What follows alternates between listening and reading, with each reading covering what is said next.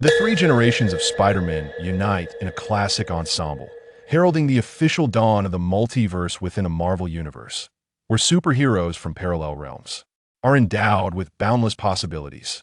Yang Ming's modest aspiration is to assemble 5 Spider-Men in a certain timeline. Thanos, arriving on Earth, could never have anticipated the formidable Avengers he would confront. 6 Lokis, 5 Spider-Men, 4 Iron Man, 3 Hulks, 2 Thors, and 1 purple sweet potato spirit. Wait, a purple sweet potato spirit? Thanos. When did I join the Avengers? Thanos appeared utterly bewildered. Chapter 1. The Convergence of 3 Generations of Spider-Man. At the mouth of the Hudson River on Liberty Island in New York Harbor, as dawn breaks, the Statue of Liberty, a symbol of freedom and democracy, holds aloft her torch, and a figure cloaked in red is faintly discernible upon its pedestal. Exaggerated rifts in the dimensional fabric continue to spread uncontrollably across the sky, while the figure atop the torch struggles to wield magic, desperately attempting to mend the ever-expanding dimensional tiers. Yet, even with the powers of the Sorcerer Supreme, it is impossible to heal such a terrifying rift. Once the dimensional tier spreads, the consequences are unimaginable. This world hangs in a precarious balance. Beneath the Statue of Liberty lies the shield of Captain America, which was destined to replace the torch due to the tumult of battle. The enormous shield has fallen to the shore, where 3 figures embrace one another, seemingly bidding their final farewell. Meanwhile, on the opposite shore of Liberty Island, on a rooftop, Yang Ming slowly lowers his binoculars, raising his gaze to the uncontrollable dimensional rift in the sky. In the face of the impending cataclysm, his youthful and handsome visage remains unperturbed, even hinting at a slight smile of intrigue. Green Goblin, Dr. Octopus, Electro, Lizard, Sandman, Dr. Strange, and 3 Peter Parkers. To witness the convergence of 3 generations of Spider-Man firsthand, this journey has indeed been worthwhile. That a faint smile graces Yang Ming's lips as he carelessly tosses the binoculars beneath his feet, instead raising the camera hanging from his neck to capture the precious moment of the 3 generations of Spider-Man embracing. Click. At the instant the photograph is taken, an emotionless system notification resonates in Yang Ming's ears. Ding! Witness the battle of 3 generations of Spider-Man against Green Goblin, Electro, Lizard, and Sandman. Beginner task completed. Reward: 1 Spider-Man suit from the first generation. Beginner task completed. Reward: 1 Spider-Man suit from the second generation.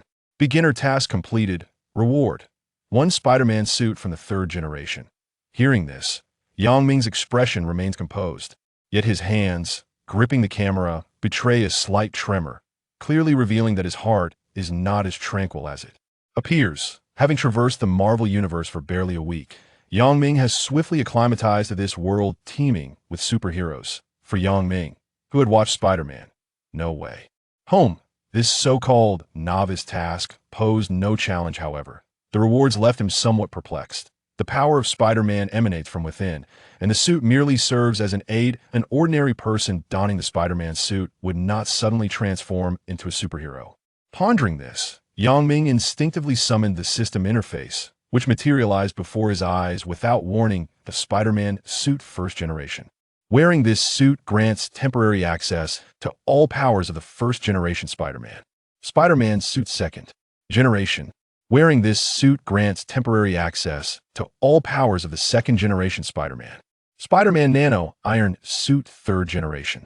As he perused the descriptions of the Spider-Man suits, Yang Ming felt a growing excitement. For the restless Yang Ming, possessing the powers of Spider-Man would allow him to transcend the role of a mere observer on his upcoming journey. Before he could experiment with the abilities bestowed by the Spider-Man suit, the system notification chimed once more. Ding! The official mission has begun. The multiverse of Marvel is opening, and you are about to enter the 4th universe of Spider-Man. Mission 1. Find Spider-Man. Upon witnessing this, Yang Ming furrowed his brow. Was he to embark on his next adventure so soon? Nevertheless, he was eager to discover the circumstances of other Spider-Men across the multiverse. Yet, he needed to wait a moment longer. Gazing towards the Statue of Liberty, he observed a sudden surge of golden light emanating from the torch, rapidly spreading across the city and even enveloping the entire planet. Wherever the golden light traveled, Villains such as Dr. Octopus, Electro, and the Green Goblin vanished within its brilliance, and both Peter Parker smiled as they too disappeared. The dimensional rift had finally healed, and the superheroes had successfully saved the world. Yang Ming squinted slightly, a hint of yearning in his voice. This is the power of the Sorcerer Supreme. Whoosh! At that moment, a white web shot towards the edge of the rooftop, and a familiar figure leaped onto the ledge. Yang Ming turned to see a figure clad in a red and blue metallic suit, adorned with golden metallic patterns, exuding a strong sense of technology. Peter Parker, the third-generation Spider-Man. Hi, Spider-Man. It's a pleasure to meet you. Yang Ming greeted with a smile and a wave. His English was not particularly proficient, but with the system at hand, real-time translation was a trivial matter. For a traveler, language barriers had never posed a challenge. The troubled young Spider-Man, caught in his own thoughts, was taken aback by someone addressing him. You remember me? As the mask of the suit vanished, the young Spider-Man gazed incredulously at the Asian youth before him, his eyes wide with disbelief.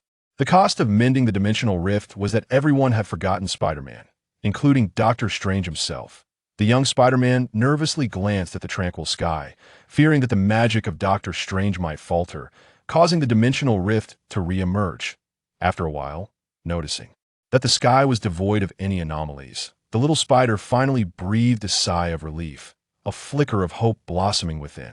Could it be that Mr. Stevens' magic has encountered flaw, and they might still remember me? Contemplating this possibility, the little spider exclaimed with excitement and rushed toward Yang Ming, eager to offer a hug. Well, one could consider it a perk for the fans. Thank you. Wait, Spider-Man, you ought to take a shower before any embraces the little spider surprise. Yang Ming stepped back, clearly disapproving of the odor of sweat emanating from him. The little spider. Is this fellow not my fan? No, certainly not. He likely has berated me online. Due to the revelations made by Mysterio before his demise, everyone had come to know the true identity of the little spider, and the number of detractors among the citizens was countless, significantly impacting Peter Parker's life. Had it not been for this predicament, he would not have sought Doctor Strange's magic to have the citizens forget his identity, nor would he have invited the ensuing troubles. With an embarrassed expression, the little spider withdrew his arms from the intended embrace, rubbing his hands together while casting furtive glances around, maintaining a stiff smile that, good morning, sir. Let us go wash up. No, I have something to attend to, so they'll take my leave. Goodbye. And no sooner had he spoken than the spider mask cloaked his face, and the little spider leaped from the rooftop, launching himself through the high-rise buildings with a flick of his wrist to shoot Spider Silk. MJ, will you remember me? As he navigated through the towering structures, the little spider's thoughts grew increasingly complex. Perhaps not being remembered is a form of fortune. His mind drifted to Aunt May's death. With great power comes great responsibility. I have learned this lesson. Hey, Spider-Man, are you heading home? Suddenly, a familiar voice resonated beside him, prompting the little spider to instinctively glance sideways. What? His eyes behind the mask widened in disbelief. What did he just witness? The nanotech suit of Spider-Man. Whooshed in that moment. Yang Ming had donned an identical nanotech suit, awkwardly mimicking the little spider's movements as he navigated the skyscrapers, casually greeting him along the "Wait out, Spider-Man. Watch out ahead." Seeing the little spider lost in thought midair, Yang Ming offered a kind reminder, his wrist launching another web, swinging past the little spider's line of sight. Watch out ahead. The little spider turned back, his visor enlarging in alarm. Oh no! Bang! A muffled sound erupted as a human-shaped hole appeared in a roadside billboard, flames erupting forth. Yang Ming, having leaped into the air, glanced down and shook his head slightly. Indeed, this fellow spider sense is an active skill. Chapter 2. Spider-Man of the Fourth Universe acquainted with the Spider-Man suit. Yang Ming arrived at the temporary underground dwelling. After tidying up, he initiated the next leg of his journey. Ding! Commencing travel to the Spider-Man Fourth Universe. Countdown initiated. Buzz! The golden portal to another realm slowly opened. Yang Ming hoisted his backpack, casting a final glance at the dim and cramped basement, vowing to earn money upon his arrival. The rent in this place was exorbitant. On a moonless night with a howling wind, he found himself in a shadowy alley cluttered with debris. Buzz! The golden portal materialized out of thin air, and as Yang Ming stepped through, the portal behind him vanished. He surveyed the murky alley, pondering if this was indeed the Spider-Man 4th universe. Ming whispered to himself, but was soon interrupted by the blaring sirens at the alley's entrance, followed by a barrage of gunfire. In the land of the free, gun violence was an everyday occurrence. A smirk of derision crept across Ming's lips as he contemplated retreating in the opposite direction. Although he had acquired the Spider-Man suit, he had no intention of playing the role of a vigilante in this city. Upon his arrival, the system had merely bound him for travel, not for heroism. What purpose was there in being a superhero in this metropolis? Suddenly, a peculiar sound echoed above him. Instinctively, Ming looked up to see a fleeting flash of white in the night sky. His gaze fell upon the white webbing dangling from the wall, and a thought sparked within him. It was the Spider-Man of this world. A grin spread across Ming's face. The task ahead appeared increasingly manageable. However, he pondered, why was it white? With this question lingering in his mind, he shouldered his backpack and sprinted towards the cacophony of gunfire. Rat-a-tat-tat. In the street, a jewelry store was under siege by 5 brazen thugs, armed with submachine guns, indiscriminately firing at the police vehicles parked outside. Flames erupted as the officers behind the cars dared not show their faces. In a world boasting superheroes, the official firepower was perpetually underwhelming. Ha ha ha! You cowardly pigs, perish! One thug bellowed. Look at these spineless fools. I want to beat the excrement out of them and shove it down their throats so they can savor the taste of their own filth. Good idea. But I'd rather have them call us daddy. No, no, no. I certainly don't want these wretches as my children. The 5 thugs erupted in raucous laughter, their exaggerated muscles and dark skin radiating violence and filth, their crude language perfectly illustrating why the city's officers grew anxious and reached for their firearms at the sight of them.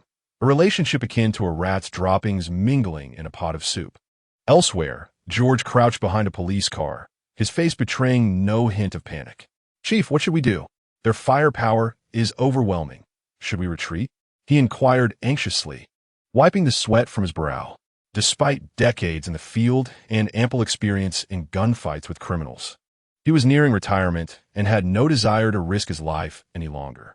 George cast a glance at his companion, dismissing the seemingly inconsequential suggestion, and quietly remarked while glancing at his watch, "Let us wait a little longer. She should be arriving soon." "She coming?" The veteran officer was taken aback, wondering if the chief was indeed awaiting Spider-Woman. Before he could finish his thought, the surrounding officers suddenly erupted in loud exclamations. "Look, it's Spider-Woman! It's Spider-Woman!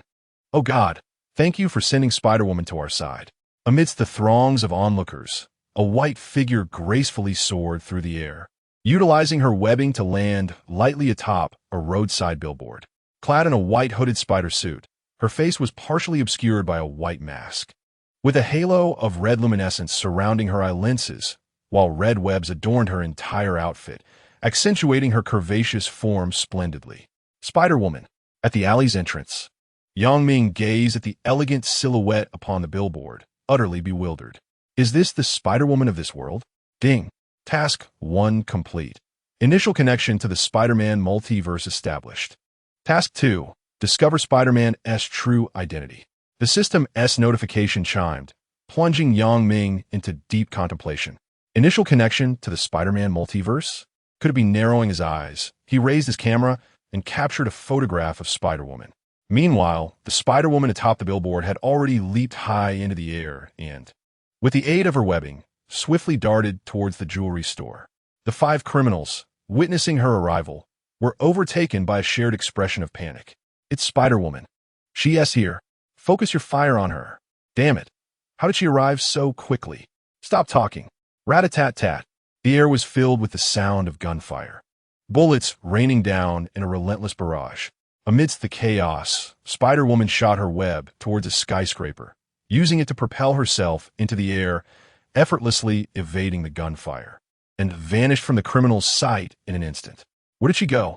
Damn it, that cunning Spider-Woman. I must, just as one of the criminals began to curse. A white web suddenly descended from above, sealing his mouth shut. Wah! Up there! The remaining 4 shrieked, directing their weapons skyward, only to be met with 4 sticky strands of webbing. Whoosh! Whoosh! Whoosh! The webs ensnare their machine guns, and with a tremendous force. The weapons were yanked from their grips, rendered useless. This is bad. It's over. The 5 men's expressions turned blank. A gentle breeze swept through as Spider-Woman crouched gracefully upon the ground, playfully waving her hand. "Hello, gentlemen criminals. I'm here to confiscate your weapons." With that, she tossed the machine guns toward the police cars, then leaped towards the 5 men, her agile form weaving through the jewelry store, effortlessly binding them with her webs. "Gentlemen criminals, I must take my leave. Don't miss me too much." Before departing, Spider-Woman twisted her lithe figure, blowing a playful kiss back at them. And under the glow of the police spotlight, she launched herself upward with her web, ascending to the heights of the skyscrapers. The citizens witnessing this spectacle erupted in fervent cheers, while many men exhibited an unhealthy admiration, fervently shouting, "My God, my Spider-Woman, I adore you. No, she is my Spider-Woman. How dare you claim her? She belongs to me." The scene rapidly descended into chaos. High above, Spider-Woman, noticing the commotion below, could only shake her head in resignation. Suddenly, with no forewarning, as she was about to leap onto the rooftop, a nearby window shattered violently, and a colossal shadow crashed through the glass. A terrifying monster invading the scene, with a grotesque maw dripping with viscous slime and 8 long, hairy spider legs poised to rend apart what appeared to be a feeble body. It was the abhorrent spider creature. Panic ensued among the citizens. But in the face of this crisis, Spider-Woman seemed to anticipate the attack. With a swift flick of her wrist, she launched a web, skillfully evading the monster's onslaught. The spider creature, having lost its target, plummeted into the street, crushing a luxury automobile beneath its weight. "Sweetheart, I've been waiting for you." Spider-Woman clung to the high wall, chuckling lightly as she prepared to leap down and confront the spider monstrosity. But wait, what was that? She hesitated, glancing towards the alley below.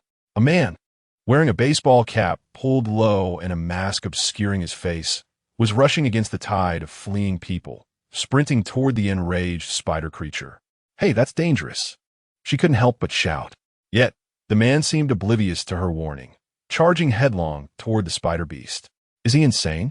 Spider-Woman tapped her head, realizing the predicament. Oh, what a bother. Who else but Spider-Woman would be caught in such a mess? Just as she was about to dash down to rescue him, an astonishing scene unfolded before all. Chapter 3, Shock, the Scarlet Spider Ding. The temporary mission system activated. Eliminate the spider monster. Reward: 1 power of the original Spider-Man. The moment the spider creature appeared, Ming, hiding at the alley's entrance, received the system notification. Though it was merely 1% of the power, every little bit counts. And with time, he would amass all of Spider-Man's strength. What am I waiting for? Let us do this. Ming discarded his backpack, donned the cap and mask, and, without hesitation, surged against the flow of fleeing people toward the spider monster. If he truly aimed to conceal his identity, sneaking into the alley to change into his battlesuit would have been the prudent choice. However, that would lack excitement. Travel is meant to be thrilling. Beneath the mask, Ming wore a defilisly charming grin. After all, no one could see him, and thus there was no embarrassment. Meanwhile, the citizens fled in terror, and officers aimed their firearms at the spider monster. However, under George's command, they refrained from firing immediately to avoid provoking the creature, instead casting their gaze towards Spider-Woman. It was evident that the spider monster was not a new phenomenon. Conventional bullets were ineffective against such beasts. "Chief, look over there," an elderly officer pointed to Ming, who was rapidly approaching the spider monster. George muttered a curse under his breath, instructing the officers to remain vigilant, leaving the ensuing events to Spider-Woman. A contingent of armed officers stood ready, poised for action. Suddenly, sensing an approaching threat, the arachnid creature fixed its gaze on Ming, viewing him as an unwitting snack. With a terrifying grace, the elongated and menacing spider legs scraped against the ground, sending sparks flying as the beast lunged towards Ming, its grotesque mandibles eager to savor its prey. Just as it charged, Ming's mind raced, conjuring a card adorned with vibrant red and blue, emblazoned with the imagery of Spider-Man 3, which materialized between his fingers. Spider-Man Suit, First Edition, With a swift flick of his wrist, the card transformed into a towering portal that descended from above. Within the portal, a classic red and blue Spider-Man suit emanated a soft glow. In a heartbeat, the colossal spider creature hurtled forward, crashing into the inexplicably materialized portal, only to be repelled by a tremendous force.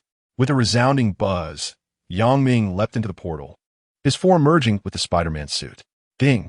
The suit activated, and with a sound akin to shattering glass, the portal erupted, sending the red and blue figure soaring into the air, launching webs that ensnared the spider creature, still reeling from the impact.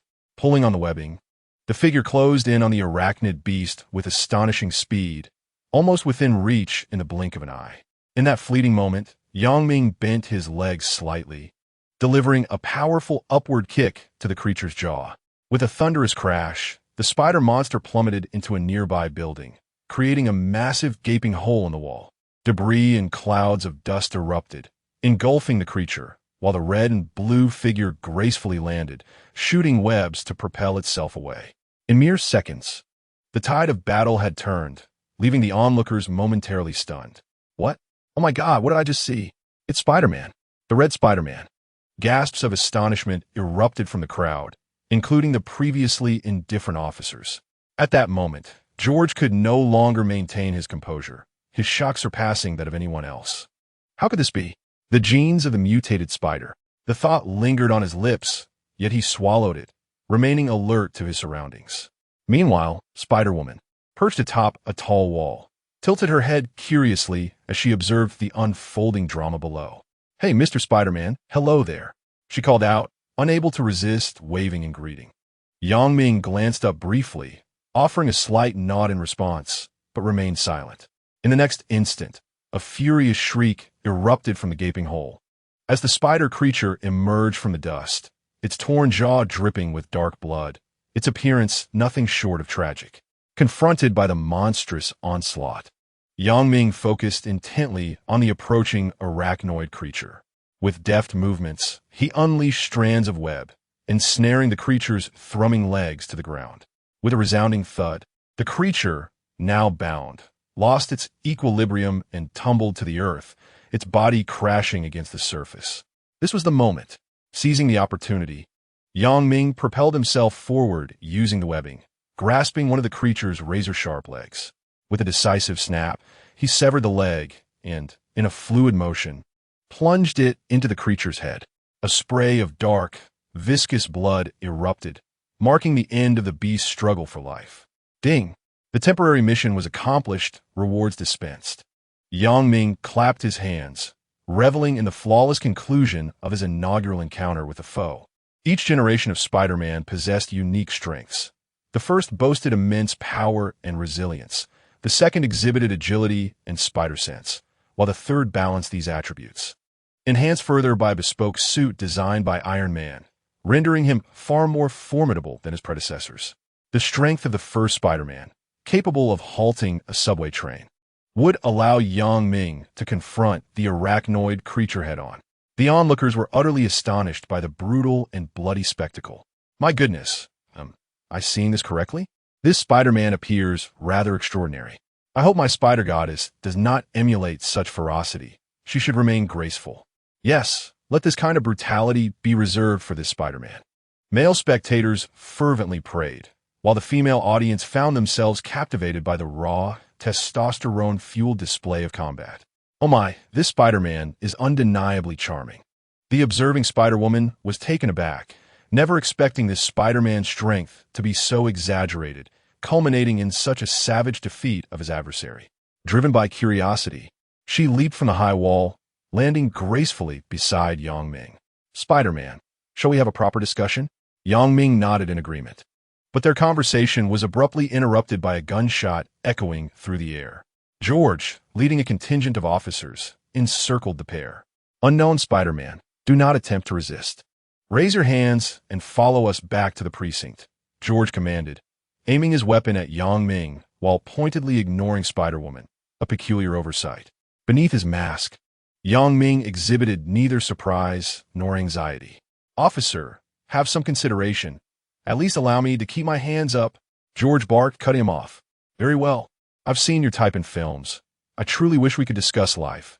Ming replied, raising his hands in a gesture of resignation.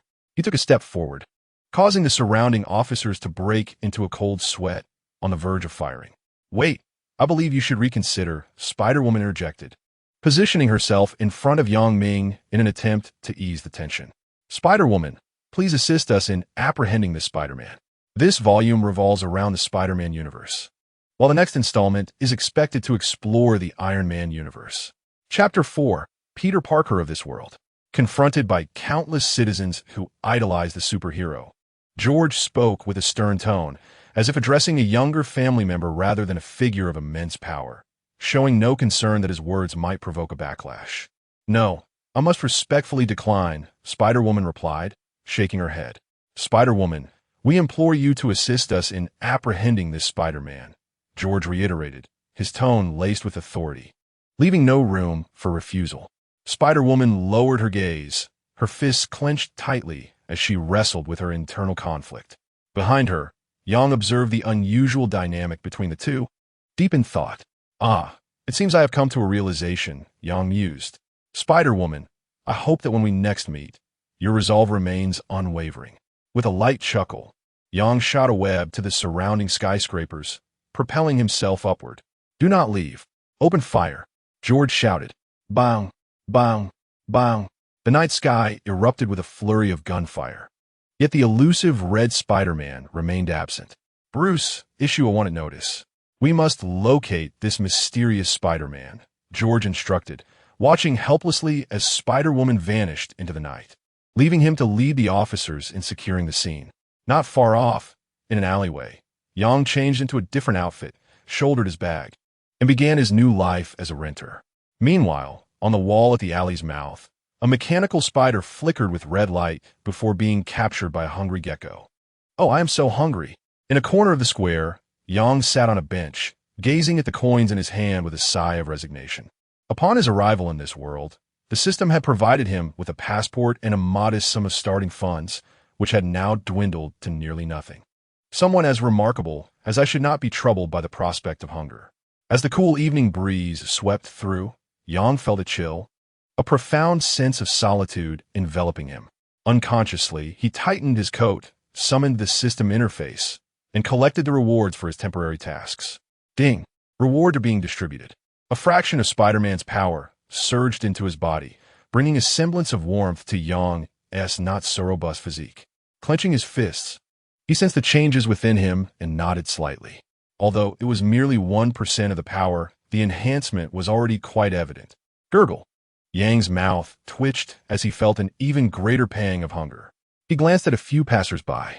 Is there no one who pities this dashing but cashless superhero? Alas, there was none. In breaking news, a significant number of citizens reported witnessing the dangerously erratic red Spider-Man wreaking havoc in the city, posing a severe threat to public safety, prompting a citywide wanted notice to be issued. The advertisement screen across the square continuously aired footage of the red Spider-Man demolishing buildings. Yet not a trace of the spider creature was visible. During this broadcast, the announcer even compared Yang to Spider-Woman, extolling her heroic deeds while vilifying Yang as the spider demon. Observing Ming's predicament regarding food, the onlooker merely cast a glance and chose to disengage. While the connection between the police and Spider-Woman was evident to any discerning observer, the swift conclusion that Ming was an adversary rather than an ally surely stemmed from other underlying reasons. Ming, indifferent to such matters, prioritized the more pressing concern of satisfying his hunger. Hey mate, how have you been? At that moment, two unsavory youths approached Ming with familiarity, greeting him warmly. Ming's eyes sparkled with amusement. Are you two planning to rob me? You actually think I have money? How naive. The duo exchanged glances, feeling a twinge of embarrassment at being discovered. Ahem, you know how it is, buddy. They pulled out knives from their pockets, their dark faces betraying no discernible emotion. Ming gestured subtly to the bustling surroundings, saying, "This is not the best place for such activities. Let us find a more suitable location." Upon hearing this, the two were filled with confusion. Although they were aware that Asians were often perceived as easy targets, They had never encountered one so compliant. Half an hour later, Ming emerged from the secluded alley, a toothpick in his mouth and satisfaction etched across his face, weighing the dollars in his hand. Life without mobile payments has its conveniences. These two had attempted to rob him at least thrice today, yielding quite a profit. With a grin, Ming summoned a trio of cards, red, blue, and gold, into his fingertips. Spider-Man's nanotech suit. With a hum, the cards began to dissolve, and the nanomaterial swiftly enveloped him, transforming into a splendid outfit. Friday, connect to the internet and search for Peter Parker's location. He commanded the suit's artificial intelligence.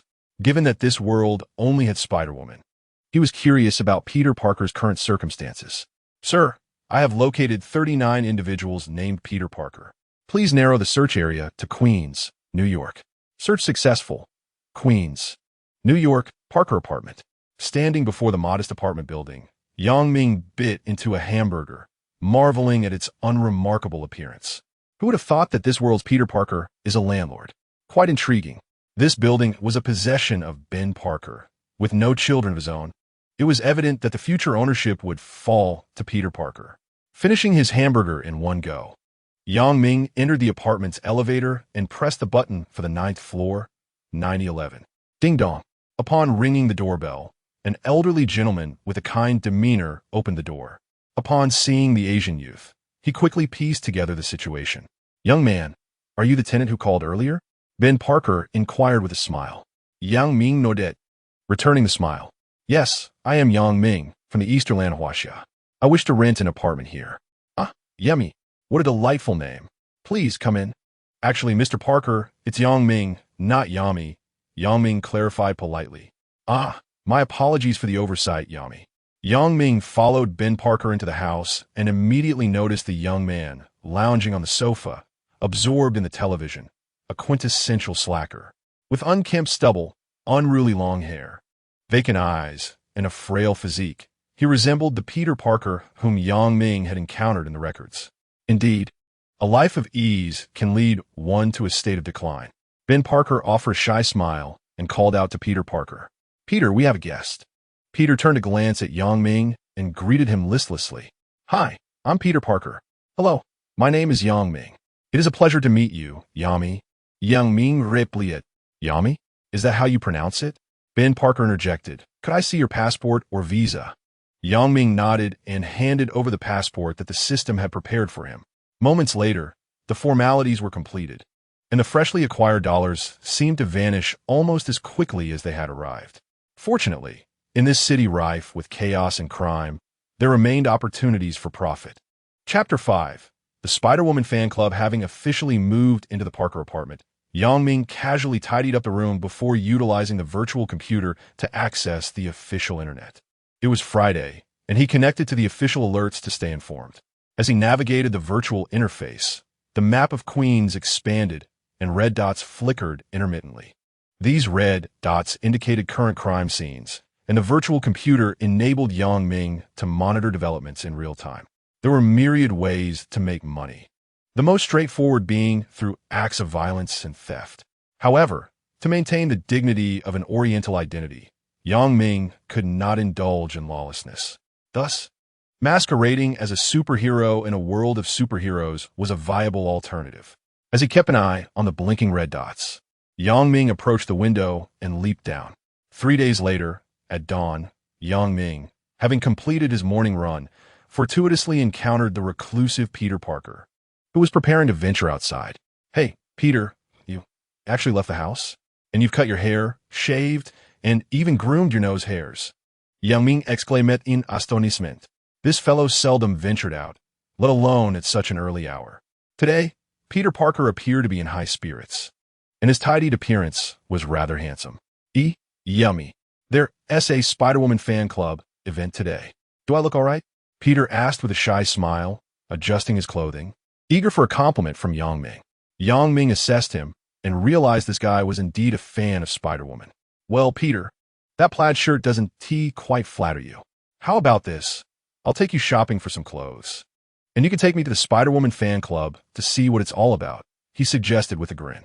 This proposal seemed splendid. Without hesitation, Peter Parker agreed. Wait, let me go change first. At the event venue, fans were busily preparing the space. Peter, it's no wonder you set off so early. It seems you're tasked with arranging the venue alongside them. Behind the industrious Peter Parker, Ming stood with his arms crossed, exhibiting no intention of lending a hand. Wiping the sweat from his brow, Peter turned and smiled. Indeed, ever since a year ago, when a plethora of spider creatures emerged in this city, Spider-Woman has become my sole idol, dedicated to eradicating these monstrous beings. Ming pondered thoughtfully. Was there truly no one who understood how these spider creatures came to be? Such matters should fall within the purview of the police. They ought to have some knowledge, shouldn't they? With that, Peter Parker immersed himself once more in his labor. The police? Ming shook his head. He connected to the official internet via his virtual computer, but uncovered no secrets regarding the spider creatures. Peter, you keep at it. I'll take a stroll outside. All right, but don't wander too far. Things will get lively soon. Before long, the venue was nearly ready, and an increasing number of fans began to arrive, including several young ladies donned in Spider-Woman costumes who took to the stage for performances. Ming, munching on a burger, returned to the venue, wiping the sauce from the corners of his mouth. A look of discontent etched on his face. There are still no Chinese restaurants around here. Eating this junk food daily is making me nauseous. Perhaps I shall visit the supermarket later to procure some ingredients to prepare a decent meal. Disposing of the remnants of his burger, Ming eagerly watched the Spider-Women on stage. One must admit, the legs of these Spider-Women could provide him with entertainment for a year. Hey, Yami, you're back. Peter Parker exclaimed upon spotting Ming. Gesturing toward a girl on stage with an enamored expression. What do you think? Isn't this wonderful? Ming scoffed. I've lived my life with integrity. Why must I always be subjected to these performances? It's utterly vexing. Peter Parker was taken aback. Yami, what are you saying? Ming shook his head. It's nothing. My jesting with you is my folly. Suddenly, the roar of motorcycles echoed from afar, growing nearer as clouds of dust billowed forth. Dozens of motorcycles sped toward them, all clad in leather jackets and pants, adorned with piercings and tattoos. Oh, my little darlings, are you throwing a party? You seem to be having quite the fun. The motorcycles encircled the venue, and the leader, a man with a scarred face, dismounted with a loud laugh. His grotesque scar striking fear into all present. It's Peter, the kingpin of this area. Fear flickered in Peter Parker's eyes as he instinctively hid behind Ming. Ming glanced back at the cowering Peter Parker and whispered, Peter, if Spider-Woman sees you like this, she will never acknowledge you as her fan. Upon hearing this, Peter's fists clenched tightly. The reality was harsh. He yearned to be a hero, a guardian of this city, yet he understood the impossibility of that dream. Peter, have a bit more confidence. You will become a hero, Ming encouraged, patting Peter on the shoulder. Really? Peter's eyes sparkled with hope. Ming's smile faltered, of course. That's merely an illusion. Peter, on the other side, Peter and his group of followers fixed their gaze upon the youthful and radiant young girls. Oh, thank the heavens for sending the beautiful Spider-Woman into my presence. I trust you would be inclined to join us for a drink, wouldn't you? Peter dismissed the others, encircling the girls with his companions, revving the engine menacingly, causing the girls to scream in terror. It soon became evident that not every girl is enamored with the seemingly cool allure of piercings, tattoos, and leather attire. Please, don't do this. We are fans of Spider-Woman. A robust male admirer attempted to intervene, but was swiftly knocked to the ground by a baseball bat, leaving no one daring to step forward. Peter, with a disdainful smirk, mockingly asked, whose fans are you? Speak up. I can hardly hear you. In the hushed crowd, Ming chuckled softly, contemplating how such events could unfold in broad daylight. Indeed, this place was remarkably free. Peter Parker quickly hushed him, cautioning, Yami, keep your voice down. Peter, it is your moment to shine, Ming suddenly exclaimed, pushing Peter Parker into the spotlight and shouting, Peter, the most devoted fan of Spider-Woman, challenges you to a duel. Peter Parker, thrust into the limelight, stood bewildered. Equally perplexed was Peter. What? A duel? The crowd erupted with excitement at the emergence of a challenger. It's Peter Parker. Go, Peter Parker. You can do it. Peter Parker. Defeat him. The fans cheered, only for Ming to coldly interject. Peter is too scrawny. He can't win. The fan group collectively gasped. Peter Parker, Yami, are you trying to get me killed? Internally, Peter Parker raged. You audacious little twig, you possess quite the courage. Peter cracked his knuckles, grinning menacingly as he advanced. Wait, there must be some misunderstanding. Peter Parker's face paled, intimidated by the opposing force. He stumbled backward. The fool! Just as Peter swung a powerful punch, poised to break Peter Parker's nose, a mechanical arm resembling an octopus tentacle abruptly extended from beyond the event, crashing down with terrifying force, reducing Peter to a mere pulp and shattering the ground, sending debris flying. Peter Parker, damn Spider-Man. Chapter 6. Dr. Octopus from another universe. Blood splattered across Peter, and the gruesome scene rendered his face ashen, prompting him to gag uncontrollably. Soon, as the crowd gazed in horror and astonishment, 3 more mechanical arms emerged into view, and a short, stout man wearing sunglasses descended, aided by the mechanical appendages. Good heavens! What is this? Tentacle-like mechanical limbs. Is this some kind of mutated octopus warrior? Such a terrifying mechanical monstrosity. A malevolent aura enveloped the surroundings. O Lord, I beseech you to send Spider-Woman to our aid. Unbeknownst to the crowd, they found themselves cornered, their hearts silently praying as 4 mechanical arms descended, bringing with them a stout man to the stage. The claws at the ends of the mechanical limbs embedded themselves deeply into the platform, sending splinters flying, while the rotund figure towered over the petrified spectators. Tell me, where is Peter Parker? He inquired, his voice dripping with fury, his grotesque visage contorting further. In an instant, all eyes were drawn to Peter Parker, who was retching in distress. The stout man followed their gaze, and a mechanical arm suddenly clamped down on Peter's head, yanking him closer, forcing his face to confront the man. The excruciating pain elicited a pained wail from Peter. Glaring at the unfamiliar countenance, the stout man erupted in rage. You are not Peter Parker. You are not Spider-Man. I am Spider-Man, not Peter Parker, Peter thought, his head throbbing, unable to break free from the mechanical grip, and utterly baffled by the man's words. Now I see you are not Spider-Man. You share the name Peter Parker. I wish you good luck. The stout man retorted darkly, manipulating the mechanical arms, preparing to discard Peter like refuse. Suddenly, a peculiar noise halted the stout man's actions. Instinctively, he glanced upward to see a familiar figure clad in red and blue atop a nearby low-rise building, brazenly capturing images of him with a camera, and his fury surged. It's you, Spider-Man. You have finally shown yourself. The man hissed through clenched teeth. Ding! A temporary mission was announced.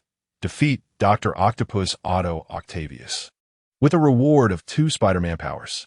As Dr. Octopus fixed his gaze upon him, Ming, having stealthily donned the Spider-Man suit, stowed his camera and waved. Hey there, Doc Ock. Sorry to intrude. Although I'm not the one you seek, I'm eager to test your 4 whips. In this world, there is no Spider-Man, only Spider-Woman. Dr. Octopus was in search of Spider-Man, his target clear, indicating that the doctor before him was not the Otto from this universe, but rather one who had traversed from another realm. This revelation recalled Ming to a previous mission, the preliminary connection of the Spider-Verse. So, this was its true meaning. With this thought, a grin spread across Ming's face. This journey was becoming increasingly intriguing. His appearance sparked exclamations among those who had never witnessed Spider-Man before. Wow, the Red Spider-Man. No, it's the Spider Demon from the news. Fools! This is the Spider-Man that the octopus monster seeks. The enemy of the evil faction is indeed a hero. Well, Peter is quite unfortunate, being mistaken for Spider-Man. Spider-Man, defeat this monster. You can do it. Amidst the cheers of the crowd, Dr. Octopus could no longer contain his wrath. After discarding Peter, he charged swiftly toward Ming. Spider-Man, you have ruined my experiment. And you wish to be a hero in this city? I will not allow it. Doctor Otto, commanding his mechanical arms to swiftly scale the low building where Ming resided. One of the mechanical appendages rapidly extended towards Ming, creating a whirlwind. Contrary to Dr. Otto's expectations, the Spider-Man before him did not choose to evade as in their prior encounter. Instead, he opted to confront the mechanical arm with his fists. A thunderous crash ensued, causing the rooftop beneath them to tremble slightly, with dust swirling in the air. What? Reflected in his sunglasses was the sight of Yang Ming single-handedly catching the mechanical arm, leaving Dr. Otto utterly astonished.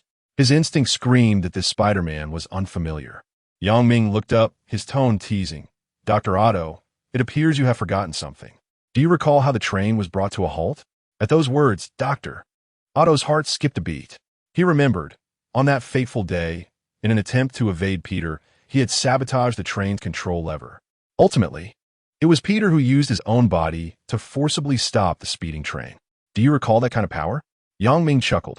"And what do you make of our previous battle?" Dr. Otto's expression darkened. At that time, Peter's powers had not fully returned. "What do you mean by that?" Yang Ming retorted. "That time, Peter?" Dr. Otto's pupils constricted, sensing he was on the verge of uncovering the truth. But Yang Ming would not grant him the opportunity. In terms of both data and displays of strength, the original Spider-Man could easily overpower Dr. Octopus. One reason for Dr. Octopus's dominance in the film was Peter's incomplete restoration of his powers. However, following the train incident, Peter's abilities have been entirely restored, enabling him to subdue Dr. Octopus within 2 rounds. If Peter Parker could do it, so too could Yang Ming. With a mighty force, Yang Ming propelled himself from the rooftop, shattering the concrete beneath his feet. He transformed into a human projectile, crashing into Dr. Otto's chest before he could react. Bang! Both of them plummeted into the vacant floor across the way, bricks raining down as a crowd screamed and fled.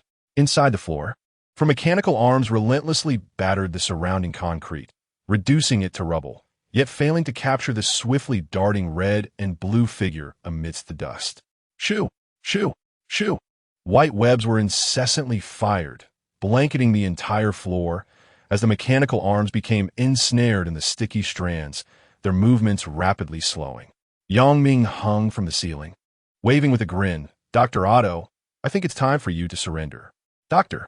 Otto frantically attempted to clear the webs from his mechanical arms while unable to suppress his curiosity. "I understand now. You're not Peter. Who exactly are you?" Yang Ming landed gracefully, calmly brushing the dust from his suit. "Just a passing Spider-Man. Remember that." With that, Yang Ming leaped forward, intent on dismantling the mechanical arm. Shoo! At that moment, webs shot from the breached wall, aiming directly at Yang Ming.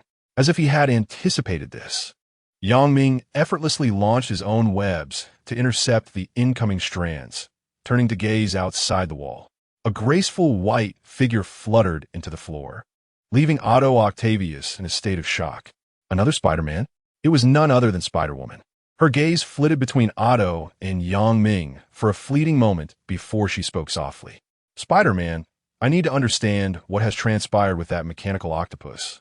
Yang Ming shrugged. "I'm afraid he is mine." Chapter 7. The Intimidation of the Outlaw. "You know, I don't wish to be your adversary, but I must apprehend him." Spider-Woman's tone bore no hostility, yet she had already assumed a battle stance as she spoke. Yang Ming shrugged. "Once more, very well. Our previous hasty parting gives us the perfect opportunity to converse now." Although he had a fair idea of Spider-Woman's true identity, confirming it would be prudent. In an instant, Yang Ming unleashed a flurry of webs to envelop Spider-Woman, aiming to restrict her movements. To his surprise, she was fully prepared, her agility surpassing his own, and she deftly evaded the webbing, transforming into a white blur as she maneuvered through the corners of the floor, making it difficult for Yang Ming to target her. Swiftly, white webs surged toward him from all directions, and it was now Yang Ming's turn to evade the onslaught. Utilizing his webs to swing, he nimbly dodged the incoming strands. Yet he gradually began to feel the strain. This opponent was far too swift. He could not catch her. Should he become ensnared, he would undoubtedly expose a weakness, placing him at a disadvantage in the ensuing skirmish. "Dear Spider-Man, it's not too late to concede." Spider-Woman's voice echoed around him, regaining her mischievous demeanor from before.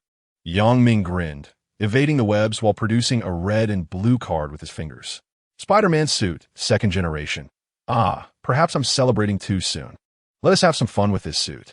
With a hum, a portal materialized, and Yang Ming stepped through, his form merging with the Spider-Man suit. Ding! Suit in use. Crack! The portal shattered, and a red and blue figure burst forth. This suit bore similarities to the previous one, yet the white eye sections had transformed to black. The moment he donned a second-generation Spider-Man suit, Yang Ming immediately sensed a change in his body. His strength diminished, but his agility and spider sense were significantly enhanced, his body feeling much lighter. With a flick of his wrist, he launched webs, executing several complex maneuvers to navigate through the dense web barrage with ease. His eyes scanned the surroundings, quickly locating the stealthy Spider-Woman. Found you. Utilizing the remarkable elasticity of a web, Yang Ming swiftly intercepted Spider-Woman's path with a leap. What? How did you manage that? Spider-Woman exclaimed, astonished at the sudden increase in his speed. You will find out soon enough, Yang Ming replied with a light chuckle, launching a web to close the distance between them. Although Spider-Woman moved with great swiftness, her strength was evidently compromised.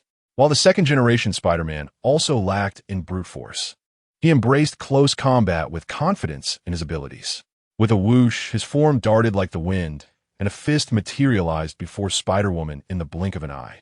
She had no time to react and was forced to engage in a contest of fists and feet. The dull thuds resonated throughout the web-laden floor as their movements blurred beyond the comprehension of ordinary onlookers. During this exchange, Spider-Woman acutely felt the mounting pressure from Yang Ming's strikes. With a decisive shoulder throw, she was sent crashing through the wall and out of the building. I sincerely apologize. My ex-girlfriend was a women's fighting champion. Yang Ming's voice was laced with a hint of sorrow. Don't push me. Spider-Woman, seemingly incensed, swung through the air, her wrist firing a distinct blood-colored web. With a sudden instinct, Yang Ming halted his pursuit as his spider sense blared a warning. The crimson web fell silently to the ground beneath him. Hissing, dark smoke erupted as the robust concrete was rapidly corroded into irregular pits by the toxic webbing. The webs are poisonous, Yang Ming realized, a chill racing down his spine, compelling him to retreat. This adversary fired the webs from within her own body, confirming their toxicity. Such venomous strands could be perilous. Noticing Yang Ming's cessation of pursuit, Spider-Woman soared to another building, letting out a sigh of relief. Yang Ming's extensive combat experience had caught her off guard. She resolved to exercise caution should they encounter each other again. However, something felt amiss. Where was the mechanical Dr. Octopus? Scanning the battlefield, Spider-Woman failed to locate any trace of Dr. Otto Octavius. At that moment, Yang Ming too realized the absence of their foe. Huh, this fellow is quite the swift runner. He grinned, preparing to don his nanometal suit and utilize his virtual computer to track Dr. Octopus. Just as he retrieved the card, Yang Ming Baoset, Spider-Woman posed a considerable challenge. Her venomous webs would complicate matters. Yet soon enough, the dilemma would resolve itself. With a resounding crash, the battered floor gave way as a powerful force shattered the walls, revealing the grotesque form of a spider creature. Its blood-red eyes fixated intently on Spider-Woman while ignoring Yang Ming entirely. Pondering this turn of events, Yang Ming regarded Spider-Woman thoughtfully. In recent days, he had encountered numerous reports concerning her. It seemed her appearances invariably summoned spider monsters. This instance was no exception. How intriguing, exceedingly intriguing, he mused, launching a web to propel himself upwards, turning back to wave and laugh at Spider-Woman. Madam Spider, this creature is entrusted to you. Spider-Woman, she is Spider-Woman. When the monster appears, she cannot retreat. Half an hour later, boom, boom, boom. Amidst the towering skyscrapers, atop a swiftly moving train, Yang Ming raised his left hand, deactivating the virtual computer's tracking information, and turned to regard the grave and formidable Dr. Octopus. Otto, it appears you have deliberately awaited my arrival upon discovering my tracking. It seems you harbor significant grievances against me. Dr. Otto scrutinized the nanometal suit adorning Yang Ming, then glanced at the maintenance sign far down the train tracks, a sinister smile creeping across his face. Regardless of your identity, I am curious whether you can achieve what Peter can. As he spoke, mechanical arms extended from behind him towards the front of the train, unhesitatingly accelerating its speed to the maximum before sabotaging the control lever. Previously, he had exploited Peter's exhaustion to halt the train and easily captured him. This time, he intended to employ the same strategy. Passengers within the carriage screamed in terror at the sudden upheaval, yet Yang Ming remained unfazed. "Atul, I believe I ought to enlighten you regarding the legal principles of my homeland," he stated earnestly. "There are generally two categories of failure to rescue. The first involves a duty to act, while the second lacks such a duty. In cases where there exists an obligation to act, the individual is in violation of criminal law, typically classified as murder. Conversely, when no duty exists, it does not constitute a crime, meriting only moral condemnation at most. I am neither a citizen of this country nor a police officer. They do not regard me as a superhero, and thus I bear no obligation to intervene. Therefore, as you can see, my reasons for not acting are quite substantial, perfect even." Yang Ming appeared relaxed, even contemplating picking his nose. Dr. Octopus exclaimed, "Damn it, what is this guy talking about?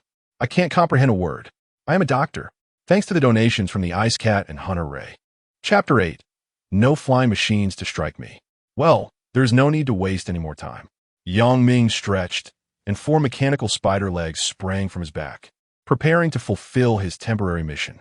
In Spider-Man: No Way Home, several villains from the multiverse have been enhanced to varying degrees. If he continued this game, the Dr. Octopus before him might very well explode with power. Friday, activate the one-hit kill mode. With Yang Ming's call to the artificial intelligence, the white eyes on his metallic mask instantly transformed to a blood-red hue, and the 4 mechanical spider legs gleamed with a sharp metallic luster, enveloping Dr. Otto in a chilling aura of death. The one-hit kill mode, integrated into the nanometal suit by Iron Man, significantly amplified the lethality of the young spider, surpassing that of the previous 2 iterations of Spider-Man. In the ultimate battle, countless foes of Thanos fell before the one-hit kill mode, truly deserving of its name. As Yang Ming prepared to take action, the thunderous roar of propellers echoed from above, with several helicopters rapidly approaching the train. The sound of gunfire erupted from the mounted machine guns within the helicopters, mercilessly targeting Yang Ming, while seemingly disregarding the presence of Dr. Octopus. It appeared that the official forces were not involved. The clown behind the scenes had finally decided to intervene. Under the onslaught of relentless firepower, Yang Ming let out a cold chuckle, advancing rather than retreating. With the assistance of his mechanical spider legs, he swiftly closed the distance to Dr. Otto, as bullets ricocheted harmlessly off his battle suit, creating mere sparks without posing any real threat. Upon seeing Yang Ming charge towards him with eyes ablaze, Dr. Otto glanced at the helicopters above and seemed to understand something. He then maneuvered his mechanical arms to dart towards a nearby skyscraper, with a series of clattering sounds. For octopus-like mechanical arms extended and struck the building SFA, allowing Dr. Otto to rapidly ascend to the rooftop. Yang Ming prepared to pursue him by launching a web, but was abruptly alerted by the terrified screams of children from the runaway train. He sighed, tapping his forehead in resignation. "Alas, there is no one more compassionate than me, the Spider-Man." Ducking beneath the hail of gunfire, Yang Ming flipped into the train's cockpit, placing his right hand on the control mechanism. "Friday, stop the train." "Understood, sir." Instantly, the nanometal enveloping his right hand transformed into liquid metal, flowing into the control device. As a virtual display showcased the 3D schematics of the controls. With a gentle tap on the virtual interface, the train suddenly erupted with sparks as the brakes engaged, rapidly decelerating. Casting a glance back at the crowd within the train, Yang Ming made a heart gesture toward the charming blonde girl before launching himself towards the skyscraper. At that moment, Dr. Otto had reached the rooftop, astonished to see the train brought to a halt so effortlessly by Yang Ming. "Impossible," he exclaimed. "Respected octopus warrior, our boss has sent us to escort you." A helicopter hovered above Dr. Otto, and a gunman waved at him. Clenching his teeth, Otto replied, "My name is Otto Gunther Octavius, not Octopus." "Very well, Dr. Otto, please come with us. Our boss wishes to meet you." Dr. Otto hesitated for a moment, but did not refuse, regardless of who this individual's boss was or why they wished to save him. He required substantial funding to resume his experiments. Without accepting their offer, he would not have the means to conduct his research. "All right, I will leave with you," he stated, preparing to maneuver his mechanical arms to board the helicopter. "Hey, Dr. Otto, that helicopter is mine." White webs suddenly shot towards the underside of the helicopter as Yang Ming soared up from the blind spot of the machine guns. In the instant he approached the helicopter, his 4 sharp mechanical spider legs retracted, and he vanished into the cabin. "Damn it, Spider-Man is coming. Open fire." "No, we can't lock on a Spider-Man. Get out of here," Dr. Otto urged, hastily retreating while directing his mechanical arms to target another helicopter circling the rooftop for an escape. Meanwhile, within the helicopter where Yang Ming was located, he nonchalantly discarded the gunman and the pilot from the aircraft, instructing Friday to gently descend the helicopter onto the rooftop. The mission could be executed at any time, but to have the helicopter assault me was utterly unacceptable. With a look of indignation, Yang Ming commanded, "Friday, trace the signal connection." "Sir." "Based on the signal from this helicopter, we have successfully pinpointed its final location," Friday replied as he clicked on the virtual computer, revealing a map indicating the Osborn Group in New York. "Osborn? Norman Osborn?" Yang Ming raised an eyebrow, concluding that it could only be him. The objective behind rescuing Dr. Otto could not be as simple as it seemed. Ding! A temporary mission was initiated. Investigate the secrets of the Osborn Group, with a reward of Spider-Man's powers. Yang Ming grinned. It was quite intriguing that a new temporary mission could be issued even before he had completed the previous one. "Don't move, Spider-Man. We meet again," came the voice of George, who, along with his police officers, arrived late, guns drawn. Yang Ming felt a pang of regret. He had finally acquired a helicopter, only to have it snatched away. The pursuit of wealth was indeed as challenging as scaling the heavens. Observing the encroaching officers, Yang Ming waved a hand in greeting and leapt from the high-rise. "Damn it, he got away again," George cursed. "Chief, it seems Spider-Man has changed his suit." "I am aware," George replied, his brow furrowed. "Summon the fans of the Spider-Woman support group. I want to understand how the octopus monster appeared." At the precinct, in the interrogation room, Yang Ming maintained an innocent demeanor as he addressed the young officer. "I've told you 100 times, I truly was not present at the scene." The officer glanced at the report and inquired, "Where were you at that time?" "I fled when I sensed trouble," Yang Ming explained. "With so many people around, how did you manage to escape?" "My ex-girlfriend was on the women's track team." 10 minutes later, as Yang Ming exited the interrogation room, he immediately spotted Peter, who looked forlorn with a bandage wrapped around his head. "Hey, Peter, are you all right?"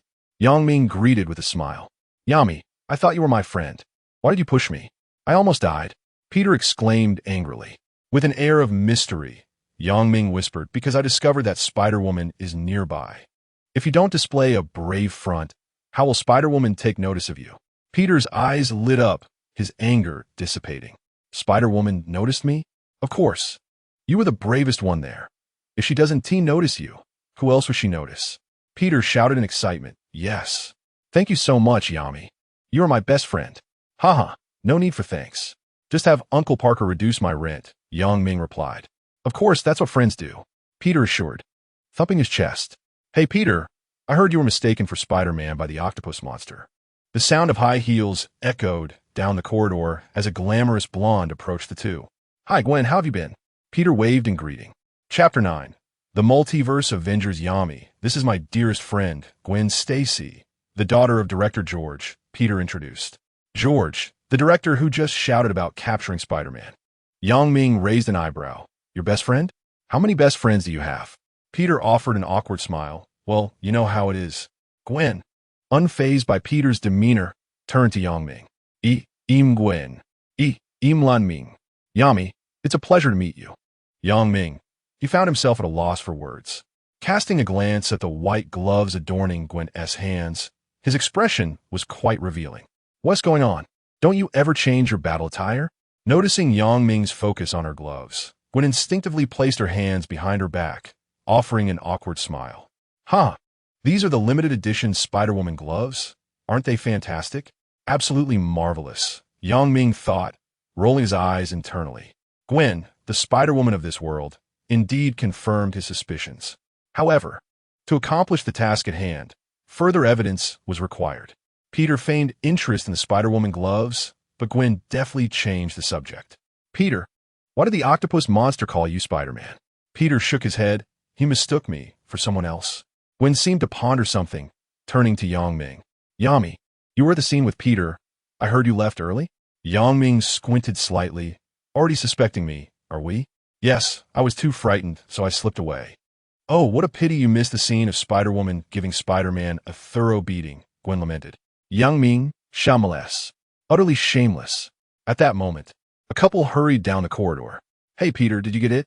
The man inquired with concern. Rich, handsome.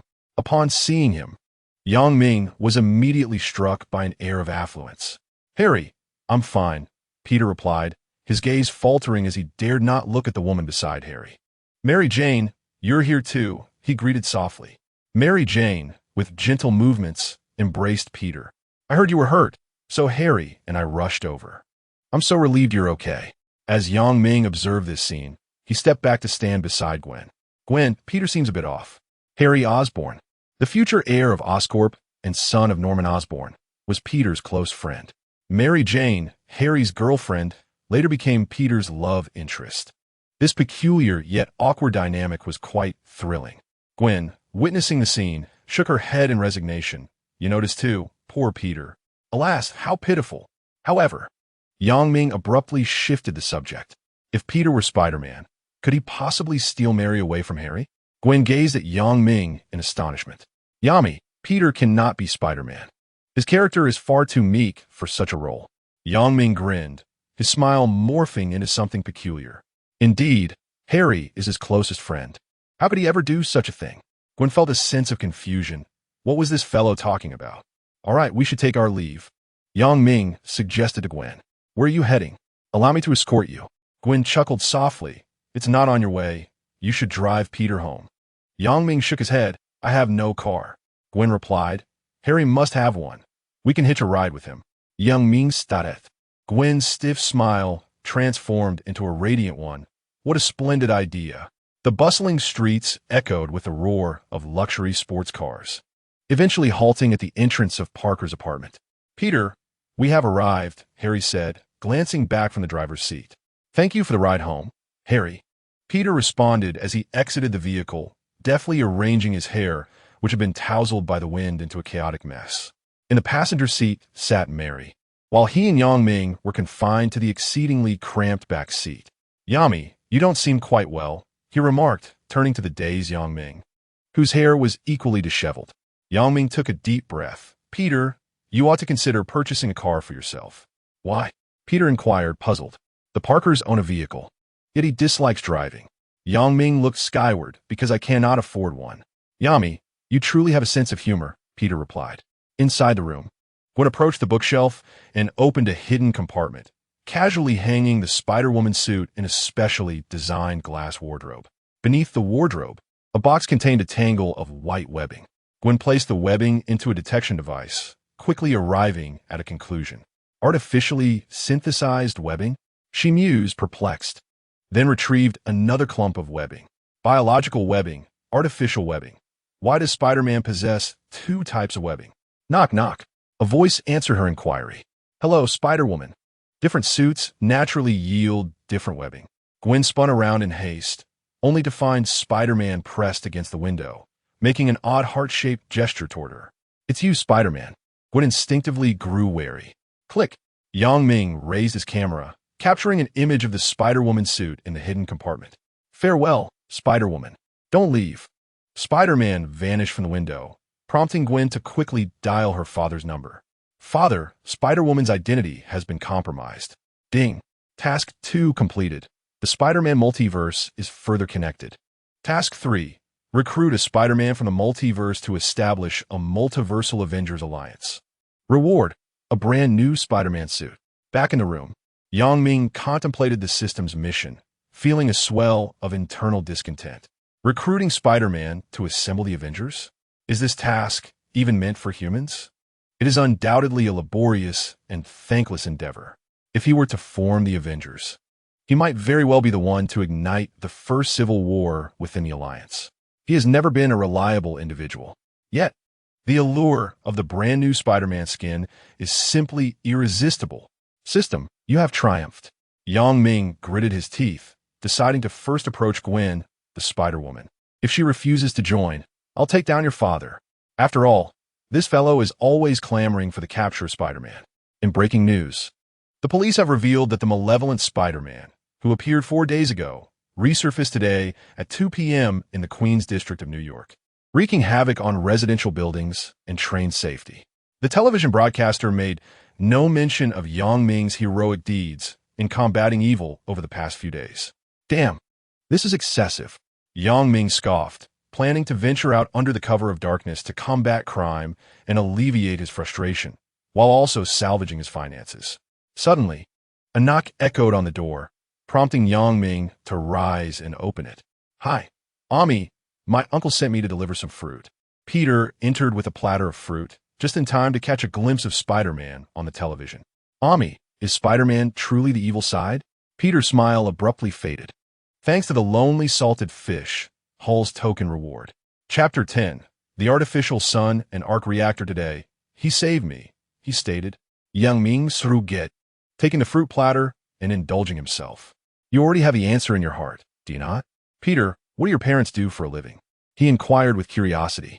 Both of my parents were scientists specializing in biotechnology. They passed away when I was very young, Peter replied. Ming Bondired Tog Fuli. Is there research focused on spider genes? How do you know? Peter asked, astonished. Ming did not respond and continued. Does your father know Jor Stancy? Oh me, what's wrong with you? Peter sensed something amiss. Seeing Peter's lack of denial, Ming deduced quite a bit. Perhaps everything stemmed from Peter's father's research on the mutated spider genes. Gwen becoming Spider-Woman likely resulted from being bitten by a mutated spider. Josh, knowing his daughter, Gwen is Spider-Woman, probably informs her whenever there are insurmountable malevolent incidents. His relentless pursuit of Spider-Man may stem from a desire to uncover certain truths. The emergence of spider monsters is also likely due to the spread of the mutated spider genes. Every time Gwen appears, spider monsters seem to follow, suggesting there may be someone orchestrating this, possibly linked to the Osborn group. Furthermore, the connection to the multiverse could render this world all the more intriguing. Omi, you are acting quite strangely today, Peter said, stepping in front of Ming and interrupting his thoughts. Ming shook his head. It's nothing. You call me your best friend, so I intend to understand you better. Hearing this, Peter's expression turned peculiar. Ami, you wish to understand me? Peter, quickly dismiss your nefarious thoughts. The author shall not acquiesce. Gazing at the fruits upon the table, Ming suddenly lost his appetite. I have matters to attend to. Remember to turn off the television once you finish, he remarked, instinctively making his way toward the windowsill. Almost forgetting, he needed to exit through the door. A week later, the wailing of police sirens filled the air. As George led the officers to the scene, they beheld 3 bare men ensnared by strands of web, pitifully crouched in the corner. Damn it, not again. Spider-Man has escaped, George exclaimed, slapping the car door in frustration. An elderly officer pointed at the undressed trio, his face a mask of confusion.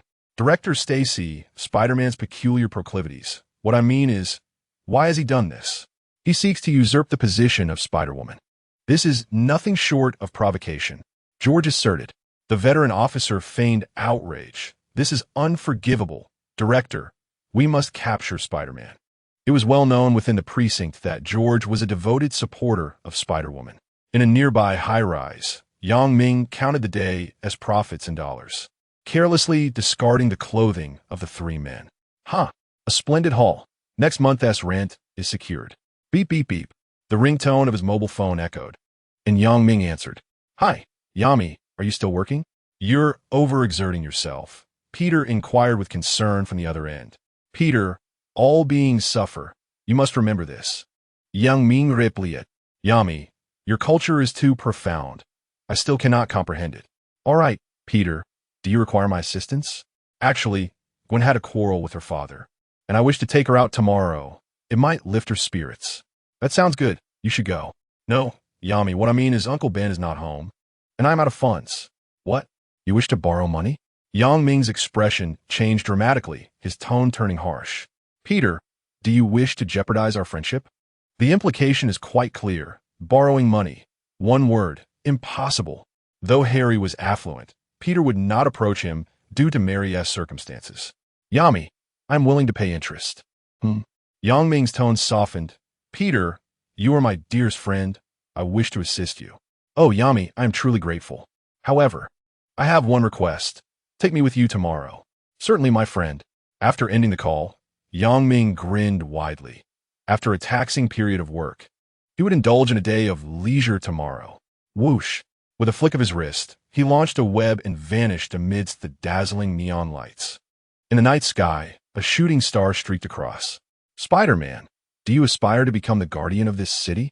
In his laboratory, Dr. Otto's lips curled in disdain as he turned off the television and gazed at the prepared experimental apparatus. Soon, I shall be the greatest scientist in the world, and with infinite energy, I shall be invincible. Dr. Otto's eyes ignited with fervor as applause echoed from behind. Norman Osborn, clad in a suit, entered the laboratory with a smile. Dr. Otto, congratulations. You are destined to become the greatest scientist in the world. Dr. Otto turned his head, and with a thunderous crash, his mechanical arm fell into the corner of the lab, crushing a concealed mechanical spider. Norman Osborn, you are now more detestable than ever. I dislike being watched, Doctor. Otto kautionet. Norman Osborn maintained his smile. No problem, Dr. Otto. Everything is at your discretion. It better be, Dr. Otto replied with a stern expression, turning to inspect his apparatus. Unbeknownst to them, a perfectly camouflaged nanomechanical spider lurked at the top of the laboratory. In the Parker apartment, the sound of a shower filled the air as Yang Ming sang heartily, the virtual computer projecting images onto the bathroom glass, capturing Dr. Otto's every move. So you've prepared the experimental equipment so quickly. It seems the artificial sun experiment is nearing, he remarked.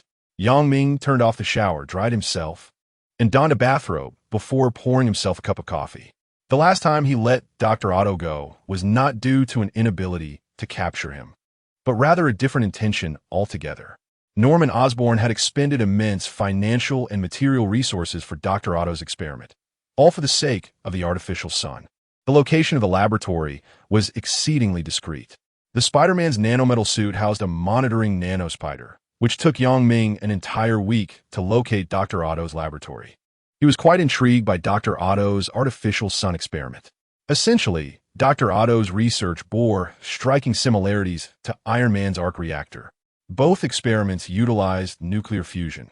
However, the arc reactor was a compact nuclear fusion reactor employing cold fusion technology, while Dr. Otto's artificial sun utilized hot fusion technology.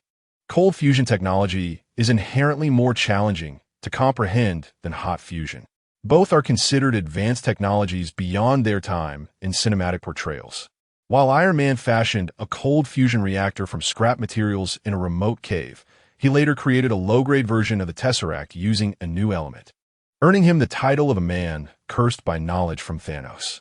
Although Dr. Otto's efforts may pale in comparison, possessing the complete data on the arc reactor could potentially allow for the replication of a similar reactor. In the nanotech suit crafted for Spider-Man by Iron Man, the virtual computer fortuitously contained all the information on the arc reactor. Even Spider-Man was unaware of this. Yang Ming learned through the system that when Dr. Banner used the Infinity Gauntlet to restore everyone who had vanished, Tony had already transferred his most crucial technology into the virtual computer of Spider-Man's nanotech suit. Possessing an arc reactor implies that Yang Ming may have the potential to create Tony's Iron Man suit. However, constructing an arc reactor is a venture that is light years beyond Yang Ming's current knowledge. This is certainly not a task that someone of his academic standing could master alone. He can only rely on the expertise of Dr. Otto to accomplish this feat, with some time still remaining before Dr. Otto's experiments commence. Yang Ming remains unhurried. The artificial sun experiment is Dr. Otto's obsession, and even with all the information regarding the arc reactor at his disposal, he would not abandon his ideals. He would merely use the arc reactor data as a reference to further his own research. Thus, Yang Ming intends to wait until Dr. Otto reaches a point of utter despair before revealing the arc reactor information. Observing Dr. Otto, who is currently engaged in testing the experimental apparatus on the screen. Yang Ming stroked his chin, deep in thought. One Dr. Otto may not suffice for the task at hand. The following day, Peter began ringing Yang Ming's doorbell bright and early. "Come on, Yang Ming, let's go find Gwen." Hearing him, Yang Ming replied, "Peter, be cautious of your friend's morning grumpiness." He yawned as he opened the door and turned to wash up in the bathroom. Peter entered the room, and once Yang Ming had finished his morning routine, he dragged him out the door. "Let us drive to Chinatown today." In the underground garage, Peter boasted about the vintage Parker car. Yang Ming rolled his eyes and replied, "Peter, you should consider seeing a doctor. Chinatown is on the other side of New York. Are you certain you want to drive?" Peter paused. "You're right, Yang Ming. Driving would be inconvenient. Let us take the subway instead." "Wait, let us drive to pick up Gwen first, and then we can take the subway together." "No, Peter. You have no idea how difficult it is to find parking near Gwen's place." "It's not hard. She has plenty of parking spaces," Yang Ming remarked casually. Peter looked puzzled. "Yang Ming, how do you know that?" "I guessed," Yang Ming replied with an impassive expression. It would be unwise to disclose that he had conducted research on Gwen. Her residence was not far from the Parker apartment, just a 10-minute drive away. After taking the elevator upstairs, Peter rang the doorbell. "Hey, Peter, Yang Ming, you're here." Gwen opened the door, her lace nightgown prompting Yang Ming to steal a few glances.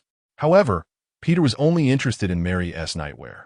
As they entered Gwen's home, Yang Ming immediately spotted George seated on the sofa, engrossed in a newspaper. It was a tense encounter between adversaries. Yang Ming forced a smile. "Hello, Uncle George." Yang Ming." "Oh, Yang Ming, it's a pleasure to meet you," George responded with a friendly smile. "And you too, Peter. I hope you enjoy your trip to Chinatown." With that, George returned his attention to the newspaper. Yang Ming cast a glance at the paper in George's hands and vaguely discerned disparaging remarks about Spider-Man, while George seemed to relish the content. "George, the #1 critic of Yang Ming. Gwen, may I visit your room?" Yang Ming turned away, eager to avoid further interaction with George. "Certainly, welcome." Just as Gwen was about to agree, George abruptly stood up. "No, I mean you all still have to go to Chinatown. Don't waste any time." He awkwardly sat back down, seeking an excuse. Upon witnessing this, Yang Ming's smile brightened. Gwen was indeed the Achilles heel of this fellow. "Uncle George is right. We still need to visit Chinatown," he said with a grin. Gwen, observing her father's lapse, shook her head in resignation. "I'll go change. Don't you need makeup?" Yang Ming casually inquired. "No need. I'm Spider-Woman," Gwen suddenly realized, freezing in place. George, engrossed in his newspaper, involuntarily trembled. "What?" Peter asked curiously. Yang Ming, exasperated, covered his face and remarked, "Fans of Spider-Woman don't require makeup. Right, Gwen?" Gwen smiled stiffly. "Yes, exactly. Yami, you understand me well."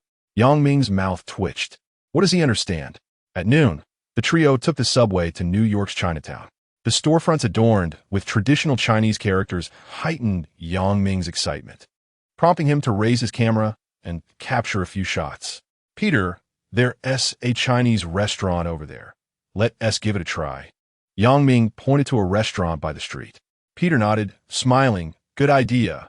I've heard that Chinese cuisine offers a unique flavor."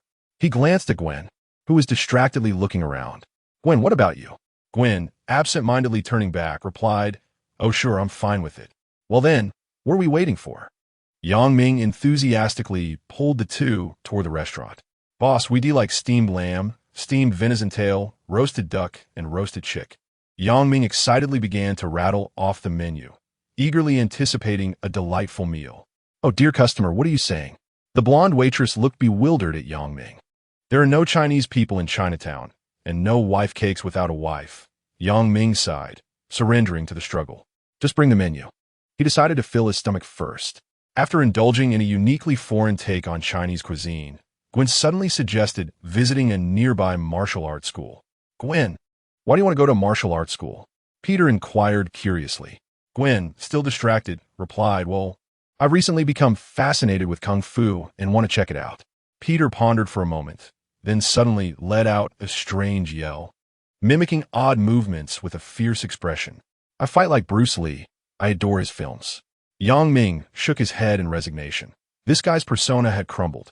"Peter, Don't embarrass yourself, he said, stepping out of the restaurant first. Is my movement that shameful? Peter looked at Gwen.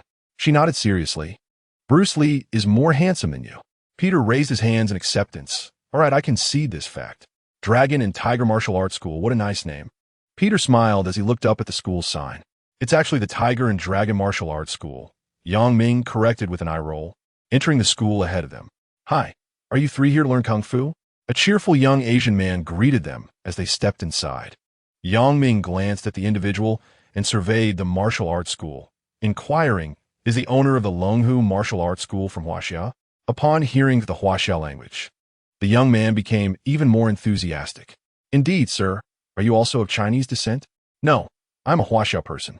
Allow me to introduce you to the martial arts we teach, Ming said, gesturing towards Gwen. The young man nodded eagerly and began to introduce the school's techniques. Beautiful lady, at Longhu Martial Arts, we primarily teach Xingyi Dragon Fist and Xingyi Tiger Fist. 10 minutes later, under the young man's persuasive discourse, Gwen exhibited a palpable eagerness. Peter, Yami, the Dragon Fist, and Tiger Fist seemed formidable. I wished to give him a try. Gwen was exceptionally excited, thinking Huaxia martial arts are truly impressive. They will surely help me defeat Spider-Man. This was her true purpose for visiting Chinatown. Observing Gwen's exuberance, Ming pondered thoughtfully, his eyes revealing a hint of mischief. Go for it, Gwen.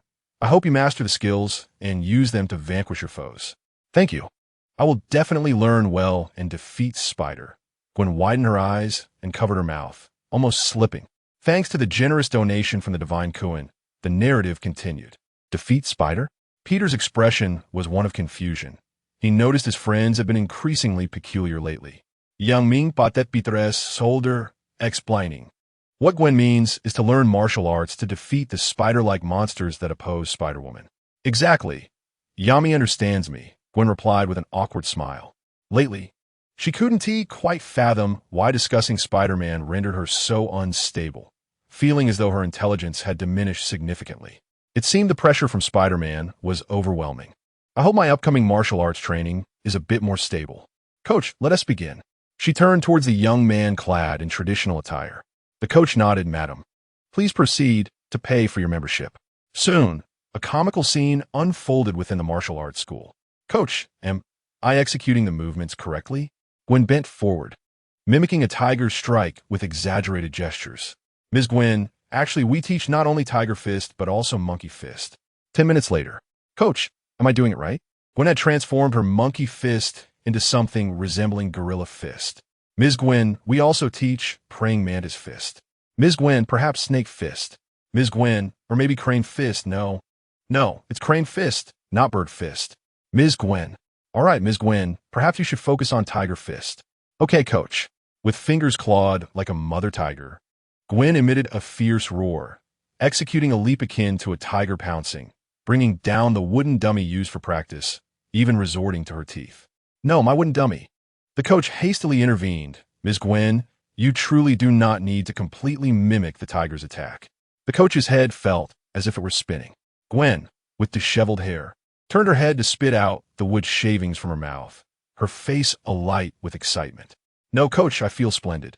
The tiger's weaponry consists of its teeth and claws. By employing my teeth and nails, my combat prowess has indeed amplified significantly. With such a fighting style, I am certain it will instill fear in Spider-Man. Marvelous. Coach, Peter, Ming, it's over, Barbie. Next time I encounter that foreign woman, I fear I shall be devoured entirely. However, I cannot solely blame Gwen for this. The dojo teaches mere forms, and the coach is rather lackluster. Some martial arts theories cannot be fully translated into English, relying solely on practice. Gwen easily perceives that her fighting capabilities are stifled. Learning these forms devoid of any martial essence is less effective than learning to brawl like a shrew, a straightforward and brutal approach. For him, it is indeed a blessing that Spider-Woman has become more feral. Contemplating this, Ming stepped forward to cheer Gwen once more. Keep it up, Gwen, splendid job. I support your fighting style. Thank you, Yami, you truly understand me, Gwen said, her expression filled with gratitude. No need for thanks. I won't disturb your practice. I'll take a stroll nearby and return shortly. With that, Ming turned to leave. Yami, I'll accompany you. Peter instinctively followed Yang Ming. Gwen is rather intimidating at present. Yang Ming waved his hand. Peter, as a gentleman, you must protect Gwen's side. Practicing martial arts is arduous work. Oh, Yami, you know I don't wish to know. You do. Fine, just remember to bring me 2 donuts. After departing the dojo, Yang Ming recalled the image of Gwen, disheveled and fiercely attacking the wooden dummy, and couldn't help but shudder. Insanity. Have all beautiful women resorted to comedic antics these days? Or do they truly unleash themselves when not donned in battle attire? Shaking his head, Yang Ming ventured to the convenience store across the street to purchase an ice cream. I shall take on 10. Just as he was about to pay, the familiar classic lines echoed from the store's television. Oh, the Mandarin version of Ip Man? Yang Ming's eyes sparkled with interest. Does the Marvel Universe also feature this? The store owner suddenly glanced at Yang Ming. Yang Ming smiled. You've been here for quite a while, haven't you? Your Mandarin is impeccable. The store owner chuckled warmly. Enough small talk. Enjoy your ice cream and pay. Haha, rest assured, I have no intention of skipping out. After settling the bill, Yang Ming did not leave. He relished the ice cream while engrossed in the film. The scene featured Ip Man in a riveting battle against 10 Japanese soldiers. Before he realized it, time flew by swiftly. Having watched the film attentively, Yang Ming discovered something remarkable. It seemed he had memorized all the martial arts moves depicted in the movie. It's Spider-Man's suit. Yang Ming suddenly realized as he was still clad in the nanomaterial suit. The nanomaterial suit is easily concealed within clothing, and finding it cumbersome, he had not removed it for days. Clad in battle attire, his physical prowess now mirrored that of the young spider, while his memory and learning capabilities surpassed those of an ordinary individual. In the next moment, he found himself inexplicably reciting martial arts philosophies from a film, his hands instinctively mimicking the cinematic movements. A resounding thud echoed through the air as Yang Ming shielded his left arm and, with reflexive instinct, unleashed a seemingly unrefined horizontal punch. Upon gazing down at his hands, a peculiar expression crossed Yang Ming's face. What sorcery is this? Can one truly acquire martial skills through mere film? The convenience store proprietor, sensing something unusual, slowly rose, his eyes reflecting a burgeoning interest. Ah, young man, are you fond of martial arts? Care to practice upstairs? He suggested with a warm smile. Rising an Ebro, Yang Ming replied, I am Yang Ming. May I inquire your name, sir? Just call me Chun. Chun Long, the man responded. Jackie Chan? Yang Ming's lips twitched in amusement. Indeed, it is Chun Long Yang Yang. Your Mandarin could use some refinement, Chun Long jested. But worry not. Let us get to practicing. Very well. Let us ascend, Yang Ming agreed. Will you not tend to the store? Not necessary. The profits are negligible, anyway. The upper floor revealed a quintessential training space, with wooden dummies of varying heights positioned in each corner, their polished surfaces betraying their functional use rather than mere decoration. Let us see what you can do, Yang Yang. If your talent is commendable, I may consider taking you on as a disciple, Chun Long stated, changing into his training attire, instantly exuding an aura of mastery. Consider what? Yang Ming inquired. To accept you as my apprentice. However, fear not. Given your humble appearance, I shan't charge you a fee. Ah, do not dawdle. Strike me now. This, you need not worry about. My old bones are still quite resilient. Yet you little rascal, I said to hit me. Before Chun Long could finish, Yang Ming sprang forward, akin to a specter demonstrating the punch he had just learned, landing a light blow to Chun Long's abdomen. Humph! Chun Long let out a muffled grunt, his face reddening as he instinctively bent forward. Curse it, such speed. I could hardly react. Where did this little monster come from? Are you all right, Uncle Long? Yang Ming asked with concern. Chun Long waved his hand, gritting his teeth as he replied, I am fine. Erg. Do not say that. You're about to vomit. Oh dear, Uncle Long. Did you eat beef noodles today? Ugh, Uncle Long, do not speak. Help me to the hospital. Chapter 13. Gwen. You've made something of yourself in a hospital room permeated by the scent of antiseptic. Chun Long lay pale upon the bed, receiving in 4 drip, his countenance reflecting extreme weakness. His eyes, half closed, covertly observed Yang Ming by the window. With his back turned to Chun Long, Yang Ming held a time-worn, yellowing tome in one hand, scrutinizing its contents, while his other hand intermittently practiced a few movements, each accompanied by a dull thud in the air. Each sound seemed to resonate deep within Shenlong, causing his middle-aged, portly face to twitch and his abdomen to ache subtly. My goodness, what manner of creature is this young man? After merely demonstrating a few fundamental techniques of Wing Chun, the force he possesses could likely fell a bull. Shenlong silently marveled, resolving that such a naturally gifted martial arts prodigy must not be overlooked. Ahem, Xiaoyang, quite impressive indeed. It appears you have a modicum of talent in Wing Chun, Shenlong remarked with a benevolent smile. Yang Ming closed his book and turned back, laughing. Really, Uncle Long? Am I truly so gifted? Shenlong's smile faltered slightly. Ah, it's merely a hint of talent. Do not let it inflate your ego. A hint? Yang Ming's expression turned peculiar. I can't help but feel it's more than just a hint. Noticing Yang Ming es discontent. Shenlong assumed his words had inadvertently bruised the young man's pride, and thus he sought to comfort him. Do not be disheartened, Xiaoyang. While your innate talent may be lacking, diligence can bridge the gap. With your natural strength, if you were to take me as your master under my guidance, you would surely achieve great things. Become your disciple? I think that may not be necessary. Yang Ming nonchalantly tucked the book behind him, a reluctant expression gracing his face. Seeing Yang Ming's reluctance, Shenlong remained undeterred, displaying remarkable patience in his persuasion. Xiaoyang, you understand that the techniques in this book are merely introductory. Without becoming my disciple, how can I impart the more profound knowledge to you? Upon hearing this, Yang Ming appeared contemplative, stroking his chin. When utilizing the Spider-Man suit, his combat prowess was on par with any adversary from the Spider-Man series. Thus, he felt no pressing need to learn martial arts. However, should he encounter a horde of villains in the future that could spell danger, heroes like Spider-Man, Dr. Octopus, Lizard, and Green Goblin possess varying levels of power, yet all belong to the realm of surface-level strength. In battles among equals, numerical superiority often dictates the outcome. Unless his strength could ascend to the level of Thor or Loki, facing multiple surface-level opponents could be perilous. Becoming a godlike entity would allow him to withstand the onslaught of surface-level foes without succumbing to overwhelming odds.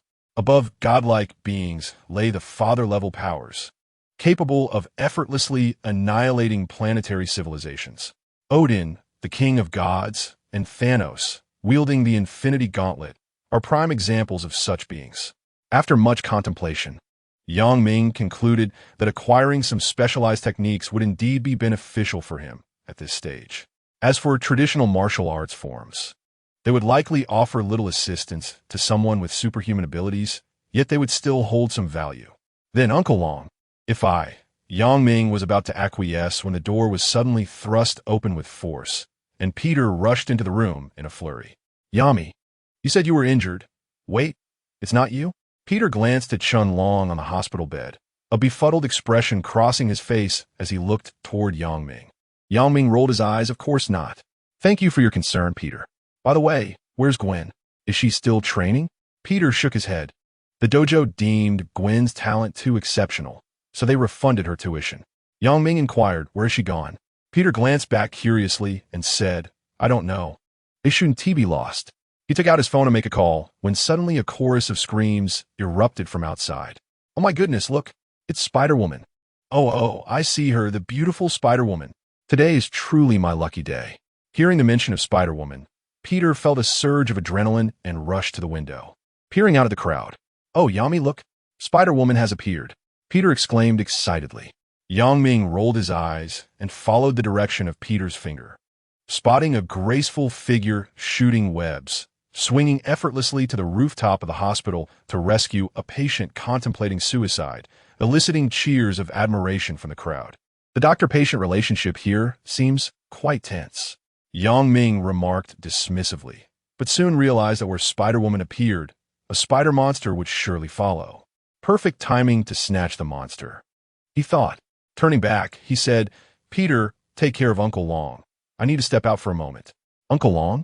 Is that the chubby gentleman? Before Peter could finish his sentence, Yang Ming had already dashed out of the ward. Yami, you're so rude, Peter mumbled, offering a smile to Qianlong uncle. My idol is Spider-Woman. Who's yours? Yip Man Peter pondered for a moment. Is Yip Man also a superhero? Soon, a more frenzied scream erupted outside, prompting Peter to sprint back to the window.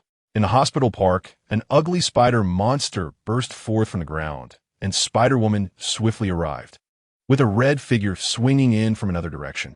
Oh, Spider-Woman is about to unleash her powers. Spider-Man has also shown up. Peter shouted excitedly. Is that red figure the Spider-Man from the news? Unbeknownst to him, Qianlong had also leaned against the window, munching on seeds. Hey, Uncle, are you feeling all right? Peter asked, puzzled. Qianlong's face stiffened, and he quickly covered his head, retreating back to his bed. I'm fine, just feeling a bit dizzy.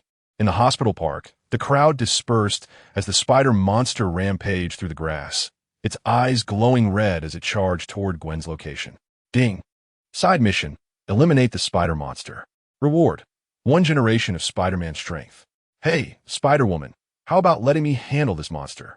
Yang Ming interjected before Gwen could respond, his eyes glowing ominously as the 8 spider spears materialized behind him. Friday, activate one-hit kill mode. Understood, sir. Yang Ming utilized the elasticity of the webbing, flipping onto the back of the spider monster, ignoring its furious thrashing. With a flash of cold light, the 8 spider spears pierced through the monster's head in an instant. Boom! The charging spider monster collapsed to the ground, its momentum carving a 10-meter-long trench in the park before crashing into the fountain. Ding! Mission accomplished. Gwen swung in, landing beside the monster's carcass, and looked up at Yang Ming, who was perched on the creature's back. Hello, Spider-Man. It seems we meet again. It's time to settle the score. Gwen's voice radiated confidence as she slightly bent her legs, her fingers curling into claw-like shapes, preparing to confront Yang Ming with her half-hearted tiger fist. Oh, Spider-Woman, you've certainly made a name for yourself, Yang Ming teased, beckoning her with a flick of his fingers from his elevated position. Chapter 14. The Martial Arts of Spider-Man. Witnessing Yang Ming's disdainful demeanor, Gwen gritted her teeth. Spider-Man, I believe I'm beginning to harbor some animosity towards you. And what of it? I intend to capture you. With that, Gwen propelled herself off the ground with force, resembling a playful tiger as she lunged forward. Roar! Beautiful cyclicat. With a swift release of webbing, Yang Ming retreated, but Gwen relentlessly pursued him. The two figures danced through the park, their movements a blur, as webbing adorned the corners of the park. Onlookers surprisingly divided into 2 factions, cheering for their respective idols. Go, Spider-Man. Spider-Woman is the strongest. Spider-Man is a demon. You foolish people. Idiots. Spider-Man once saved a train. He embodies justice, a true superhero. Clearly, Yang Ming's popularity had surged during this time. Meanwhile, at the base of the hospital, a mechanical spider concealed itself within the crevices. In the office, a wall-mounted screen displayed the chaotic battle in the hospital park. Norman Osborn, is this part of your scheme? Dr. Otto observed Norman with a fleeting glint of suspicion in his eyes. Norman Osborn shook his head with a smile, saying, No, Dr. Otto, please trust me. I won't stir up any trouble until the experiment is successful. What is the spider monster? Otto inquired, pointing at the lifeless body on the screen. Norman Osborn's smile twisted mysteriously. You would have to ask another nefarious individual about that. I am merely responsible for relaying information. That is for the best. Dr. Otto turned away, musing to himself, a dangerous individual. Spider-Woman, Spider-Man, what a difficult choice. At the hospital scene, Peter couldn't resist rushing downstairs. Gazing at the tumultuous clash between the two, his face a mask of conflict. However, he soon gritted his teeth and joined Spider-Woman's side. Spider-Woman, I am your most devoted fan. You must remember me. Do not let Spider-Man defeat you. Take down Spider-Man. At that moment, a louder, more fervent shout caught Peter's attention. Dr. Miles, what are you doing here? Peter exclaimed, astonished. Miles Warren, a student of his father during his lifetime, was now a geneticist who frequently visited to lecture. The blonde-haired, blue-eyed Miles Warren turned around, equally surprised upon seeing Peter. He adjusted his golden glasses, revealing a friendly smile. Hi, Peter. What a coincidence to see you here. A coincidence indeed. So you too? are a fan of Spider-Woman? Peter asked eagerly. Miles Warren gazed at the distant white figure, his eyes ablaze with enthusiasm. Certainly. I have been captivated by Spider-Woman for quite some time. So have I. After Peter exchanged a few words with her, noticing the growing support for Spider-Woman, he contemplated for a moment before stealthily joining Spider-Man's side. Spider-Man, keep it up.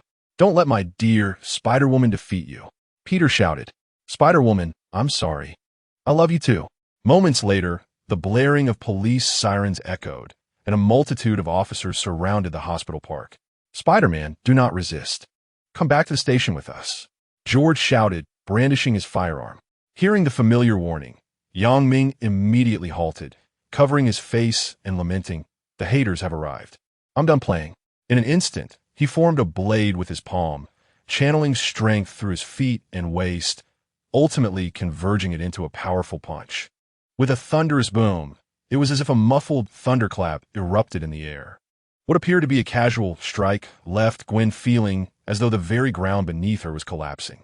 With no time to react, as Yang Ming's fist approached Gwen's chest, he transformed his palm into a fist, reducing his power to 7/10.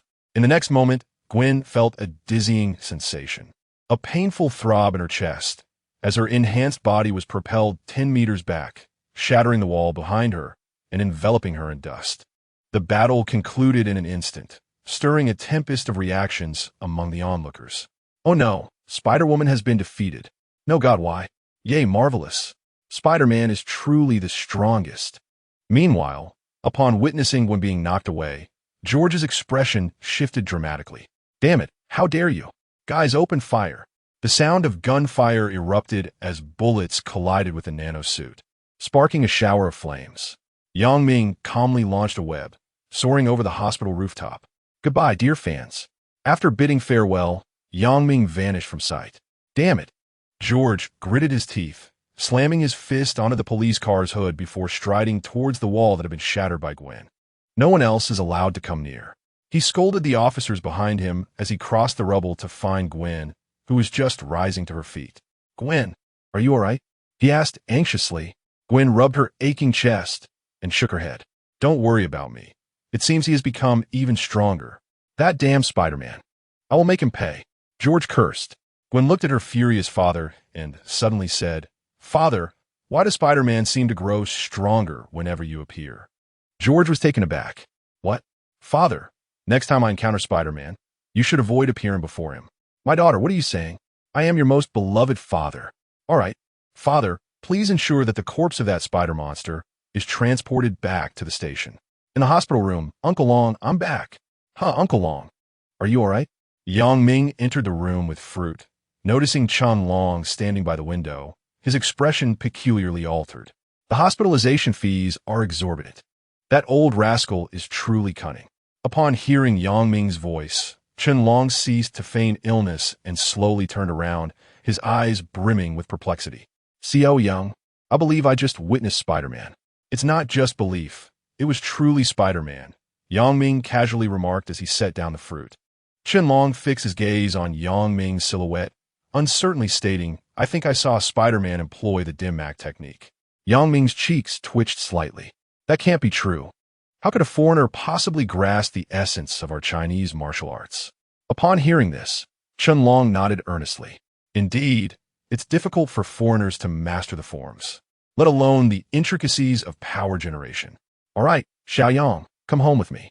I shall impart the remaining essence of Wing Chun to you. I hope you can elevate Wing Chun to greater heights.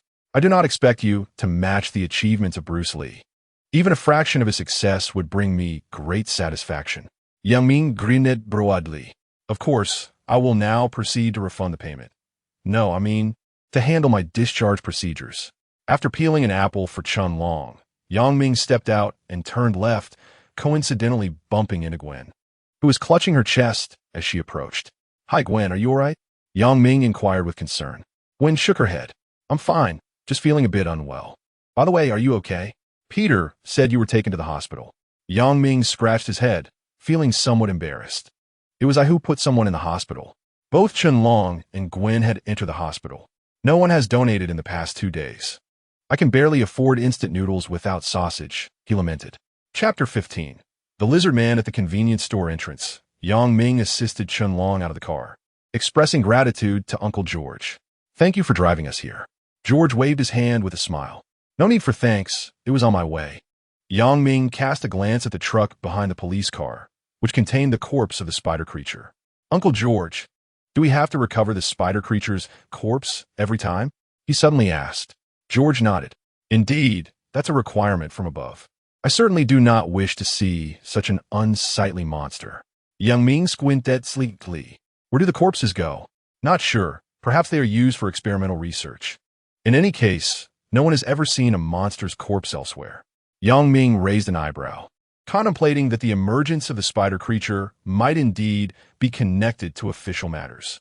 During the surveillance of Dr. Otto, the nanobot spider had not revealed any genetic project laboratories associated with Oscorp. Ding! A temporary mission has been initiated. Investigate the secrets of the spider creature. Reward: Spider-Man 2 power. Ming's eyes sparkled. The issuance of temporary missions was quite casual. With a light tap on his watch, a nanobot spider quietly descended to the ground and swiftly infiltrated the truck's interior. Having accomplished this, Ming bid farewell to everyone. "Yami, aren't you coming back with us?" Peter asked. "No, I still need to discuss some matters with Uncle Long." "Very well, then. Goodbye." "Goodbye." Watching the police car depart, Ming turned and entered the convenience store with Chun-Long, simultaneously claiming his mission reward. Following Chun-Long upstairs, Ming's physical prowess rapidly improved. With the addition of the previous task's reward, he has acquired the powers of Spider-Man 2. In a few days, upon completing the remaining temporary tasks, he will gain the abilities of Spider-Man 7. Under normal circumstances, without considering any surges, the power of Spider-Man is estimated to range between 25 to 50 tons. Spider-Man 9 possesses at least 2 tons of strength, which is quite delightful. Ascending to the upper floor, Ming prepared a cup of tea for Chun-Long. "Uncle Long, if I call you master, will you cover my meals and accommodation?" he asked eagerly. For him, that was the crux of the matter. Chun-Long scoffed. "What a beautiful thought. You think I'd waive your tuition and let you live off me for life? But once a master, always a father. I only need meals and lodging. I'm not asking for you to buy me a car or a house or a wife." "Shut up, kid. Do you even know how expensive housing is in New York? Then how about introducing me to a Chinese girlfriend? That could be considered." "Thank you, Uncle Long. My requests are quite simple. Height and weight stop right there. You, a pauper, dare to make demands? Having what you have is already quite fortunate. Then I'll just seek out Peter. He can introduce me to some blonde bombshells. They'll only be interested in my physique and demand a house or a car." As night gracefully enveloped New York City in a police car, Gwen wore a troubled expression as she gazed at the neon lights outside, sensing an ominous presence lurking nearby. "Gwen, what is wrong?" George inquired. "Father, let us be cautious." "I feel something is amiss," Gwen replied candidly. George's expression turned serious as he immediately alerted the officers to be vigilant. He was aware of Gwen's heightened spider sense. Inside the vehicle, Peter, sensing the tension, grew anxious. "Uncle George, what is happening?" George forced a smile. "It's nothing, Peter. School is starting soon, right? I'll need your help with Gwen's luggage." "Of course, Gwen is my friend. I'd be happy to help." Suddenly, as Peter was speaking, the police car ahead inexplicably flipped over, chaos erupting at the scene. "Damn it, something's gone wrong," George cursed as he parked, turning with his gun drawn. "Peter, find a safe place to hide. Gwen, come with me." Watching the two hastily exit the vehicle, Peter felt a surge of panic, unable to comprehend what was unfolding. Without a moment to ponder, he jumped out of the car, only to be struck with terror at the sight before him. A towering, green-skinned humanoid lizard was hoisting a police car high above its head, viciously tearing it apart. "Peter, the self-important Spider-Man, I await your arrival to defeat me." The green lizard cackled as bullets rained down upon its impenetrable scales, utterly futile. Peter's eyes widened in horror, the lizard's taunts echoing in his ears, and the words of Dr. Octopus resurfacing in his mind, stirring something deep within him, yet he could not fathom why. Why was Peter Spider-Man? The lizard man remained oblivious to the unremarkable Peter as he scanned the surrounding officers. With a sinister grin, he taunted, "Gah, fragile bodies, useless weapons." With a thunderous sweep of his robust tail, several officers were sent flying, crashing violently into a nearby shop. In the next moment, a white figure descended gracefully, unhesitatingly unleashing crimson webbing. Due to her father's influence, the secret of the crimson web had never graced the pages of the newspapers. Furthermore, she refrained from employing her terrifying crimson threads against ordinary criminals, reserving such lethal measures solely for inhuman monstrosities. The crimson web moved at a remarkable speed, mercilessly corroding the lizard man's scaly armor and inflicting a modicum of pain. "A white Spider-Man?" The lizard man snarled, wiping away the crimson strands with little damage to his green scales. "What?" Gwen, now transformed into Spider-Woman, gasped in disbelief as her lethal attack seemed utterly ineffective. The lizard man kicked aside the police car that obstructed his path, menacingly demanding, "White Spider, you must know Peter. Tell me where Spider-Man is." "Peter? Again, Peter?" Gwen instinctively glanced at the panicked figure of Peter, who had hurriedly vanished around the corner, her mind swirling in confusion. The octopus monster had mistaken Peter for Spider-Man, and now this lizard monster had made the same error. Was it mere coincidence? No, it could not be. With a roar, the lizard man noticed Gwen's daze, and a foul wind blew her hood back. "White Spider, tell me where Peter is, or I will tear you apart." Startled, Gwen regained her composure and shot a web to soar into the sky. "Ugly lizard man, I can tell you, but follow me," she urged, intending to lure him to an uninhabited area. The lizard man, unconcerned about her tactics, charged in pursuit of her direction. Inadvertently, he knocked over the vehicle containing the spider creature, causing its lifeless body to reveal itself, prompting a halt in his pursuit. The lizard man sniffed the air, intoxicated by the scent of the spider creature, licking his lips in delight. "Ah, so was your essence that drew me here. Splendid. Yet, Peter's whereabouts take precedence. I cannot allow anyone to thwart my plans in the future." With that, the lizard man surged after Gwen's fleeing form.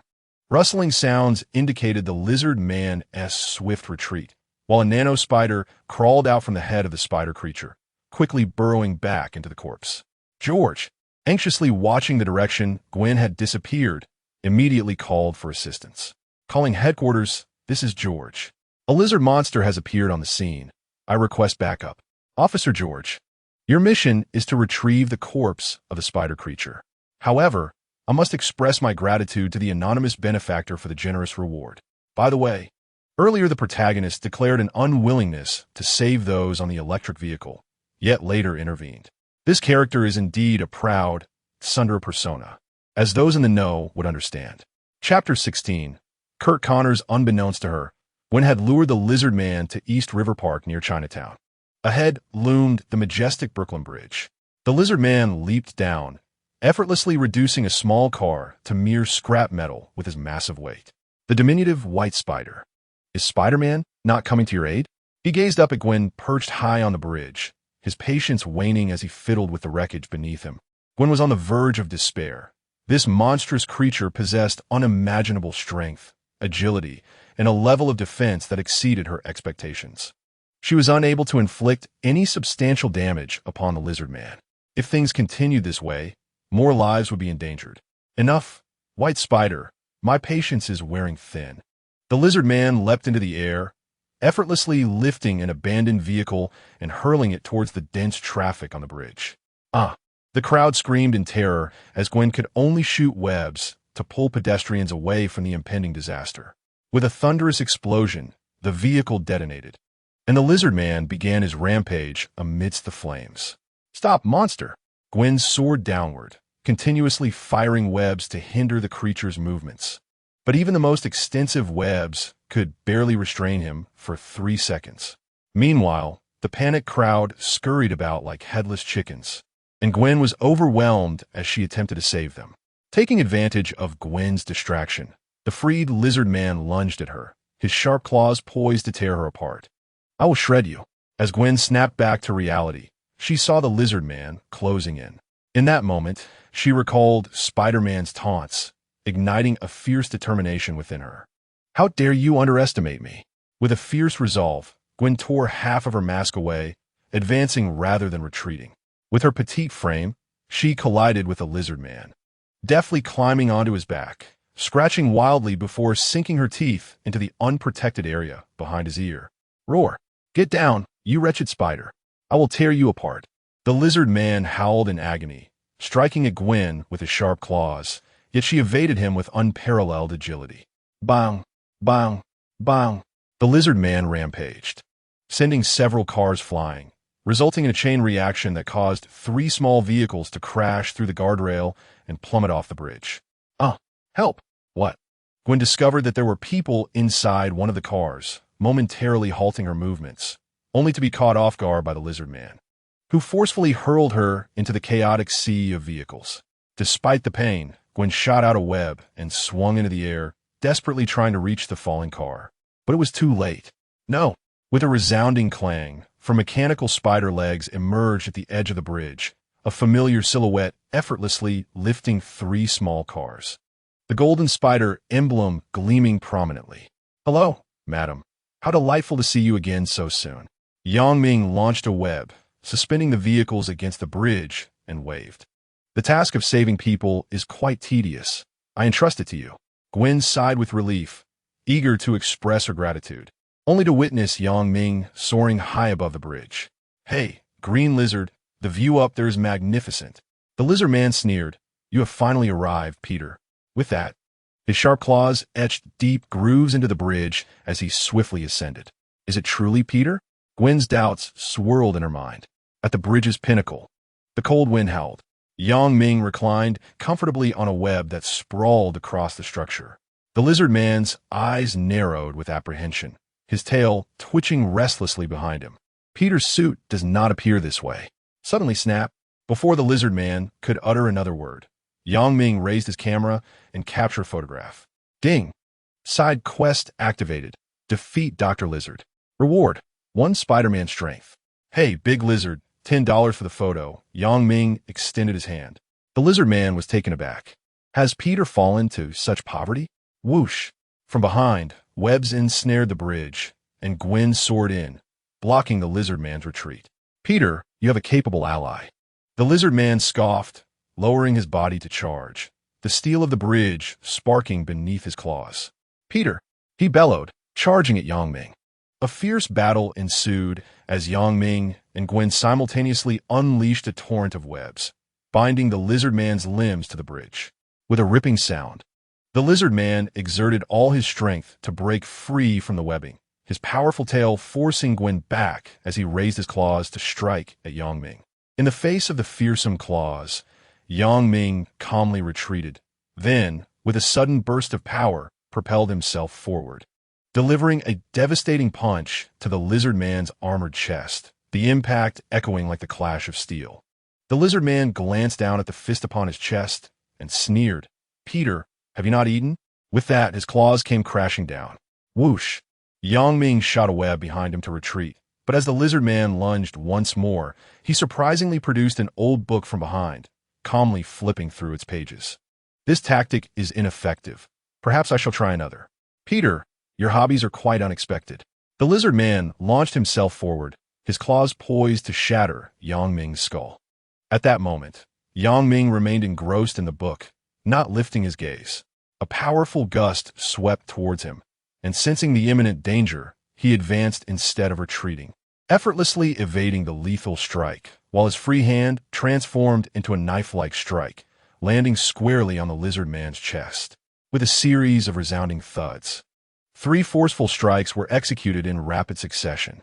The initial force was unleashed upon contact with the lizardman's scaled armor, followed by a precise jab using the knuckles, culminating in a final powerful punch. This triad of strikes, threefold impact, resulted in an immediate shattering of the lizardman's breastplate, the compounded force penetrating deep into his body, reaching all the way to his back. As the imprint of the fist traversed through him, the scales on his back crumbled away piece by piece. The fierce wind howled around them as the lizardman's eyes widened in shock, his movements stiffening, his body succumbing to an overwhelming numbness, allowing Ming to withdraw unimpeded. Ding! Temporary mission accomplished. The lizard man slowly sank to his knees, a grotesque expression of disbelief etched upon his face. The effects of the serum within him rapidly diminished due to his injuries, rendering him unable to maintain his mutated state. The green scales began to disintegrate, his right arm melting away to reveal human skin beneath. Gradually, the lizard man began to revert to his human form. Curt Connors, the antagonist from The Amazing Spider-Man, was once a colleague and friend of Peter Parker's parents at the laboratory.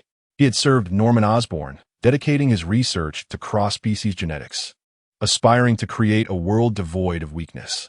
In the film, Peter Parker entrusted Curt Connors with a formula left behind by his parents, leading to a successful experiment. However, under pressure and threats from Norman Osborn's subordinates, Curt Connors subjected himself to human experimentation, successfully regenerating his lost right arm, but tragically mutating into a lizard creature, his human intellect gradually eroding. Curt Connors' regenerative serum was imperfect. To maintain the integrity of his right arm, he needed to continuously inject the substance. Should the effects wear off or he sustained severe injuries during combat, he would inevitably revert from his mutated state. Chapter 17. The Spider-Woman Clone Project. Dr. Connors collapsed to the ground, his body devoid of support, teetering on the brink of falling from the high bridge. Ming shot a web to secure Dr. Connors to the bridge, then turned to the dazed Gwen not far away. "Hey, Spider-Woman, this guy is yours." Handing Dr.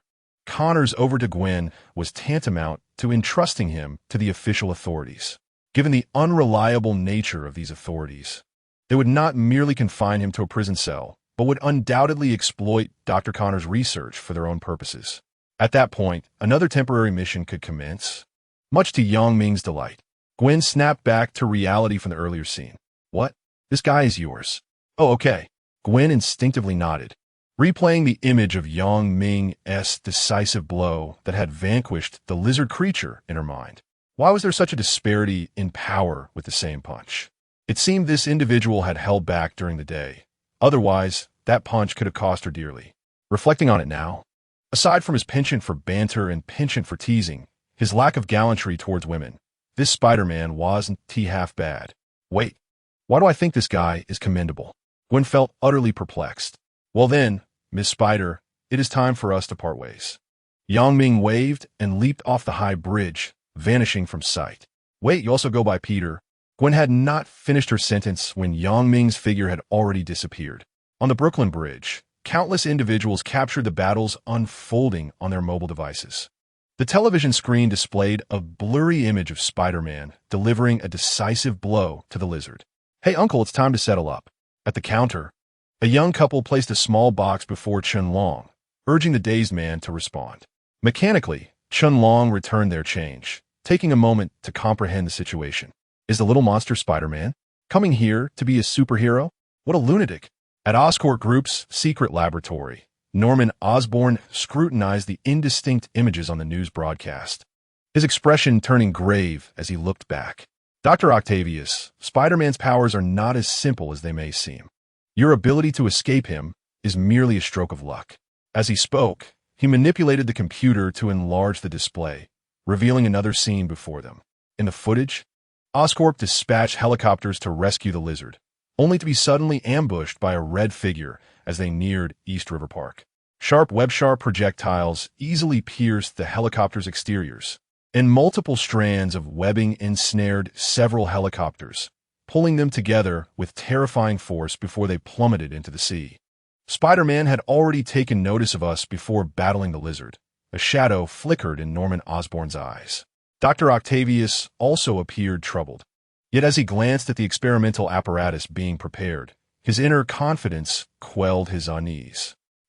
Spider-Man, the counterfeit Peter, his triumph will be short-lived.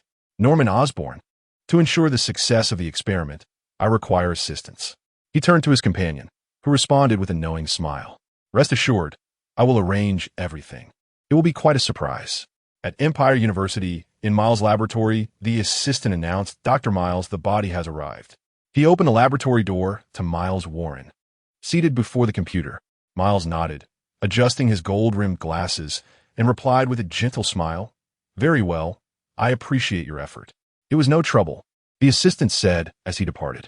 Once alone, Miles' smile faded, leaving a cold demeanor in its wake. Rising, he approached a corner of the lab and opened a concealed door, revealing the corpse of the spider creature gradually ascending from a lift. This body, relatively intact, would save a considerable amount of trouble. Taking a deep breath, Miles began the meticulous process of repairing the spider creature's remains. He first extracted a peculiar syringe filled with a strange serum and injected it into the corpse. Then manipulated mechanical instruments to remove the tumor from the creature's head, replacing it with a new tumor he had prepared earlier. Finally, he sutured all the wounds on the body. Before long, the wounds were stitched closed, and the serum took effect, causing the injuries to heal rapidly. However, the spider creature remained lifeless. Miles, with an impassive demeanor, pressed the machine's button, and a thunderous roar erupted as countless mechanical tendrils penetrated the cadaver, releasing peculiar currents of energy. After half an hour, the computer displayed a rapid enhancement in the corpse's vitality.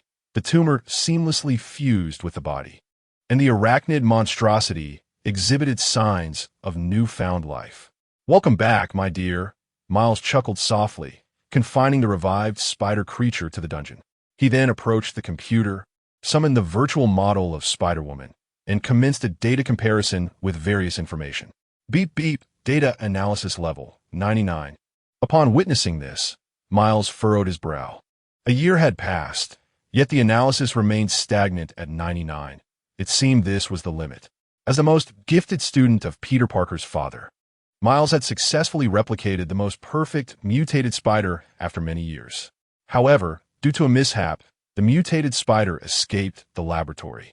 Subsequently, Spider-Woman emerged, a woman favored by the divine, who snatched away his accomplishments.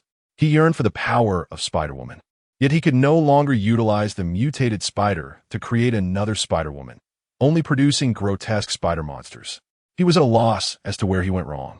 Perhaps it was the unique genetics of Spider-Woman that led to this beautiful misunderstanding. Thus, he set his sights on Spider-Woman herself. With each appearance of Spider-Woman, he dispatched spider monsters to combat her, gathering a plethora of relevant data while successfully collecting her genetic information. As a genius in genetic inheritance, he was confident that, by obtaining Spider-Woman's genetic data, he could replicate countless Spider-Women. For the flawless execution of his experiments, he needed to acquire all of Spider-Woman's combat data. Although the data analysis remained imperfect, he could wait no longer. The emergence of another Spider-Man posed a threat to him. The increasing number of mechanical octopus warriors, lizard men, and individuals with extraordinary powers was unbearable. He was also aware that his ally, Norman Osborn, had rescued the mechanical octopus creature to conduct some secret experiment. Regardless of the nature of the experiment, he was certain that once it succeeded, Norman Osborn would resort to ruthless actions to seize his experimental results. It was imperative to take the next step. Miles clenched his fists and turned towards the secret laboratory. At that moment, his wallet accidentally fell, and a photograph slipped out, revealing a blonde girl radiating a sunny smile. Miles picked up the photograph, gazing at the girl within, a twisted ecstasy crossing his face. "Gwen, once I acquire the power of Spider-Woman, I will make you the second Spider-Woman." Chapter 18, Empire University, Parker Apartment. Ming lightly tapped on the virtual computer, and the screen abruptly halted. Miles Warren? At his age, still pining after Gwen? What a shameless pervert. Ming snorted disdainfully, exclaiming that he was unaware of the immense pressures faced by the younger generation of male compatriots. With a swift motion, he crushed the mechanical spider on the table into fragments. Miles remained oblivious to the true identity of Gwen, thanks in no small part to Ming's interference. Ding! The secret of the spider creature was successfully unveiled, and the temporary mission was completed, granting him the power of Spider-Man 2. Upon receiving the mission reward, he experienced a rapid enhancement in his physical abilities, which was an exceedingly pleasant sensation, causing him to involuntarily emit a muffled grunt of satisfaction. Coupled with the reward for defeating the lizard, he had already acquired the strength of Spider-Man 3 for the day. Thus far, the power of Spider-Man 5 had endowed Ming with at least a ton of explosive force. After stretching his body, he began to remotely control the nanospiders to extract data from Miles' computer. The resurrected spider creature, particularly its newly replaced tumor, evidently utilized technology akin to biomechanical control. Such technology was undoubtedly advanced, yet in the Marvel Universe, where black technology was rampant, it was not particularly rare. Conversely, the rapid healing agent was quite impressive. However, what Yang Ming truly desired was Miles' biological cloning technology. Though he was unaware of any potential flaws in Miles' technique, it was always prudent to gather knowledge in advance. Biological cloning represented an inexhaustible future of biochemical warriors. Early in the morning, he was roused from his slumber by the commotion emanating from next door. What on earth? Disturbing my peaceful dreams at such an early hour. Insanity. Yang Ming awoke in a foul mood, his hair resembling a bird's nest, and was prepared to confront his new neighbor. Upon opening the door, he was taken aback to find Gwen directing the movers. Hey buddy, wait, is that you? Gwen smiled in greeting. Hi Yami, good morning. Starting today, we are neighbors. Gwen, what brings you here? Yang Ming frowned, still irked by the early disturbance. Unfazed by his sour expression, Gwen replied, Did Peter not mention it? I had a quarrel with my father, which is why I moved here.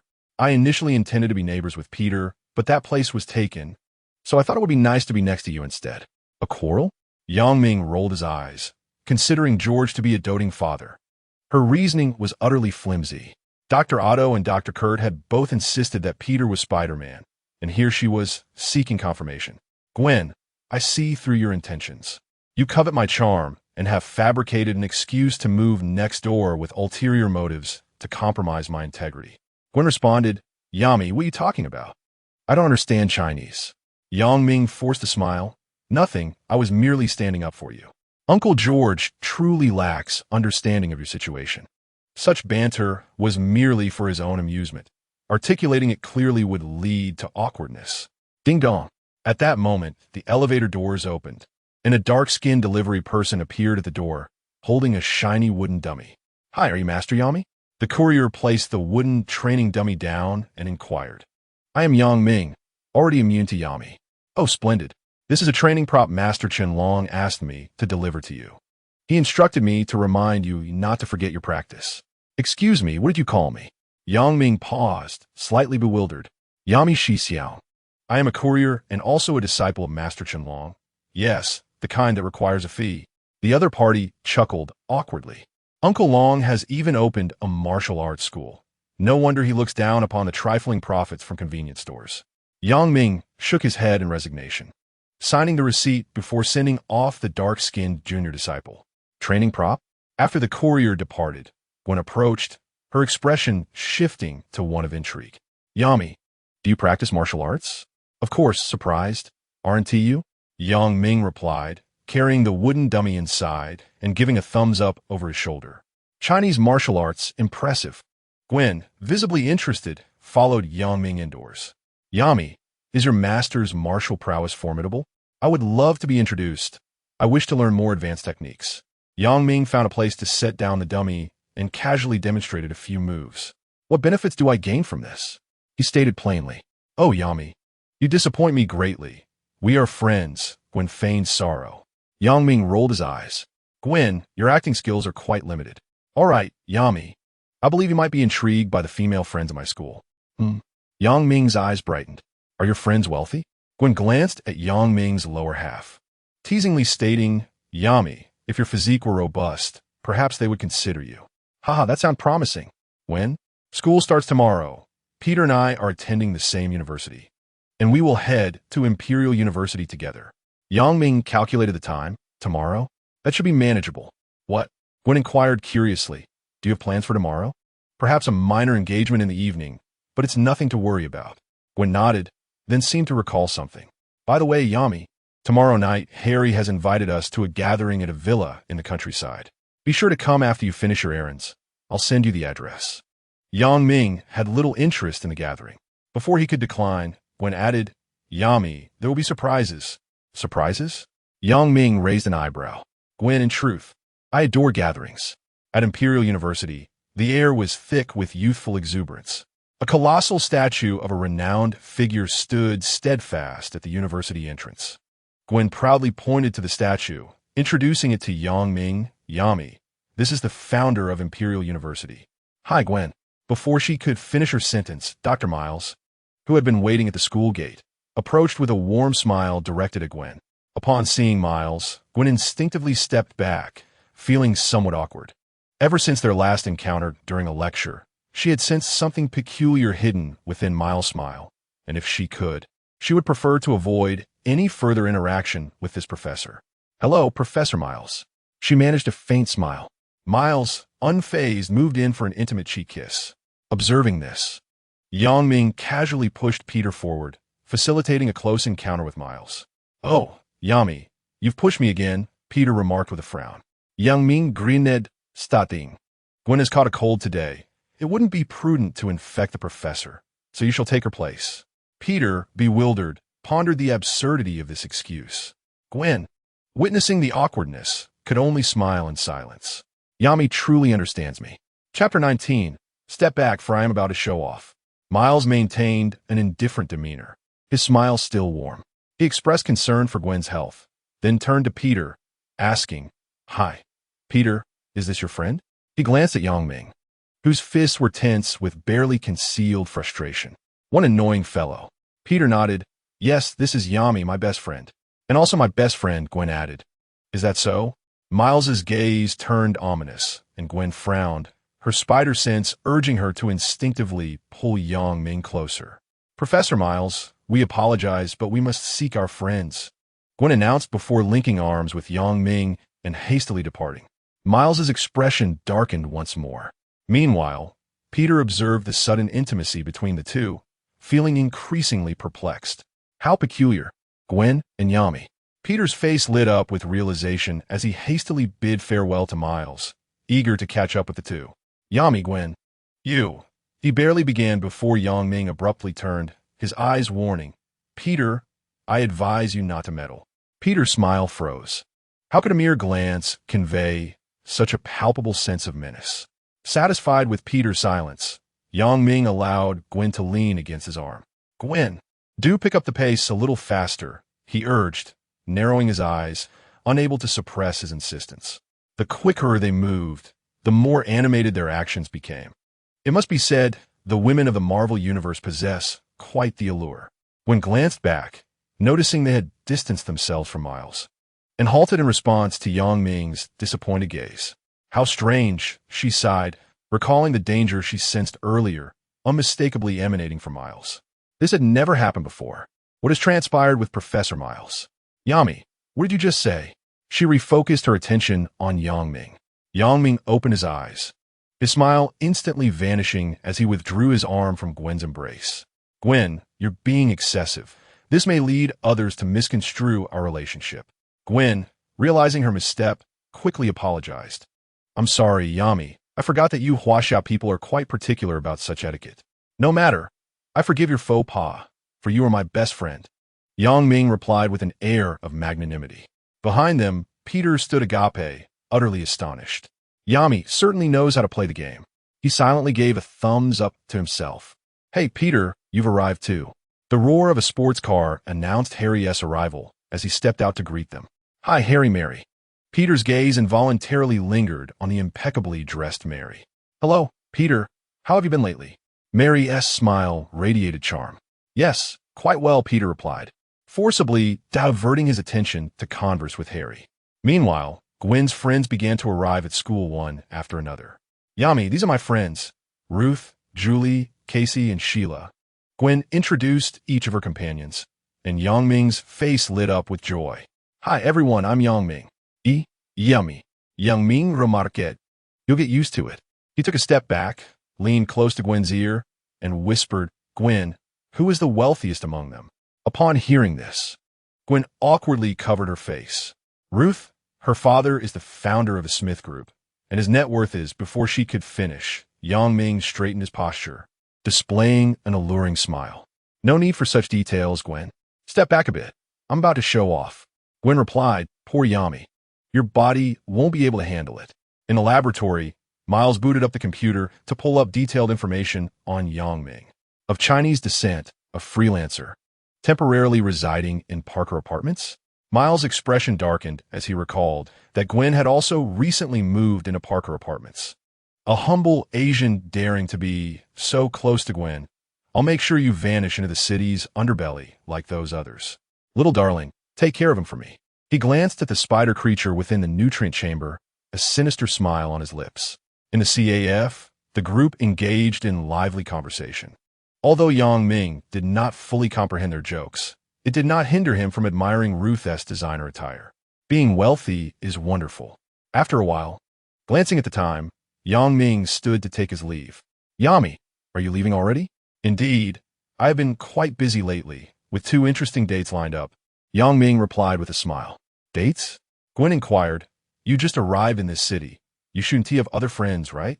Gwen, there's an old saying in my hometown. After 3 days apart, one should view each other with fresh eyes. Don't underestimate me. Gwen, somewhat bewildered, replied, All right, Yami, I'll take a closer look at you in 3 days. Gwen, you truly possess a sense of humor, he said, his cheeks twitching. Gwen beamed with pride at the compliment. Yami, you have great taste. Goodbye. Goodbye. Don't forget tonight's gathering. I want to forget. As Ming bid farewell to everyone, he suddenly recalled something and turned back to Gwen, saying, By the way, how are your admirers faring these days? What? Gwen was taken aback. Oh, it's nothing, just a curious question. After pondering for a moment, Gwen replied, There were a few before, but they strangely disappeared. Ming nodded. Ah, understood. He then turned and departed. Peter has survived to this day, thanks to his unwavering affection for Mary. Gazing at Ming's retreating figure, Gwen was enveloped in confusion. What an odd individual, Ami. Beside her, Ruth and others exchanged knowing glances, then flocked around Gwen. Gwen, can't you see? What? Ami is concerned about your suitor. And so what? Gwen sighed, her gaze dropping, revealing the crimson marks on her wrist. Those who lingered around her would meet a grim fate. At that moment, Peter entered the CAF, seeking out Gwen. Hey, Gwen, here's a letter addressed to you. He extended the envelope towards her. Oh, another Clich-D declaration of love. Poor you, Gwen. Ruth and the others chuckled with delight. Gwen managed a faint smile, accepting the envelope while casually inquiring, Peter, who sent you this letter, and how did it end up in your hands? Peter shrugged. I have no idea. It just fell from the sky, and your name is on it, in a nearby alley by the campus, as the spider creature emitted a piercing shriek. Ming delivered a decisive blow, shattering its skull. The creature collapsed, twitching, before falling silent. Observing the lifeless form, Ming furrowed his brow. Strange. Why didn't a temporary quest trigger this time? Is the system aware that I am intentionally farming monsters? Shaking his head in disappointment, he leapt onto a high wall, swiftly retrieving a bucket of gasoline to incinerate the spider's remains. Monsters that do not yield temporary quests are utterly worthless. With the body dealt with, Ming summoned his virtual computer. Friday, display the map. Target the warehouse number 8 near the Manhattan Bridge. Understood, sir. Navigation is now activated. He expressed gratitude for the digital currency tip from Wenwuming. Chapter 20, The Artificial Sun Experiment. Green Goblin to Manhattan Bridge is a suspension bridge located in New York City, spanning the East River and connecting Manhattan to Brooklyn. It is one of 4 toll-free vehicular bridges linking Manhattan Island to Long Island, with the nearby Brooklyn Bridge situated slightly further into the city, where the Lizard Man was apprehended just days prior. As night fell, the shadows neglected by neon lights crept across the abandoned warehouse number 8, where clandestine experiments were underway. Massive experimental apparatus occupied the warehouse, resembling the mechanical claws of Dr. Otto, akin to an enlarged version of his mechanical appendages. Before the computer, Dr. Otto's eyes blazed with fervor as his fingers danced across the keyboard, a torrent of experimental data racing across the screen. At long last, the moment has arrived. Soon I shall be the greatest scientist in the world.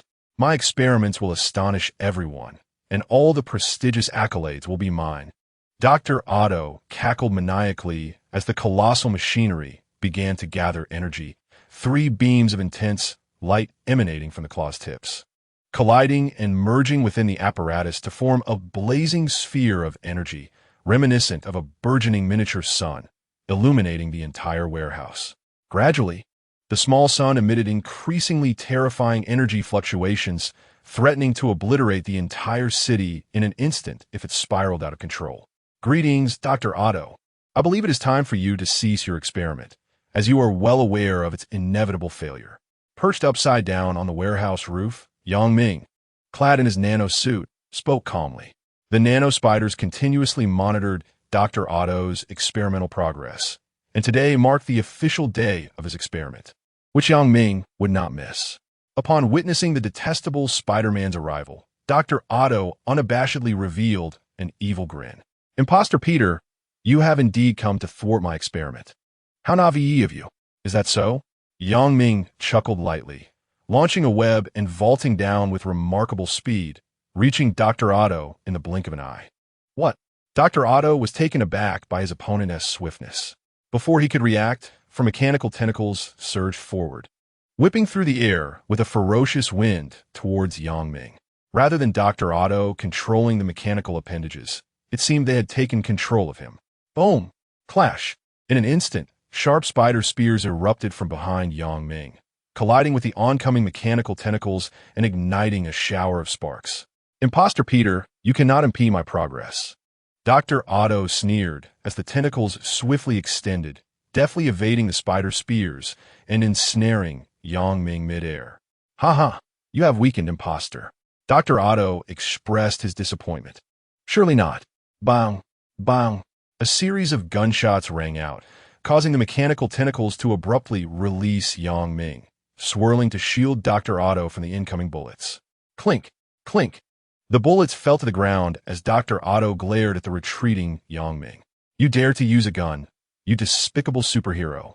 Ming casually discarded his firearm, raising his hands in a gesture of innocence. Apologies, I encountered an adorable individual with a gun on my way here and simply wished to experience the sensation. You're nowhere near Peter, Dr. Otto retorted, unwilling to waste time with idle conversation. The mechanical tentacles lunged forward with remarkable speed, targeting Ming's limbs. Observing this, Ming sprang into action. The concrete beneath him cracked instantaneously under the immense force, propelling him with unparalleled speed through the encircling mechanical appendages. Boom! The air resonated with a muffled sound as the mechanical tentacles abruptly froze midair. Dr. Otto's eyes reflected the silhouette of the nanosuit, and he slowly looked down, incredulous as he gazed upon his unremarkable fist. Apologies, what Peter can do, I can do. What Peter cannot, I can as well, Ming grinned, pressing his hand against Dr. Otto's pudgy face and sending him toppling backward. Ding! Defeated Dr. Otto. Reward, Spider-Man 1 strength. The notification echoed in Ming's ears, and he inwardly mused, just as I thought. The lizard was undoubtedly stronger than Dr. Otto, yet the reward for defeating the lizard was merely 1. There was no justification for receiving 2 for overcoming Dr. Otto. If my guess is correct, at that moment, the mechanical tendrils began to convulse, sending surges of electricity coursing into Dr. Otto's body, rapidly mending his injuries. Ming, upon witnessing this, quelled his thoughts and cast a glance at the ever-expanding miniature sun, poised to crush Dr. Otto's head underfoot. Suddenly, a spherical object resembling a pumpkin tumbled to the ground at Ming's feet, unleashing a torrent of chaotic energy that engulfed both Ming and Dr. Otto in an inferno of flames. With a deafening explosion, the computer controlling the experiment was reduced to rubble, and the artificial sun spiraled into chaos, its expansion accelerating dramatically. A colossal gravitational force centered around the artificial sun began to consume everything in sight. If this continued unchecked, the artificial sun would transform into a black hole, devouring the entire world. Ding! A temporary mission commenced. Halt the runaway artificial sun, with a reward of 1 power for the next Spider-Man. At the top of the warehouse, having evaded the sweeping flames, Ming used his webbing to suspend Dr. Otto's body from the ceiling, turning to face the Green Goblin, who descended upon a demonic glider. Norman Osborn, the Green Goblin. Ming did not rush to avert the disaster of the artificial sun, but instead greeted him with a smirk. Hi, Mr. Osborn. I've been waiting for you. The Green Goblin's golden eyes gleamed with malevolence, his helmet's grotesque grin growing increasingly sinister. Spider-Man, did you anticipate my arrival? Yang Ming lifted a camera and snapped a photo, thinking it would be rather dull if it were just Dr. Otto and Dr. Kurt. He gestured towards the out-of-control artificial sun, chuckling. Hey, buddy, still want to chat? At this rate, your beloved Osborn Corporation will perish in this catastrophe as well. The devilish grin on the Green Goblin's face became even more menacing as he snapped his fingers. The instruments surrounding the artificial sun crashed down, slowly sinking into the waters below the warehouse. Ding! Temporary mission completed. The system notification chimed, and Yang Ming shrugged. Having assistance made the task utterly effortless. Meanwhile, regaining a measure of strength, Dr. Otto let out a heart-wrenching scream as he witnessed the artificial sun vanish beneath the waves. No! He broke free from the webbing, his furious gaze fixed on the Green Goblin. Norman, you've destroyed everything. Dottore Otto, I secretly simulated your experimental data. Your endeavor will not succeed, at least not now, the Green Goblin sneered. Then why did you assist me in the experiment? Dr. Otto zitted. The Green Goblin glanced at Yang Ming, of course, to lure Spider-Man here and eliminate that meddlesome pest once and for all. Yang Ming gazed regretfully in the direction where the artificial sun had disappeared. Just to draw me in? What a waste. Conducting the artificial sun experiment costs a fortune. Chapter 21. The Four Great Villains Unite. Yang Ming cast a sidelong glance at the enraged Dr. Otto, revealing a satisfied smile reminiscent of old Dubai. This fellow's animosity should now be directed at the Green Goblin. My apologies, Mr. Osborn, but it is merely you alone. It is quite challenging to eradicate me entirely. The Green Goblin, controlling the demonic glider beneath him, hovered in the air with a cackling laugh. Oh my, Mr. Osborn, if you're not alone, then what precisely are you? Yang Ming interjected. Humph, a childish jest, the Green Goblin retorted, waving his hand as the warehouse wall was violently breached, sending debris flying.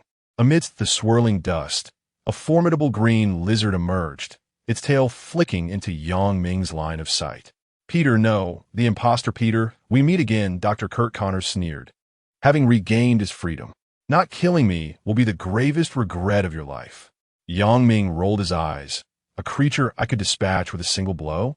If I were to eliminate you, how would I complete my temporary missions thereafter? Excluding Dr. Otto, I can handle two at most. I fear nothing.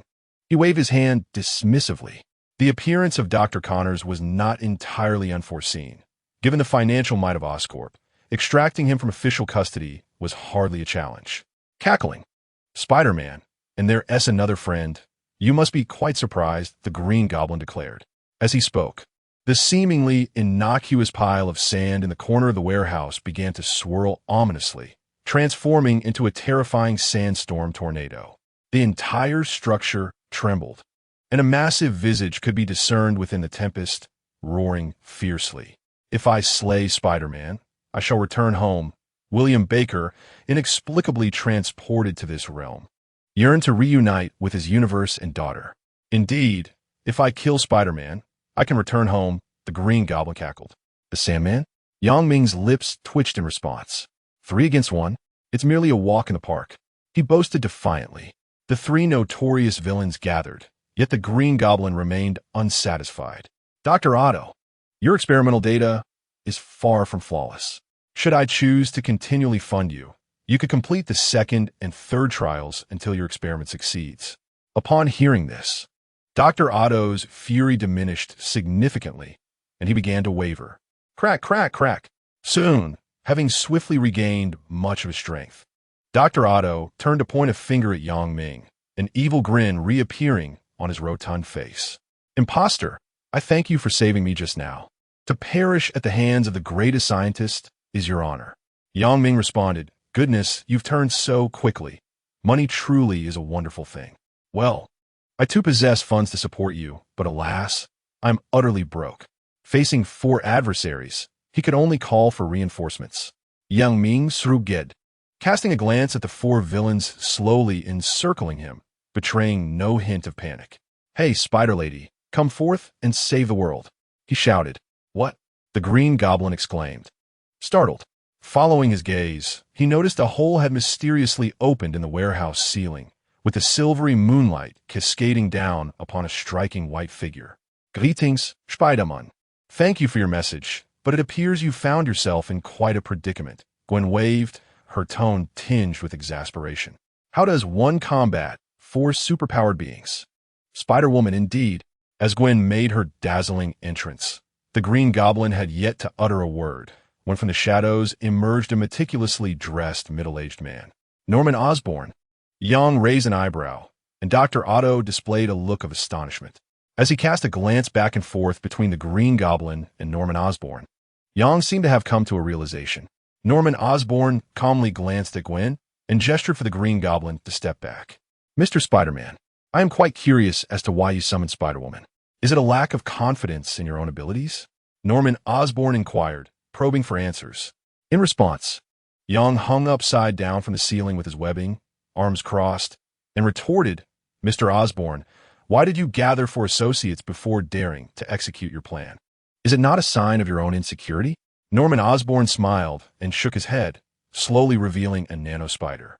This belongs to you, does it not, Spider-Man? I appreciate your returning it to me. Yang shot a web to retrieve the nano spider, and Osborn made no attempt to stop him.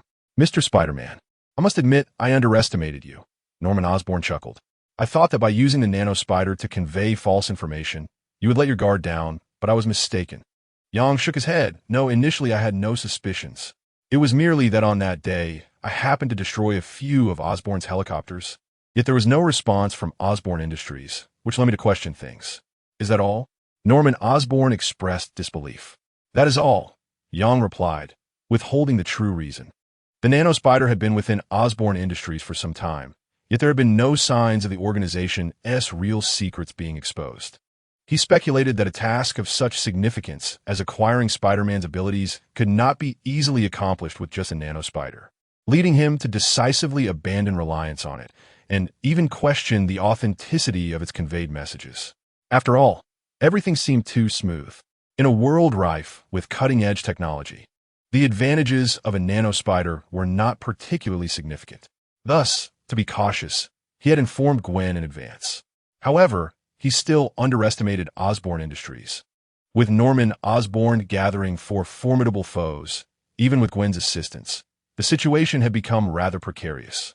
More importantly, despite Norman Osborn's appearance at the warehouse, there were still no indications that the mission had been completed, suggesting he had yet to uncover the true secrets of Osborn Industries.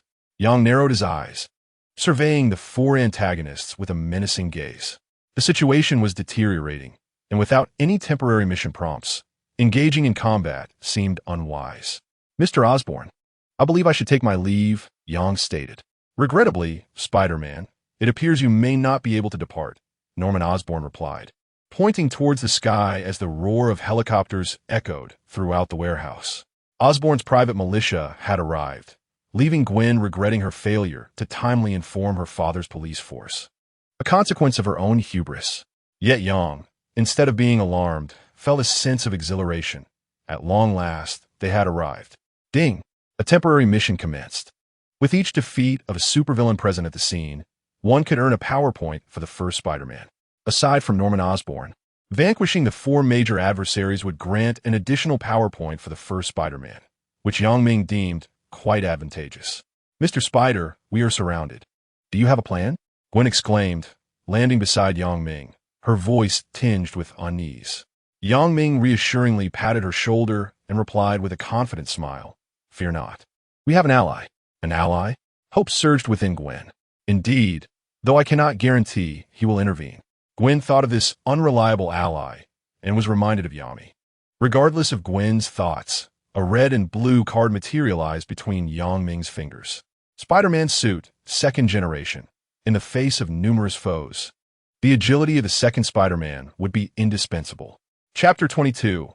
Clash with the four villains. Enough dawdling. Kill the two Spider-Men.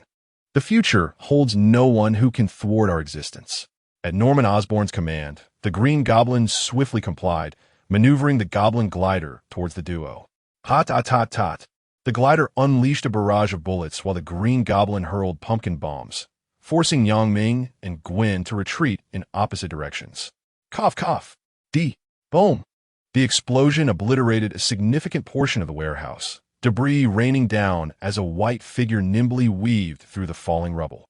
Meanwhile, as Yang Ming stepped through the portal that shattered like glass, his agility surged, enabling him to adeptly navigate the chaos. Whoosh! Suddenly, Sandman roared, expanding a swirling sandstorm that engulfed the falling debris and the two figures within a terrifying whirlwind. Gwen, not caught in the tempest, shot her webbing in an attempt to steady her erratic body, but in the midst of the storm, all precision was lost and her webs failed to latch onto anything. Rip! The ferocious sandstorm shredded Gwen's spider suit, her flowing golden hair exposed, whipped against her cheeks by the fierce winds. At that moment, Yang Ming unhesitatingly switched to his nanometal suit, deploying nano-gliding wings from his armpits, swiftly closing the distance to Gwen with the storm's ferocious gusts propelling him forward. Grab on!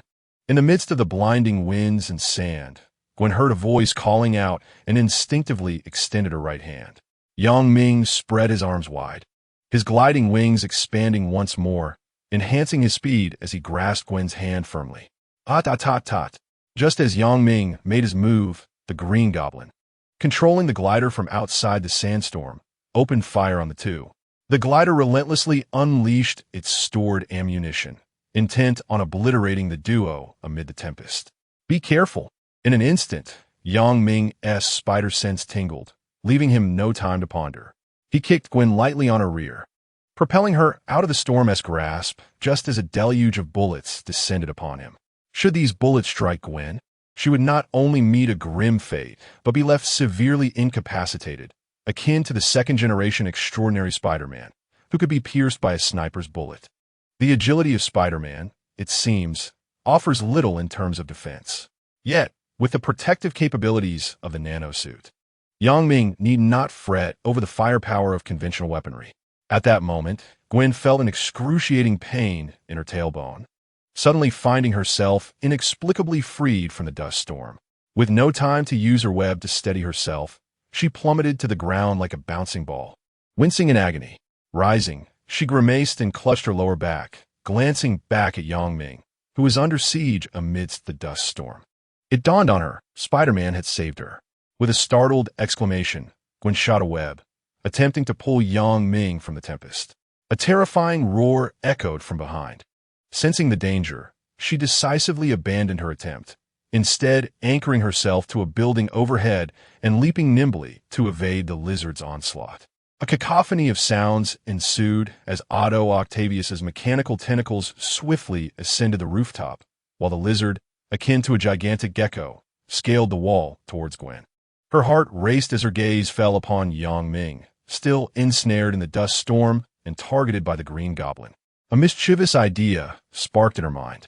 Hey, you green brute with 4 whips and sunglasses. Didn't you have your fill of hamburgers last night? Come and catch me. Reinvigorated, Gwen shed her earlier trepidation, embodying the playful spirit of Spider-Woman once more. She launched webs, swinging across the rooftop, drawing both the lizard and Dr. Octavius closer to the storm. You pesky white spider. I will tear you apart, exclaimed the lizard. Ha! Spider-Woman, you cannot escape. The two accelerated their movements, debris raining down from the rooftop. At the warehouse entrance, Norman Osborn surveyed the battlefield, shaking his head slightly. He had underestimated Spider-Man's strength. Boss, we can leave now, his assistant said respectfully. Let us depart, Norman Osborn replied. Fully aware that the plan had gone awry, Spider-Man would not fall so easily. As he took to the skies in his helicopter, the lizard and Dr. Octavius were lured by Gwen towards the dust storm. The mechanical tentacles struck repeatedly but failed to find their mark, causing Otto to grow increasingly impatient. Seizing the moment, Gwen ensnared one mechanical tentacle with her web and called out to Yang Ming amidst the storm. Hey, Spider-Man, I have a gift for you. With that, she launched the other end of the web into the swirling chaos. The web shot into the dust storm, where Yang Ming deftly adjusted his glider's direction, using the force of the wind to catch the incoming web. Haha, thanks for the gift, my friend, he exclaimed as he pulled on the web. Otto's expression shifted dramatically. He immediately ceased his assault on Gwen, securing himself with 3 mechanical tentacles to avoid being swept into the storm. "You can't escape," the Green Goblin shouted, racing towards the web with his glider, ready to sever it with a blade. Suddenly, a multitude of silken threads ensnared the Green Goblin's form, as Gwen, akin to a darting sprite, gracefully leaped behind him, sending the other end of the threads into the swirling sandstorm. "Hello, my charming little green friend. Soar high." Gwen blew a kiss, launching her webs across the rooftop, diverting the increasingly agitated lizard man. "Damn it," the Green Goblin cursed vehemently, yet remained fixated on severing the threads with his glider, unaware that Ming would not grant him that opportunity. "Your fate is in my hands. Allow me to present you with a martial command." With a grin, Ming seized the threads in both hands, applying varying degrees of force that transmitted through the strands, leaving the Green Goblin and Dr. Octopus struggling to maintain their balance, let alone muster the energy to sever the webs. However, this tactic could not be sustained for long. Ming was eager to conclude the encounter. "Here I go." With a surge of strength, he leveraged the threads to finally break free from the storm's grasp. The moment he escaped the tempest, both Dr. Octopus and the Green Goblin regained their equilibrium and simultaneously lunged at Ming in midair. In the face of their assault, Ming merely shot upward with his webs, effortlessly evading their coordinated attack. Meanwhile, on the rooftop, the lizard men were ensnared in threads, and Gwen found it futile to inflict any significant damage on their tough hides. "Allow me." Ming replaced Gwen, landing on the rooftop with an air of confidence. His legs unleashed immense power, causing the steel reinforcements beneath him to groan under the strain as he transformed into a blur, charging towards the lizard men. Boom! With a triple strike of force, the menacing expression on the lizard man's face stiffened as Ming employed the same technique to shatter his defenses. The incapacitated creature plummeted from the rooftop, crashing into the ground and creating a crater. "Oh, Spider-Man, you are magnificent," Gwen exclaimed, clasping her hands in feigned admiration. "Hee hee, I can be even more impressive, thanks to the generous tip from Wen Wuming." Chapter 23, The Aged Dr. Octopus. Ming turned to face the swiftly approaching Dr. Octopus and the Green Goblin. One on the left, one on the right. "You hold the octopus at bay while I deal with the Green Goblin in 3 seconds. 3 seconds? Gwen blinked in surprise. This man was remarkably swift. "Here I go." Before Gwen could react, Ming propelled her towards Dr. Octopus, then leaped from his elevated position, diving towards the Green Goblin. "Dumb Spider-Man." The glider beneath the Green Goblin unleashed a barrage of bullets, but Ming extended his gliding wings under his arms, effortlessly dodging the gunfire while ensnaring the Green Goblin's body with webs. A gentle breeze whispered past, and Ming's figure vanished from the Green Goblin's sight. "What?" The Green Goblin scanned his surroundings, finding no trace of Ming. "Damn bug, is hiding all you can do?" Just as he uttered his disdain, the Green Goblin seemed to sense something, abruptly glancing downward. "Hey, green fellow, you've been rather careless." Emerging from the depths of the glider, Ming revealed half of his head, reaching to retrieve a pumpkin bomb stored within. "No!" Boom! The terrifying explosion obliterated a significant portion of the warehouse, igniting a chain reaction that caused all the pumpkin bombs inside to detonate, engulfing the entire structure in an inferno until it was completely overturned. The dust storm was dispersed by the blast, flames leaping from the warehouse as numerous helicopters circled above, hastily ascending to avoid the blast's aftermath. At the Manhattan Bridge, countless onlookers gazed in awe at the magnificent yet terrifying display of pyrotechnics. The warehouse, reduced to ruins, slowly sank beneath the rising tide. Nearby, in an apartment building, Ming laid the weakened Gwen upon the ground. "Cough, cough, Spider-Man, you promised 3 seconds." Gwen, nearly dazed by the explosion, had her delicate features marred by soot. Her form-fitting suit singed in places, revealing. Well, let us just say it was less than appropriate. Ming offered her some water. Let us not dwell on the source, the method, the quantity, or the taste. Gwen's remarkable constitution allowed her to recover within minutes. "Cough, cough. Spider-Man, we defeated them." "Not yet," Ming replied, gesturing toward the ominous dark wall. "Defeat the lizard men, Reward Spider-Man I with 1 strength. Defeat the Green Goblin. Reward Spider-Man I with 1 strength. Defeat Dr. Octopus.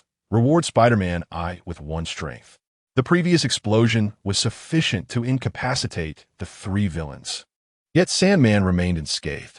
The blast had dispersed the sandstorm, but had not inflicted a single injury upon him. "What are you looking at, Spider-Man?" Gwen inquired. Brushing her singed hair aside, her curiosity piqued. With her mask destroyed, she no longer cared about concealing her identity, especially since her true persona had already been discovered. She had worried during that time. Yet to this day, the public remained unaware of her identity. Spider-Man likely harbored no ill will towards her, perhaps merely a sense of perverse amusement.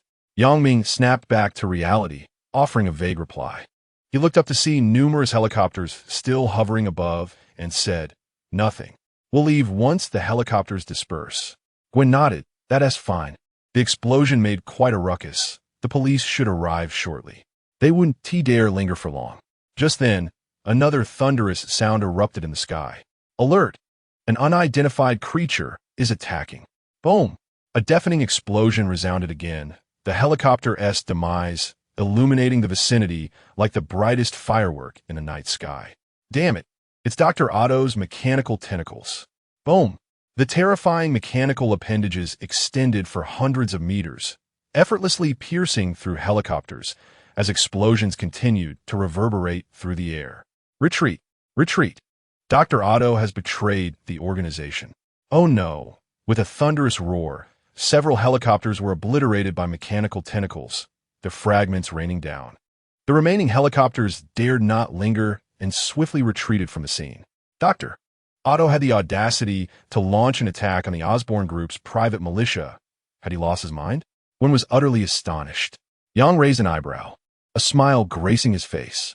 "No, he is not insane. He is our ally." "An ally?"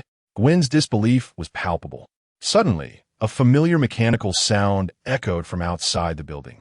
As thicker mechanical arms began to scale the walls, red electrical currents coursing through them, radiating an alarming energy. It was Dr. Otto. Gwen's heart raced, and she immediately assumed a fighting stance. Yang gently patted her shoulder, reassuring her, "Fear not. He is not our foe." As soon as he spoke, a transformed mechanical arm emerged, cradling an elderly man in a black trench coat, his white hair glimmering beneath dark sunglasses, entering their line of sight. Dr. Otto appeared to be quite different. Gwen was momentarily stunned. The white-haired elder guided the mechanical arms toward them, one arm carrying a charred and unconscious Dr. Otto. "Hello, Peter of this world. How do you fare?" The elderly man's face was kind, his smile warm. Despite the immense energy he emanated, neither of them felt the warning of their spider sense. "Hello, Dr. Otto. You've aged," Yang greeted with a wave. Upon hearing this, Gwen shook her head, still bewildered by the unfolding events, choosing to remain quietly by the side. The elderly Otto smiled and nodded, his gaze settling on Gwen. "Peter, you are no longer alone. I am genuinely happy for you." Yang shrugged. "I'm afraid I forgot to mention, I am not Peter." The elderly Otto appeared slightly taken aback, but quickly regained his composure. "Very well, Spider-Man, I understand that you're not Peter, but this does not diminish my fondness for you." His gentle smile bore the weight of many years. "Would you share your experiences with us?" Yang inquired with a grin. The emergence of another Dr. Otto was within his expectations. He could now ascertain that the rewards for defeating foes were not contingent upon their strength. The reason for the 2 rewards gained from vanquishing Dr. Otto was that there were multiple iterations of him across different realms. Another Otto from a different universe, a different timeline. Defeating the white-haired Otto before him would yield yet another reward. However, given the current circumstances, he doubted his ability to prevail. The superlative mechanical arms extending hundreds of meters, coupled with the terrifying energy they possessed, indicated that the white-haired Otto's power surpassed that of an ordinary surface-level superhuman. Yang was eager to uncover the source of his formidable strength. The white-haired Otto, too, did not refuse Yang's request. Having arrived in this world, he longed to reconnect with Spider-Man, his erstwhile comrade. He was merely concerned that the Spider-Man of this world harbored animosity toward him, which is why he had refrained from revealing himself until now. "Ah, Where to begin recounting my experiences? He gazed skyward, his murky eyes narrowing slightly as he delved into his own memories. Chapter 24. The Secret of Second Transmigration and Gaining Strength. Otto Gunther Octavius, born in Schenectady, New York, hailed from a troubled background. His father, a factory worker with a propensity for violence and a penchant for alcohol, often unleashed his wrath upon his wife and son without provocation. Otto vowed never to emulate his father. He dedicated himself to his studies, aspiring not only to achieve personal success, but also to rescue his mother from their dire circumstances.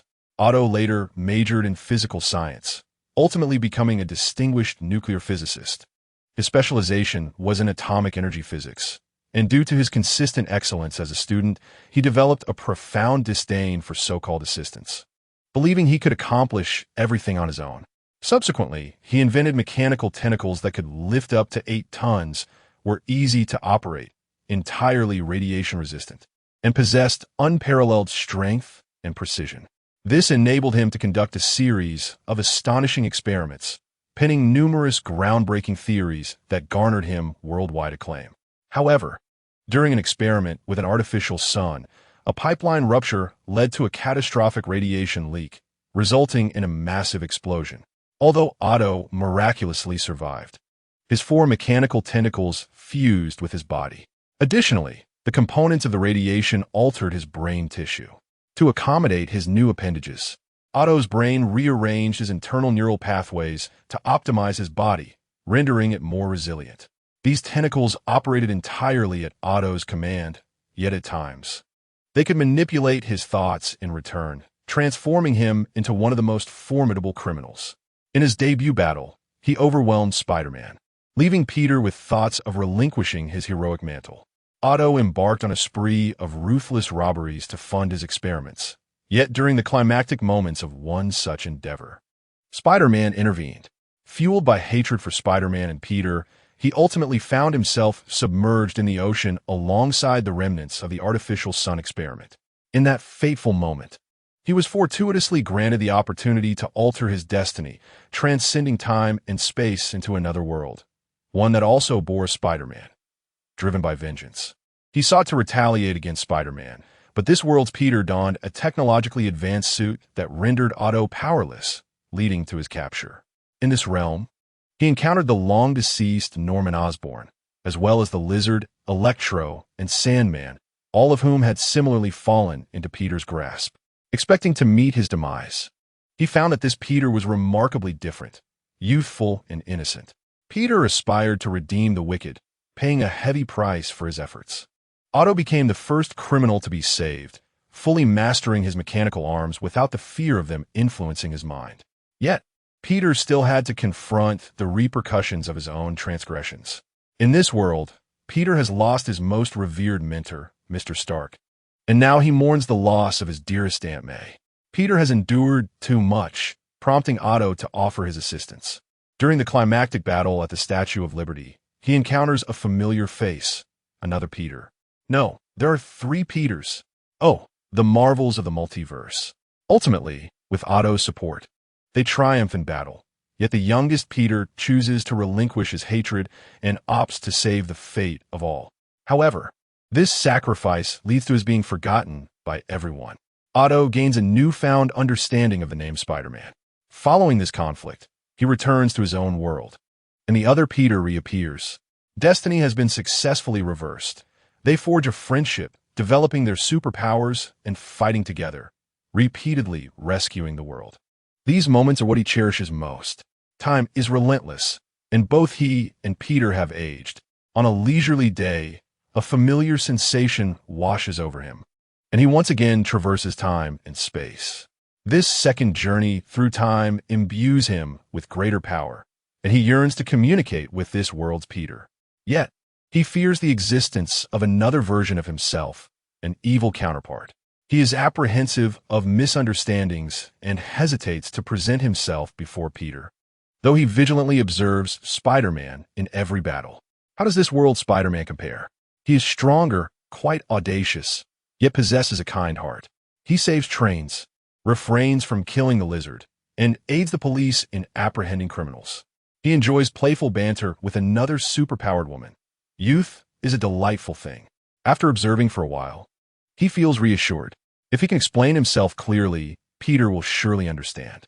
He resolves to meet Spider-Man, coincidentally, as Spider-Man is also addressing a mishap involving another Otto. Oh no, Spider-Man is in peril. Norman Osborn has laid a trap. I must assist him. No, it is unnecessary. This world's Peter is astute and capable of resolving all troubles. Amidst the explosion, he saves another version of himself, but he is more intent on saving himself. After neutralizing the Sandman and the Osborn Group's armed forces, the time has come to confront Spider-Man. Strangely, Peter does not seem astonished by my appearance. He anticipated my arrival, which is simply astounding. I must remain composed. He is not my Peter, yet I am still eager to befriend him. Dr. Otto, are you saying that this second journey has made you stronger? Ming inquired, stroking his chin thoughtfully. The silver-haired Otto paused, momentarily taken aback. After all I've said, is that all you remember? That I have grown stronger? Oh, indeed, Peter, no Spider-Man. How should I address you? Oh, call me whatever you like. Ming waved his hand, glancing at the perplexed Gwen. Hey, Spider-Woman, did you understand any of that? Gwen, coming back to her senses, replied, of course. I am a distinguished student from Empire University. I certainly know a thing or two about multiverse theory. She cast a peculiar gaze at Ming. Mr. Spider, you are not Peter, yet they all call you Peter. Thus, you are not the Spider-Man of this world. With a chuckle, she added, Ah, how clever you are. Originally, there existed only one Spider-Man in this realm, and that is you. Ming had no intention of concealing his identity. Revealing it now posed no issue. Yet he pondered whether such an act would render the experience rather mundane. He always remembered that he was merely here for a journey. Gwen, possessing remarkable adaptability, comprehended everything, and her curiosity found satisfaction. Oh, I just remembered, I have a party to attend, Gwen exclaimed, preparing to launch her web and depart. By the way, Mr. Spider, thank you once more for saving me. I am delighted to have become your friend. She turned back to blow Ming a kiss, her hair cascading as she leaped from the rooftop. The silver-haired Otto shook his head and chuckled. This young person is quite charming, though lacking in manners. Ming rolled his eyes, thinking it unnecessary to remember such a trivial detail as not greeting Otto. So, how do you plan to handle this? Otto pointed to the middle-aged version of himself behind the silver-haired Otto. The latter examined his counterpart and remarked, as long as we implant the control chip, he will amend his ways. Ming nodded in agreement, not opposing the idea, although this would hinder the ability to continue battling monsters. The system likely would not grant him many more opportunities for such endeavors. This Otto was mostly rendered useless. By the way, what about Sandman? Do not worry. I have dealt with him, casting him into the sea. He will take a while to recover. Thanks to Uchiha and Chincha for their generous donations. Chapter 25. The cost of manufacturing iron armor. Defeating Sandman rewards Spider-Man 1 with strength. Though Sandman was ultimately defeated by the silver-haired Otto, Ming had participated in the process, thus successfully receiving the task reward. Summoning the system interface. A satisfied smile crept across Ming's face as he claimed the task reward. He had vanquished Dr. Octopus, thwarted the uncontrollable artificial sun, and defeated the combined efforts of 4 villains, ultimately earning Spider-Man SIXS power.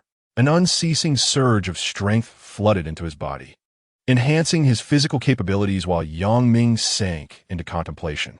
After defeating the Lizard Man on the Brooklyn Bridge, the reward from the temporary task led him to question the mission of defeating Dr. Otto. It was evident that another Dr. Otto indeed existed.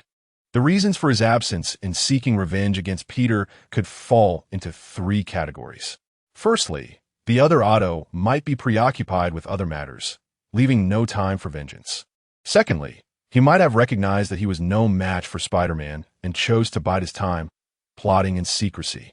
Thirdly, the other Otto could be situated in a timeline post-rescue by the young Spider, having distanced himself from the ranks of villains. Among these possibilities, the third held the greatest likelihood. In this world, there were few formidable, superpowered beings, and Dr. Otto's strength was not to be underestimated. Nothing and no one could quench his thirst for revenge. Moreover, If Dr. Otto were aware that he was not a match for Spider-Man, he would undoubtedly redirect his efforts towards his artificial sun experiment, which requires substantial wealth. It is implausible that there would be no activity during this period. Is he secretly scheming? The malevolent mechanical arm would not permit Dr. Otto such rationality. The third scenario, which is also the most favorable, unfolds in Spider-Man: No Way Home, where Dr. Otto is the first villain saved by the young Spider-Man. Having regained full control over his mechanical appendages, Dr. Otto has returned to a state of clarity. The artificial sun experiment generates significant buzz. The silver-haired Otto is exceedingly familiar with this endeavor and would swiftly detect any unusual energy fluctuations, prompting him to arrive at the scene. Should the artificial sun spiral out of control, it poses a threat to the entire world, regardless of his intentions. The silver-haired Otto would intervene, for he too wishes to avoid being consumed by a black hole. Furthermore, the nanometallic armor worn by Ming would compel the silver-haired Otto to act. His debt to the young Spider-Man transcends mere life. The young Spider-Man has rekindled hope for him regarding the future.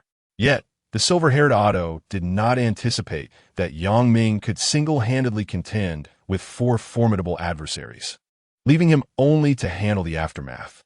In a fleeting thought, Ming glanced at the time and smiled at the silver-haired Otto, saying, "Dr. Otto, I have a gathering to attend. Let us converse another day." The silver-haired Otto nodded in agreement. As he spoke, he raised a mechanical arm, from which a stream of crimson metallic liquid oozed from the energy port, gradually coalescing into a metallic card. "This contains my address. You may visit me at your convenience," he said with a smile as he handed the card to Ming. Ming accepted the card, raising an eyebrow. "Nanometal technology?" he inquired, his tone tinged with astonishment. Such technology is not something even Tony Stark could develop alone. The nano-iron armor was successfully created with assistance from Wakandan technology. Is the silver-haired Otto now so formidable? The silver-haired Otto chuckled. "Indeed, nanometal technology. The Peter from that world informed me that it is a high-tech marvel from Wakanda.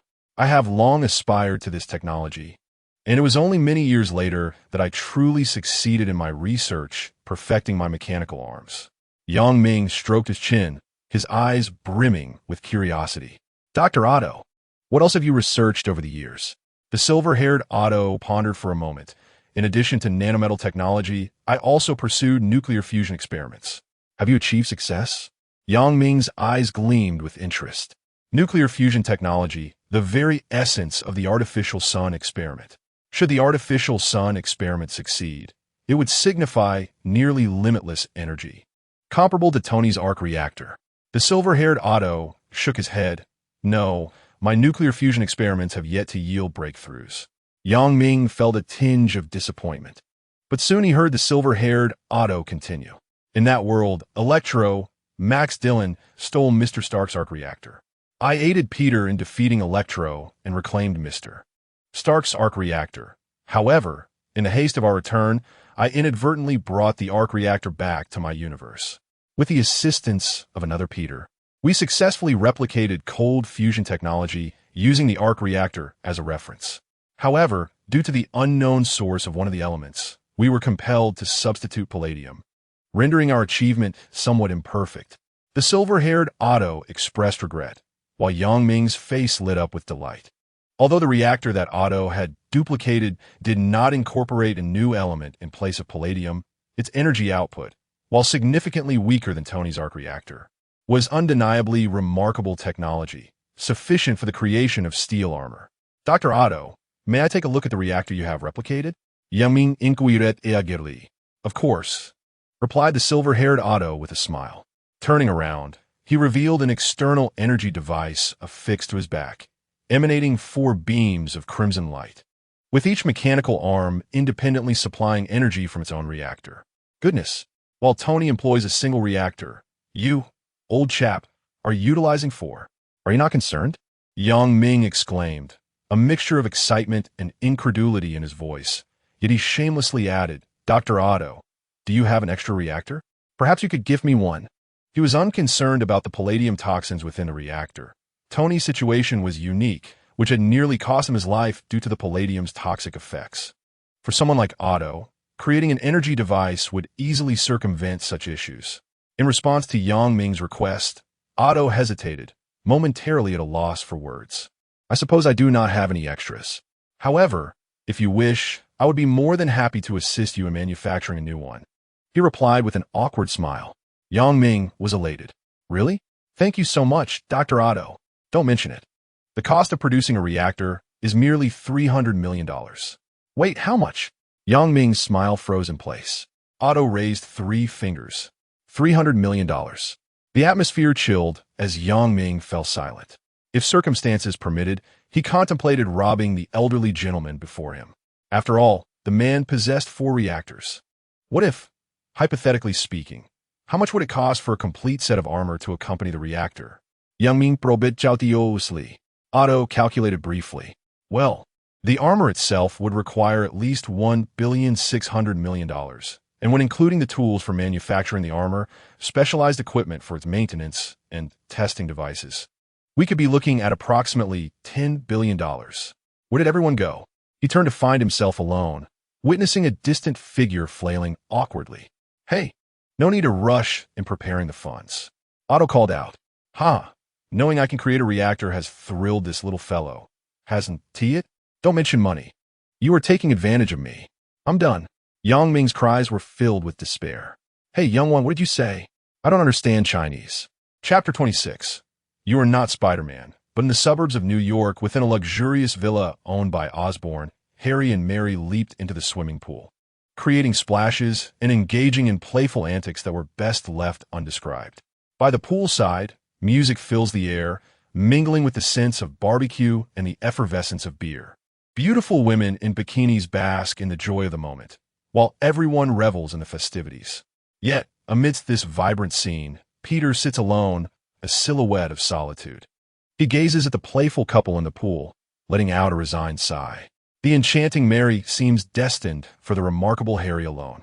Peter Parker, you are but an ordinary man, devoid of wealth and power, and even your appearance is unremarkable. Mary is not meant for you. Hey, Peter, why aren't you joining in? Gwen, clad in casual attire and hurrying over, lightly pats Peter's shoulder and hands him a bottle of beer. Accepting the drink, Peter surveys the gathering and casually inquires, Gwen, have you seen Amy? Gwen shrugs, perhaps her date is still ongoing. Amy's date? Another sigh escapes Peter's lips. Amy has already found a girlfriend since arriving in New York. While he remains alone. Sigh, Gwen, I need to find a quiet place. Enjoy yourself. Rising, he casts a lingering glance at Mary in the pool before dejectedly making his way toward the woods beyond the garden. Gwen can only shake her head in resignation. Oh, Cupid, what does love truly bestow upon a man? Turning back, her expression of sympathy swiftly transforms into exhilaration. Hey, friends, let us all have some fun. The silvery moonlight bathes the earth, filtering through the leaves to illuminate Peter's solitary figure. In the distance, all the joy seems utterly disconnected from him. Peter lies atop a pile of dead branches, cradling his head in his hands as he gazes upward through the sparse leaves at the twinkling stars, oblivious to the dark liquid creeping up his skin below. In a daze, he imagines Mary smiling at him. Her smile is beautiful, yet begins to fade into obscurity. Peter, we're the best of friends. Why do you have to take Mary away from me? Peter, I'm sorry. My heart belongs to Harry. Peter, you've disappointed me greatly. Harry and Mary are your friends. Peter, your character is despicable. I disdain the thought of being your friend. You are unworthy of being a fan of Spider-Woman. Harry's anger, Mary's apologies, Gwen's accusations, and Amy's disdainful gaze relentlessly assault his mind. He feels guilt, despair, helplessness, and regret. Yet, he remains oblivious to what he has truly done. Did I take Mary away? Has my friendship with Harry reached its end? No, that can't be. I love Mary, yet I do not wish to lose Harry's friendship. Gwen and Amy are my friends. I do not want them to misunderstand me. I wish to do nothing, can do nothing, and deserve nothing. I am merely a failure. A failure? Just a failure? Yes, a failure. What can a failure do? Lost in a haze of illusion, he finds himself enveloped in a gray void. The elongated white eye of a malevolent demon radiates an eerie light. Gaga, Peter, From now on, you shall no longer be deemed worthless. You will attain all that you desire. The gray realm swiftly recedes, while the black demon cackles grotesquely. Its ghastly fangs splattered with viscous fluid, its repulsive tongue incessantly taunting his nerves. The helpless Peter gazes in terror at the black demon, his body collapsing to the ground. What? What are you? His eyes widen, filled with dread. The demon approaches Peter with a sinister grin, leaning down to scrutinize the frail human. I shall become your companion, your sole ally. From henceforth, you shall rely solely upon me. Rely? Images flash in Peter's mind, his lifelong weakness. Having to depend on Harry when bullied, his lack of talent leading to poor academic performance, necessitating Gwen's tutoring, his clumsiness resulting in job losses, leaving him reliant on Uncle Ben. Now, must I truly depend on this grotesque creature? No, I refuse to rely on anyone any longer. I aspire to be like Spider-Woman, possessing absolute power and dominion. Boom! In that instant, the gray expanse trembles violently, and the black demon emits a terrified howl. What? Why is this happening? Humans should not be this way. My body, no. As the black demon disintegrates with the crumbling gray space, Peter abruptly awakens from his slumber. Was that merely a dream? Peter rises, gasping for breath, his heartbeat gradually returning to normal, his body feeling transformed, as though he had traversed a horrific ordeal. Instinctively looking down, Peter gasps in shock. No, what is this? His hands are engulfed in an unknown black liquid, rapidly spreading across his body, gradually solidifying into a web-like pattern that swiftly unfolds, coalescing on his chest into a striking spider emblem, his muscles swelling significantly. Have I become Spider-Man? Peter touches the mask that envelopes his head, exhilaration coursing through him. Suddenly, a sinister voice whispers in his ear. Human, you have forcibly altered my form. You are not Spider-Man. You are Venom. At the villa, when Ming arrived, the excitement of the crowd reached its zenith. The cacophonous music unsettled him, yet the sight of bikini-clad figures stifled his urge to leave. Hey, Yami, how's it going? ISNT fantastic? Upon noticing Ming's arrival, Gwen promptly offered him a bottle of beer. Hey, Gwen, is this the surprise you mentioned? Ming glanced at the models by the pool. The beer is quite good. Gwen stepped forward, blocking his view, her mysterious smile captivating. Yami, you underestimate me. She gestured for him to look in another direction, where Ruth, clad in a black bikini, was merrily drinking with friends, displaying signs of inebriation. What does that mean? Ming raised an eyebrow. Gwen leaned in closer. Ruth can't swim. I might just accidentally push her into the pool. And you could heroically rescue her. Surely you'd win her heart. What? Ming glared at Gwen, exclaiming, I cannot believe you are such a person. I misjudged you. Gwen, taken aback by Ming's intense reaction, questioned, Yami, is this not a good thing? Ming ho fed, raising his chin with pride. Whether or not I can pursue Ruth is irrelevant. What truly matters is, what, if I am to jump into the pool? That comes at a different price. Gwen retorted, very well. This fellow is unworthy of the beautiful and wealthy Ruth. He is only fit to play video games with Peter. Just as she thought of Peter, he returned, but his expression was rather infuriating. Hey, Gwen, you look stunning tonight. Peter strode in with a spring in his step, his movements in sync with the music, and casually placed his right hand on Ming's shoulder. Hi, Yami, my friend. You arrived just in time. Let's go charm some ladies. With a flick of his bangs, he revealed a smile reminiscent of an overbearing CEO. Ming thought, damn, this guy's so greasy. Chapter 27. Venom's parasite. Peter, are you well? Gwen regarded him as if he were a lunatic. This was a guy who, on ordinary days, could barely look a girl in the eye, let alone flirt. You went to the Grove and suddenly came to this realization? Of course, Gwen. I have never felt better. I truly feel fantastic. Facing Gwen, Peter's smile broadened, exuding an audacious charm that instinctively made Ming distance himself from him. How dare he display such a smile despite not being the protagonist? He is bound to face dire consequences soon. Yami, what are you waiting for? Don't be shy. Leave the rest to me. Peter draped his arm over Ming's shoulder, ready to drag him along. Ming's lips twitched in hesitance. Wait, I am not prepared yet. his brows furrowed. Even without his suit, Peter's strength was not comparable to that of the true Spider-Man. However, after a series of missions, he now possessed the power of Spider-Man 11, capable of lifting around 3 tons, qualifying him as a superhuman. Yet Peter's strength was astonishingly great, effortlessly pulling him along. What on earth had transpired? Ming pondered, no longer resisting, allowing Peter to usher him toward a throng of eager women. It appeared Peter was oblivious to his own peculiarities, as well as Ming's discomfort, likely due to just having acquired such power. Ming contemplated this. Their strengths had seemingly increased in tandem, and in their usual playful pushing and shoving, Peter would not perceive anything amiss. However, Peter was not alone. "Hey, human, your friend looks quite delectable." The sound of Venom's saliva echoing in his mind caused Peter, engrossed in conversation with the ladies, to momentarily freeze, his fist clenching involuntarily. "I warn you, do not harm my friend."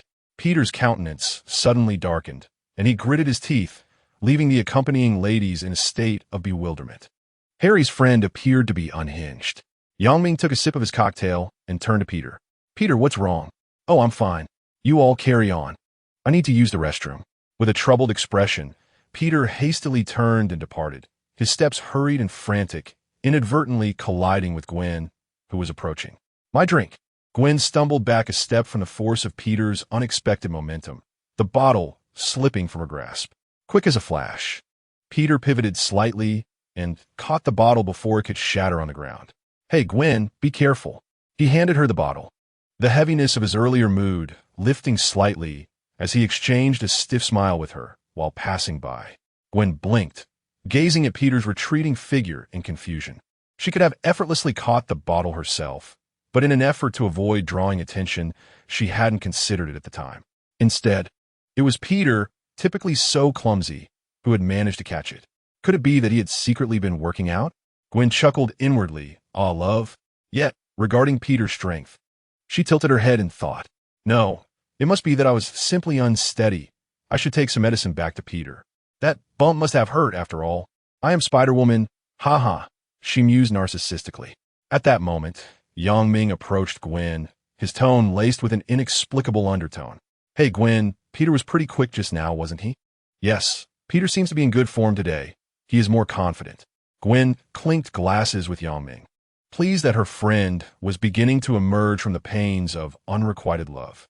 Ming rolled his eyes, realizing that he had overlooked Peter's peculiar behavior. In a corner of the villa, Peter murmured furiously to the air, "Listen here, you are not to lay a finger on my friend, do you understand?" In the past, he might have pleaded. However, his emotions had now intensified, rendering him irritable. A dark liquid slithered from Peter's back, forming a demonic visage that sneered, "Human, your friend is truly delectable. Let me devour him." "Shut up, Venom," Peter retorted vehemently. "No, absolutely not. If you dare harm Yami, I will make you pay." The demonic face expressed disappointment. "Oh, what a pity. Then I shall feast upon that woman instead. She appears to be even more appetizing." "The woman? Gwen?" Peter was tempted to deliver a punch that would send this vile creature flying. "She is also my friend. You shall not." "Oh, buddy, you have so many friends." "What I mean is, you are not permitted to harm anyone, any human," Peter declared with utmost seriousness. The symbiotic entity magnifies the desires and malevolence of its host. Yet Peter possessed only desire without malevolence. Even as he was intertwined with Venom, he retained his goodness, gaining strength and a newfound confidence. Venom, however, exhibited an absolute refusal to accept Peter's prohibition against consuming anything. A dark liquid extended into 2 hands, the demon lamenting, "No, I cannot, I shall starve." The black liquid grew increasingly unstable. Sensing the signs of the venom spiraling out of control, Peter paused, his tone softening. "Listen, my friend, I will find a way to provide you sustenance. Aside from humans, what else do you crave?" "Brains, delectable brains," the venom replied. A shiver ran down Peter's spine. Yet in order to stabilize the venom's mood, he conceded, "Very well, I shall procure the brains of other animals for you, but you must promise not to harm humans." "Oh, fine, other animal brains. I wonder how palatable they might be," the venom retorted, feigning compliance while secretly plotting to indulge in human flesh at the earliest opportunity. To the Venom, Peter's threats held no weight. Suddenly, a brilliant flash illuminated the night sky, followed by a deafening thunderclap that startled the Venom. "Damn this wretched weather," it cursed, retreating back into Peter, who was acutely aware of the Venom's sensitivity to sound and contemplated methods to rein it in should it ever spiral out of control. "Hey, Peter, everyone's waiting for you. What on earth are you doing here?" Yang Ming's voice interrupted Peter's thoughts, causing him to jump. "Oh, that Yami, when did you arrive?" Peter replied, his expression tense, fearful that Yang Ming might witness the horror within him. Yang Ming looked exasperated. "I just went to the restroom and didn't see you. Turns out you were here dealing with your issues. Hurry along now." Peter exhaled in relief. "All right, let us go together. Who is going with you?" "The restroom is occupied. I need to handle my business here," Yang Ming said, moving to a corner, loosening his belt and casting a sidelong glance at the stunned Peter. "What? Do you wish to watch me?" Peter forced a stiff smile. No, my apologies. I'll head back now." Onje Yang Ming departed. He finally felt at ease to relieve himself. Indeed, this fellow was truly possessed by the Venom. Gratitude once more to Enwuming, Uchiha, and Chincha for their generous donations. Chapter 28. Who among you traverses this tribulation? Boom! A flash of white light erupted, followed by another thunderous roar echoing through the heavens. Yang Ming shudred, feeling as though he had touched something unpleasant. What a dreadful day! Lightning without rain. He cursed as he adjusted his pants, gazing at the star-studded night sky, and nonchalantly stepped out from the corner. "Hey mate, how have you been?" A drunken acquaintance approached, and Yang Ming clapped him on the shoulder, greeting him warmly. "Sorted. I'll wash up later," he replied. Meanwhile, Harry and Mary, having spent sufficient time at the pool, climbed ashore, casually draping themselves in bathrobes to join Peter and the others in conversation. "Hey, Yami, long time no see," Harry exclaimed with a smile as Yang Ming returned. Peter's good friend, indeed, a friend who bore no racial prejudice, welcoming friendships with those of Asian descent. Yang cast a glance at the restless Peter beside Mary and smiled at Harry, saying, "Hey, Harry, you've been looking increasingly dapper lately." Harry, oblivious to the underlying meaning, flexed his biceps slightly. "Oh, Yami, you should pay attention to my muscles," he remarked. Yang replied, "What good are muscles if I can knock you down with a single punch?" He chuckled dismissively. "Nice muscles, though." "Thank you, Yami. I heard from Peter that your job is quite demanding." "What do you do?" Harry inquired. "My profession is related to security work," Yang responded. "I assist the police in combating crime, and I take a bit of service fee. Calling it security work is fine." "Security work?" Harry pondered for a moment. "Yami, Osborne Group is currently hiring a new batch of security personnel. You should come work for the group. I can offer you the highest salary." The Osborne Group is a world-class conglomerate, and the employee benefits are undoubtedly exceptional. To secure a position at the Osborne Group is a coveted opportunity for many. Moreover, in gun-infested New York, the security department is one of the most valued sectors within the group, and the compensation for security personnel is even higher. His invitation to Yang was not a mere casual offer. Yang, of course, was aware of this. "Harry, you don't know my skills. Wouldn't it be problematic for you to directly place me in the Osborne Group?" He chuckled. Harry assured him, "There won't be any issues. Peter's friend is my friend, and I am more than willing to assist a friend. You can rest assured, I won't place you in any dangerous positions, and the salary will be substantial." Yang raised an eyebrow, realizing that Harry's willingness stemmed from his connection to Peter. As one of Peter's few friends, Harry deemed it necessary to support Yang. Harry was genuinely kind to Peter. If it weren't for Peter's fragile pride, he might have already secured a position at the Osborne Group himself. Even if Peter were to find himself in trouble due to his clumsiness, with Harry shielding him, Peter would face no repercussions. Meanwhile, on Mary's side, despite Peter's growing impatience and the incessant urging of venom in his mind, he restrained himself from publicly confessing his feelings. Friendship's suppressed desire. A love triangle. What does it ultimately bring to men and women? Well, it brings excitement. Suddenly, the night sky erupted with thunder and lightning, illuminating the surroundings in flashes of white light. The deafening thunder grew increasingly intense, and serpentine bolts of lightning danced above the heads of the crowd, swiftly crossing the sky towards the distant power station in the outskirts. The ferocity of the thunder instilled a sense of awe among those present. Who dares to cross the threshold in such a tempest? An elder among the crowd filmed the extraordinary scene with his phone, his face alight with excitement as he spoke in fluent northeastern dialect, only to be drowned out by the furious roar of thunder.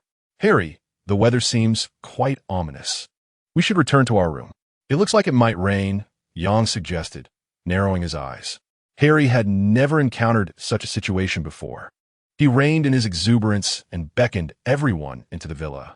My goodness, the thunder tonight is terrifying. Indeed, it is dreadful. I feel as though I might suffocate. You must be scared out of your wits. Hey, Charlie, are you looking for fight? Enough of the banter. Master Harry is here. You two should compose yourselves.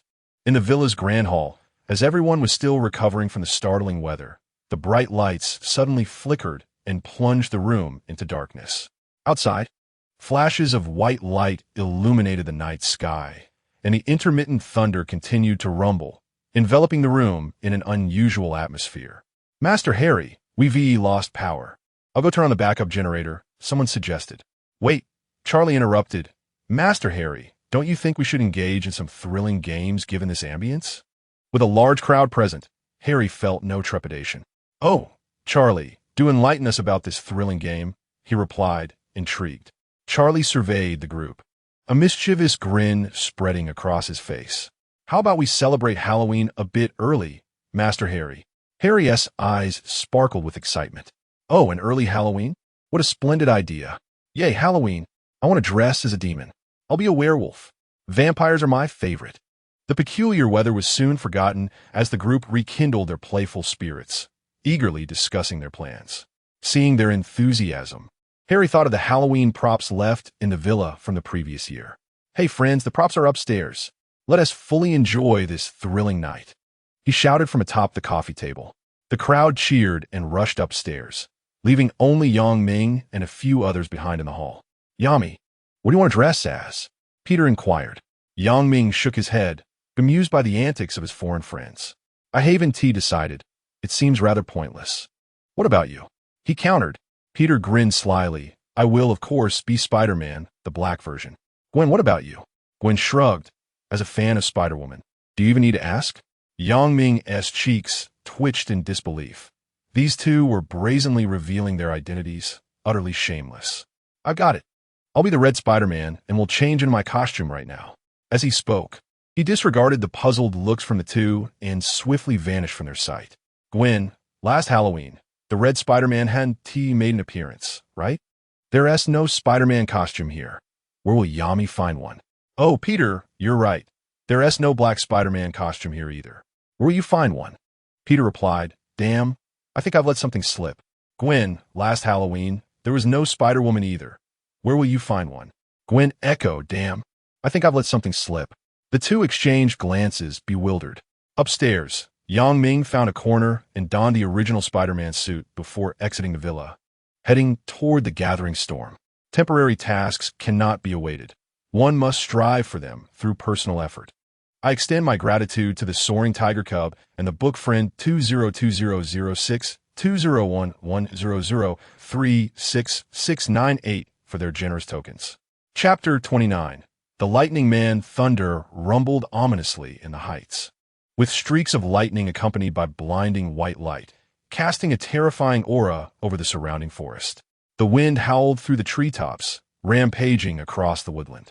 Amidst this apocalyptic scene, a crimson figure danced through the forest under the white light, swiftly heading towards the gathering storm. The thundering sound of helicopters echoed overhead. The authorities had detected the anomaly and dispatched numerous helicopters for reconnaissance. Yet, under the deliberate onslaught of the raging thunder, these helicopters could only hover several kilometers away from the power station, unable to approach the epicenter of the tempest. Yang Ming, who had descended to the treetops, shook his head at the sight. Indeed, in the Marvel Universe, even the official forces struggled to manage such a spectacle. In that realm, Godzilla would obliterate you. As the fierce wind howled, a familiar figure swept past overhead, oblivious to Yang Ming concealed by the foliage. Gwen had arrived as well.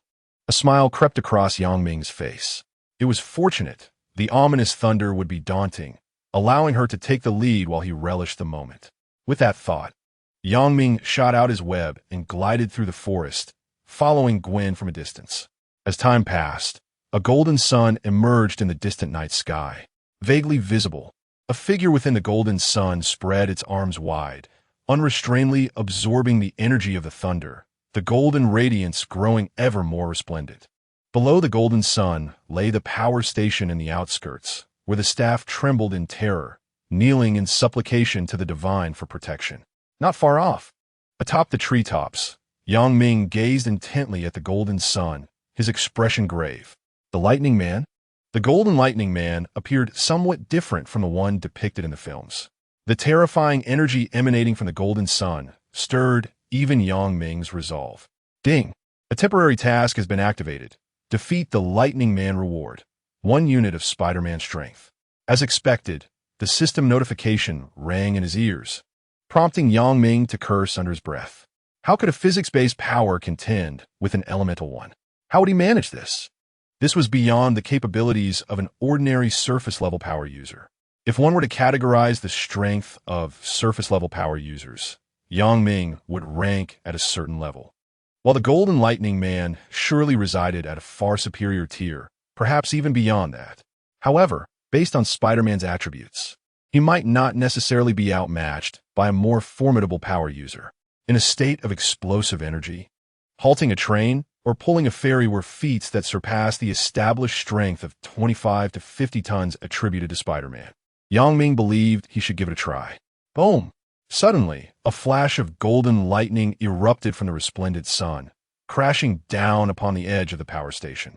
The ferocious bolt of energy stirred up a considerable amount of soil, and the already incapacitated facility was engulfed by the energy, its peripheral structures transforming into charred ruins. Yang Ming remarked, "Well, it's merely a temporary task, nothing to be overly concerned about. I am here to travel, not to save the world." Indeed, how could one possibly harm such an endearing being as Electro? Thus it was settled. Yang Ming's expression stiffened slightly. The golden Electro was extraordinarily powerful. Could he, like Dr. Otto, have traversed dimension the second time? Yet, that did not seem plausible, since Spider-Man, No Way Home. Several villains had regained their sanity and would unlikely create such chaos. Thus, this must be a rampaging Electro from an alternate universe. Amidst his thoughts, the sudden rampage of Electro triggered an explosion at the power station, startling everyone present. A multitude of workers screamed in terror and fled in every direction, the cacophony causing the golden Electro to cease absorbing the electrical energy. As the golden sun dissipated, a figure clad in a green lightning suit, his face adorned with a golden lightning mask, slowly emerged. Electro, Max Dillon. Max gazed down upon the crowd, his eyes glimmering with disdain. Insignificant ants, how noisy. With narrowed eyes, 2 streams of golden lightning shot forth, sweeping across the ground. Boom! The lightning surged, explosions echoed incessantly, and the crowd fled in a frenzy. Yet not a single individual was harmed by the blasts. Liluns, fla. Hurry and escape. Max cackled, his eyes occasionally flashing with thunder, delighting in the chaos he wrought. From the treetops, Yang Ming observed the airborne Electro with a grave expression, increasingly convinced that this individual was not the cinematic version of Electro, the white version of Max Dillon, a truly malevolent entity. At that moment, a slender white figure descended, shooting webs to assist the power station workers in their escape. Gwen, hidden in the shadows, could no longer contain herself. Having been taught by her father since childhood, she understood well that her powers could aid the weak. As Spider-Woman, she could not allow innocent lives to perish before her eyes. Despite the formidable presence of the lightning creature before her, it was inevitable that Gwen's entrance caught Max's attention. "Oh, the Spider-Man of this world, a woman," Max smirked, a sinister grin spreading across his face. "Excellent. Let me slay the second Spider-Man and celebrate my arrival with your corpse." With that, Max spread his arms wide, golden lightning surging around him, his fingers manipulating the terrifying bolts of thunder that rained down like a tempest. The overwhelming power of the lightning radiated an endless brilliance, filling Gwen's mind with an acute sense of peril. "Oh no!" Gwen exclaimed, realizing she was in an open area, unable to swing away with her webs. She could only rely on her agile body to navigate through the gaps in the lightning. Boom! The night sky reverberated with continuous explosions. Amidst the chaos of war, Gwen, despite evading the wrath of thunder, could not escape the aftermath of the blasts. She was soon hurled through the air by a terrifying explosion, crashing heavily to the ground. Zzz. Max, enveloped in golden electricity, floated down slowly, a hint of curiosity gracing his face. He manipulated the golden currents, transforming them into chains that bound Gwen's limbs, suspending her in midair. "Haha, Peter Parker, I am quite curious what you look like now, having transformed into a woman." "How amusing," Max mocked, reaching towards Gwen's mask. Regaining her senses from the explosion, Gwen struggled in vain, the words of her captor evoking memories of the past. "Is it truly Peter?" In the next moment, the mask was removed, and her golden hair danced in the wind, revealing a delicate visage that captivated Max. "Oh, Peter, you are truly beautiful. I no longer intend to kill you." A new idea sparked his mind. "I am not Peter," Gwen replied, her face pale with anger. She was acutely aware that Peter was a man, and being mistaken for him was intolerable. Max raised an eyebrow in surprise, but quickly adopted a smirk. "Oh, very well. Beautiful spider lady, might I know your name?" He bowed slightly, resembling a gentleman. However, this facade was swiftly shattered. "Hey, shiny guy, you're leaking electricity." A teasing voice rang out from behind, followed by a bucket of icy water cascading over him. Chapter 30. The Electro-Man 1T Short Circuit. It's unscientific. Splash. Cold water drenched Max, and the golden lightning flickered before returning to normal. "What?" Ming fell to the ground, utterly bewildered by the scene. This is the end for him. Wait, doesn't T electro short circuit when exposed to water? This defies logic. As Ming silently cursed, he noticed Max calmly looking down at him, surprise giving way to disdain. "So you're the real Spider-Man? Just a little bug in this world? Is that all you can do?" Ming forced a smile. "Ha, my apologies, I didn't mean to. Will you forgive me?" "Do you think so?" Max retorted coldly, raising his hand, unleashing a torrent of golden electricity that transformed into a thunderous pillar, crashing down to the earth. Boom! The ground trembled, mud and stones flying as the ferocious golden lightning left a massive crater where Ming stood. Amidst the smoke, he slowly rose from the charred earth, coughing. Ming grimaced, clutching his numbed shoulder, his head spinning slightly. Looking down, he saw his battle suit was singed and tattered, wisps of white smoke dissipating into the howling wind. The damage to his suit would significantly weaken his abilities. "Mr. Spider," Gwen, bound by the golden lightning, exclaimed in shock, realizing that even the formidable Spider-Man was no match for the lightning creature before her. Max cast a glance at Gwen and smiled. "Beautiful Spider-Woman, I shall eradicate this insignificant insect, and you shall become the woman of the world's king. Only a woman as powerful and exquisite as you deserves the affection of the king of the world." With that, he turned his gaze away from Ming, raising his hand with pride as a terrifying golden current of electricity surged forth, relentlessly aimed at Ming's location. "Be careful," Gwen exclaimed anxiously. "Fear not. You 1T die." As Ming retreated swiftly, a red and blue card transformed into a portal, descending upon the scene. The portal shattered, and Ming, now clad in the second-generation Spider-Man suit, moved with agility amidst the thunderous chaos. In terms of flexibility, he surpassed Gwen from moments before. Anticipating the aftermath of the explosion, Ming adeptly escaped the tumultuous storm of lightning, launching a web and swinging into the forest. Foolish little insect, you cannot escape." Muk scoffed, transforming into a golden current and vanishing from sight. The next moment, the golden current streaked across the night sky, igniting the surrounding trees in a line of flames.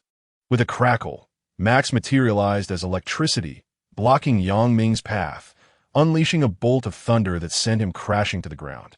The earth erupted, and the portal reappeared, propelling Ming forth as his dazzling nanotech suit unleashed 8 spider spears, allowing him to swiftly dart into the dense woods.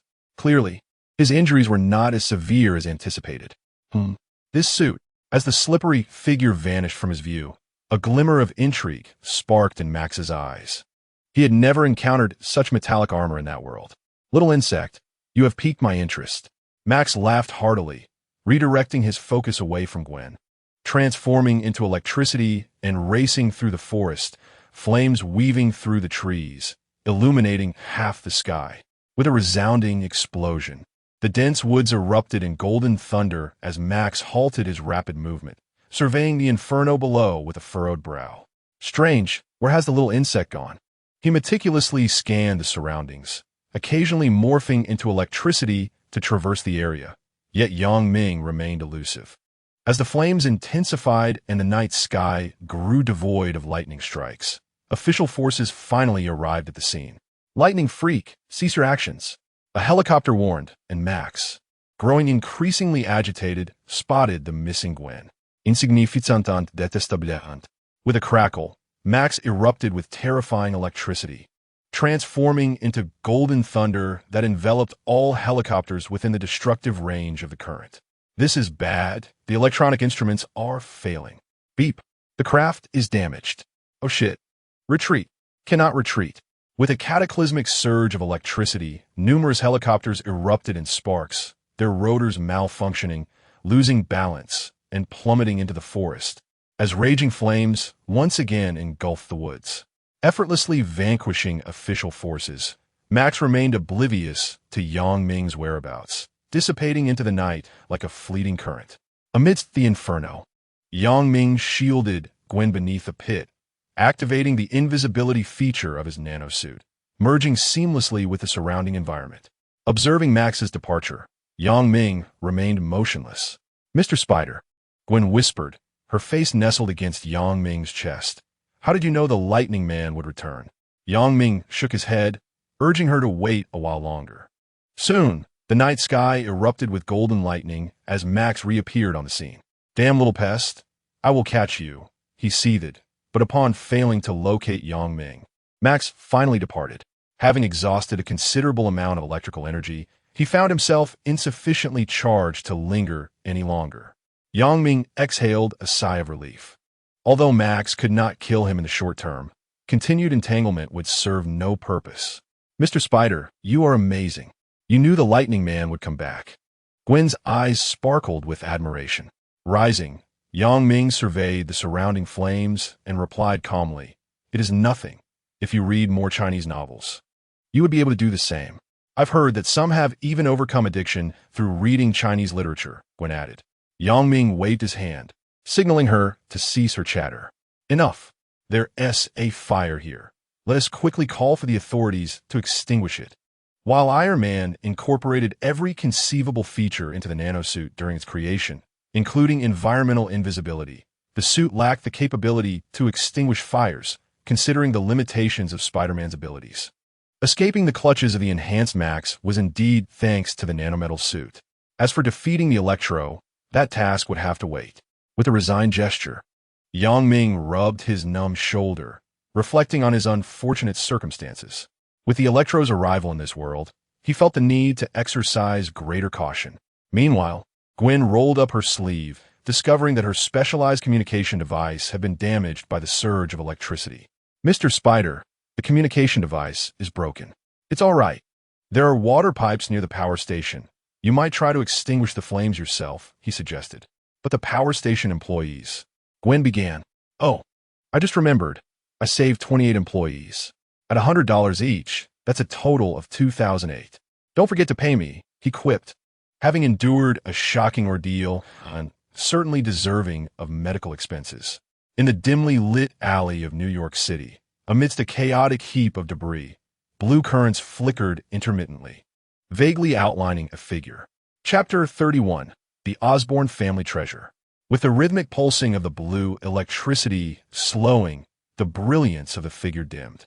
A thunderous rumble echoed above the city as golden lightning cleaved through the night sky, momentarily overshadowing the vibrant neon lights of the metropolis.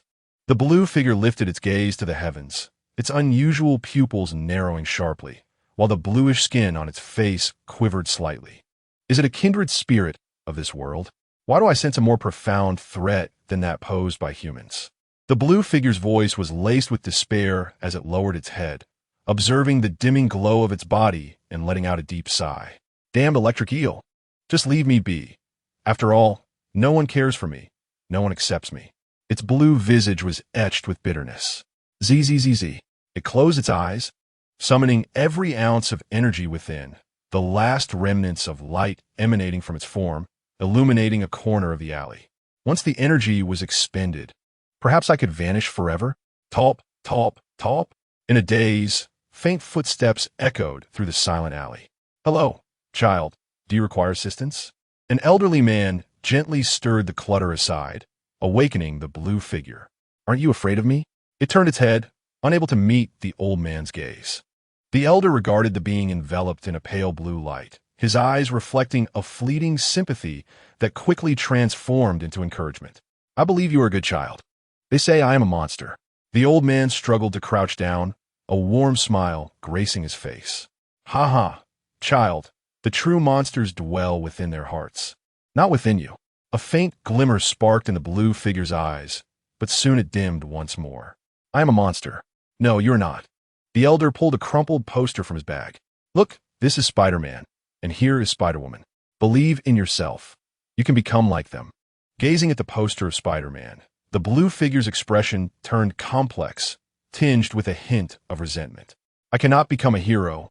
I lack their fortune. This world does not need me. Before the thought was fully expressed, the elder's tone shifted to one of sternness. Listen, child, there is always someone who needs you. What? Child, I am weary. I need you to take me home. The wrinkles at the corners of the elder's eyes deepened, weariness etched upon his face. A newfound brightness began to shimmer in the blue figure's eyes. You need me? The elder nodded earnestly. Indeed, I require your assistance. Can you take me home? Can I? The blue figure's voice brimmed with uncertainty, but its frail form felt as though it had been infused with fresh vigor. It understood that someone truly needed it now. Seeing hope spark in the other's eyes, the elder nodded slightly. My name is Ben Parker, child. And you? I am Max. Ben Parker removed his coat, his aged hands gently draping it over Max, concealing the blue glow that enveloped him. All right, Max, it is a pleasure to meet you. I'm also pleased. Max smiled brightly. Humans fear monsters, yet they also yearn to become them. In a villa on the outskirts, a revelry continued with individuals adorned in various monstrous disguises, among them Peter, the most unexpected.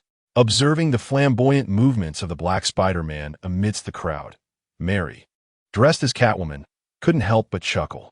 Hey, Peter, your Spider-Man is truly impressive. Thank you. Mary, you are quite alluring as well. Peter raised an eyebrow with confidence, spinning around with a sultry flair as the music played, deliberately showcasing his enhanced physique, drawing the attention of several ladies. With Harry absent, Peter felt his heart racing uncontrollably. Peter, is it all right if I call you that? A sinister voice whispered in his ear, causing Peter to pause. What do you want now? He asked, a slight frown adorning his brow. Venom grinned wickedly. Hey, Peter, you have an opportunity before you. What opportunity? The chance to become a hero. What? Peter was taken aback. I sense a strange individual nearby. Eliminate him, and you shall be hailed as a hero. Mary will undoubtedly fall for you. Shut up, Harry is my friend. But what if Mary and Harry were to part ways? What? Peter's heart raced. If they were to break up, he wouldn't be betraying his friend. What should I do? A devilish smile crept across Peter's face. In a dim corner of the restroom, a low, tortured growl echoed. Why now? Am I to perish? No, I must survive. Harry, curled up in the corner, writhed in agony, his handsome face contorted in anguish as the eerie green hue spread across his skin. The excruciating pain threatened to overwhelm his senses. As his rationality began to fade amidst the torment, he recalled his father's words. Harry, it lies within you. This is the power of the Osborn lineage, a treasure I bequeath unto you. Father, what is this power? You will come to understand in due time. When will that be? When you are on the brink of death. The memory abruptly ceased as Harry continued to suffer in the corner, screaming, "No, I do not wish to die." In his desperate, hoarse cries, the green hue overtook his face, signs of decay manifesting on his skin. "No, I refuse to die. I can be saved." In a moment of clarity amidst the brink of death, Harry seemed to have an epiphany. He struggled to his feet and stumbled towards his room. Along the way, his unsteady body crashed against the corridor walls, but he felt no pain. He was oblivious to the extraordinary strength he had gained. His only desire was to survive. Bang! Soon, Harry burst through his bedroom door, rummaging through the hidden compartment in his closet for the green syringe. His father had mentioned the regeneration serum developed by Dr. Kurt Connors.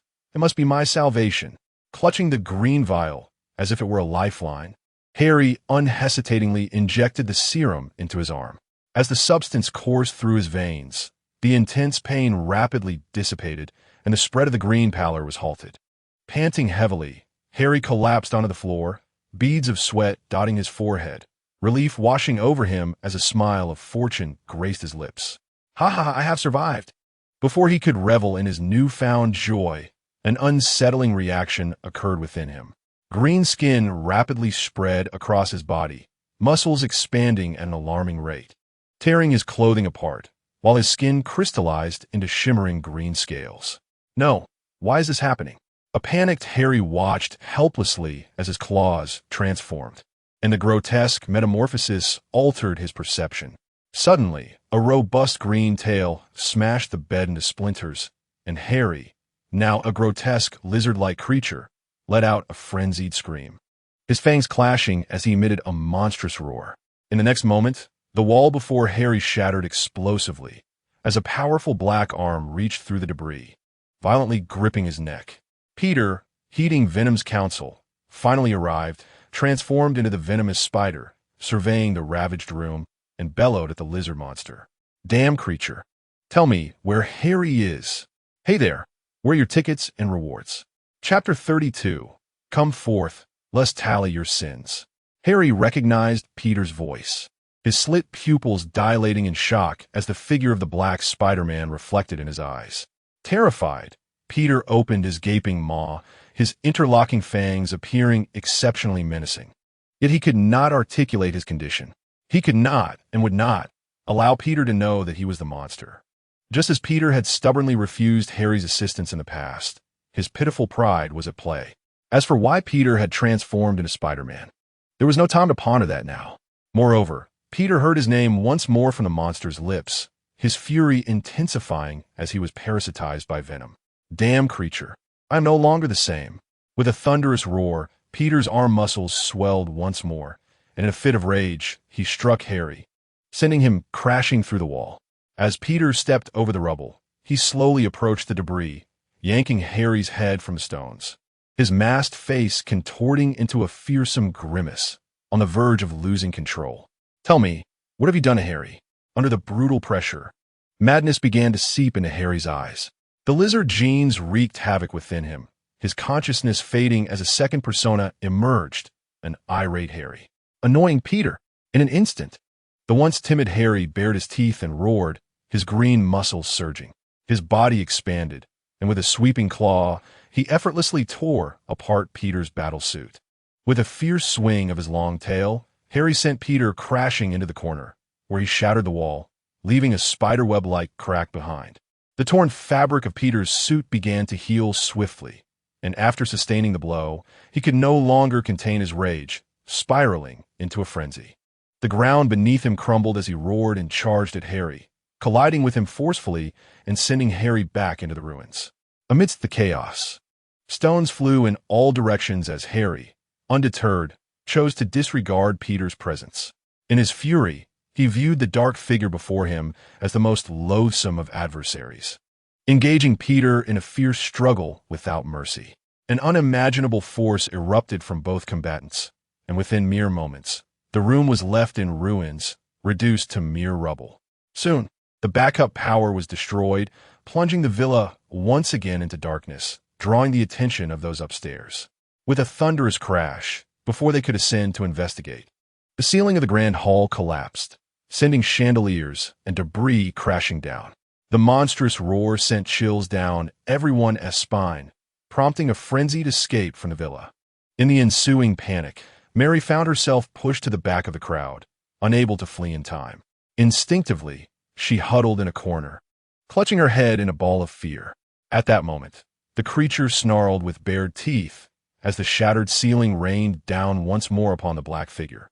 Continuing the fierce battle, both combatants, consumed by madness, fought with primal ferocity, exchanging blows with unyielding resolve. In the corner, Mary was startled by the flying debris, and finally, she could no longer suppress her scream. Her cry echoed in the air, momentarily halting Peter's movements and restoring a flicker of clarity. Seizing the opportunity, Harry swept his long tail, sending Peter sprawling before pouncing upon him and locking his neck in a vice-like grip. "Peter, you have lost," Harry sneered. Peter gasped for breath, the grip of Harry's claws tightening around his throat, the immense pressure threatening to suffocate him. He felt as though death was imminent. Suddenly, his suit began to writhe, the black liquid within morphing as his muscles expanded once more, transforming his form from spider to demon, his elongated white eyes brimming with insatiable greed. "What?" Harry's sinister grin faltered, becoming rigid. "Gaga gaga. Is you who has lost my delectable feast," the venom symbiote proclaimed, seizing control of Peter's entire being, unleashing all its power.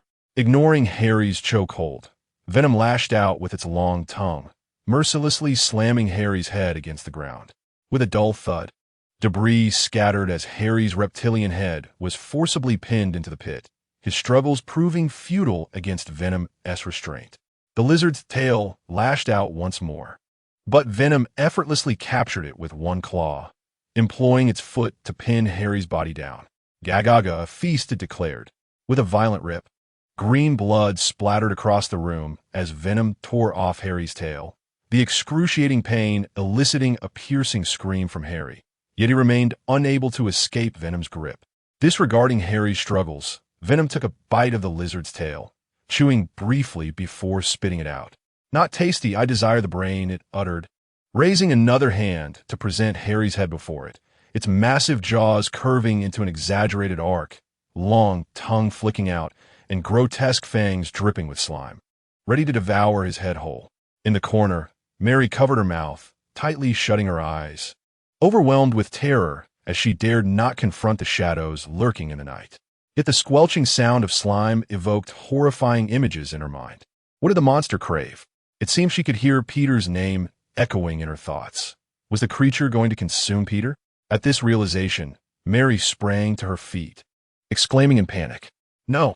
A gentle breeze brushed past her, lifting her hair.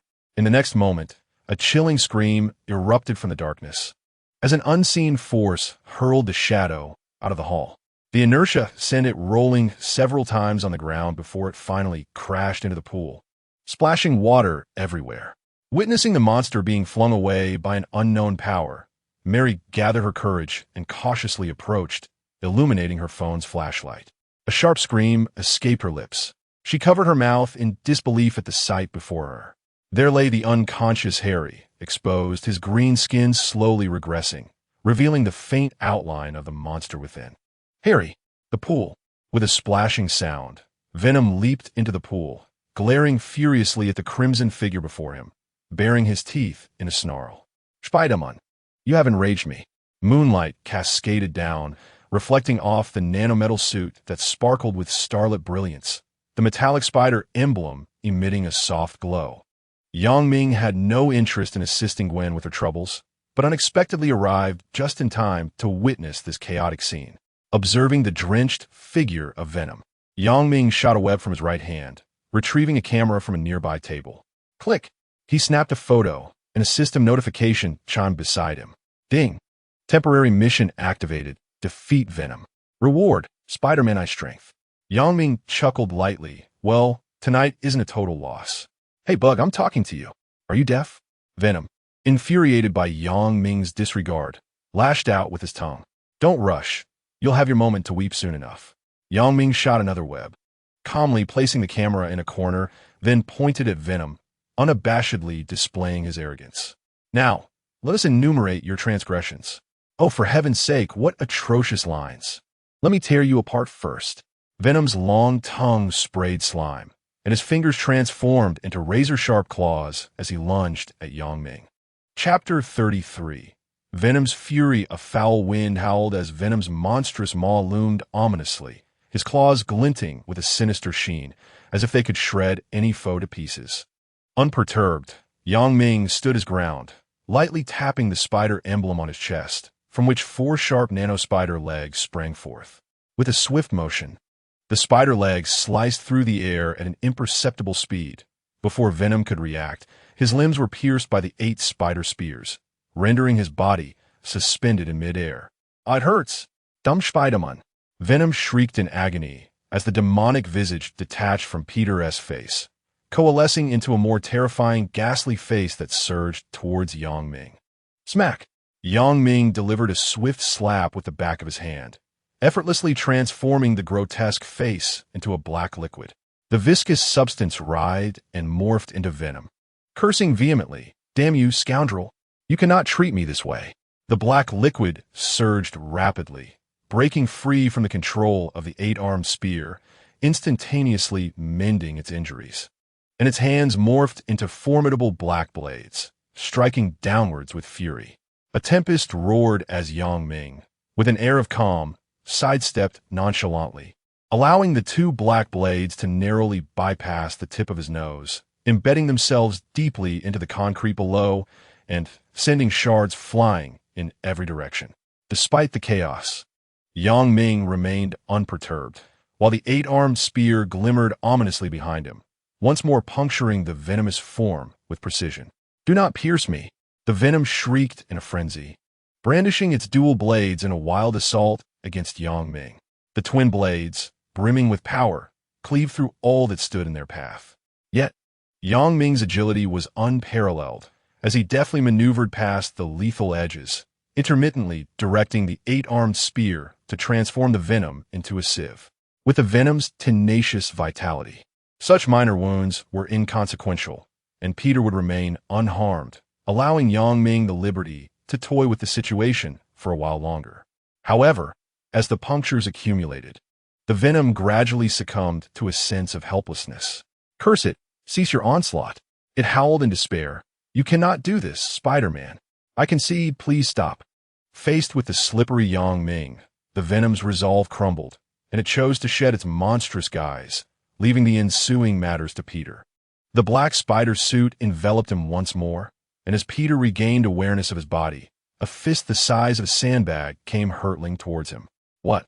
he exclaimed, as Yang Ming's fist connected with the area around Peter's right eye, causing him to cry out in pain and collapse to the ground, clutching his face. "Wait," Peter began, but Yang Ming interrupted. "No need to wait. Come again." With the advantage in hand, Yang Ming retracted the 8-armed spear and lunged toward Peter. Reluctantly, Peter rose to confront him. As he launched a punch, Yang Ming deftly tilted his head to evade the strike, simultaneously delivering a slicing blow to Peter's neck, followed by an elbow strike that sent him reeling. "Too slow. One must strike with precision," Yang Ming remarked, beckoning Peter with a flick of his fingers to come at him again. Dazed from the unexpected assault, Peter's negative emotions surged anew, and he lunged at Yang Ming with determination. With all his might, Peter's punch, fueled by a tempest, seemed feeble before Yang Ming. As he sidestepped Peter's strike, Yang Ming swiftly targeted the joint of Peter's arm, shattering it with a decisive blow. Peter cried out in agony, but the black liquid quickly mended his injury.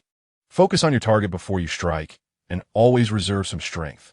As Yang Ming's furious reprimand echoed, Peter gritted his teeth and continued to throw punches, instinctively adhering to Yang Ming's commands, no longer expending all his strength in a single blow, rendering him unable to retract his fist. "Excellent, persist. That punch was decent, albeit somewhat feeble. Your movements must be swift, devoid of hesitation. Keep your body upright and your footing steady. Anticipate the enemy's position without solely relying on sight. Harness your advantages, master your own body, and resist the influence of the symbiote." endeavor to transform the symbiote's unique abilities into a weapon. Boom! Before long, as the black dual blades descended, Ming deftly rolled aside to evade the blade's edge, and before he touched the ground, he witnessed Peter's dual blades morphing, conjuring a black web to envelop him midair. Whoosh! Ming shot a web towards the ground, pulling himself down to evade the black web and charging toward Peter. At this moment, Peter, under Ming's tutelage, had acquired some combat experience. He observed the black web retracting immediately as the dual blades were formed to force Ming back. Whoosh whoosh!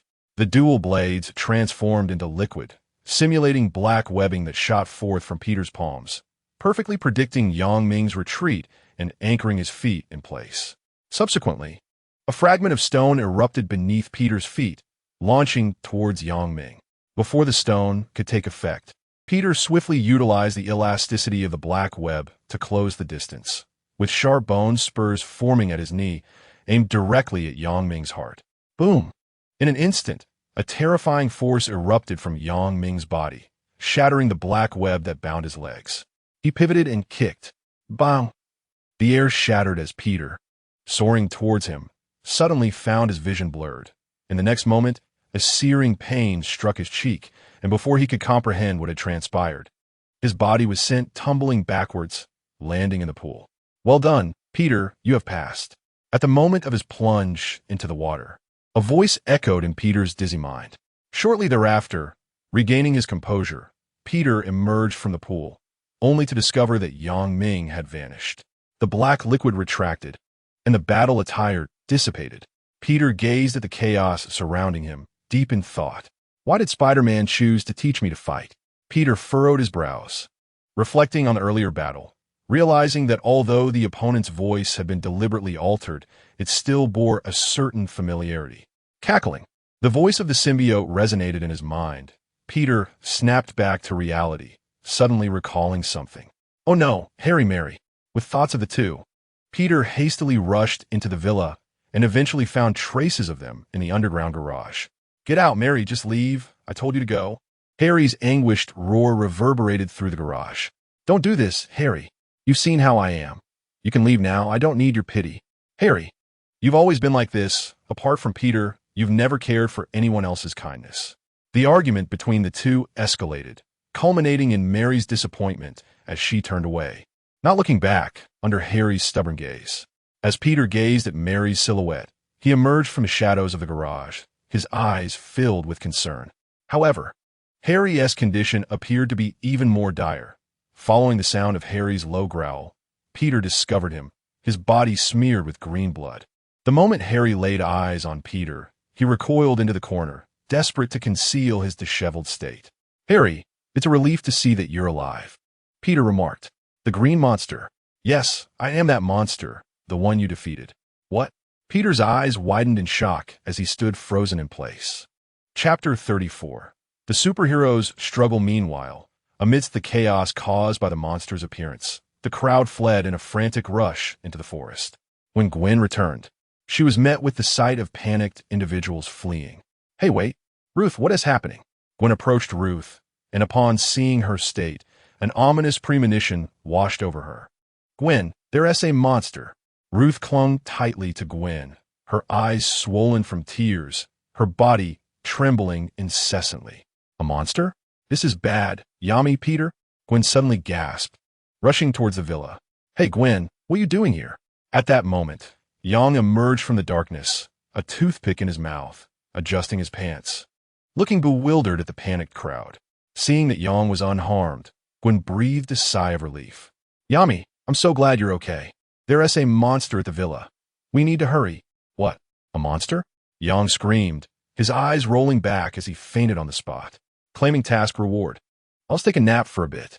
Gwen exclaimed. How dramatic. Suddenly, Yang's phone rang. Gwen rummaged through Yang's belongings and noticed Peter's name on the caller ID. She quickly answered the call. Hello, Peter. I'm fine. The monster has left. You need to get them out of here and don't come back. Leave the rest to me. Can you manage? Trust me.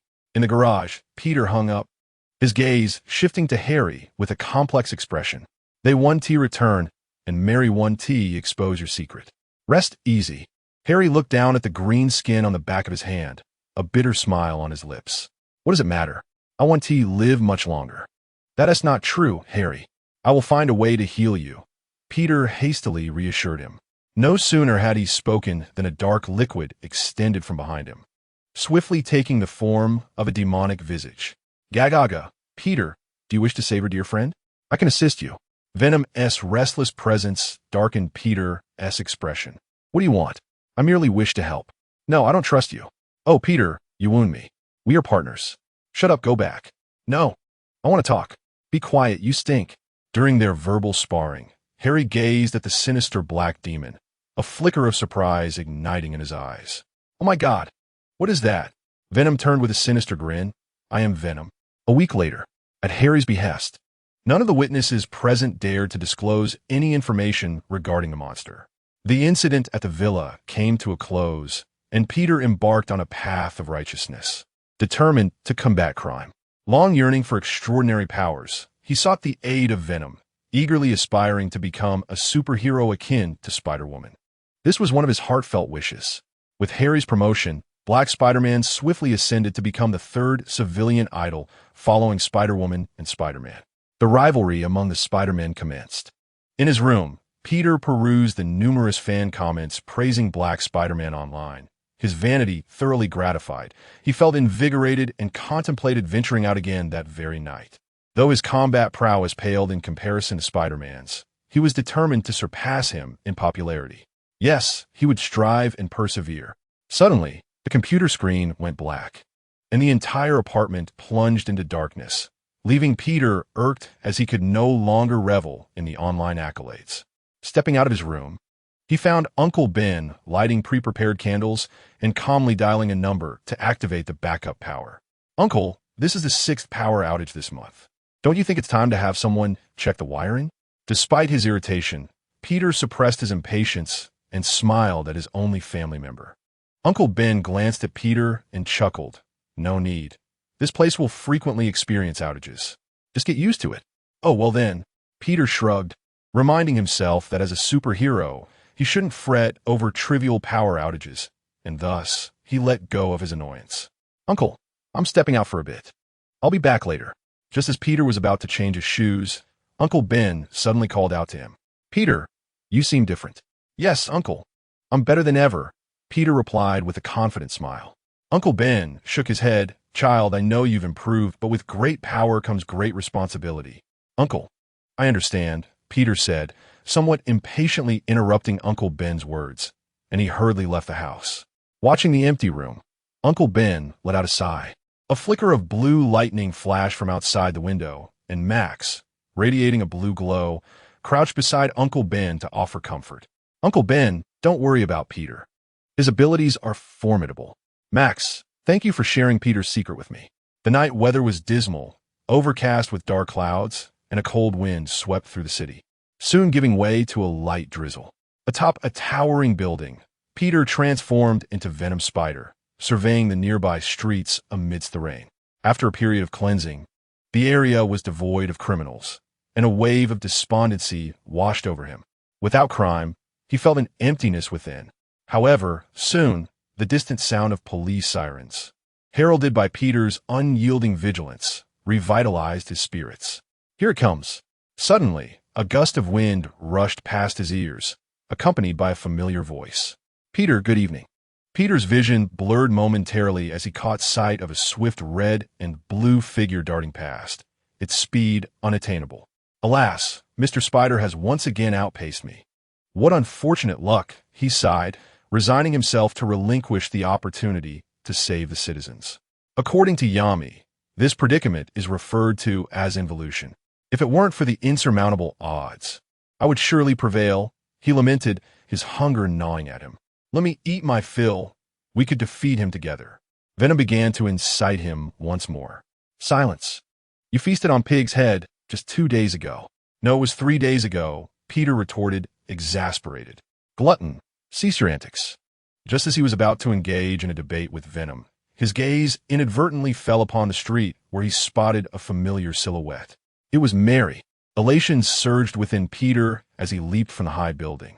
3 days prior, Harry had broken up with Mary. She was his second wish. Friends. Do not miss me too much, he thought. Across the street, amidst the cheers of enthusiastic citizens, young Ming swung his webbing up the skyscraper, finding a discreet spot to count his earnings. This time, he had amassed $150. With Peter frequently on the move, the competition had intensified, significantly reducing his income. Yang cursed under his breath as he stuffed the cash into his pocket, then took out his phone to browse the web. Continuing in this manner was not a viable solution. He needed to amass $100 billion to create his iron battle suit.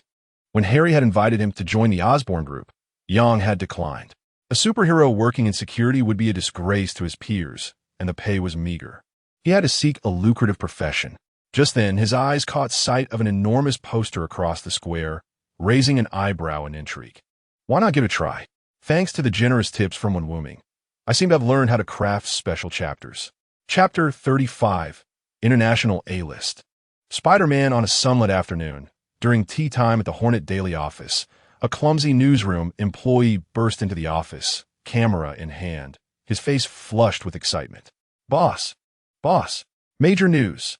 The employee's enthusiasm contrasted sharply with the scene in the office, where Jameson, cigar in mouth and cradling a model of Spider-Woman, danced to the music. Oblivious to the intrusion, the employee stood bewildered. Clearing his throat, Jameson quickly hid the model, silenced the music, and awkwardly stroked his stylish mustache, attempting to regain his composure. Jack, did I not instruct you to knock before entering? He admonished, cigar still clenched between his teeth. The employee hastily apologized. My apologies, boss. I was rude, but it's truly major news. As he spoke, he placed a photo on the desk, exclaiming, "Look at Spider-Man." Before he could finish, Jameson furiously slammed his hand on the table, glaring at Jack. Jack, are you challenging my limits? I have stated that my newspaper does not cover matters pertaining to Spider-Man. It is Spider-Woman who is the true hero. The one clad in metallic armor is nothing but utter rubbish, not even worthy of being called man. Jameson, as if recalling a sorrowful memory, gazed at the photograph of Spider-Woman on his desk, his expression one of profound anguish. The audacity of him to lay a hand on my Spider-Woman is unforgivable. He gritted his teeth, nearly biting through his cigar.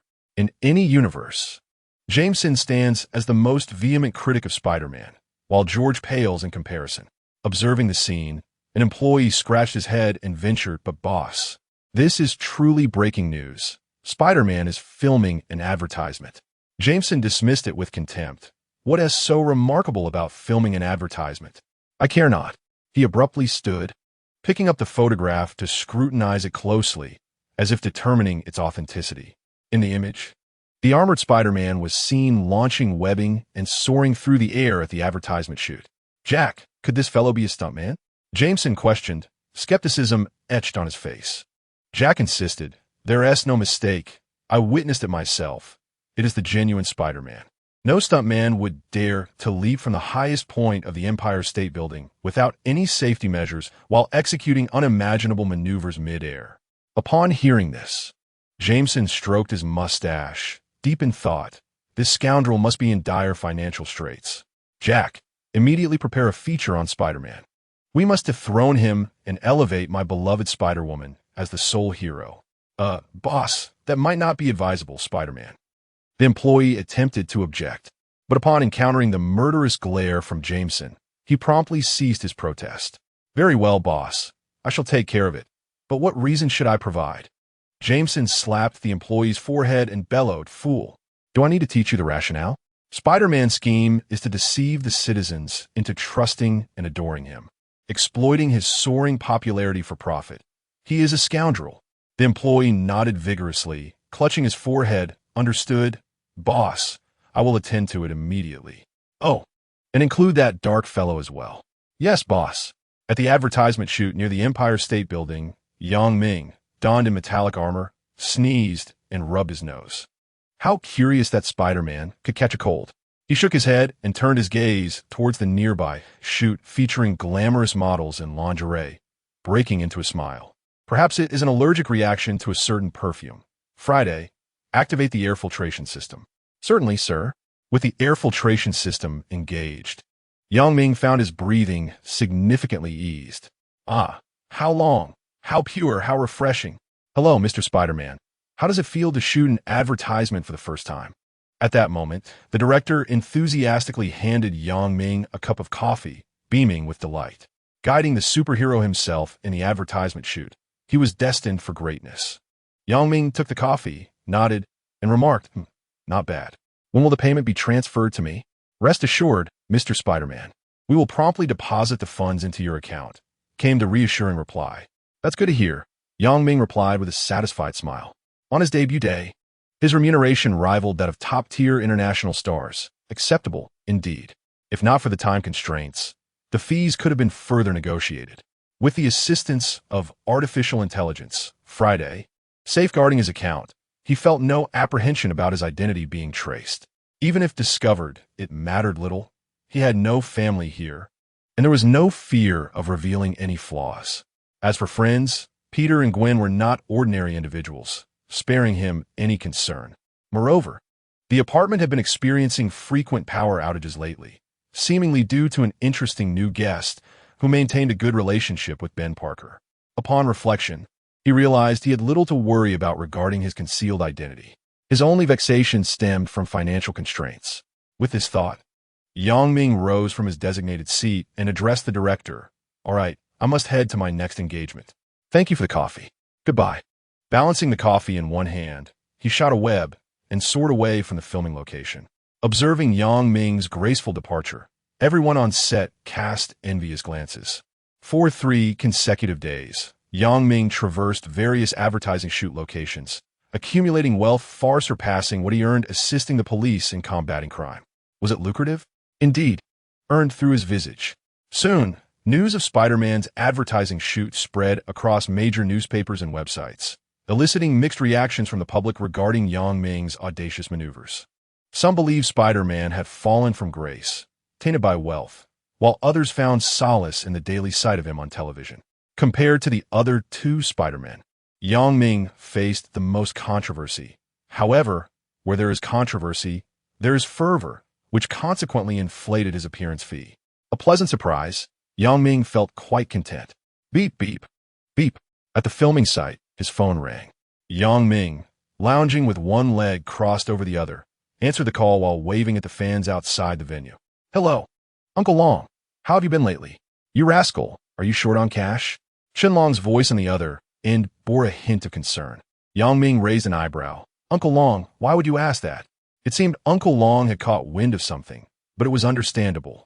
He was well acquainted with the martial arts Yang Ming practiced, frequently showcased on television, making it likely for unusual footage to be captured and his identity recognized. "Oh, it's nothing. Just a casual inquiry. If you need money, speak to your master. I've been working hard here for many years and still possess some means." Shenlong's tone radiated confidence. Hearing this, Yang Ming felt a twinge of emotion, as well as a hint of guilt. He had nearly forgotten about his generous master. However, what was that Uncle Long said? He had money? Chapter 36. The Chaos of the Osborn Group. Uncle Long, you refused my offer for food and accommodation before. Yet now you claim to be wealthy. Which statement is true? Yang Ming's voice brimmed with a sense of lament. Having no money is acceptable, but feigning poverty is rather excessive.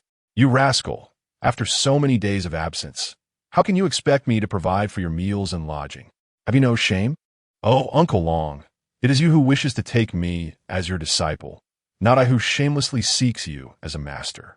You little rascal, do you intend to drive me to my grave, only to inherit my fortune? That is not a bad idea. Bah, you little scoundrel. With so many disciples under my wing, there is no room for you to claim the inheritance. It appears there is nothing to discuss. By all means, you seem rather arrogant now. What of it? Is arrogance a crime? Oh dear, my heart. After a lively exchange of banter, the sense of estrangement that had developed over the days swiftly dissipated. On a serious note, how much do you truly need? Rest assured, Master will certainly assist you. Really? Thank you, Uncle Long. I don't require much, just a mere 99,990,000,000. Upon hanging up the phone, Yang Ming's cheeks involuntarily twitched. It seems even my dear Master isn't exactly wealthy. Oh well, Perhaps I should simply focus on earning money through advertisements. By the way, Doctor, Otto should bring plenty of cutting-edge technology. If I can earn enough seed money, starting a company together would be splendid. Being my own boss would surely yield more than just making commercials. With this thought, Yang Ming took out a bright red nano card. Chinatown, Longmin Martial Arts School. In a room, Chun Long approached the bedside and cautiously opened the secret compartment beneath the bed. Inside, an ancient-style treasure box gradually emanated a faint purple glow, and a mysterious force caused Chun Long to instinctively hold his breath. After a long pause, he snapped back to reality, shaking his head with a wry smile. $100 billion? That little brat dares to ask for such a sum? Let us wait a bit longer. If that rascal truly is the most suitable candidate, perhaps I might consider parting with this treasure. Chunlong took a deep breath and concealed the box once more. How shall I restore the incomplete power? Octavius Group. At this moment, Yang Ming was exploring a technologically advanced laboratory, occasionally tinkering with various high-tech instruments, marveling at them in awe. Dr. Otto, you seem to be faring quite well. You've even started your own company. Nearby, the silver-haired Otto gazed at the young man from Huaxia, smiling slightly. Little one, our last meeting was rather rushed, and I didn't even catch your name. I am Yang Ming. Ah, Yami, I truly appreciate your trust. Yang Ming was willing to reveal his true self before Otto, which touched the latter deeply. Yang Ming remarked, the Yami reference is rather stale now. Dr. Otto, is it profitable to run a company? He inquired. The silver-haired Otto shook his head. Profit is not my primary concern. I have no interest in wealth. The joy I find lies in spending each day in the laboratory. Yang Ming's cheek twitched slightly. Dr. Otto, if you have no interest in money, why not assist me in creating a set of battle armor for free? The silver-haired Otto lowered his head in contemplation. Well, actually, money is quite important, as the laboratory's funds are tight. The company has only just begun to turn a profit, and all earnings are being funneled into experiments. Yang Ming asked Dr. Otto, were the profitable projects of the company. It is quite straightforward. The arc reactor supplies energy to the city, yielding a commendable profit. Doctor, Otto did not conceal his thoughts and continued. The complexities of the benefits in this regard are immense. Due to the suppression from the Osborne Group, the company is currently unable to expand. Otherwise, I would not be troubled by the lack of research funding. Yang Ming stroked his chin, pondering the enigma surrounding the Osborne Group. He considered collaborating with Dr. Otto to probe into the true motivations of the Osborne Group. Dr. Otto, you must be aware that Norman Osborn currently has the Sandman, Dr. Connors, and the Green Goblin by his side, Yang Ming began, but was interrupted by the silver-haired Otto's jovial laughter. Ah, Yami, I was just about to seek you out concerning this matter. He deftly maneuvered a mechanical arm to retrieve a silver box. Yami, here is the antidote to restore them to their normal state. Norman Osborn will no longer be able to manipulate them. Years ago, the young Spider-Man had rescued him, and he had learned the process of creating the antidote through another Peter. Among the trio, Sandman, Lizard, and Green Goblin, only the Sandman posed a considerable challenge. The other two would be no match for him, and he could easily resolve the situation. However, his current approach mirrored that of the young Spider-Man, as he aspired to fulfill the young hero's wish of restoring them to their former selves. Thus, he had concocted the antidote. At that moment, the middle-aged Otto, who had been lingering in the corner of the laboratory, approached Yang Ming, his countenance devoid of the previous malevolence. Mr. Yami, I beseech you, their fates should not be sealed in such a manner, he implored, bowing slightly. Yang Ming raised an eyebrow. You all can manage this yourselves. Why must it fall upon me?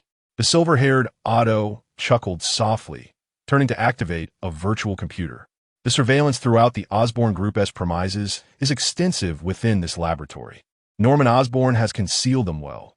We have searched the Osborne Industries but found no trace of them. Yang Ming pondered. So, you require me to draw them out? Precisely. The silver-haired Otto affirmed. Norman Osborn has assembled such a multitude of powered individuals, yet has remained inactive.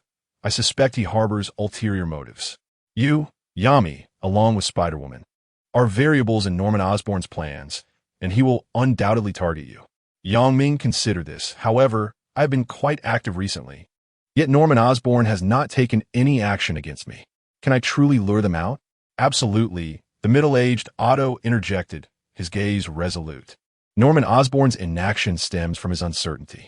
Should you find yourself in peril, presenting him with a glimmer of hope, he will undoubtedly act. Peril? Yang Ming instinctively took a step back, his expression peculiar. You're not suggesting that you intend to beat me up first to draw them out, are you? Yami, you are remarkably astute. Ah, moi decline. Yang Ming glanced warily at the mechanical arms behind both Ottos, a shiver running down his spine. Being struck by 8 mechanical arms would indeed be quite painful. The silver-haired Otto exhibited a benevolent smile. Of course, you have that right. However, if you're willing to assist, I might consider gifting you a set of armor free of charge. His tone was laced with temptation. Yang Ming's expression revealed his hesitation. The subsequent maintenance costs will be halved, Otto added, stipulating further conditions. Ahem, with great power comes great responsibility. Rest assured, I will handle this matter. Ha Yami, you're truly a good child. When shall we commence? Notify me once I am prepared. Chapter 37. A fair exchange upon returning to the park apartment. Evening had already descended. Yang Ming entered the elevator, carrying a suitcase, and fortuitously encountered Mary and Peter. Hi Mary, what brings you here? He inquired, glancing at the suitcase at her feet, perplexed. Peter stepped forward, suppressing his excitement, and smiled gently. Mary has broken up with Harry and is temporarily moving in here. Goodness, that was swift, Yang Ming remarked. Hi, Yami, from now on we shall be neighbors. Please take care of me. Mary extended her hand with a smile. Yang Ming chuckled as he shook her hand. No problem. Should you need anything, just inform Peter. He will treat you well. Yes, I am aware he will, Mary replied, casting an adoring glance at Peter, who responded with a tender smile. Yang Ming understood the unspoken connection. It seemed Mary was aware of Peter's secret. Otherwise, such admiration would not have been so evident. For her, dating a superhero was not only thrilling but exhilarating. The notion of a hanging kiss was indescribable. Ding! The elevator doors opened, and the two bid farewell to Yang Ming. Exiting one floor up, Yang Ming returned to his room, setting down his suitcase. After taking a shower, he settled onto the sofa and casually switched on the television. International news reported that recently, major energy supply bases around the globe had been severely affected by inclement weather, resulting in a significant shortage of energy supplies. Currently, 18 nations were grappling with energy supply issues. The screen then shifted to a footage of an energy supply base, revealing ominous dark clouds swirling in the sky, accompanied by flashes of lightning and golden currents surging across the atmosphere. Terrifying energy occasionally transformed into bolts of lightning, striking the ground, reminiscent of an impending apocalypse. Yang Ming es bro furoet. It's the Golden Lightning Man, Max. This fellow has audaciously plundered the energy supply bases of 18 countries in such a short span. His appetite knows no bounds, and he seems unperturbed by the risk of overindulgence. The adverse weather reported was likely merely a pretext. The anomalies at the energy supply bases would not go unnoticed by the authorities. Once the official forces identified the true culprit, they would undoubtedly take action. However, given Max's exponentially increased power after traversing time, these nations would be powerless, left to witness him siphoning their energy. Fortunately, while Max was reckless, he was not foolish enough to provoke world powers, choosing instead to intermittently harass smaller nations, allowing him to remain elusive. At their next encounter, Max's prowess may well be even more formidable. However, Yang Ming possesses a measure of confidence in confronting him, having garnered a 9/10 assurance in his capabilities. The remaining 91 parts stem from a concern of meeting a rather ungraceful demise. Setting aside thoughts of Max for the moment, Yang Ming summoned his virtual computer. Friday, scan bodily data and establish personal information. Understood, sir. Yang Ming, overall strength. First generation Spider-Man 12 strength, approximately 3 tons. Power level, surface level. Power assessment, level. Costumes, first generation Spider-Man suit, second generation Spider-Man suit, third generation Spider-Man suit. In the Marvel Universe, such classifications of strength do not exist. This is merely an artificial intelligence's attempt to quantify his abilities for the sake of comparative analysis. Level, level, level, level, level, level. He has temporarily categorized surface level into 6 grades, as higher tiers are unnecessary, for they would transcend the surface level. Without the Spider-Man suit, he remains an ordinary superhuman, possessing merely appealing looks, a commendable physique, considerable strength, and notable endurance, while otherwise being quite unremarkable. When adorned in the Spider-Man suit, his baseline strength hovers around level, with a focused effort potentially reaching level, and under explosive conditions, he could ascend to level or even surpass the surface level. This delineation of Spider-Man's abilities is not subject to his control. Yang Ming's own 3-ton strength can be augmented by the suit, and as his power escalates, so too will his prowess when clad in the Spider-Man attire. However, he has yet to experience his explosive state, as no adversary encountered thus far has compelled him to that extent. The Golden Electroman possesses strength, at least at level, potentially escalating to level, or perhaps even greater, in a fully charged state. During their previous encounter at the power station, the Golden Electroman's full assault merely subdued Yang Ming without inflicting any harm, illustrating the formidable resilience of Spider-Man's physique. Were it not for the limitations of the Spider-Man suit, he could endure a battle for an entire day. As for the likes of middle-aged Otto, the Lizard, and the Green Goblin, their strengths likely hover around level. Gwen and Peter share comparable abilities, also resting at level. Yet both harbor significant potential that defies conventional standards of combat efficacy. The strength of white-haired Otto remains uncertain, yet it is assuredly no less than level. The Sandman's capabilities are impressive, devoid of weaknesses, and in a sufficiently sandy arena, his power remains difficult to estimate. While disparities exist among surface-level beings, most possess their own vulnerabilities, making it feasible to exploit weaknesses for a strategic advantage. Possessing unique abilities or weaponry can further enable an individual to challenge foes of greater might. Consider Captain America, whose strength seems rather pedestrian, yet the existence of his passive skills elevates him. Captain America versus Iron Man, an even match. Captain America versus Ultron, an even match. Captain America versus Spider-Man, an even match. Captain America versus Thanos, an even match. In summary, one might say, no one can be vanquished, nor can anyone be defeated. As Yang Ming pondered the profound depths of Chinese culture, a news bulletin from the television seized his attention once more. We interrupt this program for a special report. An hour ago, several volunteers from Osborne Industries, after receiving an experimental genetic serum developed by the corporation, underwent genetic mutations and transformed into monstrous beings, wreaking havoc and slaughtering citizens. The police have launched an investigation into Osborne Industries. The footage displayed the police's efforts to combat the genetic monstrosities, which exhibited an alarming disregard for conventional weaponry, resulting in significant casualties attributed to Osborne Industries. The cacophony of screams and the chaotic scene rendered the images rather blurry. Nonetheless, the ferocity and madness of the creatures were evident, as was the unwavering dedication of the reporters braving the perilous situation. Yang Ming's gaze grew contemplative, instinctively sensing that the chaos could not merely be attributed to the injection of a genetic serum.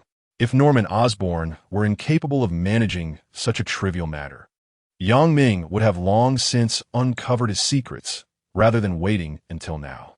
The uproar caused by Osborne Industries would undoubtedly lead to a plummeting stock price. Perhaps even a direct no.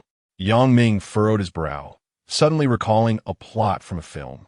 He activated his virtual computer and initiated a video call with the silver-haired Otto. "Hello, Dr. Otto, have you seen the news?" "Yes, Yami, I have seen it. Osborne Industries is in considerable trouble. What is your perspective on this?"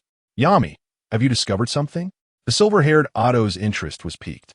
After a brief search online, he realized he had made a grievous error, prompting him to amend the sensitive content from the previous chapter. He preemptively issued a chapter note, assuring that such an issue would not recur. Chapter 38, Construction Zone. Please keep clear. I wish to inquire about Norman Osborn's standing within Osborne Industries prior to these events. Please hold on. Let me investigate. Before long, Otto had an answer. "Yami, I have found that although Osborne Industries is a family enterprise of Normans, due to mismanagement years ago, numerous shareholders have entered the corporation, resulting in Norman losing absolute authority. Hearing this, Yang Ming's lips curled into a slight smile. Just as I suspected. Yami, what have you deduced? The curiosity was evident on Otto's aged face. Yang Ming nodded. Indeed, Dr. Otto. The turmoil within Osborne Industries is merely temporary. The emergence of the genetic monsters cannot be suppressed given the corporation's formidable resources. After all, the power of conglomerates is beyond the imagination of ordinary individuals, and Norman has competent allies at his disposal. The fact that this incident has been reported so swiftly, leading to a stock market crash, may well be part of Norman Osborn's scheme. Realization dawned on the silver-haired Otto. Yami, are you suggesting that Norman Osborn intends to leverage this situation to acquire shares from other shareholders during the stock's decline, thereby regaining control of the entire Osborne Industries? Precisely. Everyone believes that Osborne Industries is doomed, and those shareholders, eager to extricate themselves, may unwittingly play into Norman Osborn's hands. Yet, this may not even be his ultimate objective.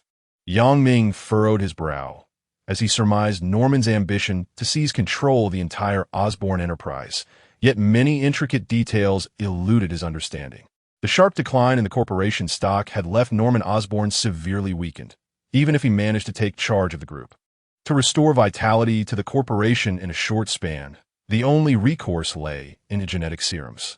The unslayable monsters, which law enforcement could not eradicate, would be dealt with by Norman himself, utilizing the genetic serum as a pretext for his empowered subordinates to eliminate them. In a sense, the side effect-free genetic serum symbolized a radiant future for the Osborne Group. This strategy not only served as a free advertisement, but also promised a swift surge in stock prices, yielding substantial profits. While gaining control of the group and generating revenue were merely ancillary benefits, Norman's true objective appeared to be addressing the hereditary affliction plaguing the Osborne lineage. However, what connection existed between the two? Yang Ming remained perplexed. It was evident, though, that controlling the Osborne Group was merely one facet of Norman's scheme. What lay behind this enigma? At that moment, the virtual computer emitted a red glow, and the artificial intelligence's alert disrupted Yang Ming's contemplation. Sir, the target has left the apartment. Regaining his focus, Yang Ming clicked on the virtual computer, observing two red dots swiftly approaching the vicinity of the Osborne Group. These dots represented Peter and Gwen. 2 days prior, he had gifted them a small token, embedded with a tracking device, allowing Yang Ming to monitor their movements at all times. It seemed they intended to confront the rampaging monsters. However, Norman Osborn would not permit their interference, and had likely set up contingencies long ago. With this thought, Yang Ming rose and stretched. Alas, it seemed he could not afford a moment's respite.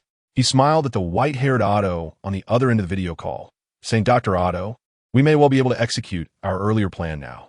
A mere 3 streets away from the Osborne Group, a temporary construction site was besieged by a bizarre sandstorm, swiftly coalescing into a terrifying vortex with a diameter of 100 meters. The wind howled ominously, and amidst the frenzied sandstorm materialized a colossal visage, roaring towards the heavens. Kill Spider-Man and return home. The gigantic whirlwind spiraled, engulfing debris, and rapidly condensed into a towering sand giant, standing several dozen meters tall. With a thunderous crash, the sand giant's fury unleashed destruction upon the streets, as vehicles exploded in succession and citizens screamed in panic, plunging the city into chaos. The deafening explosions drew Peter and Gwen to the scene, where they pressed against the glass walls of a high-rise, gazing in awe at the fearsome sand giant. Oh no, could this be a genetic monstrosity created by the Osborne Group? Peter exclaimed in disbelief. Gwen cast a curious glance at Peter, clad in his black suit, and clarified, no. This creature had appeared long before. Wait, Spider-Man, you were present at that time as well. How could you forget this fellow? Moreover, her voice echoed with clarity. This marked her first encounter with Peter, transformed into the Venom Spider. Previously, she had assumed he was merely Yang Ming's alter ego, given Yang Ming's penchant for frequently changing identities, a fact to which she had grown accustomed. Peter discerned the implications in Gwen's words. In the presence of a former idol, he felt an unexpected tranquility. Spider-Woman, I am not that individual. Do not mistake me, he asserted. Before Gwen could express her surprise, Peter confidently continued, There's no need for apologies. I forgive you, for from this day forth, your impression of me shall deepen.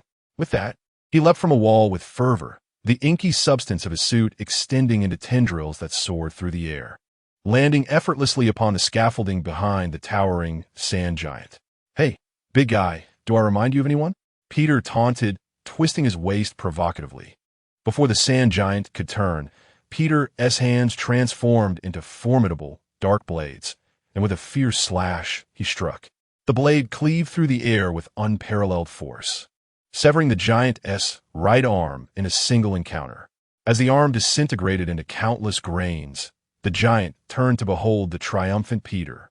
Spider-Man will destroy you, the giant bellowed, as the severed arm reassembled into a new limb, crashing down toward Peter's position. Oh, crap. This behemoth regenerates faster than his companions. Peter muttered under his breath, swiftly extending his liquid form to evade the colossal fist that descended with ferocity. The impact reverberated as the sand fist struck, obliterating a significant portion of the scaffolding, sending a barrage of steel rebar flying towards the unsuspecting civilians below. Oh no, Gwen exclaimed, hastily leaping from the high-rise, launching webs to intercept the flying debris, averting potential casualties. The giant roared, swinging his massive fist to obliterate everything in sight. The incomplete building crumbled under the force of the blow, sending fragments cascading downwards. Gwen, preoccupied with saving lives, had no time to confront the giant and entrusted the task of diverting its attention to Peter, who was more than willing to assist, recognizing it as an opportunity to enhance his reputation. Hey, big guy, how about a taste of New York's finest? Peter shouted, slapping his own rear provocatively. Dumm Spiderman.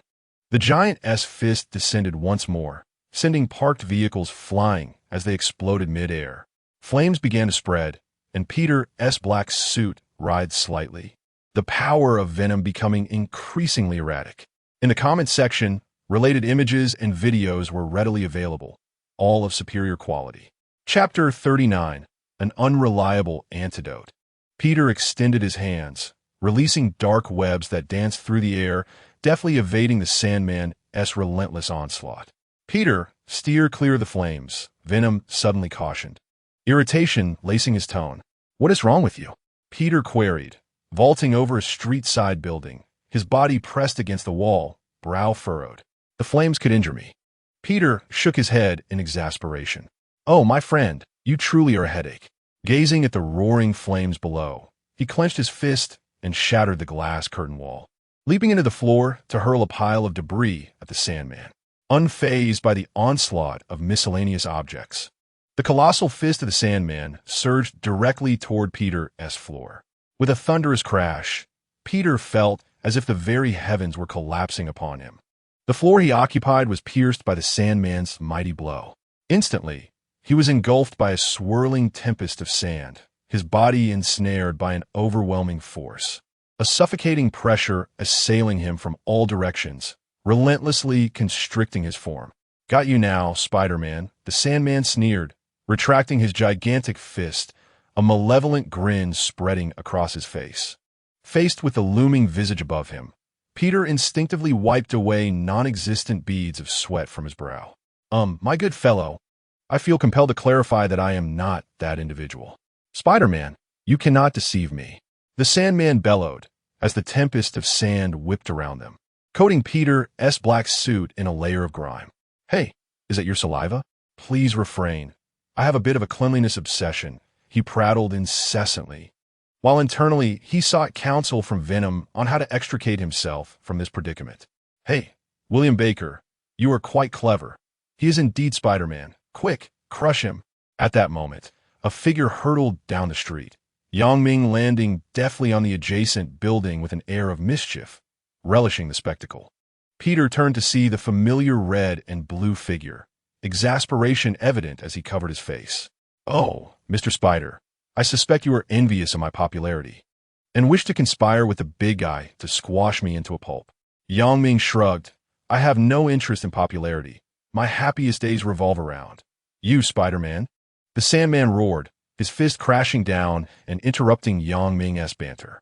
With a resounding boom, a corner of the building was obliterated by the Sandman's punch, and Yang Ming was sent flying through the debris, plunging into the sandy giant's form. Is this fellow here merely for comic relief? Peter mused. The next moment, a brilliant golden light erupted from within the sandy giant, its massive frame trembling violently as grains of sand cascaded away, its size rapidly diminishing, and a pained howl escaping its mouth, releasing Peter from its grasp. Peter landed deftly on the ground, staring in astonishment at the middle-aged man before him who was swiftly reverting to human form. Mr. Spider, what is happening? He inquired, his voice laced with incredulity as he glanced at Yang Ming standing beside the man. Yang Ming casually discarded a glass instrument and secured the box once more. Oh, this is the antidote for his sandification. He is now an ordinary man, he explained succinctly. Nearby, William Baker, having regained his human shape, gazed down at his hands, his expression a complex tapestry of emotions. Having lost my powers, how can I return home to see my daughter? Yet, if I were to return in that form, what would I be? A monster in the eyes of everyone? Sighing, he turned to Peter, a wry smile gracing his lips. Alas, Spider-Man, you have triumphed. Suddenly, a brilliant flash cut across the night sky, illuminating the towering skyscrapers as the green armored figure of the Green Goblin streaked past overhead. Cackling away, Mr. Beck. You have not yet lost, echoed the goblin's maniacal laughter, resonating in the distance. William Beck seemed to sense something amiss. He raised his hands, his pupils contracting as he willed his hands to rapidly turn to sand. My power has returned, he roared, rising to his feet as the scattered grains of sand swirled around him, driven by an unknown force, unleashing a ferocious sandstorm that surged with boundless energy. Oh no, is this a defective antidote? That old coot Otto has really done me in, Yang Ming cursed, caught off guard by the sudden turn of events. He hastily launched his webbing, propelling himself away from the rampaging William Beck and the crumbling buildings. Peter, what are you waiting for? Run, he urged the dazed Peter. Oh, wait for me, Peter exclaimed, following Yang Ming as they soared away. The Green Goblin, gliding on his glider, cackled maniacally, raining down a multitude of specially designed pumpkin bombs into the swirling tempest. Boom! As the pumpkin bombs detonated, they released a vast amount of compressed fuel, which the sandstorm consumed, transforming into a terrifying fire tornado capable of engulfing everything in its path.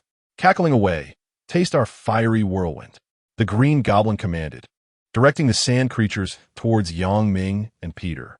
The fire tornado voraciously devoured everything it encountered, converting it into fuel for its insatiable hunger. From a distance, Peter felt the intense heat radiating from the black suit he wore, sensing an instinctive urge to retreat. Oh, this guy's become even more explosive after eating those bombs. He gulped as he beheld the horrifying scene before him. Suddenly, Gwen swooped in, instinctively addressing Yang Ming, Spider-Man. Will a white-haired octopus come to our aid? Yang Ming's face twitched. Who knew if he would show up? This unreliable antidote had led me into a dire situation, as the fire tornado bore down upon them. Yang Ming glanced at the fire hydrants on the street below, a spark of inspiration igniting within him. Peter, go down and open the fire hydrant. Even if the sand creatures have been enhanced, they should still fear the flow of water. Huh? Wait, I'm not ready. Peter protested, but before he could react, Yang Ming kicked him off the high-rise. The sudden sensation of weightlessness struck Peter, prompting him to extend his webbing. With a swift motion, several strands of black webbing adhered to the building's curtain wall, allowing him to regain control of his descent as he kicked the fire hydrant. Oh, my toe! Peter yelped in pain. However, the anticipated rush of water did not materialize. It was evidently tampered with beforehand. A sense of foreboding washed over Yang Ming. This is bad. We've been duped. Norman Osborn's intentions extend beyond merely seizing control of the corporation. He is after us. The realization struck him as the glass curtain wall behind them trembled violently, the faint echoes of monstrous roars emanating from within the building. As the spider sense emitted an alarm, Yang Ming exchanged a glance with Gwen and, without a moment's hesitation, leaped from the towering building. With a resounding crash, the glass curtain wall shattered, and a multitude of green lizard-like monsters surged through the opening, baring their fangs in midair, intent on tearing flesh from the two. A scorching gale swept past, propelling Yang Ming and Gwen towards another skyscraper, while the lizard monsters, unable to gain traction in the air, plummeted to the ground, creating numerous craters upon impact. Peter arrived in a swift arc to join them, and the three gazed at the throngs of lizard creatures pouring from the building, their expressions grim. They found themselves trapped, with a fiery tornado ahead and dozens of lizard monsters behind, while above them, a flying green goblin lurked ominously. Damn it, are there really so many lizard people? Can such monsters be mass-produced? Peter exclaimed in frustration. Yang Ming furrowed his brow, acknowledging that Dr. Kurt Connor's genetic serum could indeed create numerous beings like him. The chaos within Oscorp was likely a consequence of this very serum. Spider-Man, don't you have an antidote? Peter asked urgently. It's useless, Yang Ming replied, shaking his head as he opened a box and hurled a green glass vial, releasing a dense cloud of green mist upon the lizard monsters. Unlike the effect on the Sandman, the lizard creatures showed no signs of change upon contact with the antidote. It appeared utterly ineffective. Strange, even if the antidote were flawed, it shouldn't be completely inert, Yang Ming mused, realizing that these lizard creatures were not merely humans transformed, but rather lizards infused with human DNA. Gwen's expression darkened. Regardless of the circumstances, the nearby police forces had been dispatched to combat the creatures at Oscorp Tower, leaving them to rely solely on themselves. Rely on ourselves? Are you certain? Peter pointed at the advancing fiery tornado, his tone laden with resignation. The fire hydrants on this street have been tampered with, without external assistance. A physical power user would be at a disadvantage against an elemental power user, Yang Ming observed, his gaze fixed on the raging inferno. We can only wait, he stated. Wait for what? The two inquired, puzzled. Wait for the Sandman to falter, Yang Ming explained. The power he gained from fire comes at a cost. The temperature at the center of the tornado is steadily rising. If it reaches a certain threshold, the sand particles will be melted by the intense heat, leaving him with two choices: abandon the pursuit or be turned to glass. The two realized the implication, a glimmer of hope igniting within them as they exhaled in relief. Very well, let us retreat while dealing with these lizard monsters, Gwen suggested. The lizard creatures were significantly weaker than Dr. Connor's. Her blood-red webs could easily penetrate their defenses. Meanwhile, Peter's venom possessed even greater lethality, rendering the lizard monsters a sumptuous feast. Yet, the sheer number of foes compelled them to remain vigilant. Yang Ming shared no dissent. Onward, he commanded. Let us go. Reaching a consensus, the three leapt into the air, diverging in different directions to draw off portions of the lizard creatures, battling as they retreated.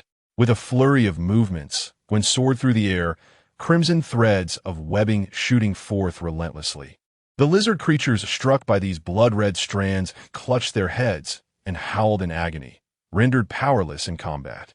Meanwhile, Venom eagerly seized control of Peter's autonomy, transforming into a malevolent entity that tore apart the lizard creature before him, savagely biting off its head and relishing the feast. Among the three directions, the lizard creatures pursuing Yang Ming were the most numerous. Surrounded by the monsters, sharp spider spears erupted behind Yang Ming as he plunged headlong into a building, pushing forward with determination. Friday, activate lethal mode. Understood, sir. Instantly, the golden patterns of the nanometal suit radiated brilliance, and Yang Ming's eyes glowed a menacing crimson, a chilling aura of intent pervading the air. With a roar, the spider spears transformed into icy blades, piercing the hearts of the lizard creatures encountered along the way, leaving a trail of lifeless bodies in Yang Ming's wake.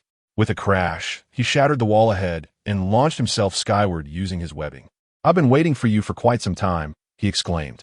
Above, the demonic glider swooped down at high speed, the green goblin cackling maniacally as he aimed the glider's sharp blades at Yang Ming, suspended in midair. Excellent. I too have awaited this moment.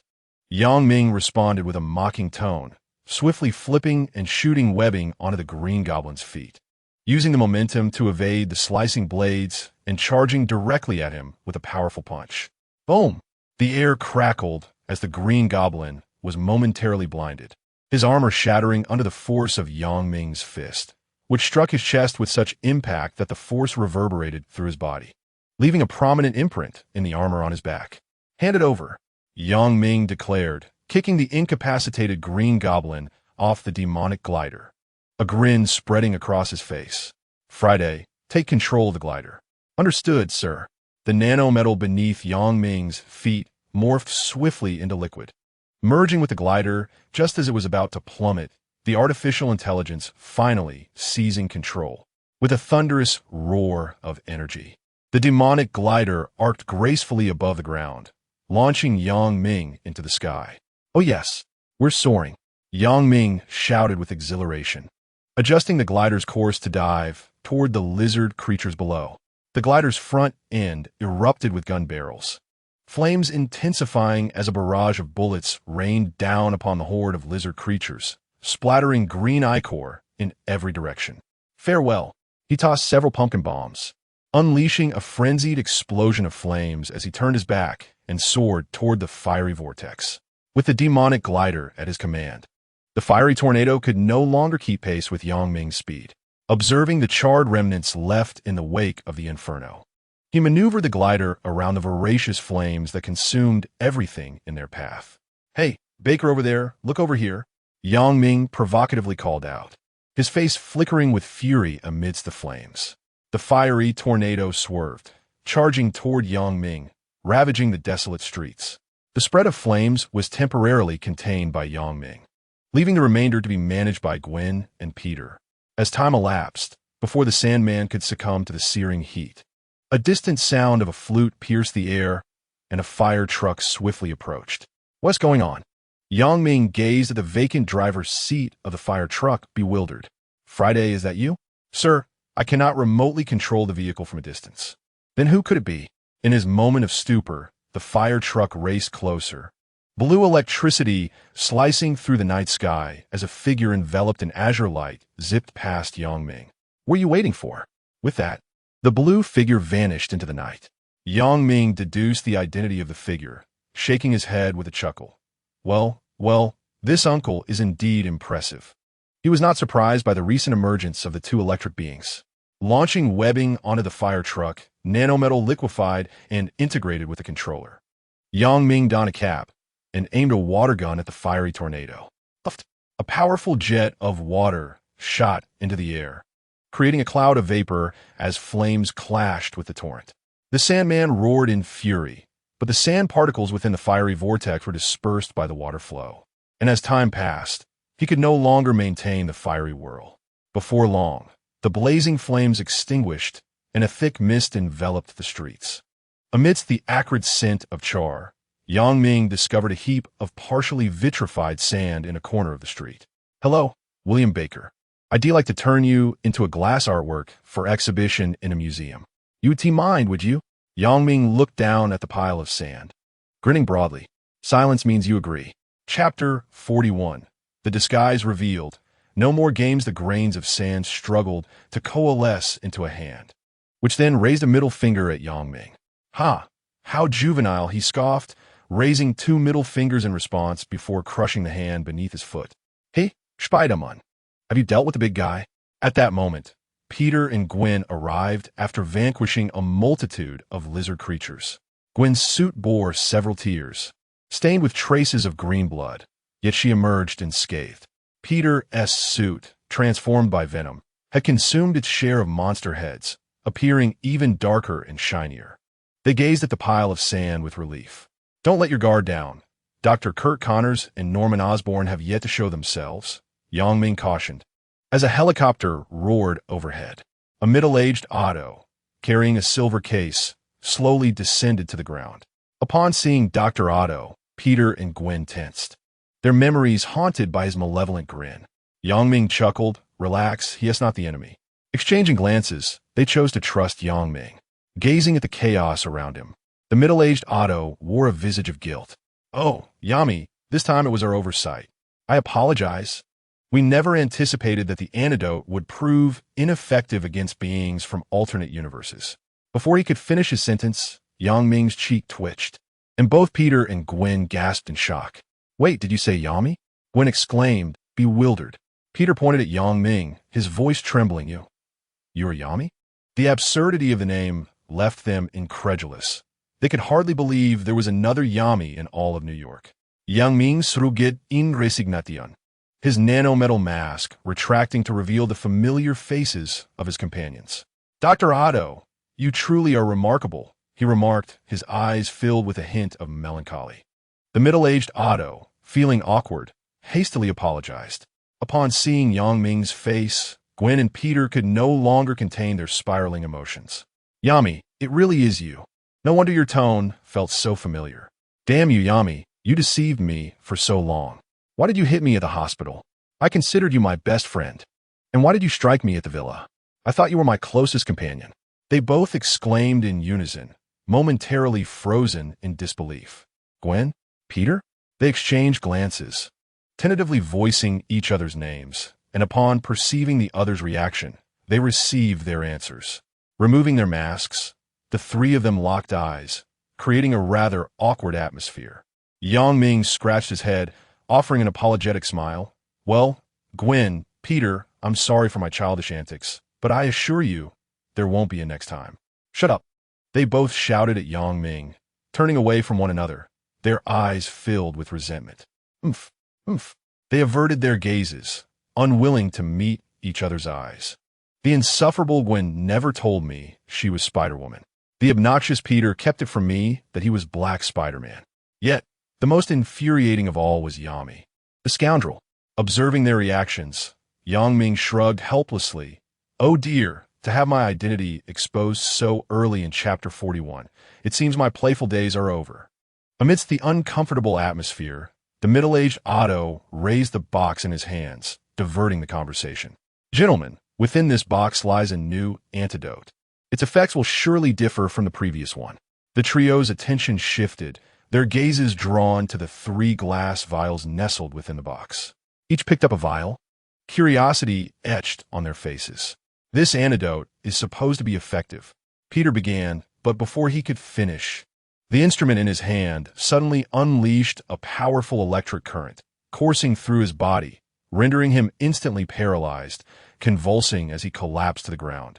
The black liquid enveloping him retreating in a tumultuous wave. Simultaneously, Yang Ming and Gwen were not spared from the calamity. "Otto," Yang Ming convulsed, rolling his eyes, froth escaping his mouth, as he pointed shakily at the middle-aged Otto, who wore a sinister grin. Otto casually discarded the box at his feet, a fleeting expression of triumph crossing his cunning face. "Yami, I apologize. Both antidotes are mere illusions. I am the undercover agent among you. You two Otto know Yami. It is not just the two of us. From the beginning, I have solely been myself."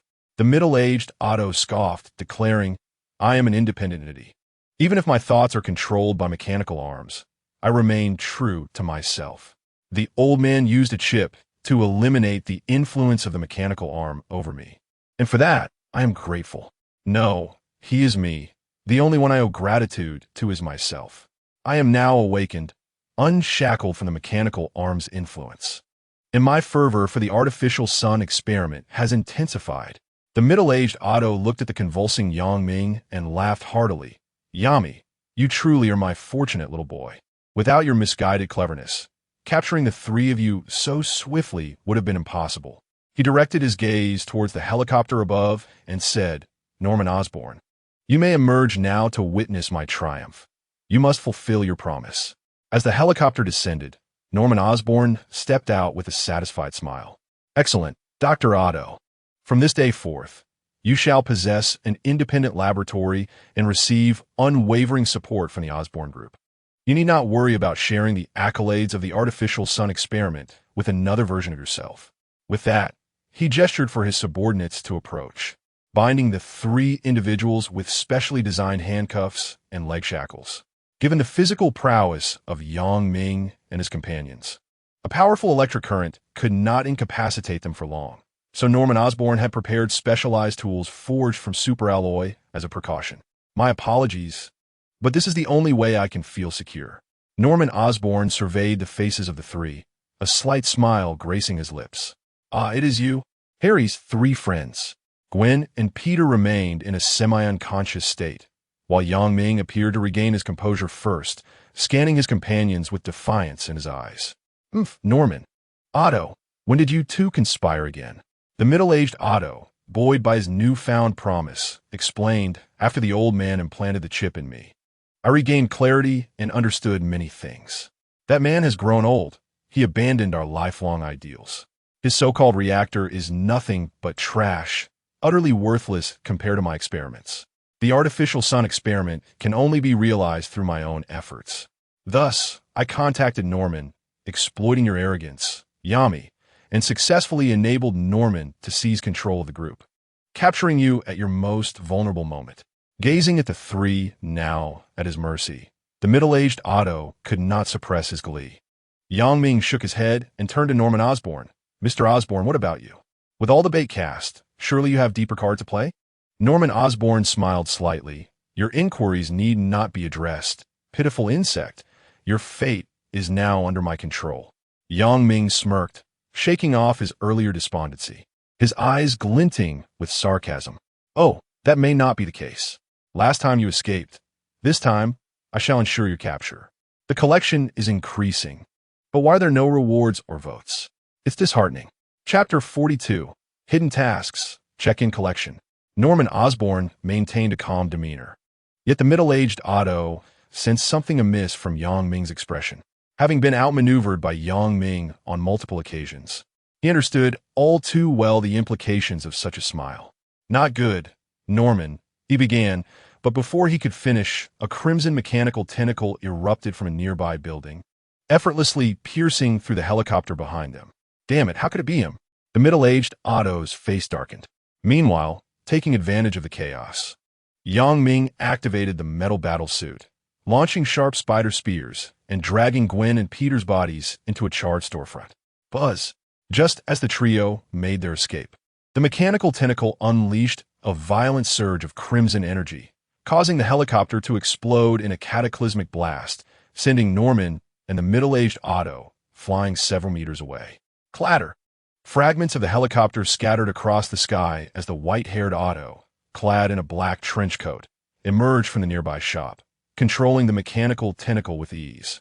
Looking at the middle-aged Otto in the distance, the white-haired Otto shook his head, sighing, "You disappoint me greatly, my younger self." The middle-aged Otto gritted his teeth, exclaiming in frustration, "Damn it, the reactor's energy is unstable. You should have perished in the explosion. You underestimate yourself too much." Yang Ming deftly maneuvered the spider spear to sever the superalloy handcuffs and shackles, stepping beside the white-haired Otto with a slight smile. "Do not forget, the old man you speak of was once young too, and in his heyday, he was even more treacherous than you. With age comes wisdom. How could I not see your flaws?" The white-haired Otto's expression twitched at Yang Ming's words. "Am I receiving a compliment from you, Yami?" Yang Ming nodded, "Of course. Trust your instincts. Those advertisements weren't in vain. Your acting has improved remarkably." In hindsight, had it not been for the white-haired Otto's reminder, he might have deduced the middle-aged Otto's odd behavior, especially since the anomaly of the antidote had already set off alarm bells in his mind. However, luring Norman Osborn out was not so easily accomplished. Watching the two at ease, the middle-aged Otto seethed with rage, feeling as though he had been toyed with. "You too." Before he could utter his threats, the scorched earth beneath Yang Ming erupted, a fierce gale sweeping a torrent of debris toward the middle-aged Otto. "Doctor, it's your turn now." Yang Ming unleashed a punch, the air shattering with the force.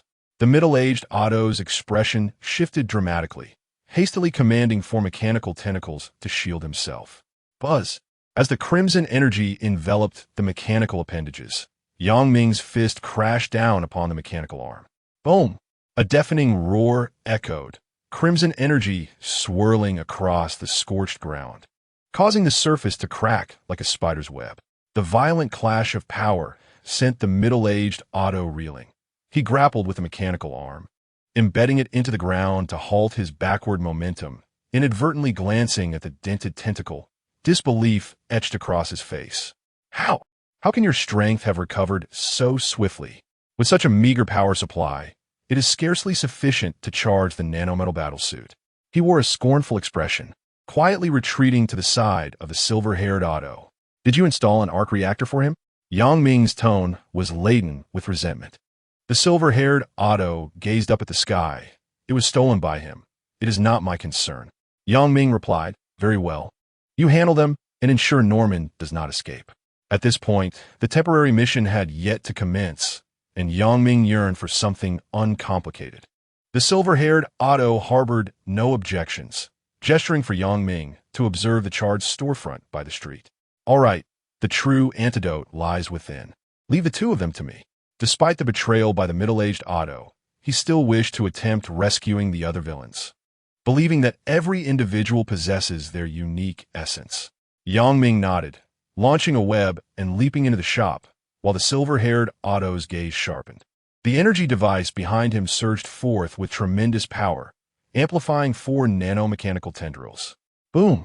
In an instant, the 4 nanomechanical arms, infused with energy, extended to a length of 100 meters, the crimson energy radiating outward like an octopoid monstrosity from another dimension, instilling terror in all who beheld it. Damn! How can that old fellow be so formidable? Norman, flee quickly. The middle-aged Otto's expression turned frantic, terrified by this horrifying spectacle, as he grasped the bewildered Norman and attempted to escape the scene. Boom! The next moment, the 4 crimson tendrils coiled toward them, transforming into a mechanical cage that ensnared the two. Buzzing with indignation at the prospect of failure, the middle-aged Otto exerted control over the energy device to empower his mechanical arms. Bang! Bang! Bang! The resounding explosions echoed as the energy-laden mechanical arms relentlessly pounded against the cage, sparks flying, yet failing to budge the enclosure even slightly. Not far away, having just acquired the antidote, Yang Ming witnessed this scene, astonishment flickering in his eyes. Growing stronger with age, has this fellow ascended to divinity? Shaking his head, Yang Ming shifted his focus away from the battle's intricacies and soared to the sand-like remnants of the Sandman, discarding a glass apparatus. Buzz! A brilliant golden light flashed for an instant, and the remnants rapidly regained humanoid form. William Baker, awakening from his daze, the symptoms of mutation induced by radiation entirely eradicated. Ding! Congratulations, you have unlocked a hidden mission. Hidden mission. Cure the mutation symptoms of at least 5 villains. 15. Mission reward. Unlock a major event collection once. Yang Ming's eyes narrowed. It was indeed as he suspected, following the established pattern. The system should have initiated a temporary mission upon the silver-haired Otto, assigning him the task. Yet, the anticipated temporary mission did not materialize as he had envisioned. Thus, he surmised there must be a distinct reason behind it. Now, the reality affirmed that his conjecture was correct. As for the reward for unlocking the hidden mission, Yang Ming was presently unaware of the nature of the major event collection. Nevertheless, it mattered little. He would come to understand in due time. The journey was becoming increasingly intriguing. In a moment of contemplation, Yang Ming once again located the Green Goblin, whom he had cast down from the demonic glider. At this juncture, the Green Goblin had removed his helmet, reclining against the wall and gasping for breath, his aged visage marred by an unsettling shade of green. The severe side effects of the genetic serum he had injected had endowed him with physical capabilities far surpassing that of an ordinary individual, rendering the concavity in his chest insufficient to be fatal. "Ha ha, Spider-Man, you have triumphed," he wheezed, drenched in sweat yet maintaining a disturbingly twisted smile.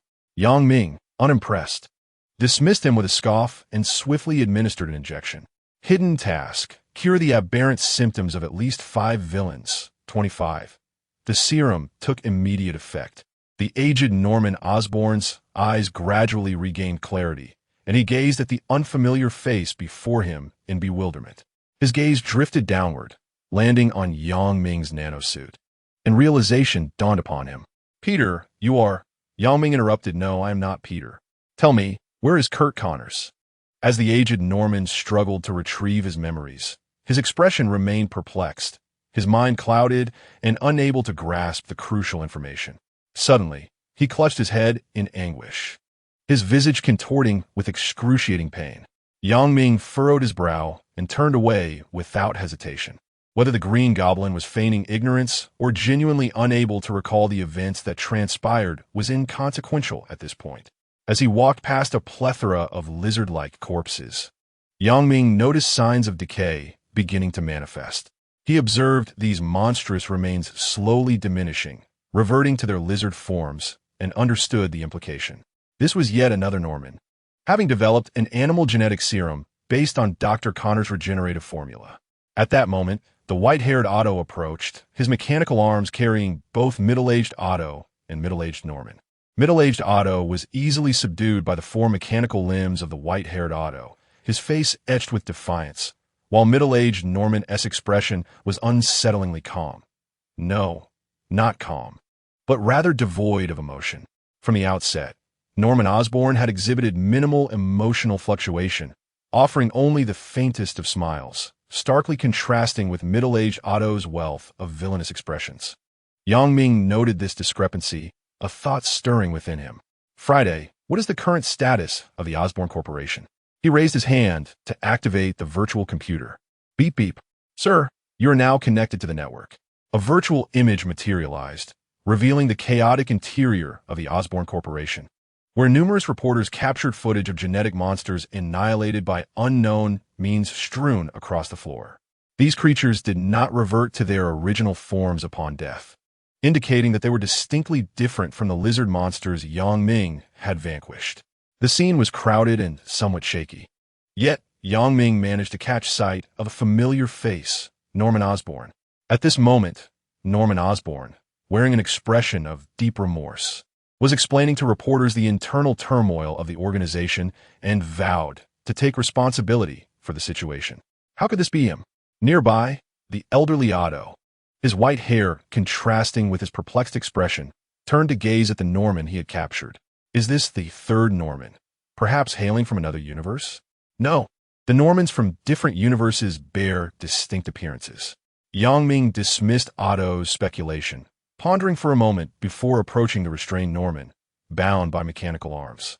With a thunderous impact, to Otto's astonishment, Yang Ming delivered a punch that sent Norman's head flying.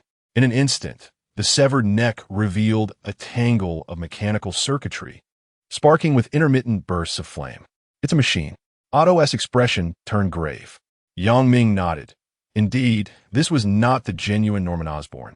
His gaze shifted to the virtual interface, his eyes gradually alight with excitement. Perhaps even the Norman Osborn present at the Oscorp event was not the authentic one. This journey was becoming increasingly intriguing, unraveling Oscorp's secrets.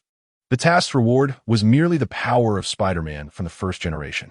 The mission was not perilous, yet its complexity revived a long-lost thrill within Yang Ming. Observing the virtual interface once more, he watched as Norman Osborn, after a brief explanation to the reporters, commenced a formal introduction of the group's groundbreaking genetic serum. Following an impassioned speech, Norman summoned a mysterious guest. Amidst gasps of astonishment, a radiant golden beam descended through a spatial portal, illuminating the venue. And a striking man clad in a green battle suit and a circular glass helmet gracefully alighted. Bathed in divine light, the enigmatic figure resembled a deity worthy of reverence. Yet the peculiar helmet inadvertently suggested an extraterrestrial identity. Ladies and gentlemen, welcome our guest from a distant universe to Earth. He is the one who has brought forth a weapon to eradicate genetic monstrosities. He has introduced revolutionary genetic technology, enhancing Oscorp serum. He brings light and groundbreaking technology to our planet. Norman's tone soared, elevating the atmosphere to an apex of exhilaration. Oh my God, this can't be real. An alien. Mom, what am I seeing? Oh my gosh, aliens have descended upon Earth.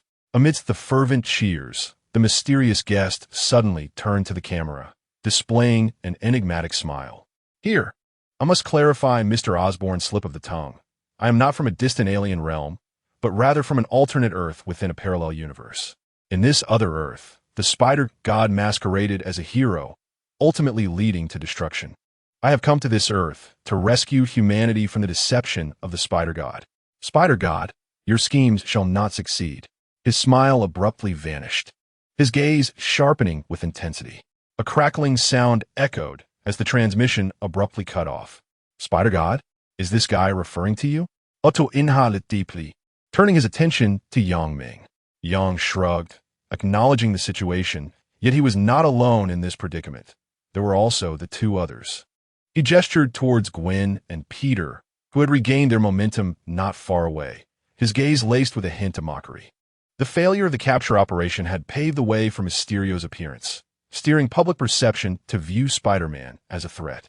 Was this a strategic maneuver to leverage the power of public opinion? Mysterio, whose real name is Quentin Beck, was a special effects artist in Hollywood. Devoid of any superhuman abilities, he excelled in employing advanced technology to create remarkably lifelike illusions and chemical gases that induced hallucinations, coupled with robotic decoys and drones. His tactics were nearly indistinguishable from reality, rendering his adversaries vulnerable. In the film Spider-Man, Far From Home, Quentin Beck was portrayed as the designer of the holographic system showcased by Stark, previously introduced in Captain America: Civil War, a technology that Tony had neglected. Due to his volatile nature, Beck was dismissed by Tony, harboring resentment thereafter. Following Tony's demise in the climactic battle, he bequeathed the artificial intelligence Edith to his young protege, Spider-Man. Exploiting the naivety of Spider-Man, Beck deceitfully obtained access to Edith's capabilities, utilizing drones alongside his illusionary technology to fabricate elemental threats to humanity, subsequently masquerading as Mysterio to claim the accolades. However, these fabrications were later exposed as mere lies. A week after his defeat at the hands of Spider-Man, a revised video of their confrontation was leaked by J. Jonah Jameson, the editor of the Daily Bugle. Jameson, the perennial nemesis and staunch critic of Spider-Man, depicted him as a menace in this altered footage, falsely accusing him of murdering Mysterio and inciting drones to wreak havoc. In the video, Beck also revealed Spider-Man's true identity as Peter Parker. Now, Quentin Beck was brazenly re-emerging in this world, openly declaring war against Spider-Man. Yang summoned the system interface. The task had not yet been marked complete, indicating that the machinations behind this were more intricate than Mysterio's mere declaration of hostility. The whereabouts of Kurt Connors remained unknown, and the true form of Norman Osborn had yet to surface. The Lizard was a genuine entity, not merely an illusion crafted by Mysterio. Mysterio was merely a pawn in this grand game. A previous chapter contained an Easter egg. Those interested might wish to explore it, as the comment section features highlighted videos and images. Chapter 44, Spider-Man Civil War. Dr. Otto, I leave these three individuals in your capable hands.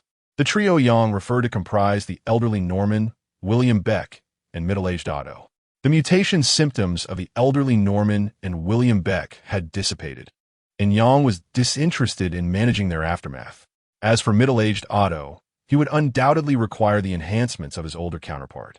In the days to come, the three would find themselves assisting in the laboratory of the silver-haired Otto.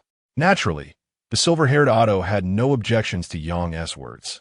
Very well, Yami. I shall take care of them. I assure you, they will not continue to cause trouble. He then inquired, what shall we do about Mysterio? Yang Ming waved his hand and chuckled. There is no need for concern. The mysterious guest is merely an ordinary individual. To achieve anything significant, he must rely on a multitude of drones and his special effects team. It is likely that he has not brought either of these elements into this world. Thus, he must leverage the chaos caused by Osborn to create a spectacle. Otherwise, today would not witness the rampage of genetic monsters, but rather an abundance of elemental creatures appearing in New York, with a mysterious guest making a grand entrance to vanquish them, earning the respect and admiration of all. Under the current constraints, the mysterious guest will remain relatively inactive for the time being. The silver-haired Otto nodded thoughtfully. Very well, Yami, it is reassuring that you are confident. Suddenly, Yang Ming had a thought and grinned. Dr. Otto, regarding my battle armor, rest assured, I've already begun preparations. You are welcome to share your design ideas. I can tailor it to your specifications, but the silver-haired Otto's expression turned serious. But it cannot be overly complex. After all, the cost would be prohibitive. Yang Ming replied, Old man, you are so stingy, but having something is far better than nothing. We cannot afford to be too picky. In the Osborne Group's office, having dealt with the troublesome reporters, Norman Osborn and Quentin Beck enter the room. Quentin Beck, the capture operation has failed. Can we proceed to the next phase? Norman Osborn's smile instantly vanished, his pupils flickering with an electronic glow.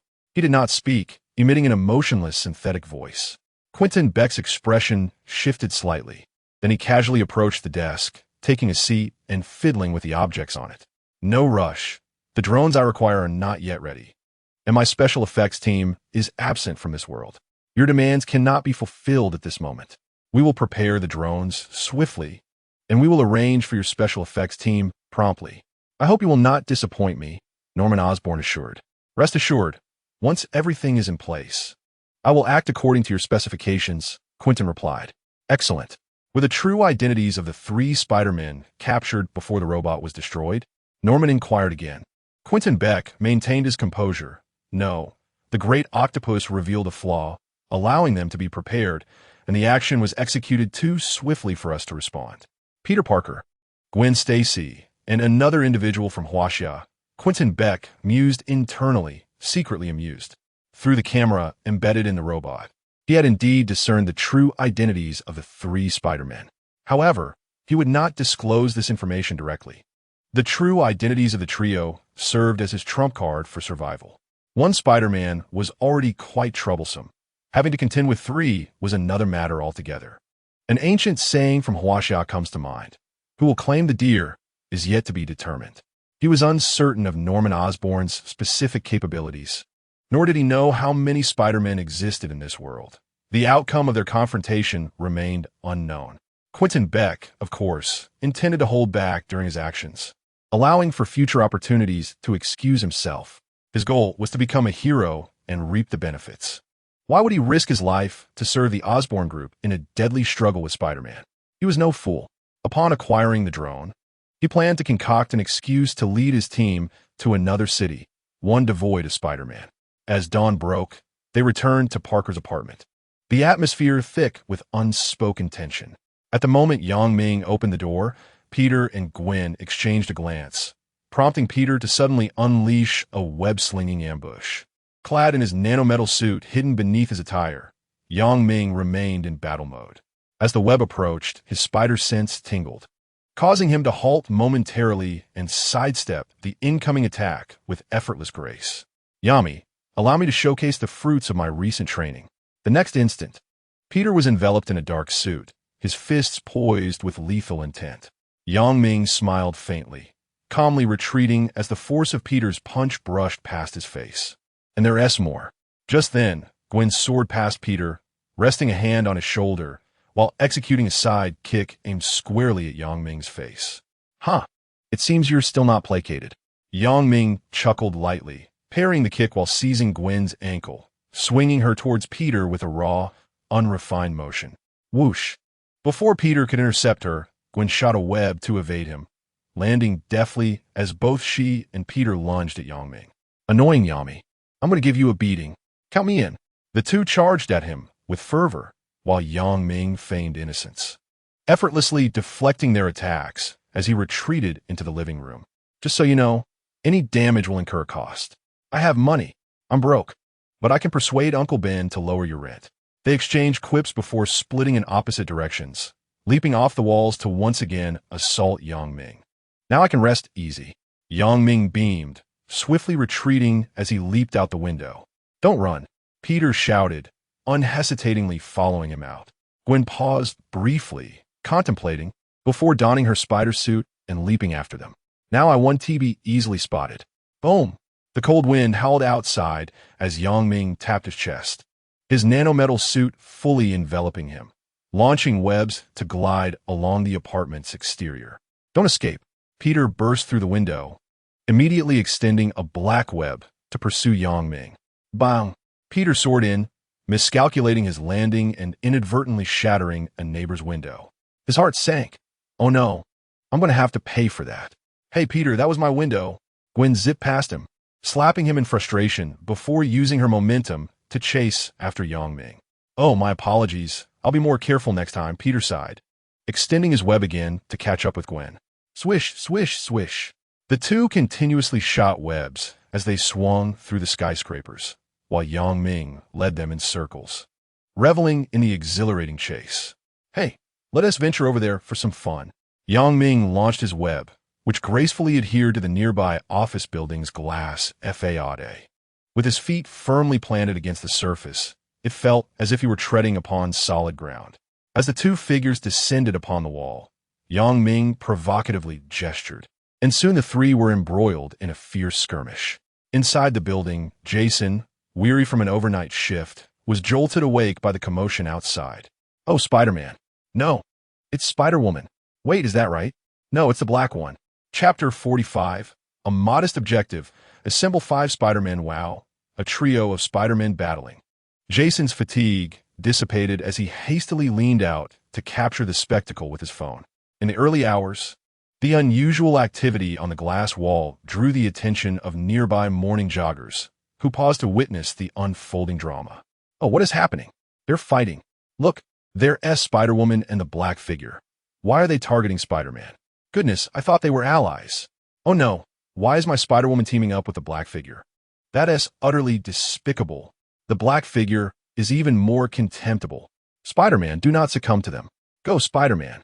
The onlookers rallied in support of the isolated Yang Ming, unaware of the emotions swirling above them between Gwen and Peter. Boom! Bang! The three combatants clashed, the wind howled, and fists flew with ferocity. Yet they all maintained a deliberate restraint over their strength. Gwen refrained from employing her crimson webbing, and Peter did not unleash his formidable blade, both unwilling to demolish the facade beneath them. However, without greater power, they found themselves utterly incapable of troubling Yang Ming, a profound sense of helplessness washing over them. Yang Ming casually parried their assaults while still having the leisure to observe the scene below. Peter, Gwen, your personas are on the verge of collapse. Do you intend to continue this fight? The two paused, casting a glance at the crowd below, and both shook their heads in resignation. Damn it.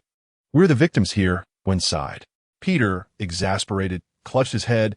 We merely wanted to teach Yami a lesson. What wrong have we committed? Let us call a day and return home for some rest. Enough fighting. After an all-nighter, I need to go home and apply a face mask. With heavy hearts, they turned and soared back into the skies.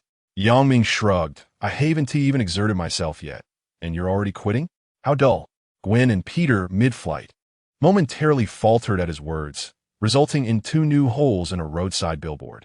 Upon returning to his room, Yang Ming rubbed his slightly sore muscles and pouted.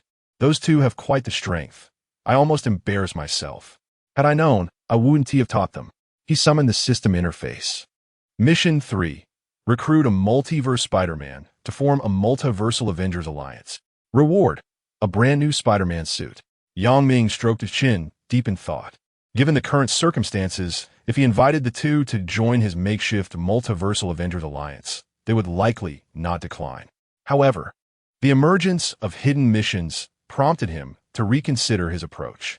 Surpassing the task requirements could yield unforeseen rewards.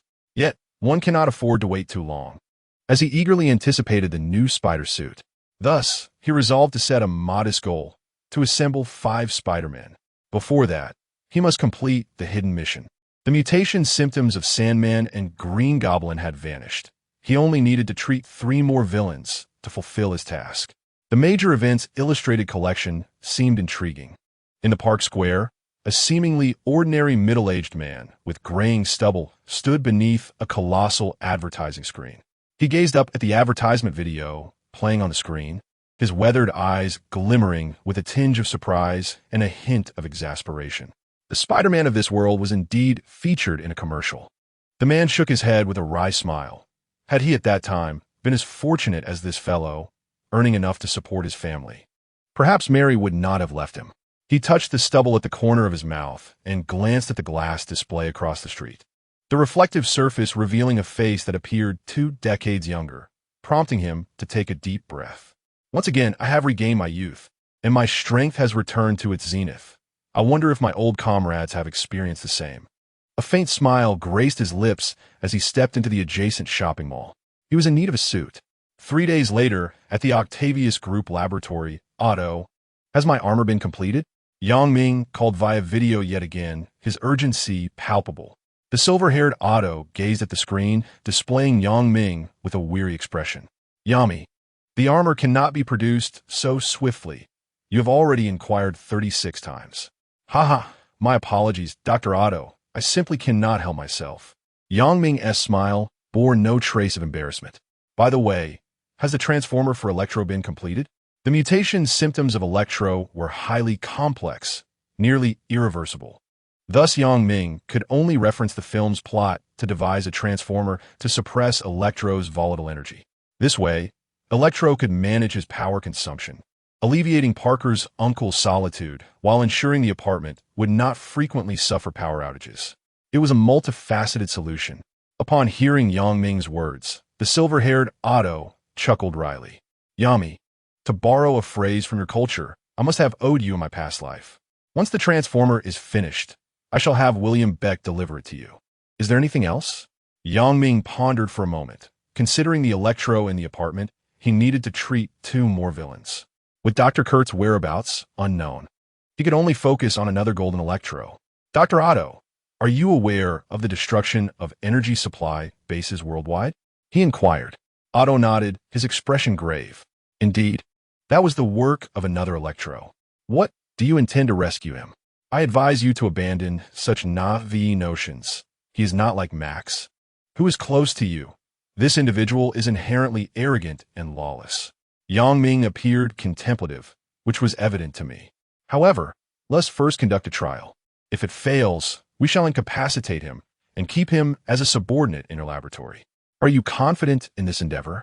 Otto Octavius, with his white hair, furrowed his brow, expressing concern.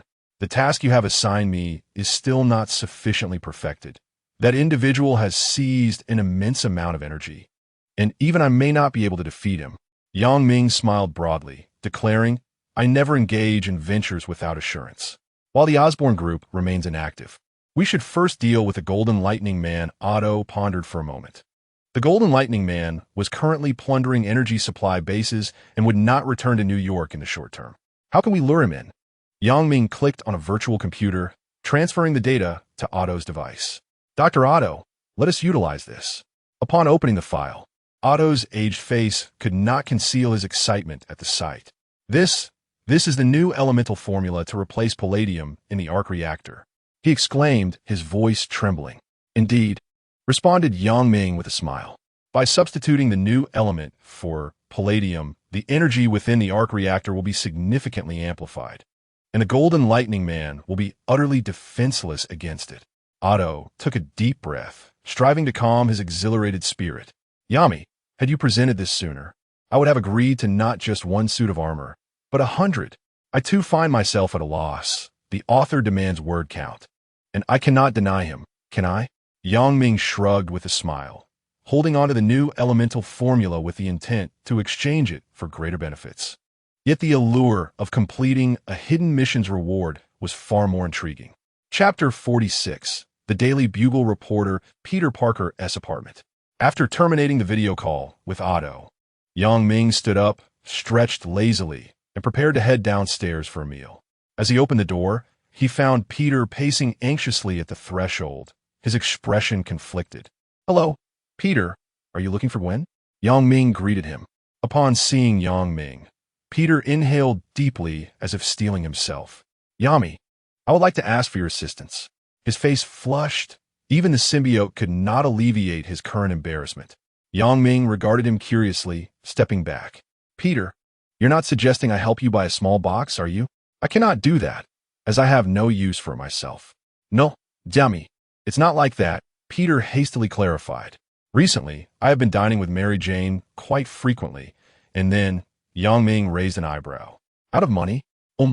Peter lowered his gaze, his ears burning. Yami, please help me. I also wish to earn money through advertisements. He was reluctant to ask Uncle Ben for assistance and turned to Yang Ming instead. After all, Yang Ming had been in the advertising world for some time and should know where to find reliable opportunities. Moreover, it seemed that Yang Ming had ceased his own advertising pursuits, indicating that such ventures were indeed lucrative. He desired to earn money without having to worry about discounts when dining with Mary Jane, and he certainly did not want Uncle Ben to bear the costs of their future wedding. Yang Ming looked at Peter before him, a reassuring smile gracing his face. Well, you have finally shown maturity. You are no longer the clumsy individual who mishandles tasks. Rest assured, I shall take care of this matter and introduce you to several reliable advertising directors, all within a budget that will surely satisfy you. Although Mysterio's words have sown seeds of doubt regarding Spider-Man's actions among the public, such skepticism remains unsubstantiated. Mysterio has yet to take any further action, and Spider-Man's remuneration remains quite substantial. Peter was elated. Thank you, Ami. We are all friends. No need for formality. Indeed, we are the best of friends, Peter replied, his mind drifting back to the first time Yang Ming had thrust him into the crowd to confront the formidable Peter alone.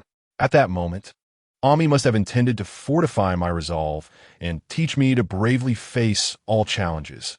I had even complained about Ami back then. Later, when I faced Venom, Ami once again guided me in combat. Now, Ami is assisting me in securing a job. Yet just days ago, I had contemplated persuading Gwen to conspire against Ami. Oh, how wicked I have been. I must treat Ami better in the future. Ami, I shall call Mary now to share this wonderful news. With excitement, Peter rushed to the corner to make the call. Observing this, Yang Ming couldn't help but chuckle. This fellow is still too naive, lacking the composure required. Winning a girl's affection hinges upon the ability to create delightful surprises. The money hasn't even arrived, and he is already planning to lay his cards on the table. Soon, Peter returned, his expression one of disappointment. I'm sorry, Ami. Mary said that Spider-Man should not serve capitalistic interests, and that my abilities should be utilized for the right causes. Hearing this, Yang Ming felt an inexplicable surge of emotions. Indeed, Spider-Man's powers should not be wielded for profit. However, Yang Ming's tone shifted as he smiled. Is it truly wrong to use your abilities to provide a better life for friends and family? Peter was baffled. Both Mary and Ami made compelling arguments. How could he counter them? It's all right, Peter. You need not fret over this matter. I did not intend for you to use this statement to refute Mary, but rather to understand that there exists no absolute right or wrong in this world, only different perspectives. As Yang Ming spoke, he patted Peter on the shoulder. You simply need to stand firm in your own beliefs, do what you deem right. To live in the hearts of others is a form of happiness. However, to exist in their eyes can lead only to endless troubles. Peter's eyes brightened, as if he grasped the meaning, yet remained somewhat mystified. Ami, your words are still so profound. I need to truly reflect on them. Yang Ming nodded. Good. Take your time to ponder. By the way, if you choose not to pursue advertising, consider applying for a journalist position at the Hornet Daily. The editor, Jameson, is a die-hard fan of Gwen's. If you ask when to take a few photos of Spider-Woman for you, Jameson will surely be eager to have you on his team. Peter contemplated this suggestion and found it quite appealing. Thank you, Yami. How did you come to know all this? Yang Ming rolled his eyes. The Horn Herald constantly berates us in their articles. How do you think I know? Before Peter could respond, he was suddenly struck by Venom's discontent. Oh hell, if that guy were my boss, I would be unable to resist devouring him. Peter covered his face and said, Buddy, you can't jeopardize our livelihoods. But I'm hungry. All right, my friend, I'll fetch you 2 turkeys. Turkeys? I can almost taste the flavor of friendship. After Peter departed, Yang Ming casually knocked on the adjacent door. Hey, Gwen. Eavesdropping at the door, are we? He had long since noticed Gwen inside. With a click, Gwen opened the door. Clad in pajamas and adorned with an unfamiliar green facial mask, leaning against the doorframe. Yami, are you heading downstairs? What do you wish to say? Please help me buy a pair of ballet shoes. I need them for practice tomorrow at school. White ones, thank you. Sure. Yang Ming turned and entered the elevator, muttering, Green ballet shoes? What a taste. White and green. Are those 2 words so easily confused? Clearly, someone named Yami possesses an extraordinary command of English. The next day, at Imperial University, the trio entered the campus. Ming donned sunglasses, subtly surveying the long legs around him. Meanwhile, Peter, lost in the music from his headphones, danced with abandon, swaying his hips in a carefree manner, utterly enraptured. Occasionally, he would flirt with passing girls, eliciting a chorus of eye rolls. "Hey, Peter, are you sure you want to keep this up?" Ming couldn't help but interrupt his exuberance. Peter halted, flicking his bangs back with a smile. "Of course. Before I begin the drudgery of newspaper work, I intend to bask in today's sunshine." With that, Peter resumed listening to music and dancing. Observing this, Ming raised his camera and captured a candid shot of Peter. Ahead, Gwen turned back and, seeing Peter in such a state, could only shake her head in exasperation. "When will this affliction be cured? I'm off to the ballet studio. You two have fun." With that, she made to leave. "Wait, Gwen. This is a custom-made suit from Dr. Otto. It's far more attractive and durable than your current one. Tear-resistant." Ming handed the bag to her, and he could see her eyes welling with appreciation. Gwen gritted her teeth, her expression turning fierce. "Custom-made? How did you know my measurements?" Ming's lips curled into a confident smile. "I've seen you change suits. No, wait, I guessed. Thanks to Wuming and Sholei for their generous support with coin donations." Chapter 47. Explosive ringing. Cannon watching Gwen's figure recede. Ming grinned widely. "Ha!" was truly touched. Meanwhile, Peter, having paused his dance, glanced at the bruise in the corner of Ming's eye and remained silent for a few moments. "Do you really not need to visit the infirmary?" he finally inquired. Ming waved his hand dismissively, asserting, "No need, I am quite well." Peter scratched his head, perplexed. "Yami, given your physical condition, how could Gwen manage to strike you down so easily?" Ming est twitchet. "That is because I took a shower today and did not don my battle attire." "Peter, a gentleman must never wield his abilities to bully a lady. Do you understand?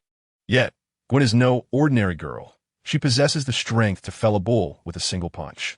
Well, I'm not an ordinary gentleman either, considering I can endure far more than a bull. Wouldn't you agree?" "Yami, your reasoning is quite sound." The two continued their conversation as they strolled, soon arriving at the park lake of Imperial University. "Peter, you should attend your class. I shall remain here to enjoy the scenery." "All right, Yami." After bidding farewell, Ming settled onto a park bench and summoned a virtual computer. Within the virtual display, Dr. Miles was engaged in routine experimental work within his laboratory, appearing utterly unremarkable. This had been Miles' demeanor for quite some time. Observing this, Ming's brow furrowed. His presence at Imperial University was not merely to accompany Peter and Gwen to their classes out of boredom. Miles' lack of action had raised a flag of suspicion in his mind. If Norman Osborn could detect the presence of the nano spider, Miles should have sensed something amiss by now. Given the elapsed time, to what stage had Spider-Man's cloning project advanced? Contemplating this, Ming glanced around to ensure no one was nearby, and his fingertips revealed a red and blue, gold-trimmed card. With a hum, nanometal swiftly enveloped his entire body as he commanded the artificial intelligence. "Friday, activate the invisibility function." "Understood, sir." In an instant, Ming's form melded seamlessly with the surrounding environment. In his concealed state, he launched webbing, traversing the architecture of Imperial University, and followed the map to locate the experimental building. Utilizing the nanometal suit, Ming infiltrated the experimental building, discovering that the experiments within were proceeding as normal. However, Miles' laboratory had been completely vacated, leaving only a solitary nanometal spider clinging to the wall of the empty room. Indeed, it seemed this individual was quite cautious. Ming detached the nano spider, shaking his head with a bemused smile to have concealed this for so long with a false image. Did he anticipate that I would inevitably focus my attention on the Osborn group? Scanning the desolate laboratory, he extended his hand in a feigned gesture, his palm brushing against a strand of white biological webbing. Ming raised an eyebrow. It resembled the webbing emitted from Spider-Man himself, indicating that Miles' research had yielded results. Suddenly, a melodious and soothing tune resonated from the corner of the laboratory. "Cannon?" Ming's lips curled slightly as he unhesitatingly burst through the window. Boom! In the next moment, a deafening explosion erupted as Miles' laboratory detonated, flames surging through doors and windows, unleashing a scorching wave that engulfed everything in its vicinity. With the force of the heat wave, Ming soared through the air and landed, his battlesuit's invisibility feature rendered ineffective by the external environment. Countless students witnessed the dramatic scene as Ming emerged from the explosion. The laboratory of Dr. Miles had erupted in flames. Who was responsible? Oh look, it's Spider-Man. Why is Spider-Man coming out of the explosion? Quick, you two fools, the laboratory has exploded. Call the police. Call the fire department. The crowd erupted in chaos, with many onlookers capturing the moment on their phones from a distance. Meanwhile, Ming gazed at the thick flames and dark smoke billowing from Miles' laboratory, shaking his head in resignation. It was supposed to be a soothing melody, yet you all insist on using it as a countdown to catastrophe. How unbearable. Launching his web, Ming swung back into the experimental building, rescuing those trapped in the inferno before vanishing from sight. After all, it was a mess of his own making. He had to take responsibility. Yami, Dr. Miles' lab has exploded, and Ruth and the others saw you at the scene. What exactly happened? At a CAF, the trio gathered around a table, with Peter and Gwen inquiring curiously. Ming took a sip of coffee and replied, I forgot to mention that the spider creature is a product of Miles' experiments. His goal is to collect Gwen's genetic material and combat data in order to clone another Spider-Woman. What? Gwen's eyes widened in disbelief. How could Miles possibly know my identity? Ming interjected. No, he doesn't know. He simply created the spider creature and continuously gathers data while battling Spider-Woman. That's why whenever Spider-Woman appears, the spider creature follows. Peter and Gwen finally understood. So, Yami, you had already uncovered Miles' plot? Gwen's expression turned sharp. What else is he hiding from us? Ming feigned ignorance to Gwen's demeanor and stated solemnly, I had installed surveillance in Miles' laboratory, but he had already sensed it. When I arrived to retrieve the equipment, it triggered the explosion. Where's Miles now? Peter asked. Ming shook his head, uncertain. He retrieved a strand of white webbing, his expression grave. This is the web I found at the scene. Perhaps Miles' cloning experiment has already succeeded. Gwen took the web, examining it closely. The texture is remarkably similar to mine. Has Miles truly cloned another version of me? Her face darkened. She understood all too well that if Miles could clone one Spider-Woman, he could create countless others. The terror of an army of Spider-Women controlled by an ambitious mastermind needed no further elaboration.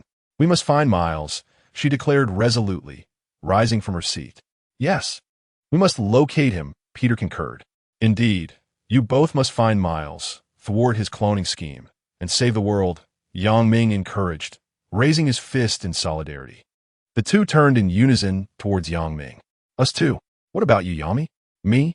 Ming shrugged, expressing that this matter was best handled by others while he would take the final stage. The two exchanged glances, their eyes revealing a profound disdain. Ah, Gwen, Peter. I see you were here at that moment. A middle-aged woman, donned in glasses and a laboratory white coat, approached them. Gwen, Peter, a gentleman wishes to discuss some matters with you. She clutched a pile of documents, the edges slightly singed, and Ming recognized her as the one he had rescued from a fire. As the woman approached, Gwen introduced her to Yami. This is Dr. Octavius, the newly appointed physics professor at Empire University. Octavius? Ming's expression shifted as he stood to greet her, then turned to the two and said, If you have business, I shall not intrude. With that, he waved goodbye. Excuse me, are you Mr. Yami? A sharply dressed man in a suit, wearing sunglasses and exuding an air of seriousness, stepped forward behind Octavius. Seeing this, Ming smiled slightly. I am Yami. No, I am Ming. Very well, Ms. Stacy, Mr. Parker, and Mr. Yami, please follow me. The three exchanged glances, sensing an unusual tension in each other's eyes. Very well. They followed the man out of the CAF, heading directly to a white vehicle parked at the entrance. Gwen, that vehicle seems quite expensive, Peter remarked. Gwen shook her head. It's not overly expensive, but only official personnel are assigned such vehicles. Upon hearing this, Peter began to suspect, are we being sought by official forces? Has our identity been compromised? Yang Ming nodded, acknowledging the possibility, and added with a smirk, and not just any official force. The vehicle door opened with a beep, and the man ushered the three inside. Inside, a large black man in a black trench coat, with a black eye patch over his left eye, had been waiting for some time. Agent Coulson, go fetch 3 cups of coffee for our guests, the man commanded, his demeanor as stern as ever. Understood, Coulson exited the vehicle, leaving the 4 inside. Allow me to introduce myself. I am Nick Fury from the Strategic Homeland Intervention, Enforcement, and Logistics Division, also known as SHL. Nick Fury stated. I've never heard of it. Gwen, do you know? Gwen shook her head, aware that the existence of SHIELD was beyond the knowledge of someone like her father, George. Meanwhile, Yang Ming raised an eyebrow, intrigued. There is a SHIELD in this world? How did you discover this, Director Fury? He inquired calmly. Nick Fury's stoic expression revealed no emotion. Yet internally, he was astonished by Yang Ming's nonchalance in revealing his identity. This individual from Huaxia was far more complex than he appeared. He was aware of the inquiry posed by the other party, and with a gentle touch on the car's equipment, a virtual display materialized, revealing the image of 3 individuals being incapacitated by a middle-aged Otto. What? Peter and Gwen exclaimed in shock, instantly on high alert, while Yang Ming placated them with a reassuring pat on their shoulders, signaling them to remain calm. This technology is provided to you by the Mysterio? He inquired with a smile. In this world inundated with advanced technology, he had long been prepared for any exposure of identity. Nick Fury nodded, affirming, indeed. He is affiliated with me. Yang Ming inwardly scoffed, recognizing that the man was driven solely by profit and was not aligned with any particular faction. You sought us out. What is your intention? He asked, feigning ignorance. Nick Fury's expression turned sincere. The ambitions of the Osborn Group have escalated to an uncontrollable extent, and I require your assistance. Yang Ming's eyes brightened at the mention of the Osborn Group's secrets. You are aware of their secrets? He pressed. Of course, Nick Fury replied. Norman was originally a senior agent of SHIELD. He recruited individuals with abilities, captured Spider-Man, and seized control over the Osborn Group's financial resources to establish his own authority, effectively sidelining me and taking command of SHIELD. Is it truly that simple? Yang Ming summoned the system interface, but found no updates in the task information. His question left Nick Fury momentarily perplexed. Mr. Yami, you may not comprehend the grave implications of Norman's control over SHIELD. No, I am well aware and trust Director Fury's words, Yang Ming replied, dismissing the system interface. He understood that in this matter, Fury had no reason to deceive him. Some aspects might even elude Fury's knowledge. Director Fury, please elaborate on the information you possess, he urged. Nick Fury's face brightened slightly. Have you agreed to assist? Certainly, our objectives align, Yang Ming began, but Peter interrupted. Wait. Yami, what exactly is happening? I'm still in the dark. Meanwhile, Gwen, with a serious demeanor, instructed Peter, just listen. It seemed she had grasped the situation. Ignoring Peter's confusion, Yang Ming continued. Now, could you share the information at your disposal? Can you make decisions? Nick Fury glanced at Peter and Gwen. Yang Ming shrugged. You did not have Natasha Romanoff infiltrate our circle beforehand. It seems time was not on your side. My patience is limited, and while I still hold interest, you know the potential consequences. Natasha? Nick Fury grasped the implication of Yang Ming's threat, but felt compelled to clarify.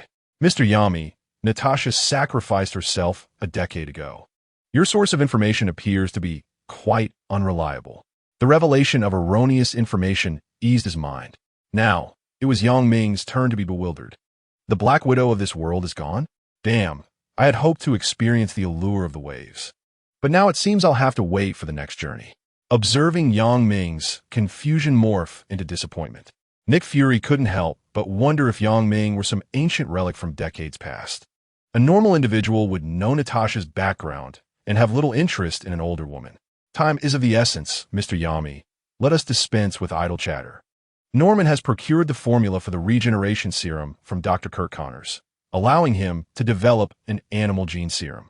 Coupled with Miles' control over the monsters, Norman has amassed a formidable legion of creatures. Where is Dr. Connors now? Due to the nature of the hidden mission, Ming is particularly concerned about the whereabouts of Kurt Connors. Nick Fury sighed and clicked on the virtual computer, revealing a morgue where a dismembered corpse lay silently. Norman had used him as a guinea pig to create the animal gene serum, rendering him eternally unresponsive. Damn it! Ming slammed the table in anger, a sight that left Gwen and Peter astonished at his fury, prompting them to console him. Yami, you must remain calm. Ming waved his hand dismissively. I am fine. Dr. Connors died too soon, far too tragically. We must ensure that Norman pays for his actions. With Kurt Connors deceased, completing the hidden mission would be further delayed. The egghead, observing Ming's profound emotional turmoil regarding Kurt Connors, attempted a comforting remark, albeit perplexed by the depth of his feelings. Mr. Yami, I understand your current emotions, but my control over S.H.I.E.L.D. is waning. I require your assistance. Only by thwarting Norman's schemes can we save more innocent lives. Ming inhaled deeply and inquired, what else do you know? Nick Fury continued, through the Mysterio, we have learned that Norman is surrounded by several powerful individuals. And we have even made contact with the energy hijacker, Max. Their plans to capture Spider-Man have never ceased. Update, Chapter 49, Arc Reactor Release. Golden Max? Ming squinted and called the silver-haired Otto. Dr. Otto, when will the new arc reactor be ready? In a week. Very well, in a week. We shall execute a grand plan. The video showed a silver-haired Otto, his expression indicating a premonition of impending trouble. Yami, I must express that I am growing old, and I cannot be subjected to undue stress. I hope you will remember the fine traditions of our culture, honoring the elderly and cherishing the young. Ming's cheek twitched. What exactly are you trying to convey? Oh, Yami, I understand your intentions, but we need to be adequately prepared. At the very least, we must have weapons. My company's finances are rather strained. As you know, the silver-haired Otto lamented. Seeing this, Ming sighed. Very well, we shall have to postpone. Before he could finish, the egghead interjected, Mr. Yami, if it concerns weapons and funding, I believe I can assist. Really, Director Fury? Ming's face lit up with gratitude. Nick Fury replied earnestly, of course. I still possess some authority in this matter. He then gestured towards the figure on the screen. By the way, this is Ming suddenly realized. Oh, I forgot to introduce, this is my predecessor, Dr. Otto Gunther Octavius, the greatest scientist in the world. The silver-haired Otto, upon hearing Ming's introduction, beamed with delight. Indeed, Yami possesses keen insight. Otto Octavius. Meanwhile, Nick Fury, with a furrowed brow, seemed to recall the name. Suddenly, a realization struck him, and he was momentarily taken aback. It was impossible. Dr. Otto had passed away 3 years prior. How could he still be alive? The silver-haired Otto chuckled. Ah, you must have heard of the multiverse. The multiverse? Nick Fury's eyes widened in disbelief. So, the words of a mysterious stranger were indeed true. They truly hailed from another Earth. But isn't the mysterious stranger one of yours? Do you doubt his words? Ming said. Nick Fury shook his head, aware that the mysterious stranger could not be fully trusted. However, he had not anticipated that this particular statement was not a deception. He surveyed the trio with a skeptical tone. Then what are your identities? He suspected that at least one of the 3 Spider-Men originated from an alternate universe. Gwen quickly interjected, Peter and I are not. He is. She unhesitatingly cast Ming under the bus, as a means of repaying the favor for the battle suit. Ming nodded in agreement. Indeed, I am from this world. They are not. Gwen and Peter both remarked, boring, childish. Nick Fury glanced at the expressions of the 3, easily discerning who was being dishonest. However, the most pressing matter was the Osborn Corporation. Other concerns could wait. Mr. Yami, Ms. Stacy, Mr. Parker, it is a pleasure to have you join our ranks. I shall handle the funding. May I inquire, Mr. Octavius, how much capital is required to ensure we can effectively counter the armed forces of the Osborn Corporation in the shortest time possible? In the video feed, the silver-haired Otto tapped away at his computer for a moment before responding. The armed forces of the Osborn Corporation are exceptionally formidable. To contend with them, we would require at least 500 particle energy guns. Excuse me, Dr. Otto, what exactly is a particle energy gun? Nick Fury asked, slightly bemused. The silver-haired Otto elucidated. Particle energy is a result of my years of research. Its power is sufficient to shatter the scales of lizard-like creatures. And even the more powerful lizard men would be reduced to mere shreds under sufficient fire from particle energy guns. Particle energy essentially involves injecting vast amounts of energy into a weapon via an arc reactor, which generates tremendous destructive capability. The backdrop of this world is straightforward. The official powers lack potent, compact weapons to combat individuals with considerable destructive capabilities. Thus, he had dedicated his research to developing such a weapon, albeit requiring substantial funding. Initially distressed by this predicament, he was pleasantly surprised when Nick Fury presented the opportunity for collaboration, leading them to gradually negotiate funding from one another. Upon hearing about the impressive power of the particle energy guns, Nick Fury couldn't help but feel a surge of excitement. Dr. Otto, how much funding do you require? Well, we would need at least $100 billion. As the silver-haired Otto spoke, he noticed the deepening scowl on Nick Fury's face and quickly reconsidered his statement. Oh, I should not indulge in humor at this moment. $5 billion? Very well, $1 billion. It cannot be any less. Nick Fury's expression darkened slightly. $50 billion is the utmost limit of funding I can secure. The silver-haired Otto cast a glance at Ming, who then spoke. All right, $50 billion. It is a pleasure to collaborate. Leaving the RV and bidding farewell to Egghead, the three of them proceeded to the park. Yami, are we truly going to confront the Osborn group? Peter's face reflected uncertainty, as his dear friend Harry was the son of Norman. Opposing the Osborn group meant standing against Harry. Ming, perceiving Peter's inner turmoil, addressed him. Peter, with great power comes great responsibility. You are aware of the fate that befell the other Green Goblin. If Norman Osborn continues on this path, he shall irrevocably transform into the Green Goblin. Assisting Norman in reclaiming his former self is tantamount to aiding Harry. Upon hearing Ming's words, Peter finally comprehended the situation and ceased his internal conflict. Gwen, on the other hand, needed no persuasion. As Spider-Woman, saving the world had always been her guiding principle. 3 days later, at the Octavius Group's press conference, energy technology centered around the new arc reactor was officially unveiled in New York, igniting a global uproar, particularly with SHIELD discreetly fanning the flames. The Octavius Group gained immense popularity worldwide. Such ostentatious actions were bound to attract the covetous gazes of numerous factions, including the official forces of America, who were particularly envious of the arc reactor technology, SHIELD included. Yami, the arc reactor technology, Fury interjected, this is part of the plan. In reality, this technology has not been developed at all. Once the Osborn Group's affairs settle, we will need you to clarify the situation.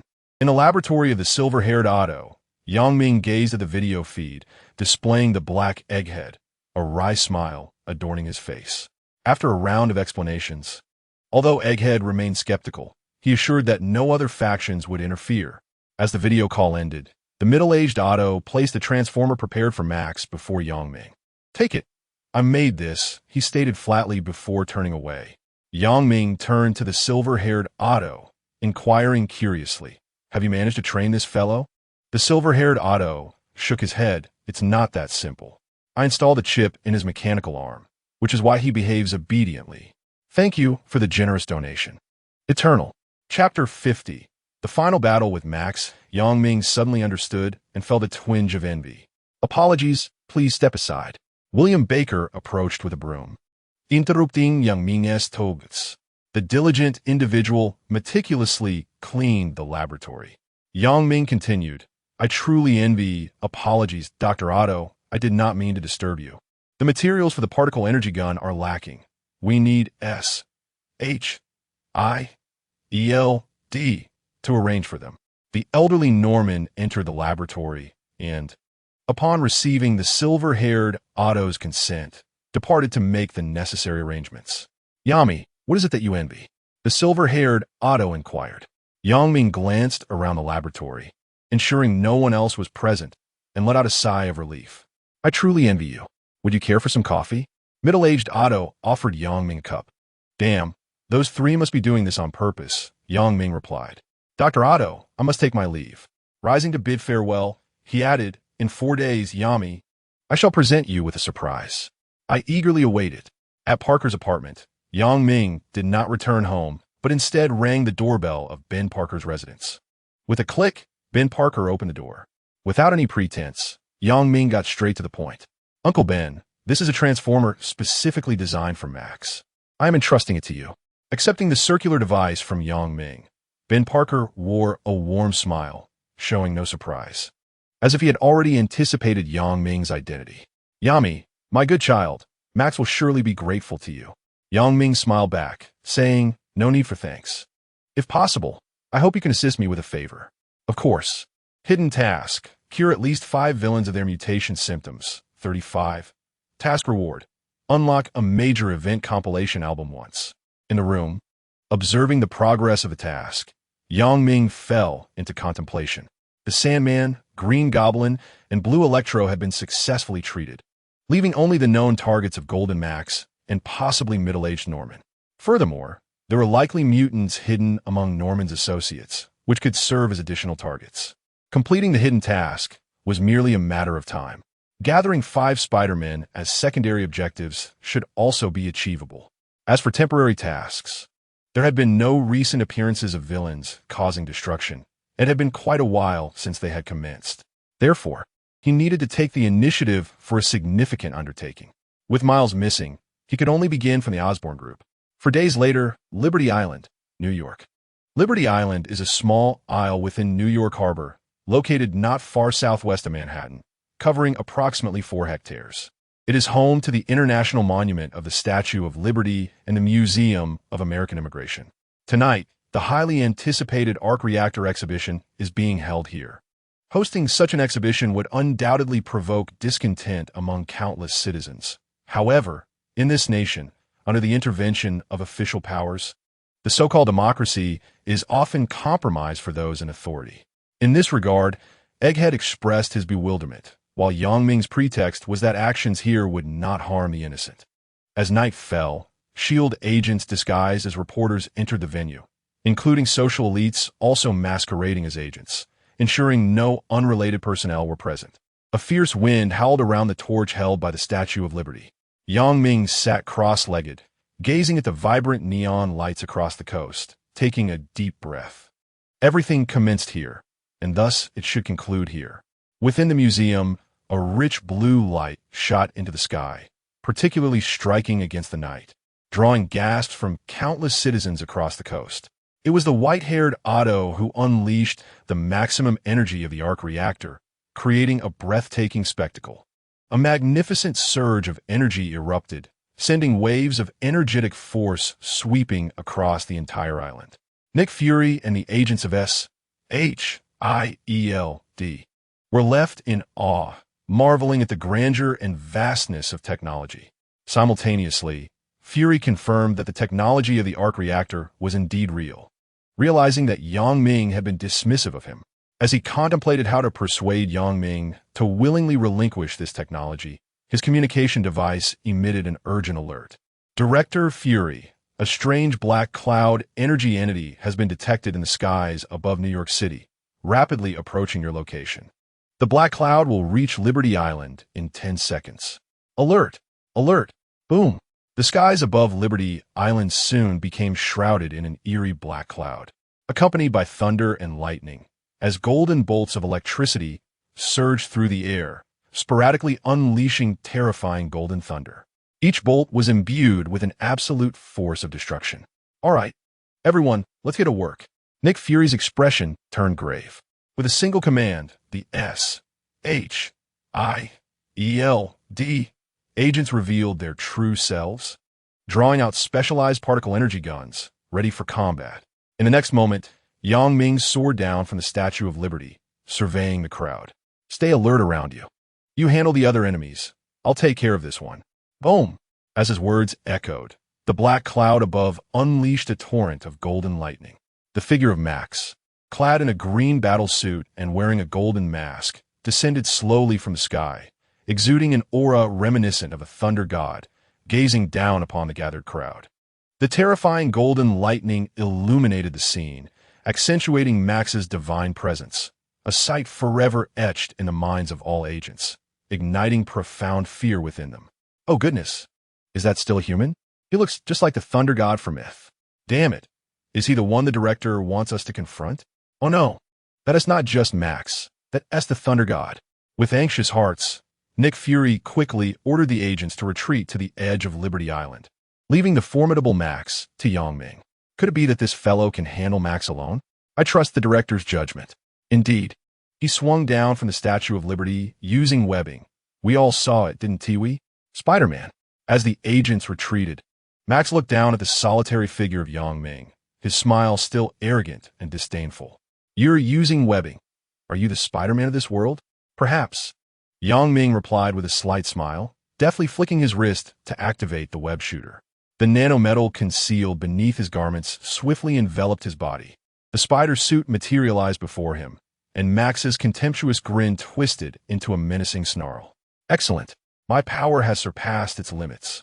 Let Spider-Man's blood celebrate for me, and I shall seize your reactor in the process. With that, he beckoned slightly, and the black cloud above roared with unprecedented fury. Thunder rumbled as golden bolts of lightning shot forth from Max's gestures, illuminating the night sky in a cascade of radiant brilliance, followed by the furious roar of thunder reverberating across the land. The relentless golden lightning engulfed a corner of Freedom Island, causing the earth to tremble violently, soil to scatter, and dust to billow, creating an unquenchable tempest. The onlookers, witnessing this spectacle, were stricken with despair, a profound sense of helplessness surging within them. Under such ferocious power, even Spider-Man would be rendered powerless, wouldn't he? Chapter 51. Anti-Electro Battle Armor. Haha. Is that all you can do, Spider-Man? In midair, Max sneered incessantly, as everyone averted their gazes from the ground bombarded by lightning, fearing the emergence of Spider-Man's severed limbs. Yet, in the next moment, a teasing voice echoed from the rooftop, leaving everyone astounded. Hey, buddy, has anyone informed you that you've been bombarding a projection for ages? On the roof, Yang Ming reclined, one hand holding a juice while the other raised a camera to capture a full-body shot of Electro. The projection effects had been crafted with the assistance of Mysterio, who would do anything for a fee. What? Max, taken aback by the other Yang Ming, felt a surge of humiliation wash over him, igniting his fury. Dumb nunt, you will die a most gruesome death, mark my words. In an instant, he spread his arms wide, a terrifying aura of golden lightning enveloping him. The dark clouds above unleashed thunder upon his form, gradually coalescing into a dazzling sphere of lightning, potent enough to obliterate everything in its path, causing the ground to shudder. Max scrutinized Yang Ming, hesitating to strike, as he sought to discern whether this individual was real or merely a projection, unwilling to suffer further embarrassment. Learning to harness storm clouds for energy storage, quite intriguing. Meanwhile, Yang Ming chuckled softly, calling upon his artificial intelligence. Friday, assess Max's strength. Certainly, sir.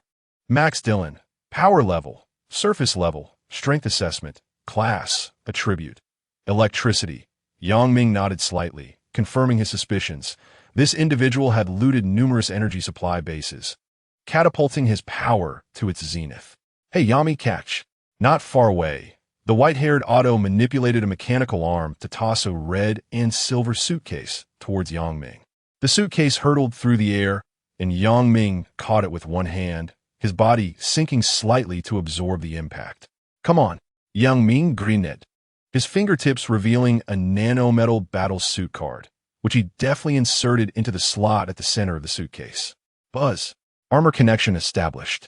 From the suitcase's seams emanated a faint glow of energy, and as Yang Ming lightly pressed down on it, the suitcase transformed, precision machinery unfolding to reveal a pair of mechanical arms. Bending down, as his hands grasped the mechanical arm ring. The intricate machinery swiftly adhered to his limbs, while the nanotech battle suit morphed into a liquid metal, rapidly enveloping his entire form. With a single motion, Ming lifted the metallic briefcase, arms wide open. As the case transformed once more, emitting a series of mechanical sounds, silver skeletal structures wove themselves onto his body, adjusting the crimson armor to its optimal state, until the armor ultimately sealed shut, with the energy discharge device in his palms radiating a brilliant light. The helmet enveloped his visage, and his eyes gleamed with intensity. Mark V, the anti-Electroman battle armor. Under Yang Ming's directive, this entire process was condensed to less than 3 seconds, a feat that had undoubtedly caused Otto, with his white hair, considerable anxiety. Crafted from aerospace-grade nickel-titanium alloy, enhanced with a portion of nanometal technology, the entire suit was designed to bolster the defense, flight speed, donning speed, and the armor's capacity to absorb and convert electrical currents, among other capabilities. The system's nanometal battle suit connected seamlessly to the armor, substituting artificial intelligence to ensure that the armor could be donned even in motion. The arc reactor on his chest emitted a dazzling glow, and amidst the astonished gazes of onlookers, Yang Ming shifted his posture, palms directed downward, as energy propulsion gradually lifted him to eye level with Max. Witnessing the ostentatious armor materialize before him, remained unimpressed. A little bug that can fly, how intriguing. But neglecting your lessons will yield dire consequences.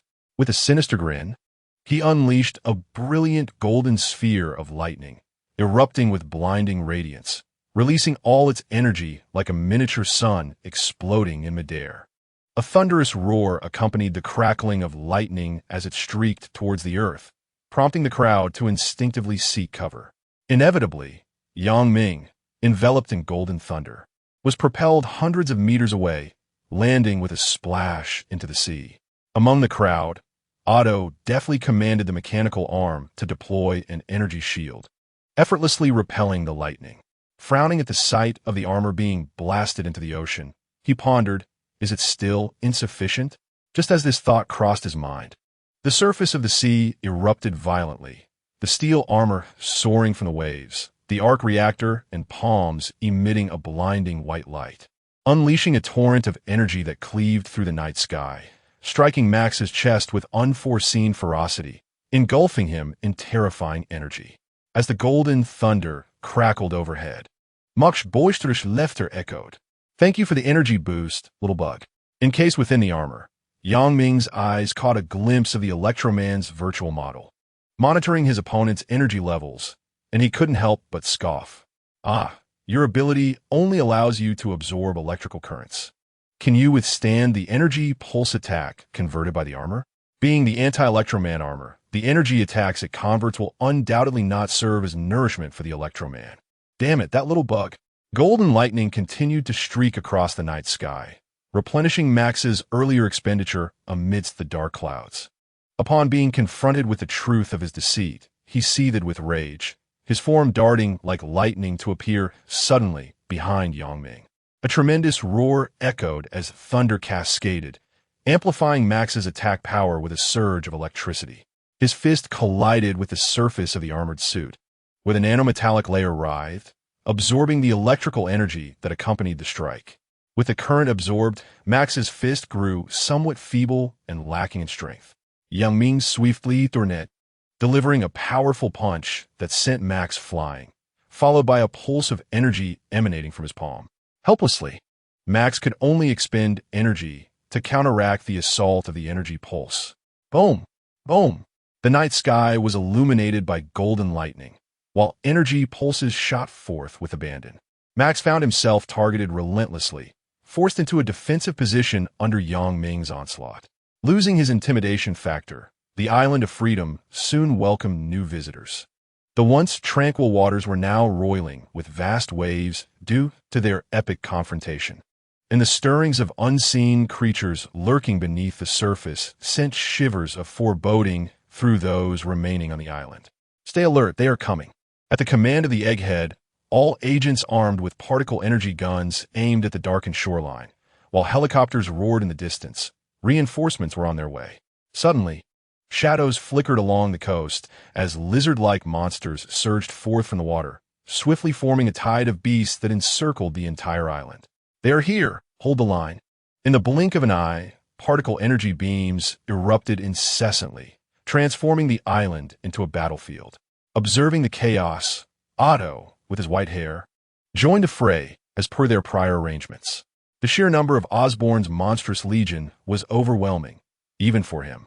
Meanwhile, several figures burst forth from the museum. Chapter 52.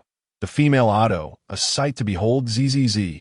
The blue Max glanced up at the sky, ablaze with golden lightning, casually removing the transformer from his chest to replace it with a brand new arc reactor.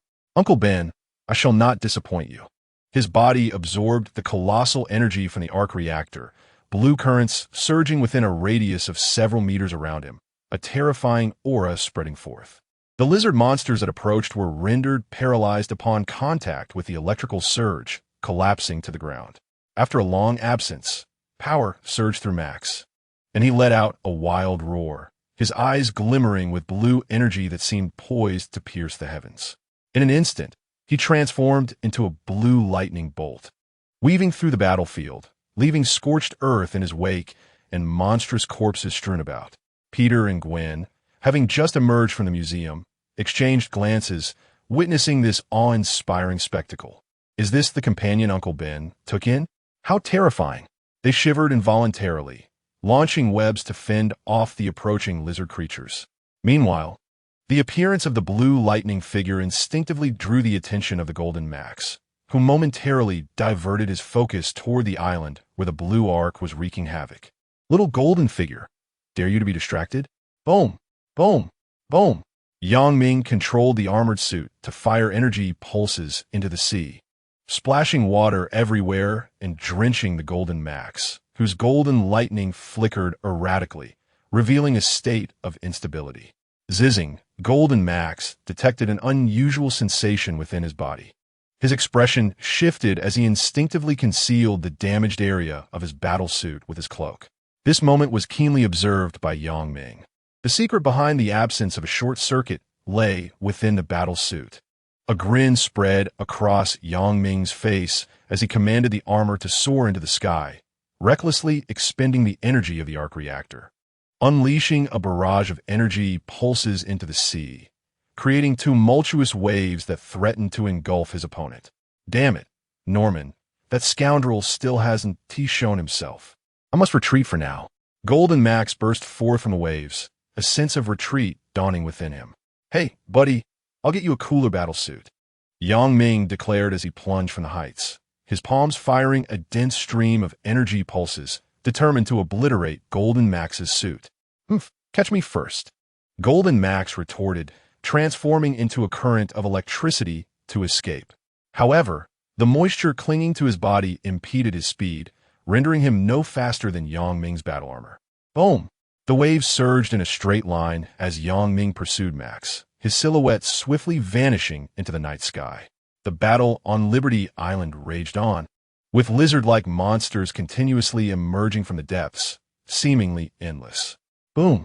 The roar of helicopters echoed from above as reinforcements were imminent. Nick Fury wiped the sweat from his brow, a hint of a smile gracing his lips. Finally, before he could exhale in relief, for colossal waterspouts gradually emerged, encircling Liberty Island and obstructing the helicopter support. Within one of the waterspouts, a shadowy figure cloaked in green light flickered in and out of view. "Damn, it's the Mysterio. I knew he was trouble." Coulson cursed vehemently, glancing at Nick Fury beside him. "Director, it's a special effects disguise for the waterspout." "I know," Nick Fury replied, raising his communicator and opening fire to disperse the drones hidden within the waterspout. With a command, the helicopters unleashed their firepower upon the waterspout, flames visibly spreading within. Mysterio remained unfazed, his expression devoid of panic. He glanced at the time, 10 minutes. "I've contributed my share. Once the time is up, I'll leave hastily, and Norman will have no reason to blame me." What's that sound? Suddenly, an unusual noise crackled through the earpiece. revealing a drone-esque footage within Mysterio's transparent helmet. Inside the waterspout, a shadow danced among the drones, wreaking havoc. What? Mysterio gasped in surprise. As the image zoomed in, he recognized the shadow as a black figure resembling Spider-Man. Yet the sharp claws and the ghastly grin bared with bloodthirst were entirely different. Ha ha ha! How amusing, how delightful! Unbeknownst to him, Venom had taken control of Peter's body, recklessly destroying the drones within the waterspout while burping, evidently having indulged too much in lizard brains. Special effects could deceive human perception, but to an extraterrestrial symbiote with a distinct visual nerve system, such illusions were utterly inconsequential. Soon, the drones within the water vortex were successively destroyed, unable to maintain the exaggerated special effects, and the drones were laid bare. The mysterious figure, with a pained expression, transformed into green smoke and vanished. This corporeal form was merely an illusion. The true essence resided in another city. With the disappearance of the mysterious figure, the drones scattered, and Venom's body, lacking a point of leverage, plummeted swiftly into the sea. Peter, I'm off to sleep. Have fun, Venom cackled malevolently, his grotesque visage retracting as he reverted to his black suit. Just as Peter opened his eyes, a fierce wind rushed in, filling his mouth. This time, I shall starve you for a month. On the ocean's surface, a multitude of lizard-like creatures emerged, their heads bobbing as they awaited the aerial feast. Oh no, Peter exclaimed, his face paling as he hastily maneuvered the suit to extend its gliding wings, spiraling down towards Liberty Island. The lizard creatures continued their relentless onslaught, but their ferocity had waned compared to the initial assault. Just when everyone thought the ordeal was nearing its end, an unusual commotion arose from the direction of the Statue of Liberty. A submarine broke through the water's surface, slowly emerging into view. The ground trembled as a towering humanoid beast, standing 4 meters tall, leaped from the hatch, emitting a primal roar. Clad in heavy armor, its head crowned with sharp rhinoceros horns glimmering with remnants of blood, the massive creature charged forth, indiscriminately trampling the lizard monsters in its path, advancing towards the museum. With its sights set on the arc reactor exhibition, it was the Rhino, a creature of great strength, and a direct confrontation was ill-advised. Otto Octavius, his expression grave, recalled his own encounters with the Rhino in another world, where Peter had narrowly escaped being impaled by its horn, leaving a lasting impression. Gwen, I will handle him, she declared as she gracefully descended. Atop the Statue of Liberty, a green mechanical arm supported a familiar figure, moving with incredible agility, swifter than the rampaging Rhino. Gwen, my dear student, your opponent is me, said the middle-aged woman with a warm smile. Yet to Gwen, her demeanor was chilling. Dr. Octavius, I can hardly believe it. Gwen responded, astonished. Otto felt a flush creep over his features. In another universe, he was a middle-aged woman. With this thought in mind, he directed the mechanical arm to confront the wildly charging Rhino, unable to face the female version of himself, a rather painful sight. Gwen quickly regained her composure, gritting her teeth as she engaged in battle with the female Otto. Gwen, I'm here to assist you. Some individuals are indeed quite amusing. The scene where the protagonist saves the train is apparent to anyone with discernment, yet some remain oblivious, insistent on creating a narrative. Frankly, such people are more insufferable than trolls, meriting a ban, though I do not delete posts, not to provoke, but simply to remind myself that when I first engage with foolishness, I must remember to wish all the handsome gentlemen and beautiful ladies a happy new year in this new year of the tiger. Chapter 53. Another Gwen spider. Just as Peter finished speaking, several pumpkin bombs rained down from above, the violent explosions causing the black suit to contract and writhe. Peter evaded the onslaught of explosions, lifting his gaze to behold the green goblin gliding through the air, resembling Venom with its menacing visage, bearing sharp fangs and revealing a familiar face within. Harry, is that you? Peter exclaimed in shock. Harry's cheeks were adorned with green patterns, his expression somewhat grotesque, yet tinged with remorse. Peter, I am sorry.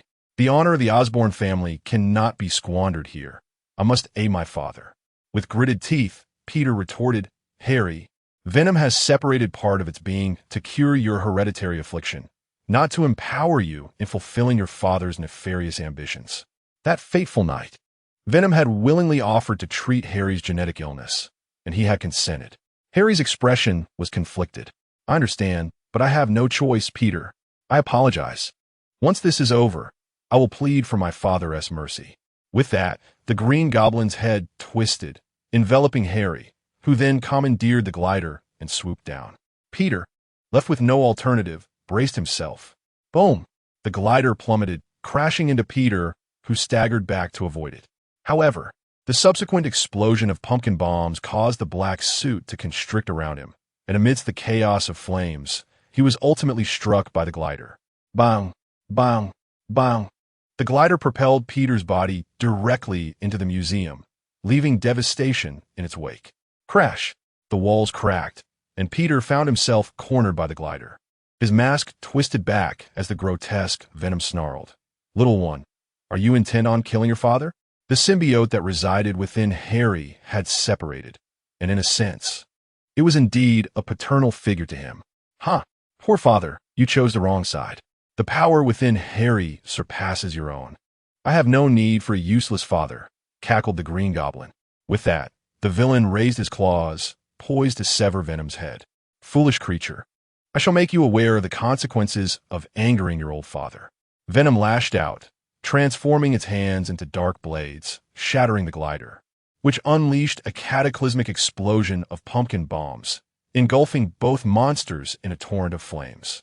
In an instant, the two creatures howled in torment amidst the inferno, their forms eroded by the searing heat. Peter and Harry recognized the peril and hastily maneuvered their bodies to break through the wall and escape the blaze. Father, I will tear you apart, the Green Goblin roared, seizing control of Harry's body to launch an attack. Venom, unwilling to concede, nonetheless relinquished control to Peter. Mate, do you remember what Yami taught you? Of course, came a reply. As Venom receded, the black suit enveloped Peter entirely. His gaze sharpened as he faced the frenzied assault of the Green Goblin. With outstretched hands, he unleashed black webs, ensnaring the goblin's limbs, and then, utilizing the elasticity of the webs, he executed a flying kick that snapped the goblin's neck. Got you! Peter's face lit with triumph. Crack! The Green Goblin slowly turned its head, a sinister grin spreading across its face. Not bad. With a fierce roar, the Green Goblin extended his clawed hands, transforming them into javelins that shot forth with alarming speed.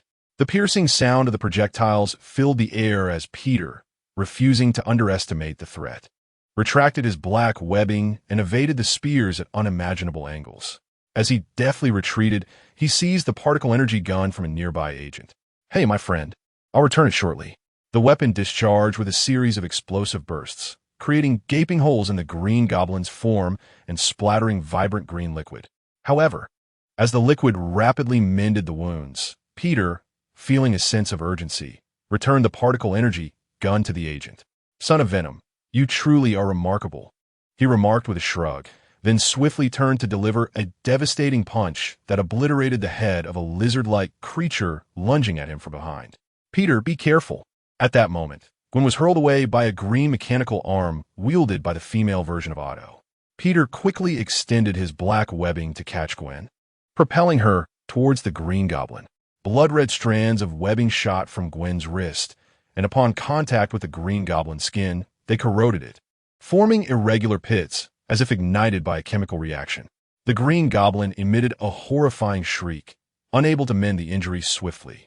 This is effective, Peter exclaimed in delight, only to be struck away by the whirling green mechanical arm moments later.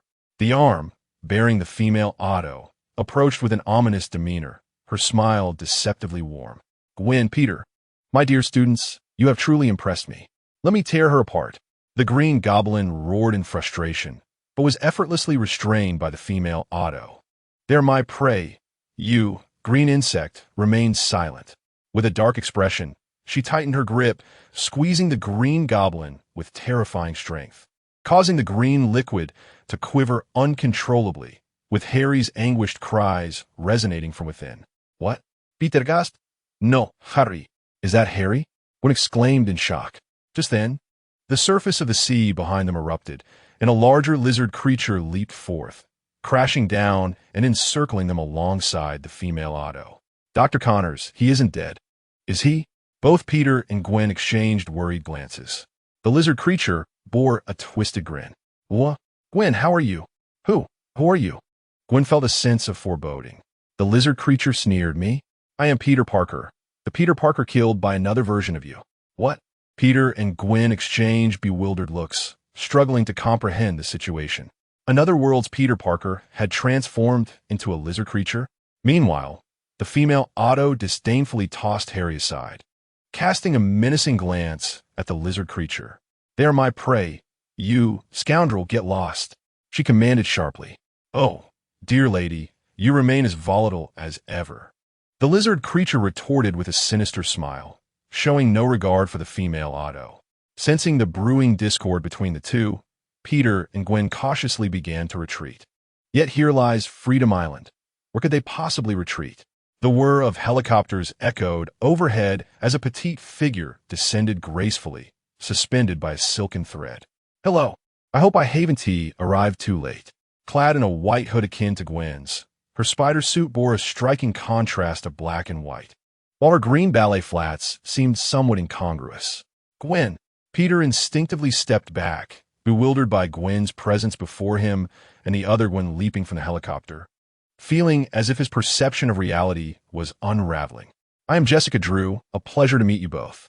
Removing her mask, Jessica tossed her golden shoulder-length hair, revealing a face strikingly similar to Gwen's, yet possessing a purer, more delicate beauty, playfully winking at the pair. Thanks to Uchiha and Chincha for the donations. Wishing everyone a prosperous new year, good health, and a fortunate year of the tiger. Chapter 54. Peter 1. Peter 2. Gwen's smile faltered. Hi, Jessica. Welcome to this world. With the increasing number of Spider-Man, she should have felt an overwhelming sense of security. Instead, she found it somewhat unsettling. Their similarities were uncanny. Oh, another Gwen has arrived. What a bountiful day. The lizard grinned menacingly at Lady Otto. Madam, we need not compete. Indeed, Lady Otto replied, refraining from further contest for her prey, as she lunged towards a trio with her mechanical arms swinging. Madam, your opponent is me. Jessica's smile was sweet as she launched herself into the air with a burst of webbing, her movements extraordinarily agile, effortlessly evading Lady Otto's mechanical limbs while ensnaring them in a web trap with shimmering strands. Zzz. As the mechanical arms stirred, the fine webbing sparked against them, igniting. These webs appear to be made of alloy steel, Gwen exclaimed, astonishment coloring her voice. Peter then interjected, Hey Peter, lend a hand. Jessica landed and turned to Peter, pointing at the struggling Lady Otto, trapped in the web. Oh, right away. Peter snapped back to attention, his hands morphing into blades as he grinned. Watch this. The lizard attempted to intercept, only to witness a red and blue figure dart past him, and in an instant, he found himself ensnared in an abundance of irritating white webbing. Hey, I hear you're also Peter Parker. An arm slung over the lizard's shoulder. The red and blue figure removed his mask to reveal a sun-kissed, handsome face. The lizard's eyes glimmered with a predatory gleam. Another Spider-Man has arrived. He roared, violently tearing at the webbing. Nearby, Peter shook his head and injected the prepared serum into the lizard's body. Hisses. Soon, the lizard collapsed, convulsing as his green scales disintegrated, his form rapidly diminishing to reveal a man with crippled legs. Gently placing the man on the ground, Peter rose and gazed at Gwen, a myriad of unidentifiable emotions swirling in his eyes. Hi, you're Gwen? He waved, smiling awkwardly, feeling at a loss for words upon encountering yet another Gwen. Who are you? Gwen covered her face, realizing that yet another Spider-Man had appeared. Peter chuckled, introducing himself. I am Peter Parker. After a moment's reflection, he added, Well, Peter too. It's a moniker among Spider-Men. Peter 2? Gwen was taken aback. Is there a Peter 1? Of course, look over there. He gestured towards a nearby battlefield where a somewhat portly Spider-Man easily subdued a rampaging Harry using sheer strength. He activated his sonic device, forcibly extracting the symbiote from Harry's body. Harry, it's all right. He laid the unconscious Harry on the ground, removed his mask, revealing a weathered middle-aged face with a complex expression, before turning to approach the others. "Hello, Peter too. It's good to see you again. You haven't changed a bit," he remarked with a nostalgic smile. Peter too shrugged. "I just returned to my world and came here without even having a chance to shower." Hearing this, the middle-aged Peter sighed. "It's been 20 years since I last saw you after the last great battle." Peter too pursed his lips, wanting to initiate a conversation, but at a loss for words. "It seems your twilight years have not been kind." "Not too bad." They both glanced towards the female Otto, who had been bound like a dumpling after losing 4 mechanical arms, her dark figure standing with hands on her hips, laughing maniacally. Before long, 5 Spider-Men formed a circle, exchanging glances, momentarily at a loss for words. What did you have for dinner?" Suddenly, Peter too spoke up, the other 4 instinctively looking at him as he shyly retracted his head. "I had fries and a burger. I had fried chicken. I'm on a diet. So I only had a vegetable salad. I don't need a diet. I've always been quite slim." Let us reintroduce ourselves. "Hi, I'm Jessica. I'm Gwen. I'm Peter Parker. I'm also Peter Parker. I'm Peter Parker as well." 3 Peter Parkers. How do we distinguish ourselves? That is indeed a conundrum. "You can still call me Peter too. Then I shall be Peter 1. I'll go by Peter 3. "Oh no, Peter 3 is the little fellow in the metal suit." "Yami? He doesn't go by Peter Parker." "Who is Yami?" "Also in a metal suit. He seems to have 2 other suits as well. I don't know him, but he sounds intriguing. I'll introduce you when he returns. He should be back soon." "Where is he?" "He flew off in his armor." "Oh, I remember now. Wasn't he the one flying around earlier and nearly colliding with a helicopter?" "That was Electro, not him." "I know Max. In my world, he almost electrocuted me." "No, you're referring to Blue Max. The one earlier was Gold Max. Gold Max? Never encountered him. Believe me, you wouldn't want to meet him." 5 individuals chattered incessantly, and from a distance, the Blue Max observed this scene with evident disdain before dissipating into the ether like a current. Meanwhile, the enormous Rhino Man collapsed with a thunderous crash, its heavy armor in tatters, having been stripped away by unparalleled violence. With a crackle, for energy-charged mechanical arms gradually retracted their crimson energy. The silver-haired Otto assessed the battlefield and noted that the lizard-like creatures had been nearly eradicated, prompting a satisfied nod. The potency of the particle energy gun appeared formidable. Should SHIELD desire such weaponry again, it would warrant additional funding. With these thoughts, the silver-haired Otto turned his gaze toward the coastal spider's lair, a shiver running down his spine. He was acutely aware that not every Spider-Man was as composed as Peter, maneuvering his mechanical arms deftly closer to the 5. The silver-haired Otto first greeted the middle-aged Peter. "Hello, Peter. Are you adjusting well?" Middle-aged Peter glanced at the others, nodding with a smile. "I feel quite good." Just days prior, he had reconnected with Otto, his former ally. The silver-haired Otto remarked, "I truly envy your youthful appearance." "You mentioned that 36 times already," Peter replied. "I know, yet I cannot help but feel envious." The silver-haired Otto then turned to Peter too. "Ah, good to see you again." Peter too gazed at the aged Dr. Octopus and remarked, "You have aged, yet grown stronger." "You too. I can see the change in you." "Indeed, my second traversal has altered my physique." As they conversed, Nick Fury and his team concluded their battle with the lizard creatures, standing nearby with blank expressions. "Director, it appears they are all Spider-Men," Coulson observed. Nick Fury nodded slowly. "I am aware, and there is one more yet to arrive." "Oh, here he comes." In the night sky, the armored figure of Iron Man raced towards them, leaving a trail of flames in his wake. 30 minutes prior, above New York City, a thunderous roar echoed. The dark clouds were shattered by energy pulses, golden lightning streaking across the night sky, drowning the city's clamor and neon lights in brilliant radiance. Countless citizens gazed upwards in terror, bewildered by the unfolding spectacle. "You wretched insect, do you think this will defeat me?" Golden Max seethed as he witnessed his dark clouds disperse, gritting his teeth and transforming into a current as he soared towards the city below. With the interference of seawater gone, his power began to stabilize. This city possessed ample energy to sustain his combat expenditure. Observing this, Ming dove in pursuit, his palms transforming mechanically as the super-frequency modulator designed by the silver-haired Otto erupted in a brilliant glow.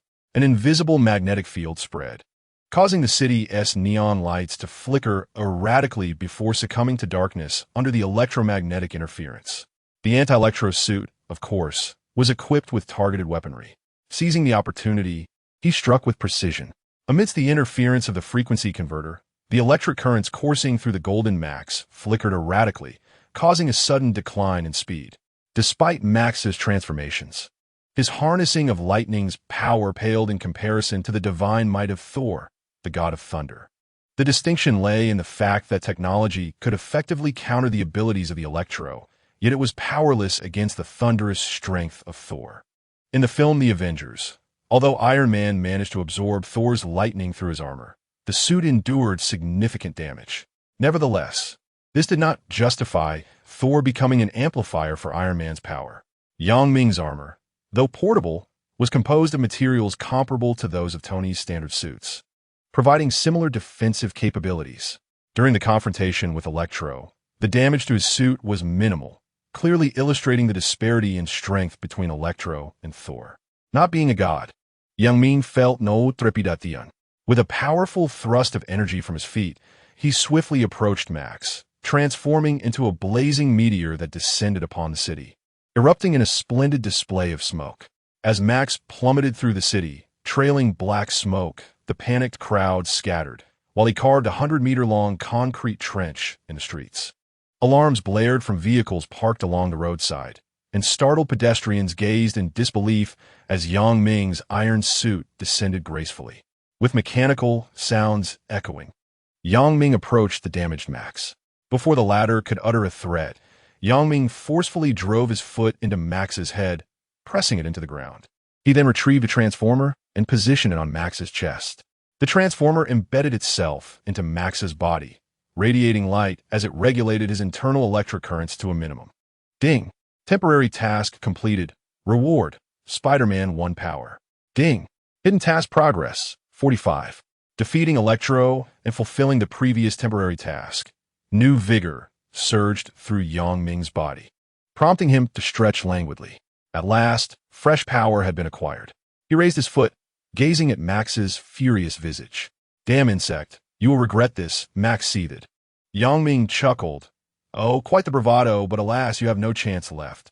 With a gentle press on the transformer button on Max's chest, it began to whirl rapidly, siphoning the electric currents from within him. A golden surge of electricity spread forth, swiftly absorbed by the iron suit. What are you doing? Mux howled in agony. Ming replied with a light chuckle. What am I doing? Why? I'm draining you. No, you can't do this. Mux panicked. In his world, he had killed Peter Parker, who had fallen victim to his own compassion. But this world's insect was different. He actually aimed to kill him. No, stop. Sorry, but I can't stop now. Ming shrugged, palms facing upward as he unleashed an energy pulse to dissipate the excess energy, preventing any damage to his suit.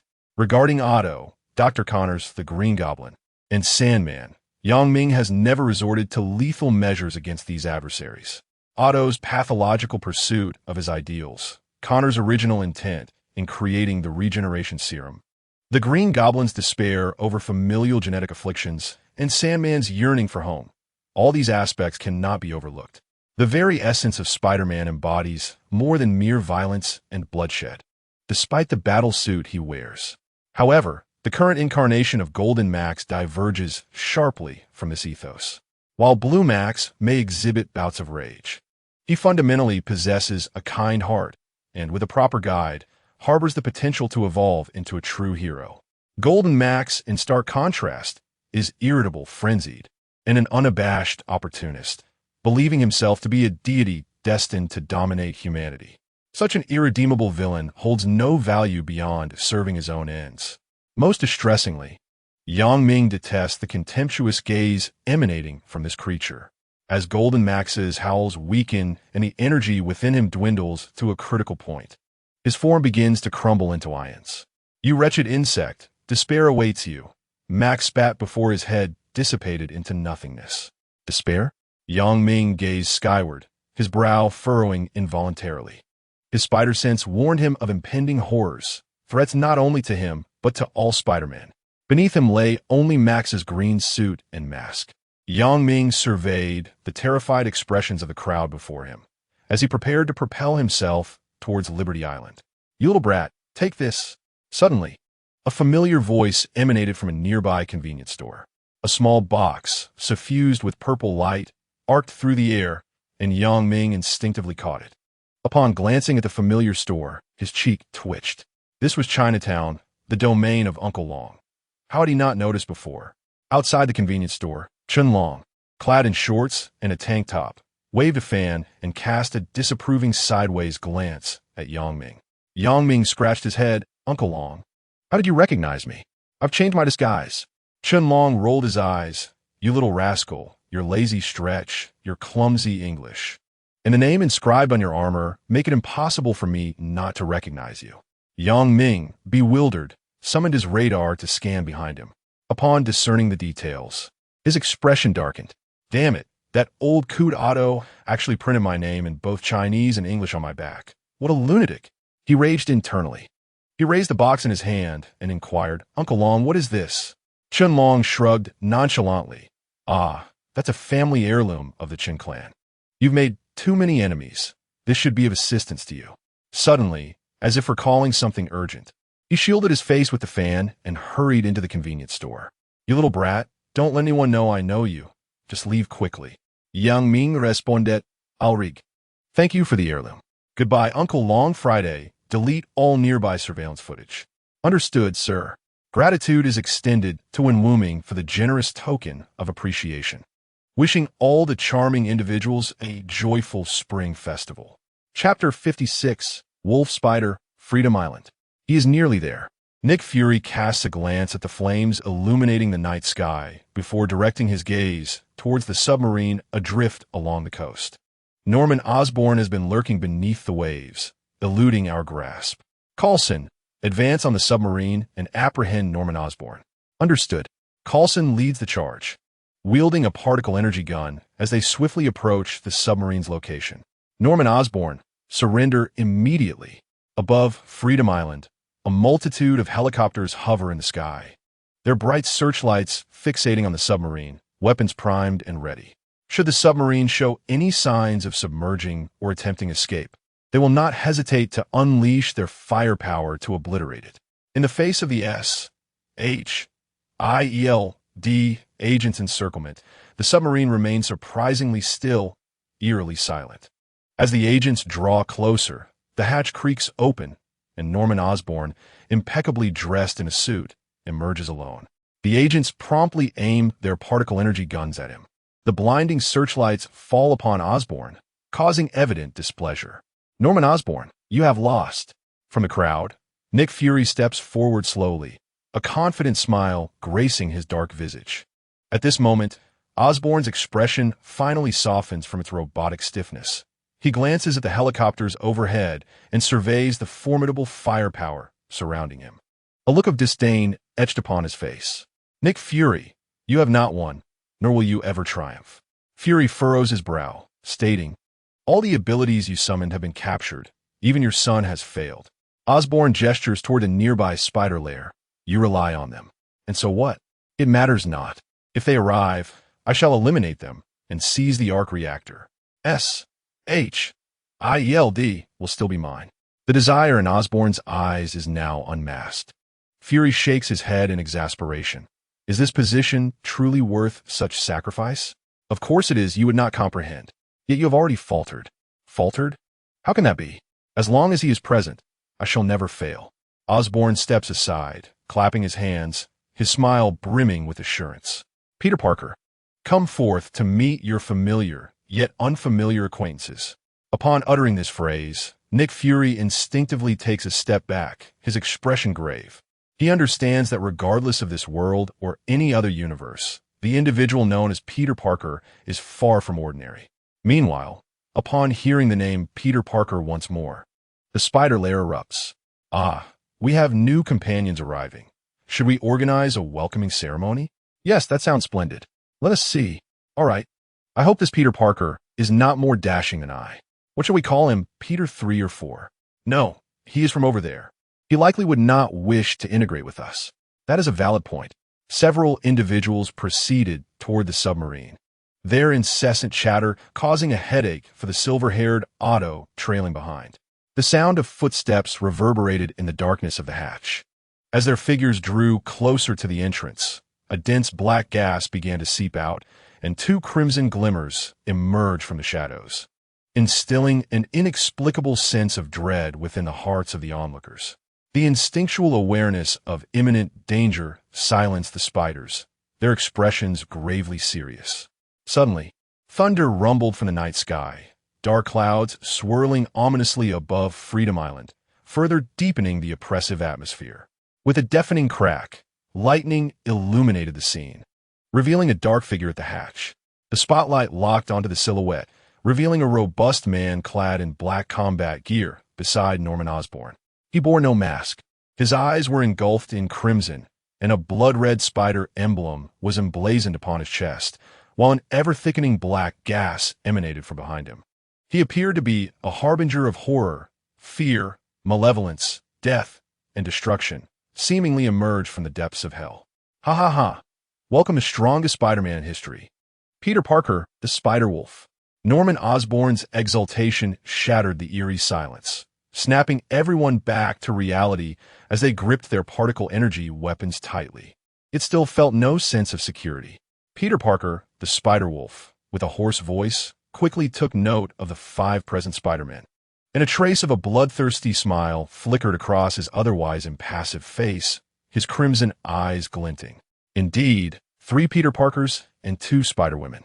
Spider-Wolf, assist me in eliminating them and seizing the arc reactor, Norman Osborn urged. The Spider-Wolf slowly turned to face Norman Osborn, his smile shifting to an odd expression. Why must we kill them? He inquired. Osborn hesitated. Spider-Wolf, you promised me this. Do you intend to let them go? No, I do not plan to spare them. I intend to devour them. The Spider-Wolf cackled viciously. Boom!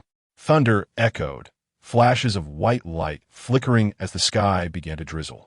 Raindrops fell from Osborn's cheek to the ground, mingling with the bloodstains beneath. He stared in disbelief at the arm that had penetrated his chest. An intense agony surged through his mind, and he slowly crumpled to the ground, trembling. Why? The Spider-Wolf withdrew his hand, calmly shaking off the blood. Because I know that only a Norman Osborn with sufficient ambition can draw more and more Spider-Men together. Do you think the conditions you offered are enticing? Without me, those individuals would never willingly follow your commands. He turned to face the others, and the black gas behind him contracted, swiftly coalescing into 4 thick, ebony legs of the Spider-Wolf. My intention has never been to assist you in conquering the world, nor is it about arc reactors, but rather all of the Spider-Men. Nearby, Norman Osborn, upon hearing these words, exhibited a flicker of resentment before falling silent. Father, in the distance, Harry, just awakening, witnessed this scene and let out a heart-wrenching roar. The green hue rapidly spread across his body, contorting his face into a grotesque mask as he rallied his weary form. Seizing a shard of the fallen glider and charging forward. I will kill you, Harry. Do not, Peter exclaimed. What an annoying fellow. A flash of crimson ignited in the eyes of the wolf spider, as a leg tip radiated with a violet glow, instantaneously piercing Harry's chest. Thud! In his frantic dash, Harry collapsed to the ground, blood seeping into the chaotic battlefield, his body convulsing uncontrollably, thanks to the generous support from the audience. Chapter 57, Spider Team Battle. Harry. Middle-aged Peter hurried over, noticing that Harry still clung to life. He hesitated for a moment before retrieving a glass vial and releasing the green venom within. Whoosh! The venom surged into Harry's body, mending his grievous wounds. As Harry's breathing stabilized, middle-aged Peter finally exhaled in relief. He could not bear to witness another Harry perish before him, with his strength restored to its peak. He felt confident in suppressing the adversary when the green venom unleashed its fury. Meanwhile, witnessing the wolf spider make the first move, the ever-vigilant Nick Fury immediately commanded to open fire. Bang, bang, bang. The high-altitude helicopter unleashed a relentless barrage as agents on the ground fired their weapons, drowning the wolf spider's form in a torrent of particle energy beams. Boom! In an instant, the cabin door was obliterated by the gunfire, and black gas swiftly spread forth. Agents caught in the gas emitted terrified screams, collapsing to the ground in convulsions. Fall back! The gas is toxic. Ah, Director, save me. Retreat. Nick Fury led the agents in a hasty withdrawal, while the silver-haired Otto wielded his mechanical arm to erect an energy barrier, simultaneously tossing those engulfed by the black gas out of harm's way. Whoosh! Outside, 5 Spider-Men soared and intertwined, shooting webs to catch the thrown figures. Oh dear, this is troublesome. Peter 4 is both malevolent and powerful. Yes, I think we should attempt to collaborate once more. Certainly. Here's to a fruitful partnership. Peter 1 and I have experience. Following the spider sense and relaxing our bodies, our collaboration can be seamless. Wait, it seems my companion within lacks spider sense. What should I do? Oh, too bad. You'll have to figure that out. The web hive split into 5, launching vast amounts of webbing toward the center of the black gas. Pop, pop, pop. In the next moment, a rich purple light emanated from the heart of the black gas, as dense rays indiscriminately swept across the gathered crowd. Bang! The helicopter in the sky was an easy target, effortlessly pierced by a violet beam, its body erupting in flames as it plummeted into the ocean. Meanwhile, the violet rays swept across the agents present, who hurriedly sought refuge behind the pedestal of the Statue of Liberty. Underneath the pedestal, the agents watched in horror as the violet rays swiftly dismantled their cover, leaving Nick Fury, shaken and disoriented, feeling a headache coming on. With the pedestal shattered and the statue collapsing, he knew he would bear the brunt of the blame. Fortunately, the violet rays soon ceased, and black gas reformed into 4 arachnid legs. The creature leapt from the damaged hatch, lunging directly at the seemingly sluggish black Spider-Man. The ground trembled, dirt flying as the arachnid landed and locked its grip around Peter's neck, allowing the awakening venom to gnaw at his body. Oh, this guy's tough. Buddy, you better not die. Venom fell silent again as Peter cursed. Damn it, it's always like this. I'm going to starve you for 2 months. The arachnid paid no heed to Peter's struggles, gazing intently at him, frowning. You are Peter, but not Spider-Man. It desired only to devour Spider-Man and acquire his abilities, showing no interest in other mutants. No, I am Spider-Man, the Black Spider-Man, the most popular one. No one is casting me aside, Peter retorted defiantly. Annoying. The arachnid's expression turned cold as it raised another fist, preparing to obliterate the black figure before it. Suddenly, webs shot in from both sides, ensnaring the arachnid's raised fist. Jessica swiftly darted into view, firing special webs comparable to super alloys, constructing a web trap that firmly bound the arachnid's 4 hind legs. Finally, middle-aged Peter swooped down, landing on the arachnid's shoulder and locking his legs around its head. A crimson mechanical arm extended, its claws targeting the arachnid's other hand, allowing Peter to finally break free. Peter 4, I regret to inform you that you're under arrest, he declared, retreating and mimicking a gun gesture with his fingers. Ha, just you? The arachnid sneered, glancing at the glistening webs on itself. With a sudden surge, its muscles bulged, unleashing unimaginable strength, easily shattering the web trap. What? Gasped the onlookers. Come on. The arachnid cackled, swinging its fist. The force was irresistible, sending Gwen and Peter 2 crashing into the museum. Power had always been their Achilles heel. And you? The arachnid flipped Peter off its shoulder, kicking him away. Finally, it turned its gaze to the white-haired Otto, as the 4 arachnid legs behind it emanated violet rays, coalescing into a terrifying beam with a half-meter diameter, hurtling toward Otto. Boom! The dazzling purple light erupted, and the crimson energy barrier before the white-haired Otto could not withstand the boundless power of the violet radiance, beginning to shatter inch by inch, threatening to engulf him entirely. Boom! At that moment, a concentrated energy pulse descended like a column of light, enveloping the figure of the wolf spider in a conflagration of flames. Crack, crack, crack! Clad in battle armor, Yang Ming landed beside the white-haired Otto and activated his helmet. "Hello, Dr. Otto. I've been urging you to replace your arc reactor, yet you remain preoccupied with experiments." Otto gasped. "For your armor, I had no time to switch to a new reactor, as you well know." Yang Ming shrugged. "Let us discuss the enhancements to your armor after we finish this fight. Be cautious. This enormous spider is far more formidable than anticipated." "I will," Yang Ming replied, tossing a box to Peter, who stood nearby. "Take good care of this." "What is it?" "A family heirloom. You arrived quite late. I was researching new powers." With that, the helmet closed, and his armor propelled him into the air, the energy pulse from his palm once again enveloping the figure amidst the flames. Boom, boom, boom. In an instant, dirt was flying everywhere, and dense firepower illuminated the sky in a fiery blaze. "Hey, who is this guy?" The Spider-Men who had been knocked back regained their composure and approached Peter with curiosity. Peter smiled. "This is Yami, my best friend." "Yami? The sixth Spider-Man?" "Indeed. His suit? This is the anti-electro suit that the doctor just developed. Oh, it looks incredibly cool. It can fly. Of course, I had a hand in designing the armor as well." "I don't believe it." "Why not? My words are true. Just look at Gwen's expression."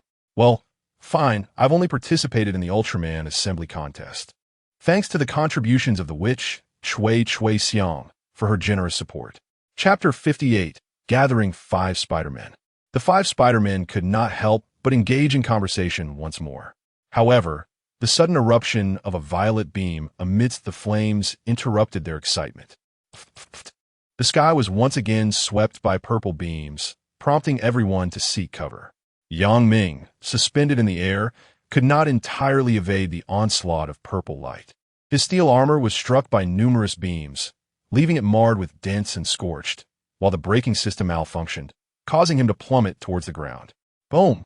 The violet beams ceased their assault, and a shadow surged forth, violently propelling Yang Ming as he fell, crashing directly into the base of the Statue of Liberty. Bang! With a thunderous sound, the armor embedded deep into the concrete. Before Yang Ming could extricate himself from the concrete, the wolf spider, swift as lightning, transformed into a shadow and charged after him. Boom! With a single punch, debris from the shattered concrete flew in all directions, and the glow of the arc reactor in Yang Ming's chest dimmed. The surrounding armor deeply indented, flames erupting as the suit teetered on the brink of paralysis. In terms of speed, strength, defense, and ranged attacks, the wolf spider's performance was nothing short of impeccable. He gazed at the iron mask before him, a flicker of crimson flashing in his eyes. "Iron Man, I can sense the essence of Spider-Man within your being."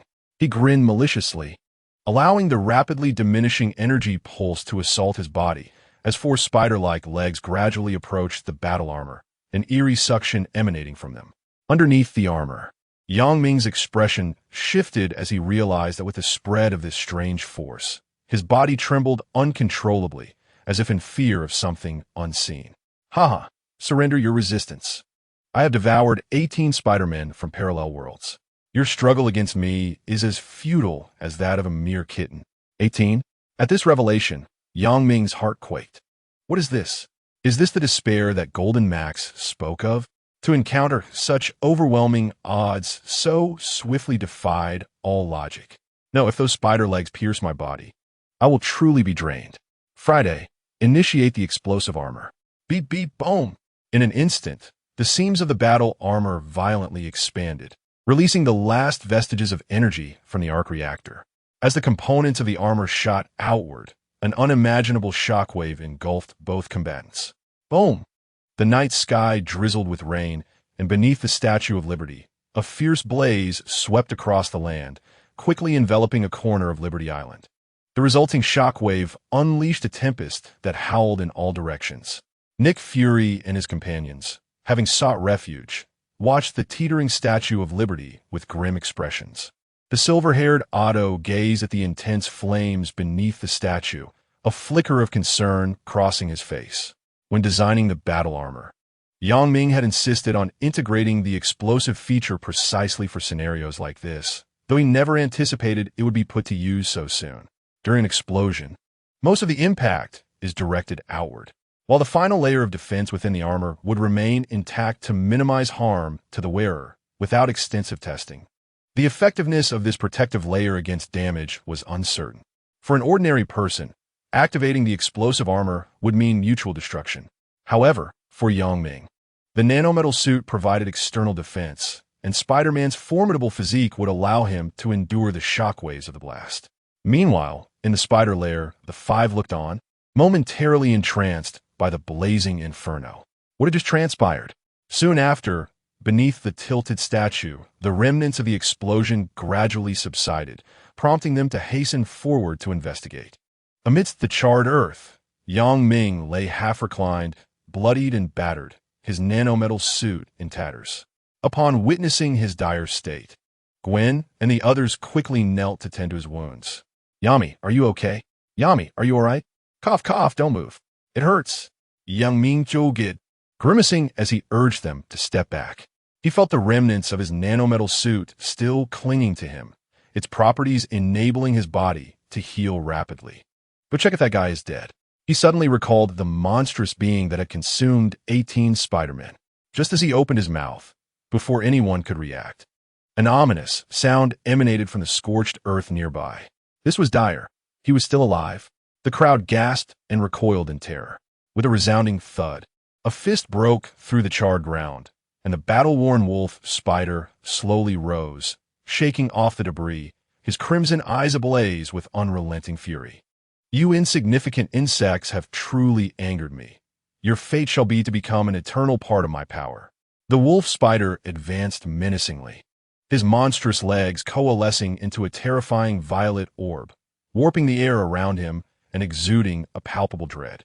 Observing this, the silver-haired Otto stepped forward without hesitation to erect an energy barrier. Behind him, Yang Ming rose to his feet, his expression grave. "This adversary is formidable. I require your assistance." He turned to the five companions beside him. "What must we do?"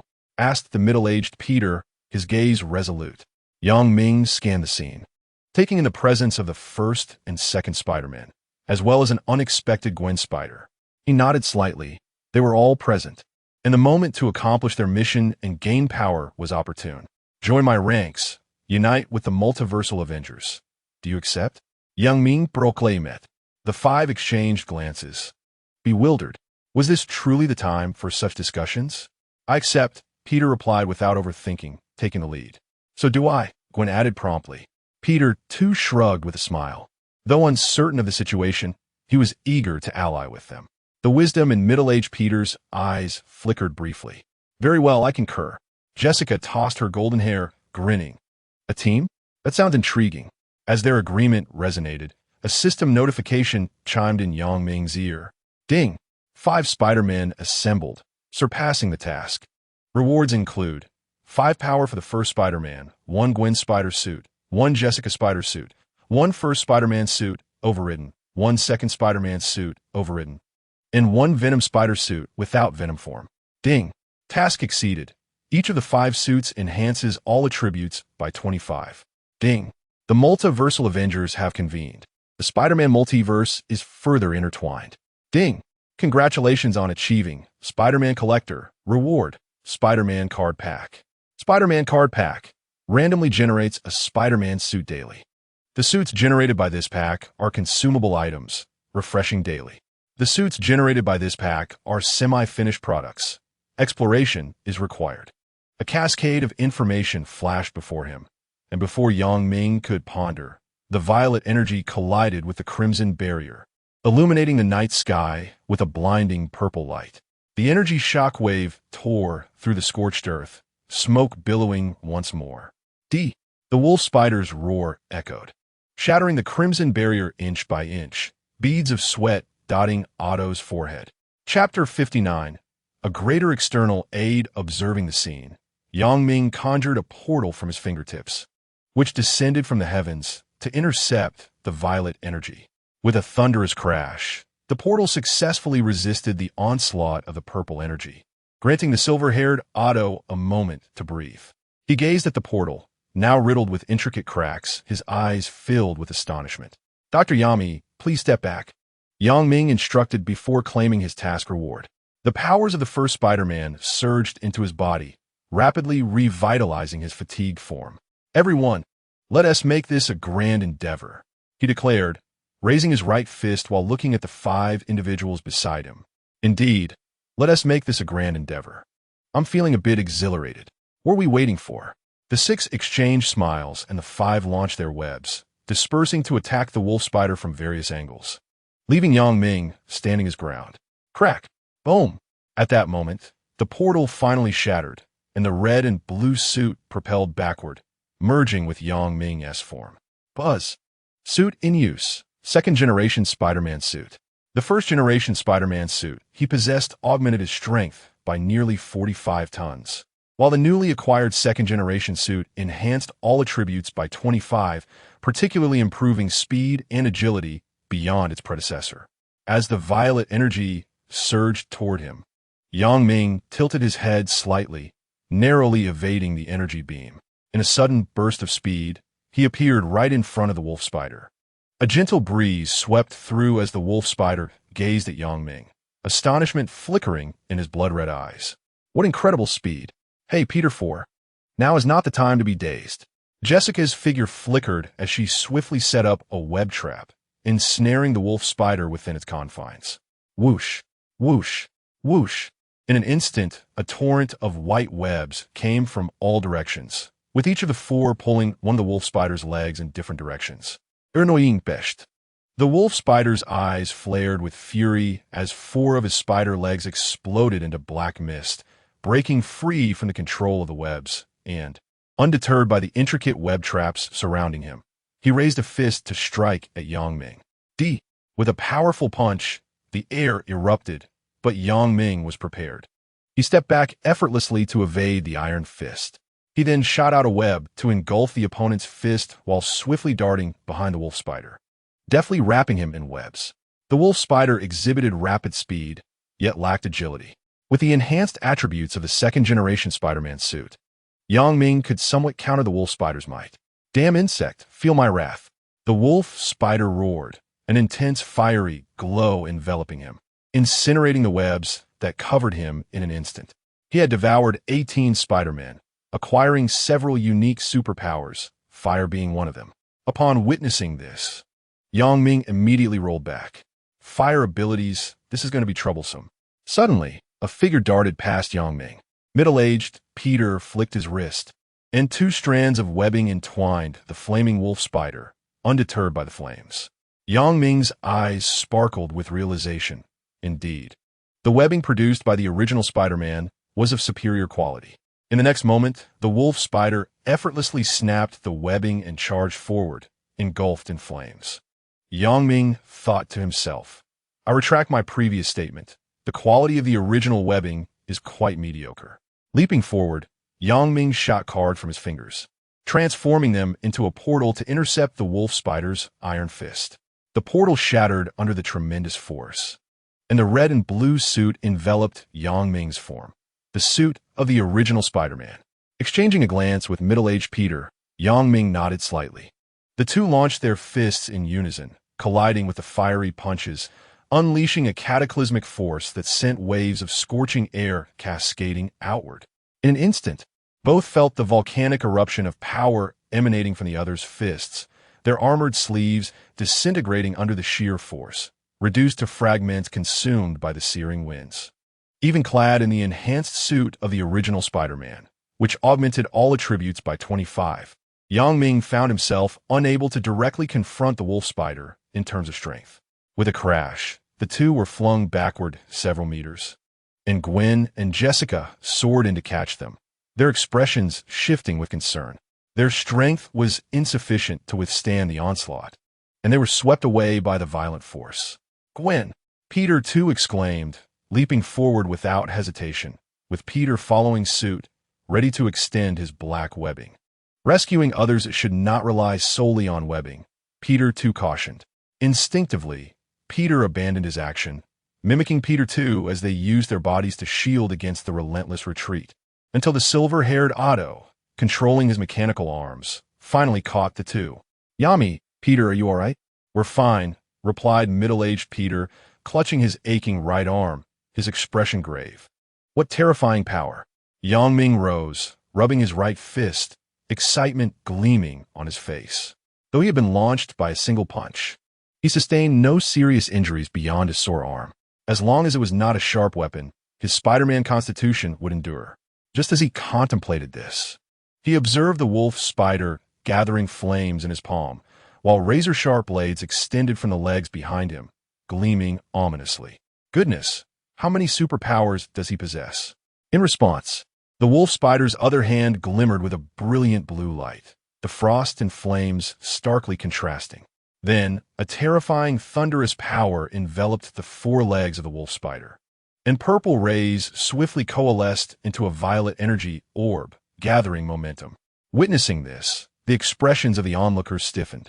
Strength, speed, defense. Elemental energy, the impeccable prowess of the wolf spider instilled a profound sense of helplessness within them. Ha ha ha, little spiders, are you surprised? The crimson hue in the wolf spider's eyes surged, accompanied by an eerie wave of energy that evidently belonged to a form of aggressive superpower. Initially intending to engage a mere play, I have now revealed my true intentions. I can hardly contain my desire to consume you all.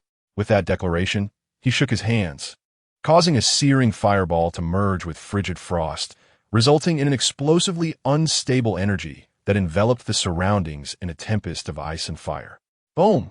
The ice-fire energy detonated, shrouding the battlefield in smoke as several figures deftly dodged and maneuvered. Yet, as torrents of thunderous power descended from above, even the most agile among them, Peter too, found it impossible to evade the onslaught. Thud! Thud! Thud! One by one, figures were caught off guard and sent flying, crashing into the distant crowd of S.H.I.E.L.D. agents. Peter grimaced as he rose, clutching his aching body while surveying the battlefield. In the energy explosion zone, portals shattered and overlapped, with Yang Ming navigating through the chaos during a fleeting moment of invincibility. What? Is that the Venom suit? Peter exclaimed in astonishment. Wen's expression was peculiar. My suit's affinity for the bizarre is truly strange. Jessica flicked her short hair, a smirk gracing her lips, indeed. This is rather amusing. The middle-aged Peter exchanged bewildered glances with Peter too, utterly perplexed by Yang Ming's plethora of suits.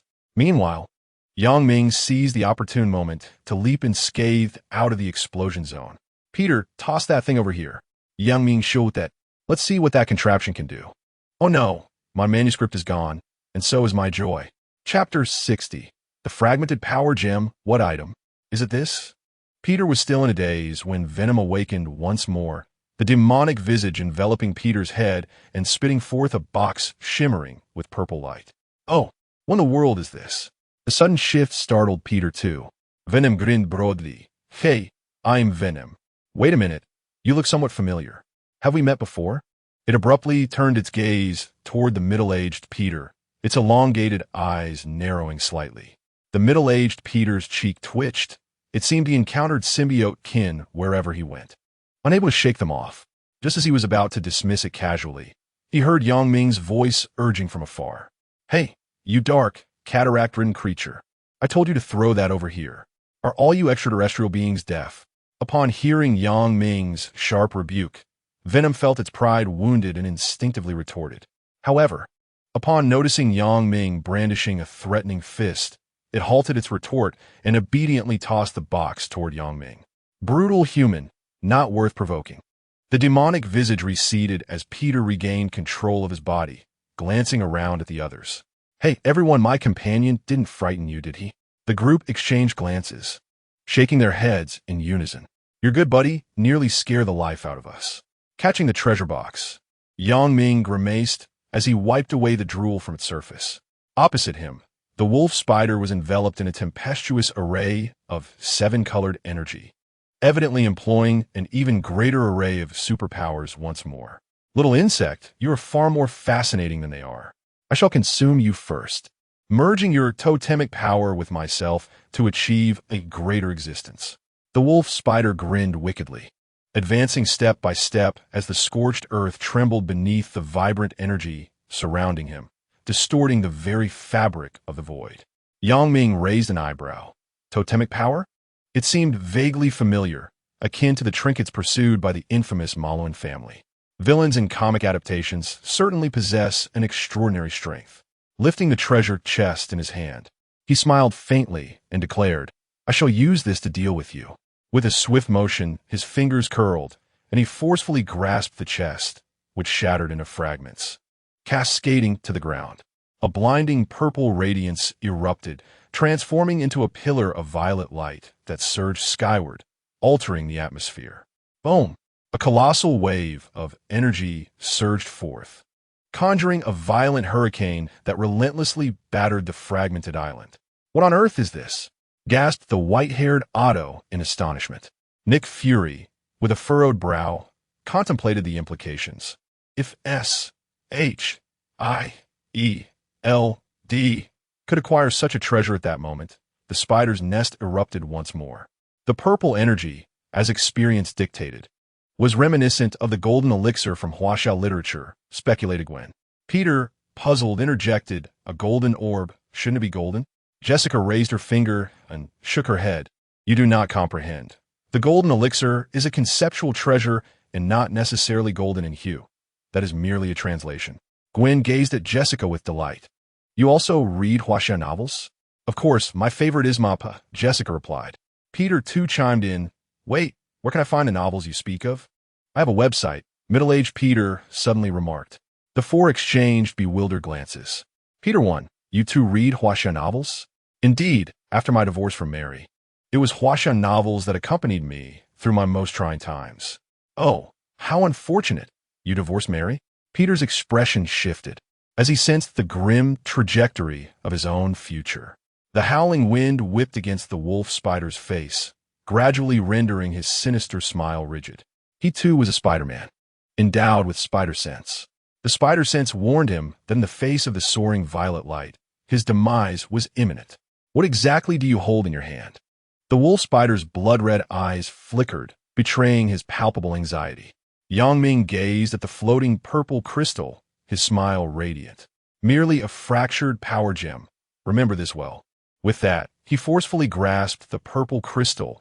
An overwhelming torrent of unbridled power surged into his body, crashing against him with reckless abandon. Boom! The unmatched force flooded his being, bringing both excruciating pain and immense strength. Ming gritted his teeth, enduring the onslaught of the gem's power, even hearing the unsettling sounds of his bones and muscles straining under the burden. One of the Infinity Stones, the Power Stone.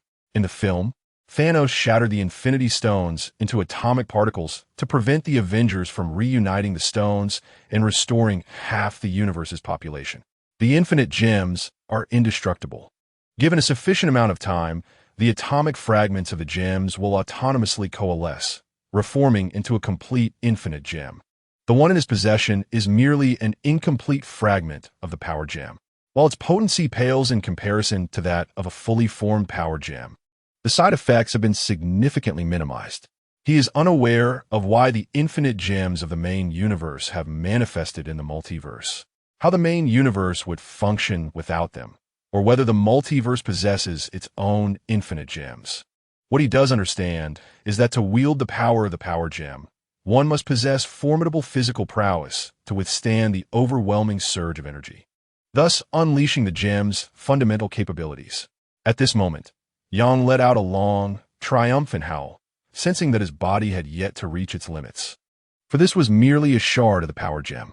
With Spider-Man's exceptional physique, he was fully capable of enduring the impact of the gem fragment. Utilizing this shard awakened the true potential of Spider-Man's abilities. "Mr. Wolf Spider, I shall strike with but a single punch. Are you prepared?"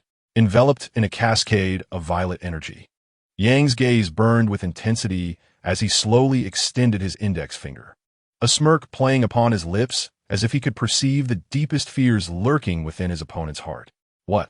Wolf Spider detected the blatant disdain directed at him. His face contorted with rage as he clenched his fists, maximizing the activation of his superpowers. Yet, the more he attempted to rally himself, the more an ominous feeling gnawed at him.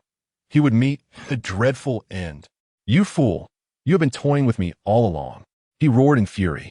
recalling the earlier moments of what seemed to be his advantage, the humiliation swelling within him. Without hesitation, he propelled himself into the air with his 4 spider legs, unleashing violet energy to escape the grip of gravity. Viliti? How could I possibly die? How could I fear death? Boom! In the next instant, a pillar of violet light converged and shot into the night sky, effortlessly piercing through Wolf Spider's form. Bang! The violet beam continued on to shatter the torch held aloft by the crumbling Statue of Liberty. Let those who have longed to breathe the air of freedom, weary from their arduous journey and penniless, embrace my embrace. I stand at the Golden Gate, raising the flame of liberty. Bang! Wolf Spider's body fell helplessly beneath the statue's pedestal, his gaze fixed upwards at the teetering monument, the crimson hue in his eyes gradually dissipating, leaving them vacant. The absurdity of freedom, the folly of a mere insect. He scoffed bitterly, a cruel smile crossing his face as the blood-red glimmer faded from his eyes. The pedestal of the statue crumbled beneath him, and purple fissures spread across his body, shattering into 18 beams of light, intertwining as they vanished into the void. Cackling, the Statue of Liberty emitted an eerie sound, tilting precariously once more. As dawn broke, Liberty Island lay in ruins, the once majestic statue no longer standing, its torch slowly succumbing to the encroaching sea. Chapter 61. The Spider Slayer. As the dust settled, Ming gasped for breath, realizing that in his earlier bravado, he had inadvertently crushed the box containing the power gem fragments. With a grimace, he resorted to enveloping the shards in layers of webbing to conceal the pulsating violet glow emanating from them. As the power of the gem fragments receded, he slumped to the ground, beads of sweat forming on his brow. Summoning his virtual computer, Ming dialed Chun Long's number. "Hello, Uncle Long. Where did you acquire that item?" "Huh, it seems you've managed to activate it. Is it effective?" Chun Long replied with a chuckle. "Effective? Absolutely," Ming affirmed. "Have you truly utilized it? Is there a problem with using it?" "Listen, you rascal. I must confess, I've heard that the existence of such an item could herald calamity. I initially intended to discard it in the Antarctic glaciers, but since it was a relic from our ancestors, I hesitated until I encountered you." "Uncle Long, do you genuinely believe this item is safe in my possession?" "That's not what I meant. You are fortunate and resilient. This artifact won't bring you harm. Besides, I wouldn't want to hand it over to someone else." "Huh. Thank you, Uncle Long. No need for gratitude. Compared to buying you a house, a car, or a spouse, I believe gifting you this item better illustrates my affection as your mentor. Uncle Long, remember to drink plenty of hot water." "What? That's just another expression of my appreciation for you. You little rascal." With that, Ming ended the call and gazed skyward, contemplating whether wielding the Infinity Stone might truly attract the forces of Thanos. Shaking his head, he called upon the system interface. "Congratulations. You have defeated the Wolf Spider and earned the title of Spider Slayer. Spider Slayer. When facing Spider-Man, all enemy attributes are reduced by 18. Ming raised an eyebrow, instinctively glancing towards the approaching spider nest, feeling an exhilarating thrill. However, he quickly dismissed the thought of inciting conflict within the newly formed alliance. Before long, his companions gathered around him, with Gwen rushing forward to support him. "Yami, how are you feeling?" "I'm perfectly fine," Ming replied with a smile, brushing past Gwen to tidy his hair before stepping up to Jessica. Ima. No, I'm Ming. I don't yet know your name." "I'm Jessica. It's a pleasure to meet you, formidable Spider-Man, our captain." Jessica extended her hand with a smile. Ming reciprocated the handshake. "The pleasure is mine, Jessica." Gazing at Jessica's finely featured face, which bore a striking resemblance to Gwen's, he squinted with a harmless grin. He was well aware of Jessica's name, as it had been mentioned in the rewards for the battlesuit. He also knew that throughout the confrontation with the Wolf Spider, Jessica had never fully unleashed her potential. While it felt somewhat embarrassing to utilize her battlesuit, it nonetheless allowed him to grasp the true extent of her capabilities. Even though Jessica's suit amplifies all attributes by 25, it hardly surpasses the strength of Gwen's suit. There is something peculiar about this individual. Behind him, Gwen glared fiercely at Ming's retreating figure, her teeth clenched in frustration. All men are insufferable, unable to resist flirting with young and beautiful women. Peter 1, Peter 2, ahem. At that moment, the silver-haired Otto cleared his throat and addressed the members of S.H.L.D. Ladies and gentlemen, with the downfall of the Osborn Group, it is time to settle the outstanding payments. Upon hearing that money was to be exchanged, Nick Fury's expression darkened, revealing his discomfort. Well, I need some time. $50 billion is no trifling sum. I cannot gather that amount in such a short span. I only agreed to pay a portion after being pressured by Norman Osborn. Now that the matter was concluded, the creditor was demanding repayment, and he was contemplating how to evade the debt, stalling for time to gather the funds. Seemingly anticipating this, silver-haired Otto leisurely produced the debt contract for signing. In front of his subordinates, Nick Fury, in a bid to uphold his authority, had no choice but to grit his teeth and sign the document. Wait, why is the amount so high? The excess is interest. Oh no, Dr. Otto, you can't do this on Liberty Island. The statue has fallen. How can it not be done? Very well, then give me the arc reactor and you may set your price. Impossible. The arc reactor pertains to global energy strategy. As a citizen of New York, you have an obligation. Am I to assume you are threatening me? You may interpret it as such. Fine, I shall double the interest. The two engaged in a tense standoff. Meanwhile, Ming regained some strength and inadvertently caught sight of a shiny bald head slipping into a submarine under the cover of several agents among the S.H.E. Eldecode. Ming pondered, is this Nick Fury's intention? He recalled that in the film, this bald head appeared to be a Hydra agent embedded within S.H.I.E.L.D. Not only him, but there were numerous Hydra infiltrators within S.H.I.E.L.D., giving rise to the agency's notorious nickname. Perhaps it would be best to let this go. Egghead still owed a considerable sum, and undermining S.H.L.D. would not serve him well. At the very least, the debt must be settled first. Lightly tapping the spider emblem on his chest, nanotech spiders stealthily descended to the ground. Following the bald head into the submarine, Ming strolled to the coastline, feigning rest, while discreetly accessing the virtual interface behind everyone's backs. On the screen, the bald head adeptly entered the control room of the submarine, approached the computer, and inputted a password to delete a series of undercover agent files. Ding! Secret of the Osborn Group discovered. Award, Spider-Man 3 Strength. The system notification chimed, and a smile finally graced Ming's face. The wolf spider was not the true puppet master. Hydra was the force lurking behind Norman. A new power surged through Ming's body. Counting the previous 18, he now possessed the strength of the first-generation Spider-Man, approximately over 5 tons. This formidable strength significantly enhanced combat capabilities, regardless of the suit worn. Subsequently, Ming commanded the nanospiders to traverse to the other end of the computer, transforming into liquid to infiltrate the port and download the undercover information stored within. Beep, beep, beep. The computer emitted an alarm, and the large bald man's expression shifted to one of panic, suspecting that Norman Osborn had set up additional firewalls. Damn it, that cursed Norman. Even in death, he continues to trouble us. No sooner had he uttered these words than a familiar melody resonated, leaving the bald man momentarily stunned. It was the cannon, his favorite tune, often utilized as an alert for impending explosions. Surely, it couldn't be mere coincidence? Just as this thought flickered through his mind, the tremors beneath his feet sent him into a state of terror. No. Boom. The submarine was engulfed in a blaze of glory. And Ming gazed at the explosion along the coastline, lamenting the loss of the nanospiders consumed by the blast. Nevertheless, the information had been successfully downloaded and transferred to a virtual computer.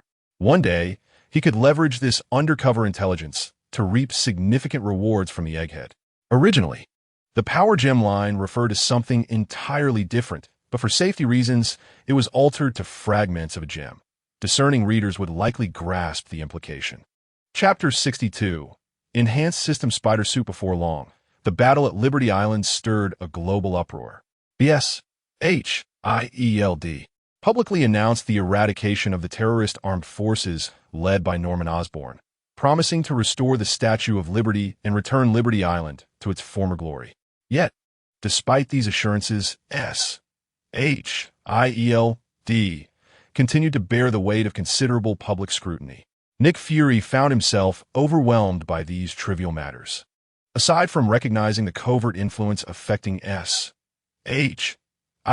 he faced pressure from Otto, the white-haired man demanding payment, and a host of politicians insisting on acquiring the arc reactor, all of which made him feel ensnared in a quagmire. On this day, Ming approached Egghead, exchanging Hydra undercover data for a substantial sum of money, leaving the office in high spirits. Just how substantial was this sum? Well, calculated per head. Each piece of undercover information fetched $1 million. Egghead agreed, albeit underestimating the man. He only purchased information on the undercover agents within the upper echelons of SHIELD, perhaps indicative of his own financial constraints. Having secured his earnings, Ming eagerly made his way to Otto's laboratory. "Doctor, I've come into money. Help me modify my suit." Ming strode confidently through the door, summoning the system cards that transformed into portals, revealing an array of spider suits floating within. While the 6 suits could not be used simultaneously, showcasing them was certainly permissible. He had long recognized that the system suits could be manually enhanced, but due to a lack of funds and technology at the time, he had postponed this endeavor until now. Once modified, the suits would retain their enhanced state indefinitely. Even if destroyed, they would reset to their pristine condition upon the next summoning. This is the most fundamental setting produced by all systems. Upon witnessing Ming's imposing presence, the silver-haired Otto broke into a smile. "A naive investor has arrived. Another profit awaits. Yami, is this your battle suit? How did you achieve it?" He scrutinized the 6-dimensional portals with curiosity. "If you share these technologies with me, I can enhance your battle suit free of charge." Ming scoffed. "You haven't even paid me the patent fees for the arc reactor. One mustn't be overly greedy." The silver-haired Otto chuckled awkwardly. "Well, if that's the case, let's drop it. I was merely joking. As for the patent fees, the initial costs have already been allocated to the manufacturing of the armor, as you are aware. Let us skip the pleasantries and modify the battle suit according to my specifications. All right, share your ideas, and I shall see what I can do." Ming nodded and approached the first-generation Spider-Man suit, stating, "The inner layer of this suit must utilize nanometal technology, enhancing its defensive capabilities to withstand sharp weapons. The material of the first-generation suit is rather ordinary, easily damaged during combat, which diminishes its combat effectiveness." The silver-haired Otto nodded. "No problem. A simple nanotech suit is within my capabilities." Next, Ming approached the second-generation suit. This suit should also employ nanotechnology to bolster defense, but must not compromise agility. "Understood." The third suit, the nanometal suit, gave Ming pause. He felt there was little to improve upon, given that it was Stark's masterpiece. Even with Otto's skills, he could not integrate more advanced technology, so he set aside the nanotech suit. The fourth suit, the black Venom Spider suit, while lacking the Venom form, required weaponization and rapid healing capabilities. However, it had vulnerabilities to fire and sound waves. "Doctor, this suit needs an acoustic stabilizer and enhanced fireproofing for its outer layer." "No problem." The fifth suit, Gwen's spider suit, prompted an awkward response from Ming under Otto's peculiar gaze. "Doctor, you understand this suit. The design needs a makeover. It cannot appear too flamboyant." The sixth suit, Jessica's suit, was similarly styled. Wearing either of these 2 suits filled Ming with a profound sense of embarrassment. "Changes are imperative. A complete overhaul." "No worries, Yami. It will only cost $3 million, and I assure your satisfaction." The silver-haired Otto signaled for the middle-aged Otto to step forward. "Shall we proceed with the payment? That's quite expensive. Are you sure I'm not being taken advantage of?" Ming's cheek twitched, but he complied and swiped his card. "By the way, the complete nanotech armor." The silver-haired Otto shook his head and sighed. "Yami, the design of a complete nanotech armor is far too intricate. I lack the ability to replicate it authentically." Ming expressed disappointment, realizing the truth in Otto's words. The gap between Otto and Stark was indeed substantial, Otto's ability to replicate standard armor was commendable, yet expectations must remain reasonable. Yami, is anything else? Certainly. I wish to inquire about their circumstances. Who do you refer to? The female Otto and the Rhino Man. The Lizard Man, Peter, has already been treated by Peter too, and it appears that Harry requires little to no treatment. The remaining targets are solely the female Otto and the Rhino Man. Upon mentioning the female Otto, the elderly Otto with white hair felt a twinge of embarrassment. After the Rhino Man's thick armor was stripped away, he was subsequently incarcerated. As for her mechanical arm was severed, and the control chip has been manufactured, yet it has yet to be installed. Yang Ming's eyes sparkled with excitement. Excellent, Doctor. May I install the chip for her myself? The elderly Otto appeared bewildered, unable to fathom Yang Ming's reasoning. Suit yourself. However, her mood is quite poor. So proceed with caution. Rest assured, I shall be gentle. In the isolation chamber, upon entering, Yang Ming swiftly rendered the female Otto unconscious and forcibly installed the chip. The elderly Otto remarked, Indeed, you are very gentle. Ding! Hidden task progress at 55, unlocking a significant event photo album.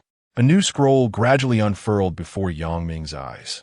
In a world rife with gun violence, a land of sin, an arms dealer named Tony Stark was kidnapped by a terrorist organization, narrowly escaping death and experiencing the bitter fruits of his own actions for the first time. He regretted his past deeds and yearned for redemption.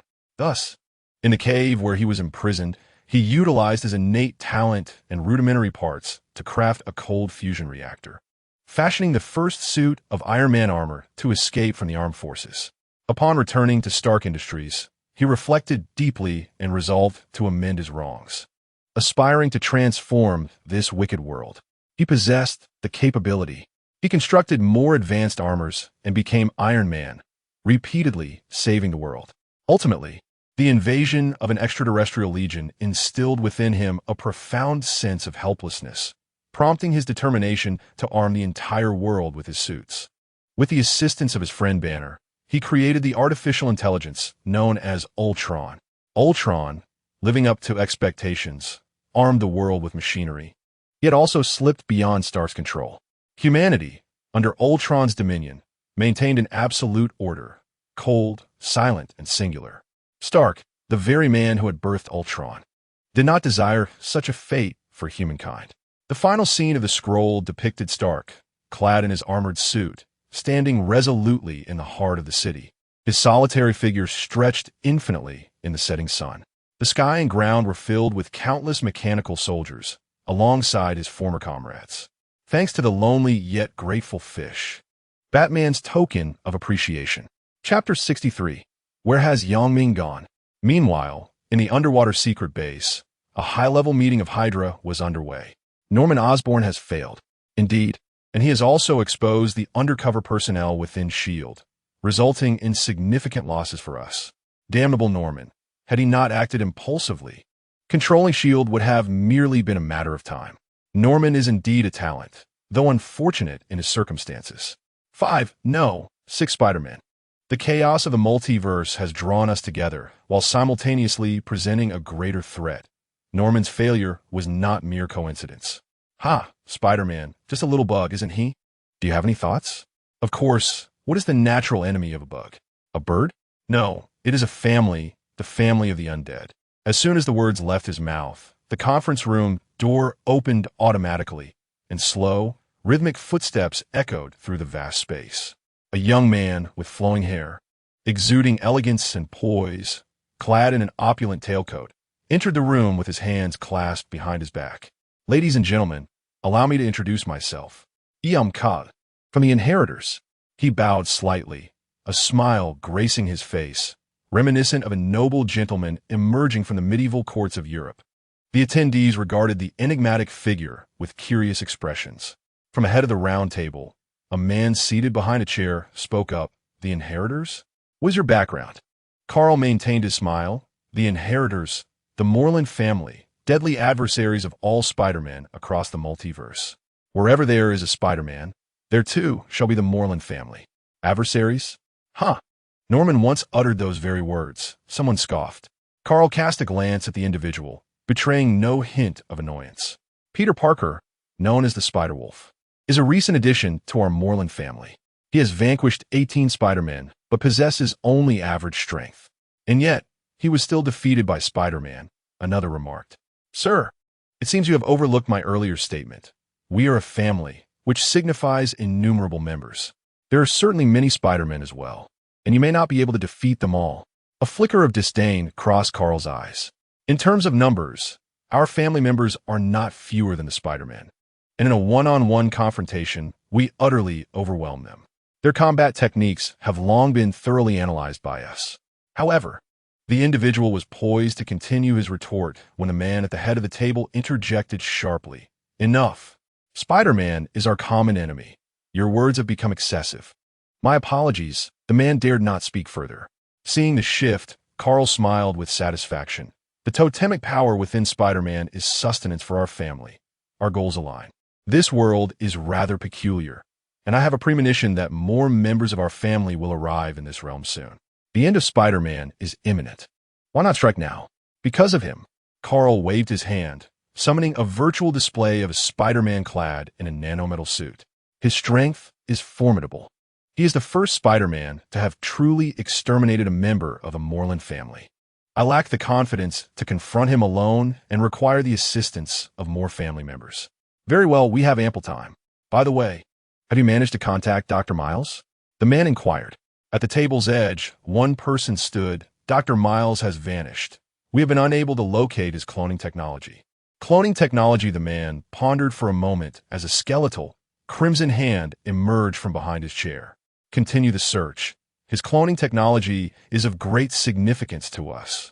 A week later, Ming once again sought out the silver-haired Otto and conducted a trial with a newly manufactured portable battlesuit, while also reclaiming the enhanced system suit from Otto. With a gentle touch to the reactor on his chest, the portable battlesuit swiftly reverted to the form of a metallic briefcase. Dr. Otto, what are your thoughts on Miles's wound healing serum and the cloning technology? Ming inquired. The silver-haired Otto shook his head. I have examined the materials you provided. The wound healing serum is essentially a specialized muscle adhesive, suitable only for modified organisms, what you refer to as spider monsters. It does not genuinely facilitate rapid healing of wounds. As for the cloning technology, it is fraught with unpredictability. Organisms cloned through this method are likely to possess significant defects, have short lifespans, and exhibit unstable genetics. To create a perfect clone, one can only rely on the caprice of fate bestowed by the divine. Upon hearing this, Ming's hopes for Miles's two technologies waned. Well, that is truly unfortunate. Farewell, Doctor. Where are you headed? On a business trip. As night fell over the Empire State Building, 5 Spider-Men gathered together, gazing down at the neon-lit city below. They had been meeting frequently of late. Where has Amy gone? I haven't seen her recently, Peter inquired curiously. Gwen shook her head. I'm not quite sure. It seems she is researching a new suit. She has become rather lethargic. It appears we must rely on ourselves to assist the police in apprehending criminals. By the way, Peter 1, how is Harry faring? Peter asked. Middle-aged Peter was mending his mask with needle and thread. Upon hearing the question, a smile of contentment graced his face. Harry is doing quite well. He is not inherently bad. As long as he remains emotionally stable, the influence of the Green Goblin's venom on him is manageable. No, that fellow is exceedingly wicked. He seeks to kill me, his old father, Venom interjected. Shut up, buddy. This is a meeting for Spider-Men, not you, Peter retorted. Oh, what nonsense you speak. You're not a true Spider-Man either. I am Peter Parker. Peter Parker is Spider-Man, Peter insisted defiantly. You are not. You are a counterfeit. Peter glanced at the others, feeling somewhat embarrassed, and with a quick farewell, leaped from the skyscraper, disappearing from their view. Seeing this, Gwen slightly shook her head. Gentlemen, it seems this evening is rather tranquil. We do not require so many Spider-Men. I shall return home to apply my face mask. With that, Gwen departed, followed closely by Peter 2, who wished to spend more time with her. Peter 2, I'm going home. What are you doing? I invite you for a drink. Well, that is a splendid idea. I will call Amy to join us. Oh no, just the two of us will suffice. Peter 2, It is impossible for us. Do not mistake me for that, Gwen. I have someone I like.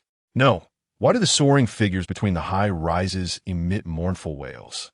As he gazed at the receding silhouette, middle-aged Peter wore a smile reminiscent of a mother's affection. How splendid it is to be young. He turned to Jessica, who remained silently by his side, and inquired, I shall be returning. What about you? Jessica's golden locks danced in the wind as she glanced down at the neon lights below, replying, I still have a while. Very well, farewell. Middle-aged Peter donned a tattered mask and plunged downward. Shortly thereafter, several shadows stealthily materialized behind Jessica. Without turning around, the fleeting spark of indifference in her eyes vanished.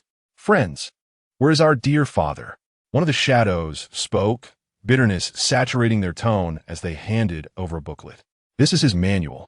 Jessica accepted the booklet, her lips curving into a slight smile. The Moreland family, the archenemies of Spider-Man. How intriguing.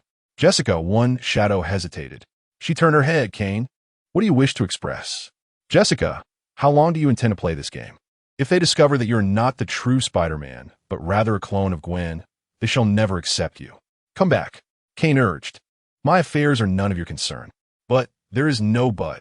Jessica turned around, her gaze sharp, an icy aura intimidating the shadows. The present her was a far cry from the sweet girl she once was. On the rooftop, where the wind howled fiercely, time seemed to stretch indefinitely. Gradually, Jessica subdued her imposing presence, a softness flickering in her eyes. Rest assured, I shall find a remedy for your genetic flaws. Jessica, thank you.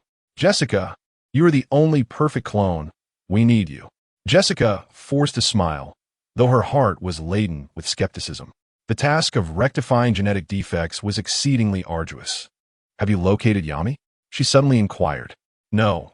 After he left Otto's laboratory, he vanished without a trace. Well, he will reappear. Continue to observe him. Why must it be him? My intuition informs me that he is different. He could very well be our hope. If he discovers your identity, he will find out eventually. As Jessica spoke, her gaze shifted to the gray dimensional wall that quietly emerged above, her brow furrowing in concern. Jessica, what troubles you? I sense someone calling me. Who? Yami. Meanwhile, Peter, who was grocery shopping for Venom, sensed something amiss and abruptly turned around. The call of Ming resonated from the gray dimensional wall. Peter, it's time to get to work. At Parker's apartment, Gwen returned to her room, changed into her pajamas, and, just as she applied her facial mask, she felt the call from Ming. She stared at the wall, cloaked in the gray dimensional barrier, her eyes widening in astonishment. What's transpired? Yami's call, how's he doing this? Is it magic? Returning to Otto's laboratory, the middle-aged Peter sensed a summons, hesitated for a moment, and then stepped into the gray dimensional wall. Amidst the cacophony of the streets, the despondent Peter, too, intended to retreat to his rented abode to nurse his wounds in solitude. No, perhaps it would be better to seek employment first. He was uncertain when he might return to his own world.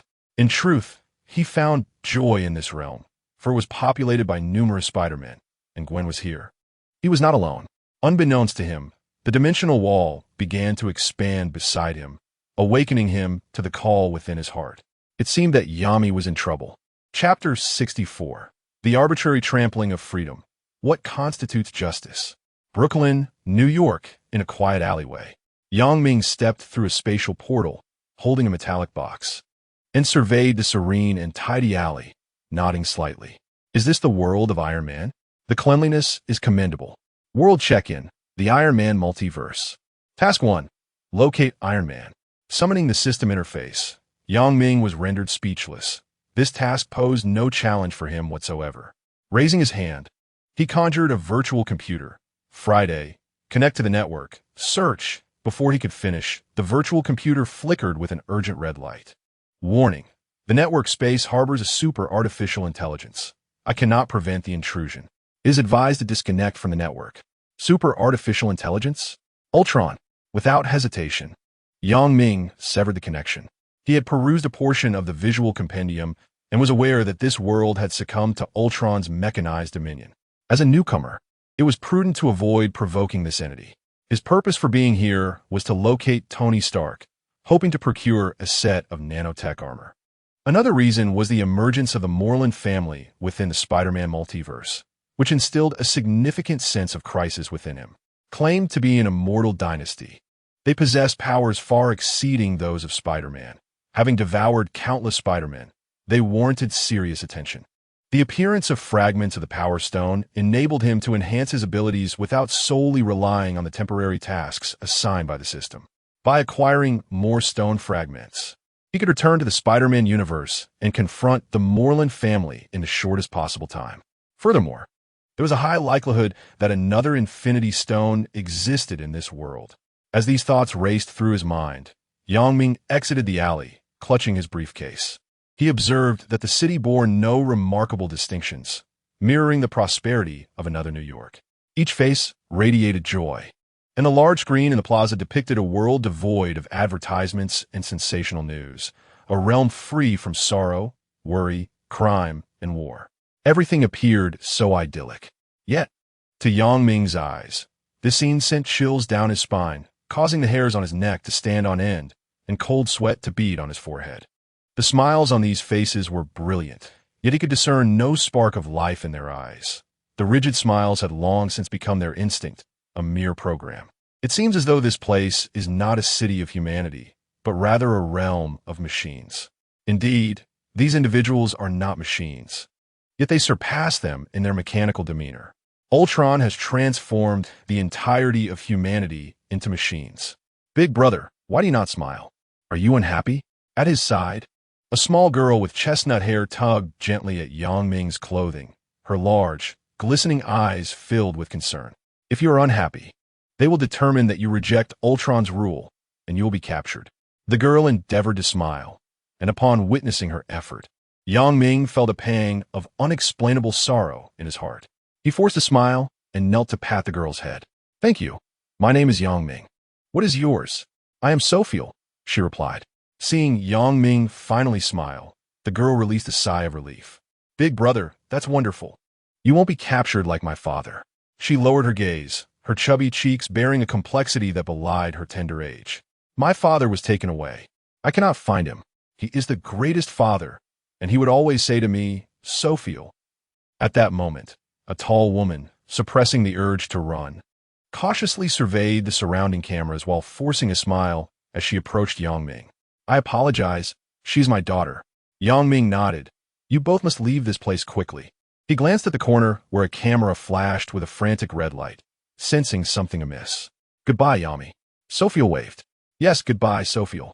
As they barely distanced themselves, a mechanical soldier with glowing red eyes descended from the sky, hovering in midair while its eyes emitted infrared beams, scanning Ming. Warning, facial recognition failed. Warning, lethal weapon detected. Warning, facial expression devoid of joy, classified as rejection of a beautiful world. Commencing righteous extermination. The mechanical soldier raised its arm and unhesitatingly fired a blue beam. Bang! A portal emerged before Ming, effortlessly deflecting the blue beam and obliterating the mechanical soldier's head. Fragments scattering across the once peaceful street, which now erupted into chaos after a prolonged absence of disorder. Warning, resistance detected, initiating righteous extermination. The street alarms blared, and the crowd screamed in panic, finally free from the FA-ade of forced smiles. Their expressions of alarm were unmasked, even tinged with a flicker of hope. Hope that someone might shatter Ultron's dominion, dismantling this icy order, much like that man from a year ago, despite their initial reluctance for Ultron's downfall. Not far off, Sophiel was held in her mother's arms, rapidly fleeing the tumult. Her head rested on her mother's shoulder as she gazed at the solitary figure, her mind drifting back to indistinct images from her dreams. On that day, her father too had been alone, never to return. Meanwhile, Ming stared up at the swiftly approaching mechanical legion, casually discarding the suitcase at his feet, a sardonic smile gracing his lips. Righteous extermination? Huh! What a travesty of justice, trampling upon freedom indiscriminately. Buzz. The cards slid into the briefcase, metallic components reshaping themselves. Ming pulled a ring from the mechanical arm, the entire suit of armor adhering to his body. The silver mechanical weave quickly enveloped him, and, as the crimson armor sealed, the arc reactor on his chest radiated a dazzling light. With a snap, the metal mask closed, and his eyes glowed white. Mark 5, the portable armor. Beep, beep, Friday. Target locked.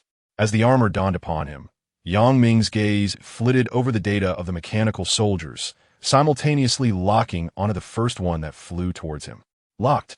With a thunderous boom, an energy blast erupted from his palm, obliterating the approaching mechanical soldier mid-air. Instantly, the crowd erupted in chaos. What? Iron armor. Stark has returned. No, that isn't Stark. Who is he? In the distance, a woman abruptly halted, turning to face the familiar metal armor. Tony's suit, it can't be. The woman froze. And in that moment, her emotions overwhelmed her, tears streaming down her cheeks. Sophie cried out, "It's Father's armor. Father has returned." She reached out her small hand, yearning to grasp that figure.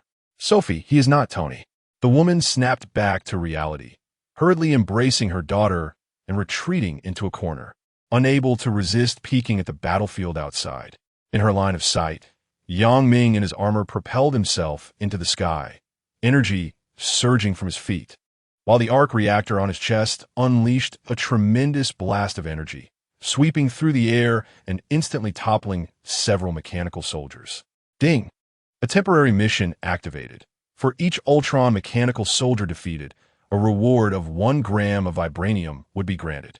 The system notification echoed in his ears, causing Yang Ming to raise an eyebrow.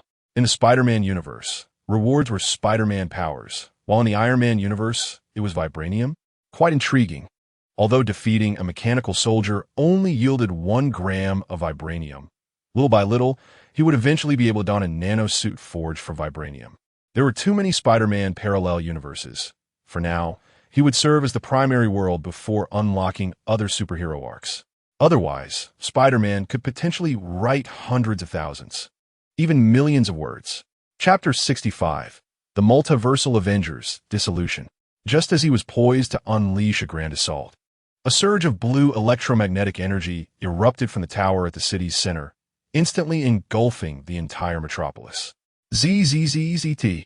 The energy apparatus beneath Yang Ming was disrupted, flames flickering erratically as the armor struggled to maintain stability in the air, plummeting rapidly. The Ultron mechanical soldiers, however, were unaffected by the electromagnetic energy, diving toward Yang Ming as he fell. Boom! The iron armor carved a long trench through the street, sparks flying.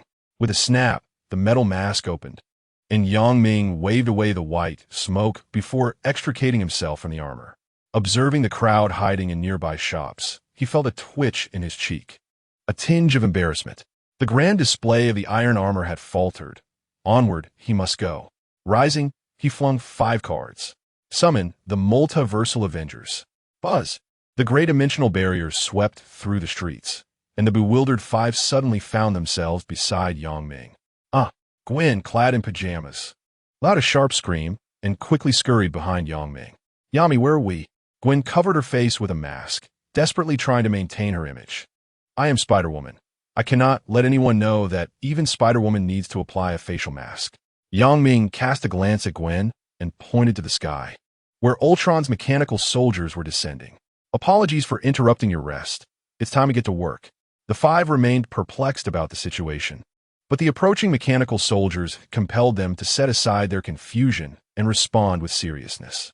"Gagaga, the Mechanical Legion. We haven't fought yet." Venom chuckled as it enveloped Peter, swiftly transforming into the Venom spider suit. Clang! The black liquid morphed into dual blades, and the striking appearance of the Black Spider-Man elicited gasps from the crowd. "Oh, a superhero! This world has superheroes to combat Ultron's machines. How splendid!" Peter felt exhilarated. Every time he made an entrance, the crowd would erupt in cheers. "I truly am the most popular Spider-Man." Meanwhile, Peter too and the middle-aged Peter had already donned their masks. Experienced Spider-Men knew that the spider suit must be worn at all times. Jessica gazed up at the clear blue sky, as if recalling something. "It seems this is not one world." "What?" Peter did not catch her words. "Nothing, they are coming." Upon finishing her sentence, Jessica leaped first between the towering buildings, weaving glistening webs above the group. Boom! In the next moment, several mechanical soldiers dove down, crashing into the web traps, their metallic bodies shredded by the sharp, fine threads. Ding! Mechanical soldier eliminated. Reward: 1 gram of vibranium. Ding! Mechanical soldier eliminated. Reward: 1 gram of vibranium. The system notifications continued to sound, and the achievements of the Alliance members would also count towards Yang Ming. Not bad, this tactic is effective. Yang Ming stepped forward, crossing into the portal, his black and red suit merging with his form. Donning a black hood, the spider emblem on his chest glowed red, and the eyes of his mask flickered. The new version, Jessica's suit. Peter gazed at Yang Ming's glowing spider emblem and the illuminated eyes of his mask, feeling an intense envy. Whoosh! Yang Ming soared through the air, mimicking Jessica's movements to lay glistening webs between the skyscrapers, intercepting numerous mechanical soldiers high above. Jessica, witnessing this, was taken aback. The same abilities as mine. Beep beep. In midair, the mechanical soldiers hovered, scanning the intricate, glistening webs. A flash of red light flickered in their eyes as they unleashed a barrage of blue beams downward, severing the web traps. Bang! Bang! Bang! The blue beams struck the street, causing explosions. The searing shockwave swept through, prompting Peter to swiftly dodge the flames, extending black webs to swing into a narrow alley. The enemies are too numerous. We can only engage in guerrilla warfare. We must separate. If you can't hold on, leave first. Yang Ming showed that. How do we leave? Gwen began to speak, but in an instant, a shimmering gray-dimensional wall passed by, and her figure vanished. Yang Ming reflected. Although we are a team, as long as one harbors the desire to leave, they can retreat at any moment. After all, they are merely teammates, not subordinates. Not far away, Jessica soared above the skyscrapers, manipulating strands of webbing to slice through mechanical soldiers. Upon noticing Gwen's departure, a contemplative expression crossed her face. This place is exceedingly strange. It may very well be another multiverse. I must return and consult with Kane. With this thought, she waved her hand and smiled. Yami, I apologize, but there are too many mechanical soldiers. I must go back. With that, her figure disappeared through the dimensional wall, sending Yang Ming a playful kiss before she left. Yang Ming felt a surge of anger, the veins on his forehead bulging. These heartless teammates. I will deal with you properly when I return. Fortunately, the 3 Peters are quite loyal. Just as he thought of them, he saw a middle-aged Peter under siege by mechanical soldiers, firing webs to ensnare them and brutally snapping their heads off. Yami, we are a team. I will not abandon you, Yang Ming expressed, touched by his reliability. However, Jessica's words held merit. We should leave first. Upon finishing his sentence, middle-aged Peter vanished into the dimensional wall. Yang Ming remarked, following middle-aged Peter. Peter, too, nimbly maneuvered between the mechanical soldiers and soared to Yang Ming's side. Yami, there are too many. Let us go back. The dimensional wall flickered, and Peter, too, disappeared. In the alley, flames spread relentlessly, accompanied by Peter's loud shout. Yami, we must return. This place is too terrifying. Before he could finish, the alley fell silent, clearly having returned to their own world. Yang Ming exclaimed, The multiversal Avengers? Bah! I hereby announce our dissolution. As the newly arrived assistants fled in confusion, Yang Ming surveyed the incessantly encroaching mechanical soldiers, unable to suppress a dry laugh. Haha, I am quite pleased now. Does this mean I no longer need to fight? He shrugged, wearing an innocent expression. Although I have not removed my mask. They should be able to sense my sincerity, right? Beep beep. The mechanical soldiers aimed their weapons at Yang Ming without hesitation and opened fire. Bang bang bang. Under the barrage, Yang Ming flung out his cards, and the spatial portal briefly absorbed the damage. Crack! The portal shattered, and the Venom symbiote suit enveloped him. With dual blades formed from his hands, Yang Ming swept through the ranks of soldiers, blue energy erupting mid-swing. Boom!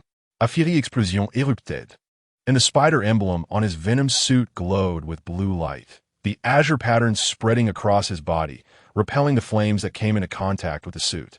Buzz!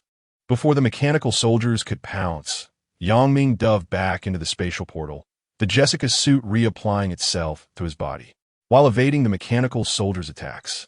The crystalline webbing between his fingers quivered incessantly. With a series of sharp cracks, the mechanical soldiers, ensnared by the web-like traps, halted momentarily. As Ming exerted force with his fists, they burst apart under the relentless slicing of the filaments. A true man never looks back at an explosion. Raising his gaze, Ming observed that the mechanical soldiers continued to descend from above in droves. With a resigned shake of his head, he donned his nanometal combat suit and slipped into an alley to evade their search. Friday. Activate environmental cloaking and shield against infrared scans. Understood, sir. Gratitude to Guangtu Ganmu and Anya for their generous contributions. Chapter 66. Captain Curvaceous, Steve Rogers at Parker's apartment. 5 individuals hurried to Ming's room, only to find it empty, exchanging bewildered glances. Where's Yami? He hasn't returned? Apparently so. With so many mechanical soldiers around, why hasn't he come back? I suspect Yami might be unable to return for the time being. What kind of place is that? It is night here, yet day there. I surmise it is another world. How did Yami get there? I have no idea. Blast it, what have we done? Leaving Yami all alone there? Peter exclaimed, gripping his head in frustration. The other 4 turned their strange gazes upon him. Peter, you were the last to return. Why didn't you bring Yami with you? How was I know we could come back while Yami could not? This won't do. We must find a way to rescue Yami. Gwen suddenly stepped forward, her expression resolute. The plan to save Yami is officially underway. How do we save Yami? Peter inquired. Wait for him to summon us again. Gwen scratched her head. In the Iron Man universe, New York. Amidst the chaotic streets, a battalion of mechanical soldiers maintained a strict watch over the battleground as S.H.L.D. Vehicles sped toward the scene. A dashing soldier clad in a star-spangled uniform and wielding a red and blue shield disembarked, approaching the pit surrounded by mechanical soldiers. Gazing down at the portable armor lying silently within the pit, Steve Rogers felt a stir of emotion. It's Tony S. armor. His expression grew somber as memories of the battle from a year ago flooded back, sighing heavily. It's futile.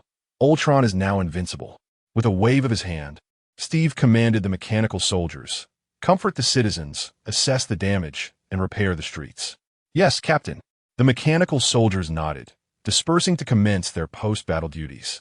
Under Ultron's reign, countless mechanical soldiers were tasked with maintaining order and stability. In the event of complex resistance incidents, a new S.H.I.E.L.D., established by Ultron, would respond, with authority resting solely beneath Ultron. Once the Captain America, Steve now stood as one of the leaders of S.H.I.L.D. As an official representative, the maintenance of societal order and stability was paramount. Ultron had eradicated war, ensuring absolute stability and order, which was why Steve chose to serve Ultron, a reflection of his initial convictions.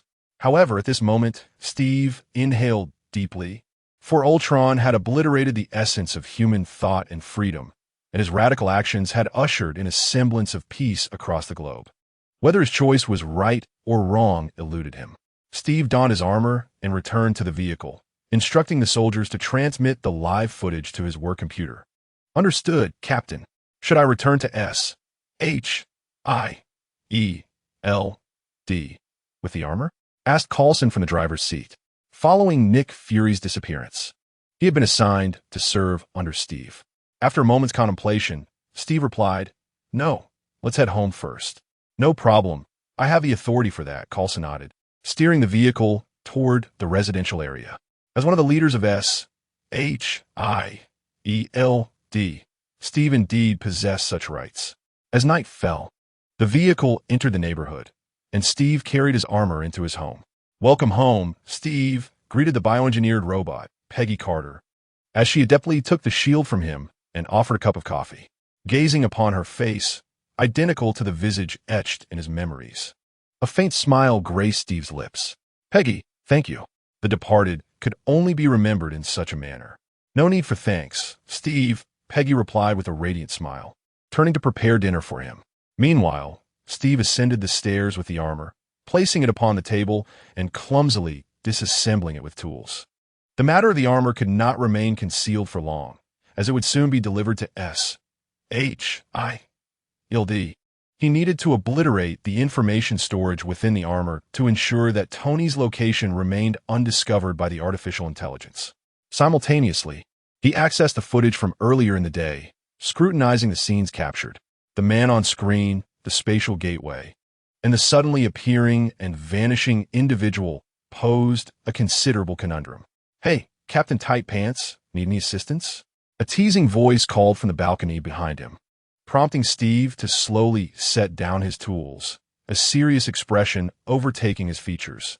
Turning around, he beheld a young Asian man lazily leaning against the window, stifling a yawn. Steve cast a wary glance at the video and realized the danger posed by this man. "Did Tony send you to retrieve the armor?"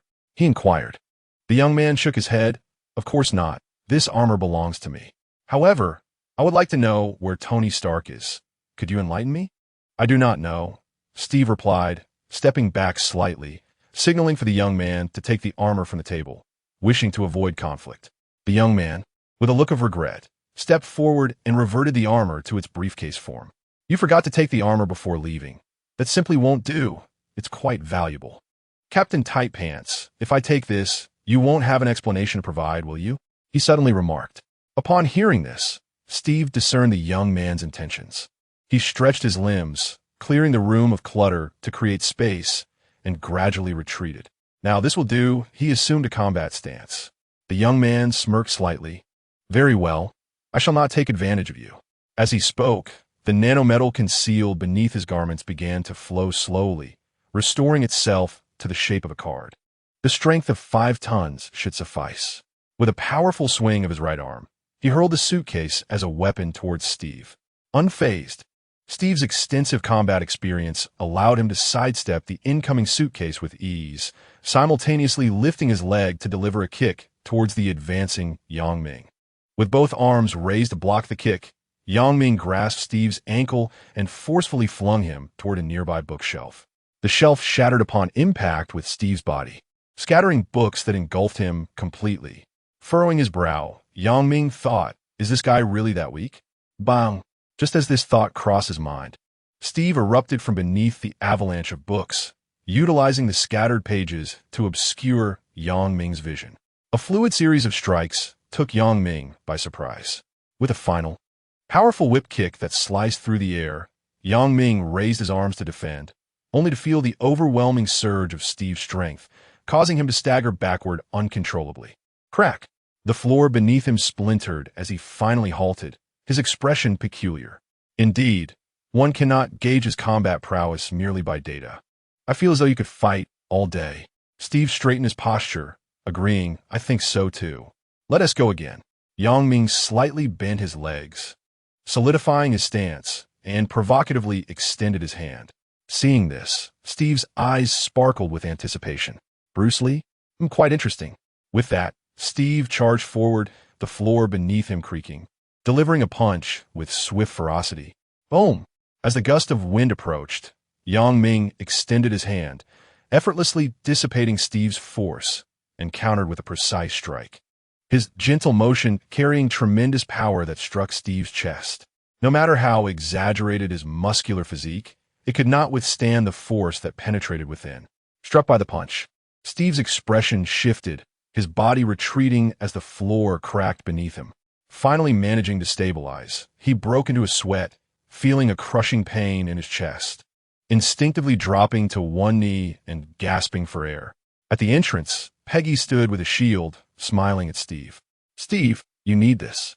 Thanks to the generous rewards from the Celestial Firestar, the primary characters in the Iron Man saga are various iterations of Iron Man, with other superheroes appearing less prominently. Chapter 67. Who says spiders can't overcome curvaceous forms? The shield flew towards him, and Steve caught it with one hand, looking up at Yang Ming. "Yang Ming Sruget. If you say that, I want to hold back." Buzz. The portal flickered and vanished, a new generation of Spider-Man's suit enveloping his form, enhanced by the silver-haired Otto. This suit was no longer the subpar version of its predecessor. The red and blue web patterns shimmered, clearly indicating its high value. Steve's gaze sharpened.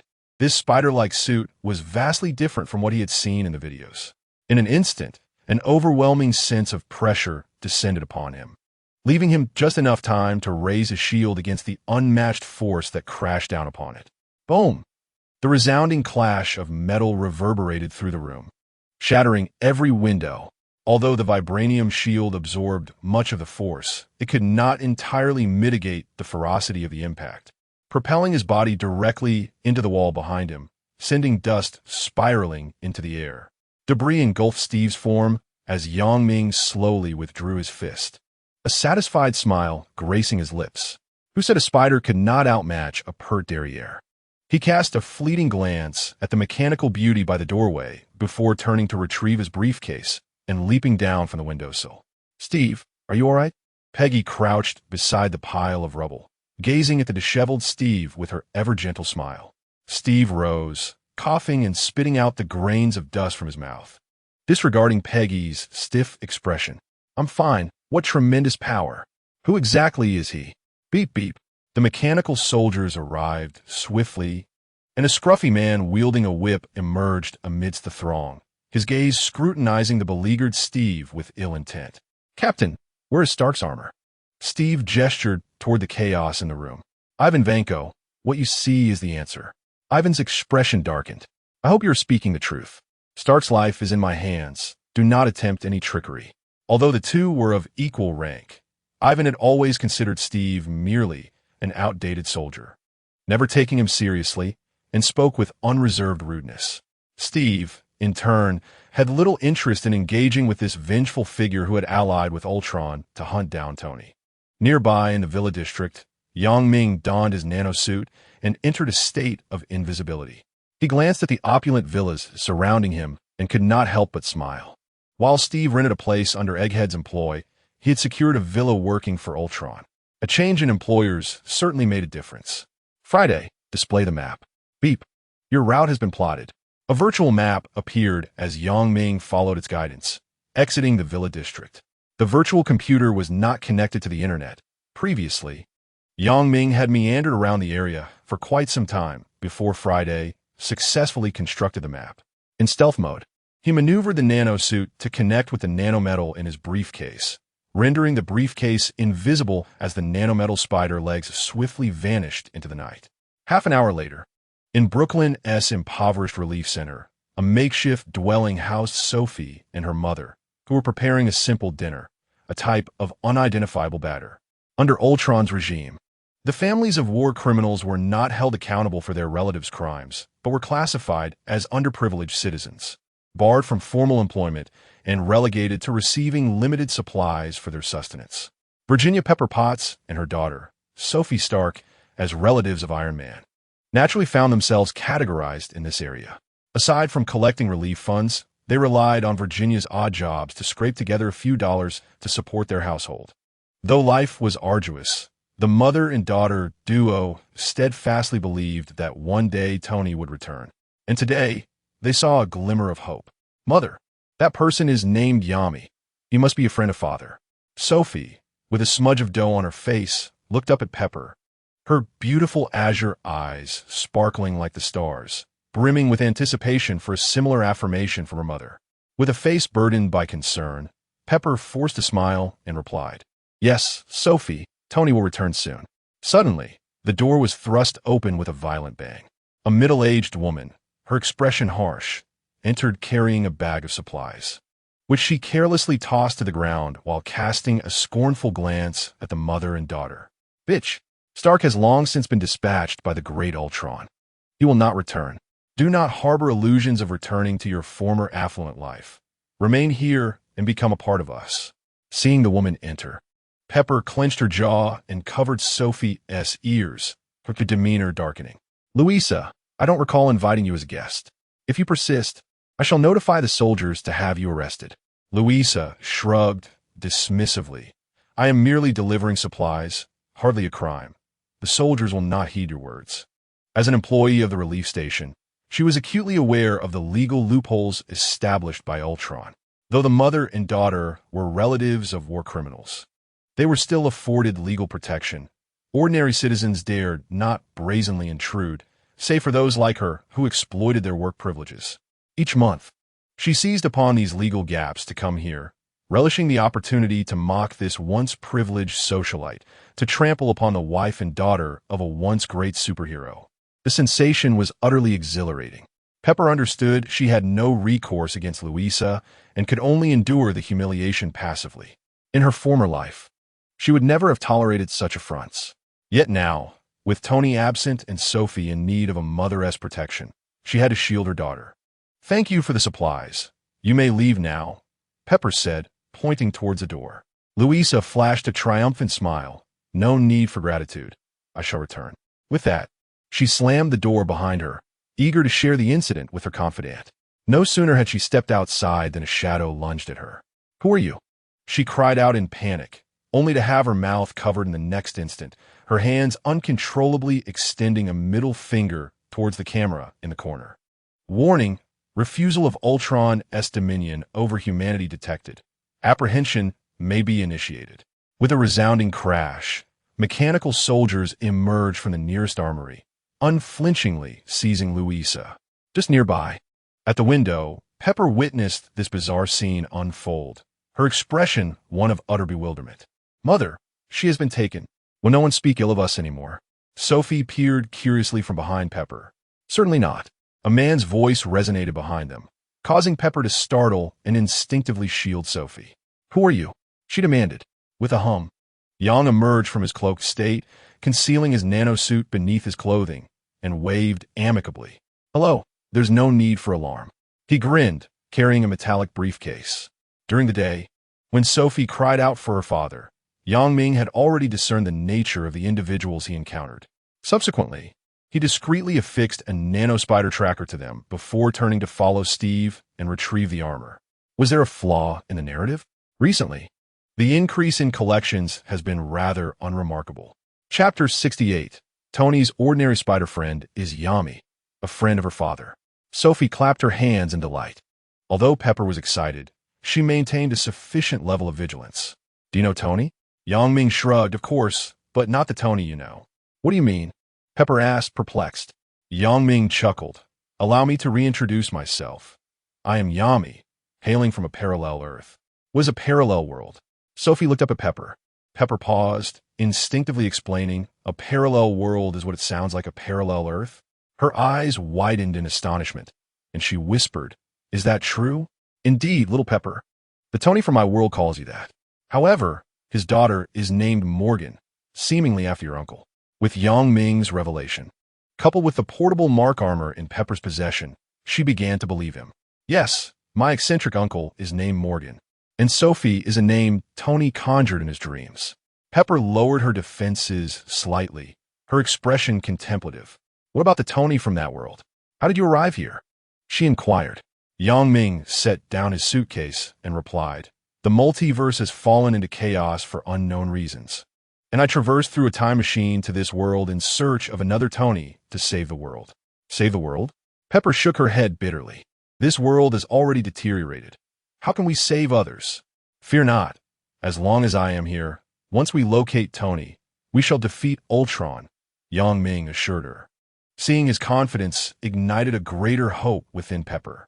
Upon hearing about saving the world, Sophie gazed at Ming with admiration, her eyes sparkling like stars. "Yami, you are truly remarkable. When I grow up, I must—" Ming's expression changed abruptly as he hastily interrupted.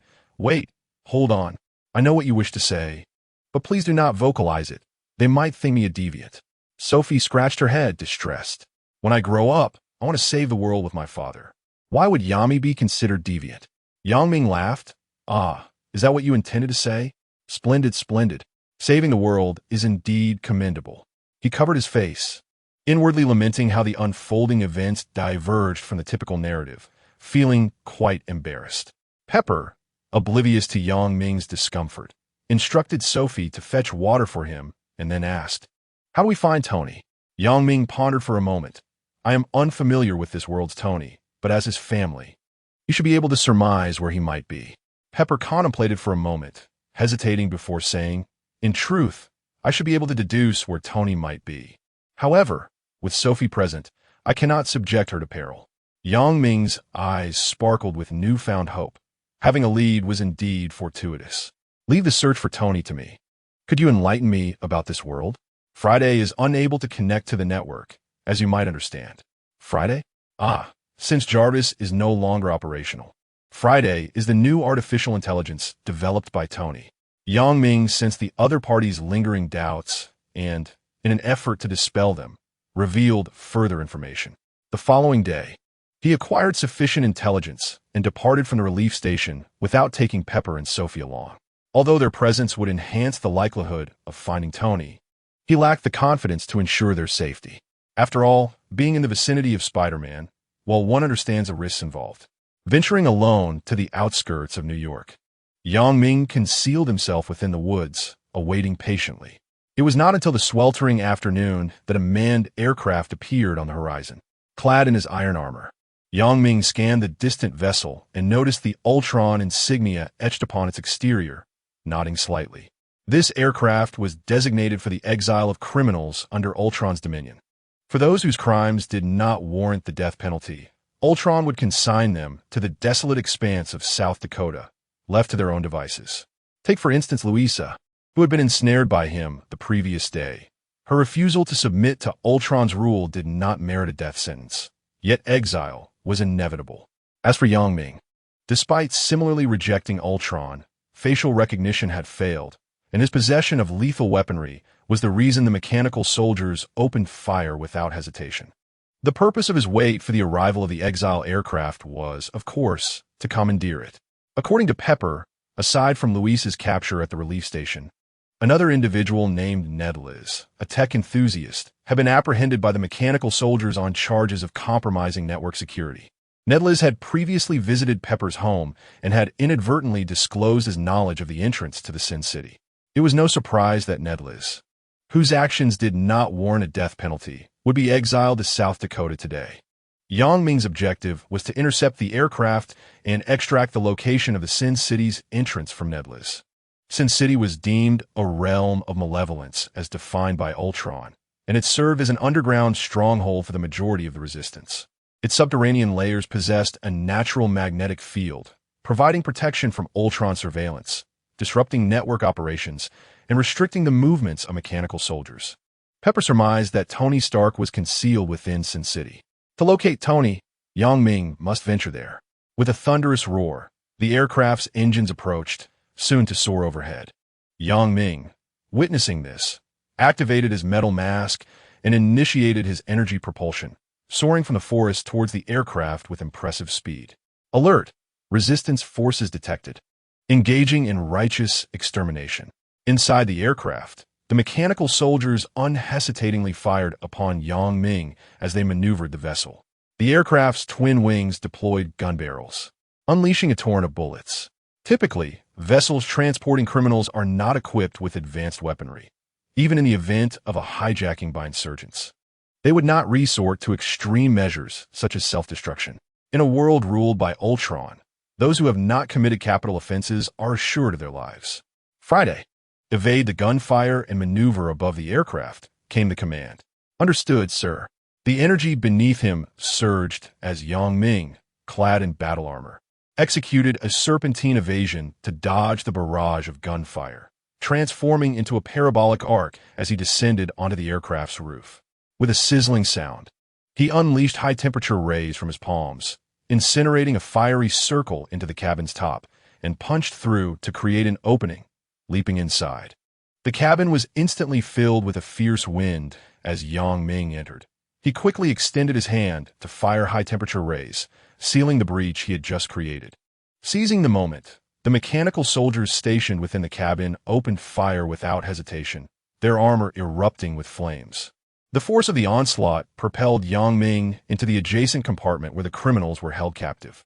With a thud, he crashed into the secondary cabin, causing a cacophony of panicked screams from the handcuffed inmates. Yang Ming brushed off the charred remnants on his shoulder and scanned the room, quickly spotting the terrified Rusa. What a surprise to see you again, he greeted with a wave. Rusa's face was a mix of fear and confusion. Nanny? It seems to be a hereditary issue. No wonder you appear so unpleasant, Yang Ming muttered, turning to face the encroaching mechanical soldiers. With a series of clicks, several mechanical soldiers raised their robotic arms, targeting Yang Ming with glowing red eyes as they unleashed energy beams. In response, Yang Ming flung a card from his hand, and a portal opened effortlessly, reflecting the energy rays back and toppling several mechanical soldiers. "Oh, Iron Man has defeated them," cheered an Asian chubby man in the corner, raising his fists in excitement. "Nedlets?" Yang Ming glanced at the jubilant figure before surveying the crowd huddled in fear, shrugging in resignation. "Well, there's no one more benevolent than me, the Iron Man. In Ultron's dominion, even petty crimes such as theft were punishable by death, let alone heinous acts. The unfortunate souls present were often merely victims of circumstance." With that thought, he turned towards the control room and smashed the heads of the mechanical soldiers inside with 2 powerful punches. "Friday, instruct me on how to control the aircraft." Although his nanometal armor could easily commandeer the aircraft, it would inevitably attract Ultron's network intrusion.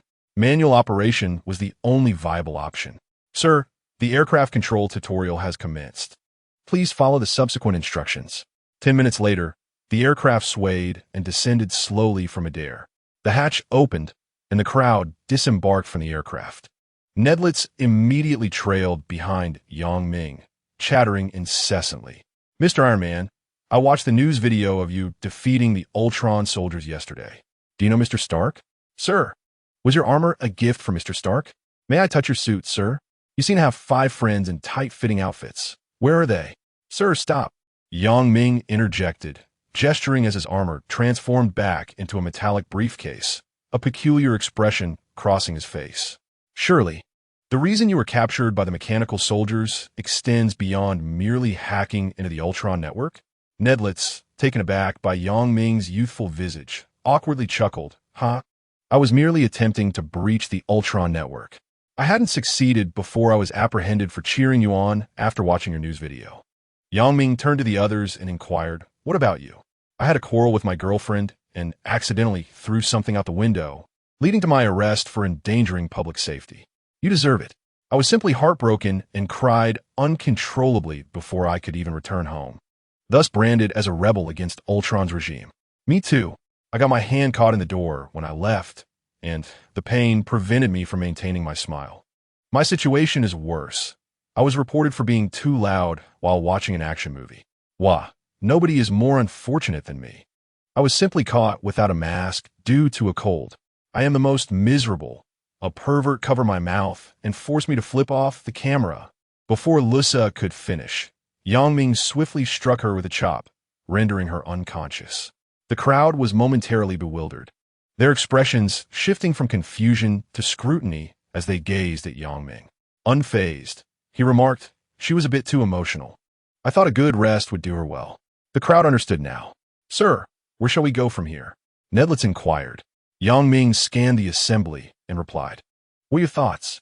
Nedlets, with an air of mystery, suggested in a hushed tone, "Sir, I know the entrance to Sin City. We could head there. Defined as criminals by Ultron, their only options, besides the desolate South Dakota, were to venture into Sin City." Yang Ming nodded. "Very well. Let us proceed to Sin City." "But why is your voice so low?" Nedlets paused. "Apologies. I forgot that this secret no longer requires discretion." Under the night sky, at the juncture of New York and Pennsylvania, the aircraft descended gradually. "Sir, just ahead is Robintown, one of the entrances to Sin City," Nedlets said, stepping out of the hatch and gesturing toward the distant lights. "Sin City is merely a refuge for those unwilling to accept Ultron's dominion. Numerous such enclaves exist worldwide. The underground of Robintown may be small, but it is ample enough to shelter these individuals." Yang Ming nodded, gazing upward at the faint flickering lights in the night sky. "First, provide me with the precise location of the entrance, and you all may leave." "Mr." Nedlets followed Yang Ming's gaze towards the flickering flames in the distance, understanding that it was the mechanical soldiers pursuing them. He nodded decisively. "Very well, sir. We shall not trouble you." With that, he left the address and beckoned the others to head towards Robintown. Yang Ming cast a glance at the departing group, his eyes narrowing thoughtfully. For Ultron, Locating the entrance to Sin City should pose no challenge, even if the mechanical soldiers were unable to penetrate its depths. Ultron possessed myriad methods to obliterate these underground strongholds. Yet, why did Ultron choose to maintain these enclaves? In an instant, Yang Ming returned to reality and shook his head. He speculated that perhaps Ultron simply wished to preserve a facade of stability, recognizing that the resistance could never truly annihilate the enemy. Destroying these strongholds might drive the denizens of Sin City to the surface, rendering governance even more arduous. Other reasons might also exist. After all, artificial intelligence is fundamentally distinct from humanity, and Ultron's thought processes eluded his comprehension. Suddenly, the night sky was pierced by a barrage of fire. As dozens of mechanical soldiers hovered in the air, encircling Yang Ming. Facial recognition activated. Resistance identified. Commencing justice extermination. The mechanical arms of the soldiers aimed at Yang Ming. Blue energy rapidly coalescing. Unfazed, Yang Ming nonchalantly cast aside his briefcase. "I'll deal with you using this card." He chuckled softly, producing a red and blue card from his spider card pouch at his waist. The pouch generated a set of spider suits daily at random. He was eager to test its efficacy, as it would reset whether or not he utilized it. As the mechanical soldiers completed their energy gathering, torrents of blue beams cascaded down. Yang Ming lightly tapped the card, summoning a portal that spiraled into existence, shattering amidst the deluge of blue energy. A notification sounded in his ear. Chrysanthemum spider suit activated. Upon hearing the name of the suit, Yang Ming's expression shifted abruptly, a sense of foreboding washing over him.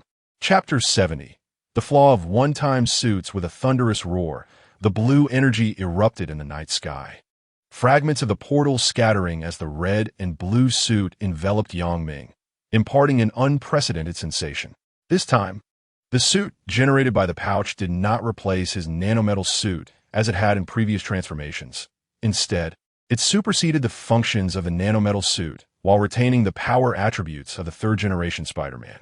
However, the auxiliary functions of the nanometal suit were converted into skills belonging to the Chrysanthemum Spider-Man. In simpler terms, the randomly generated suit from the pouch served as a skill card, not bestowing Yang Ming with entirely new attributes. No wonder the system indicated that the one-time suit was merely a half-finished product. In a dire moment, relying on such a suit for a turnaround was implausible. Otherwise, should he randomly conjure an overcomer spider suit, Yang Ming would effortlessly defeat Odin and kick Thanos, ascending to the pinnacle of life, a notion that was quite simply too good to be true. A sudden surge of thoughts was interrupted by a violent explosion. The spider emblem on Yang Ming's chest emitted a faint glow. He raised his hand, intending to shoot out webbing to evade the oncoming assault from the aerial vehicle. However, in the next moment, his expression darkened. His wrist failed to unleash the webbing, and instead, a particular area reacted unexpectedly. What the hell? Is it true that I can only shoot webs with my... You know what? Boom! Missing the opportunity, blue energy beams rained down from above, sending debris flying in all directions. Yang Ming's figure was blasted out from the inferno, crashing violently into the control room of the aircraft. Damn it, this random suit is utterly unreliable. He cursed under his breath, leaping from the shards of glass and swiftly launching 5 cards. A hum resonated as a gray-dimensional wall flickered, and the spider lair re-emerged in this realm. Yami, you scoundrel. Peter, entirely exposed and with Mary Jane's leopard print underwear adorning his head, covered his modesty while cursing loudly, clearly disturbed by Yang Ming's summoning that interrupted some rather intimate moments. My apologies. I'll reimburse your medical bills. Yang Ming scratched his head, feeling somewhat embarrassed. The other 4, in unison, turned their heads away, granting Peter a moment to awaken venom and envelop his body in the black suit. In the skies above, dozens of mechanical soldiers began scanning the 5 who had suddenly appeared. Beep. Facial recognition activated. Identified as members of the resistance. Initiating justice extermination. A barrage of blue beams once more descended, prompting the 6 to scatter and evade. This time, they did not leave this world in a haphazard manner. Crack. Noticing the lack of adequate cover, Peter's muscles bulged as he assumed a stable stance, his palms turned upward. Gwen now. Gwen soared, landing a foot on Peter's palm, who then propelled her into the air. Here they come, my little darlings. In midair, Gwen deftly dodged the energy beams while weaving through the dense barrage, launching webbing at the mechanical soldiers. As she approached one, she skillfully leaped onto its shoulder, swiftly snapping its head off. Meanwhile, Jessica and Peter too followed closely behind, being tossed into the air by Peter, using their webbing to swing between the mechanical soldiers, rapidly constructing a vast spiderweb. Peter won. On the web, Peter too shouted as a mechanical soldier was hurled downwards. Middle-aged Peter immediately shot a web to reel in the falling soldier. Boom! With a single punch, he shattered its head. Then, using the webbing from Peter too, he leaped onto the spider web suspended in the air, ruthlessly dismantling the mechanical soldiers. Beep! Target unable to be locked. Under the web's interference, the mechanical soldiers struggled to identify their targets. Their mechanical arms quickly retracted, resorting to hand-to-hand combat. However, even the weakest among them, Gwen, could easily snap the necks of the mechanical soldiers. Without any long-range threats, the soldiers found themselves being toyed with, ultimately forced to descend to the ground. Ding! Eliminate the mechanical soldiers. Reward 1 gram of vibranium. Ding! The system's notification echoed continuously, announcing the elimination of a mechanical soldier. Ming casually dismantled it as it was ensnared by spider silk, then quietly retrieved the armor and retreated to the edge of the battlefield, observing the 5 individuals working seamlessly as a team. Splendid. You are becoming more like a cohesive unit, he remarked, noting that it appeared he would not need to intervene. Yami, do you have a new suit again? Peter interrupted, delivering a punch that snapped the mechanical soldier's neck before glancing back at Ming. Ming's cheek twitched. Indeed, I could lend it to you someday. Sounds good. The chrysanthemum suit, whoever wears it meets their demise. Boom! Gwen kicked a mechanical soldier to Ming's feet, clapped her hands, and with hands on her hips, demanded, We need an explanation.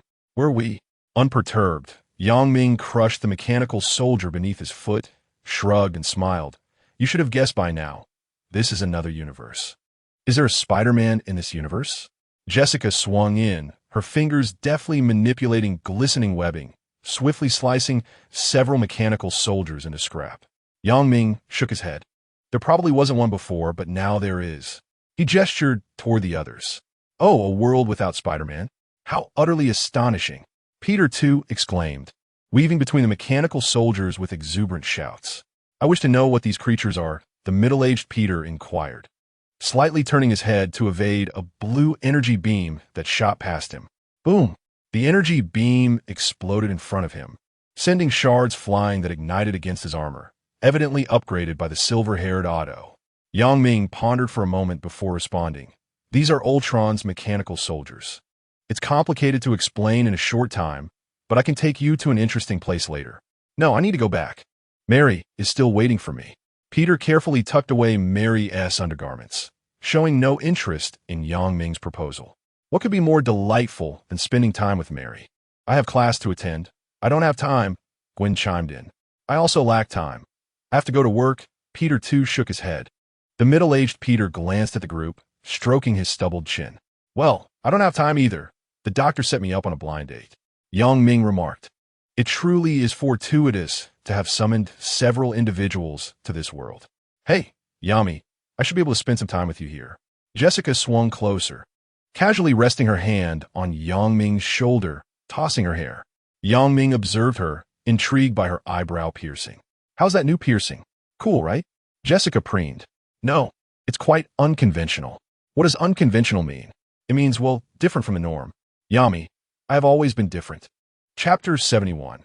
A friend's gift. As the two chatted and gradually drifted away, Gwen sidestepped a mechanical soldier attacking from behind, gritting her teeth and shouting, Hey, where are you going? With that, she delivered a fierce punch that severed the mechanical soldier's neck. Ming, without turning back, waved his hand and said, You all return after finishing your tasks. Next time, I shall present you with a surprise. Upon hearing this, The four exchanged glances at the remaining mechanical soldiers on the battlefield, bewildered. Have we been bought by surprise? Clearly not. We are merely regarded as free labor by Yami. That despicable Yami.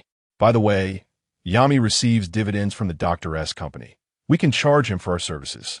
ISNT that inappropriate? We are all friends. After all, friends deserve a discount, perhaps 20 off. What a splendid idea. It should yield more than the salaries from a newspaper. I won't need to work anymore. Neither will I. I can treat my date to a lavish meal. I want to buy an abundance of facial masks. Not far off. Yang Ming overheard their discussion and scoffed. Huh, how high could Spider-Man's appearance fee possibly be? Selling a gram of vibranium would recoup the costs in no time. Yami, where shall we go now? Jessica inquired beside him. Yang Ming pointed to a distant small town and replied, let us head there. All right, let us hurry. Jessica shot a web and swung through the treetops. Wait, I need to change into proper battle attire. As he spoke, Yang Ming ruthlessly tore off his current costume. He had no use for such a lackluster spider suit. Without the suit, he instinctively breathed a sigh of relief. Is there truly a Spider-Man like this in the multiverse? Perhaps Embarrassment Spider-Man would be a more fitting title. All right, let us go. The two shot webs and navigated through the jungle, soon arriving at the entrance of Robintown. Yang Ming landed gracefully, tapped the spider emblem on his chest, and watched as the nanometal swiftly retracted beneath his clothing. Jessica, witnessing this, stared intently into Yang Ming's eyes. What are you looking at? Yang Ming asked, puzzled. Yami, I only have my suit. I didn't bring any other clothes. Hearing this, Yang Ming's eyes brightened. You mean you aren't wearing anything underneath? Haha, that's fine.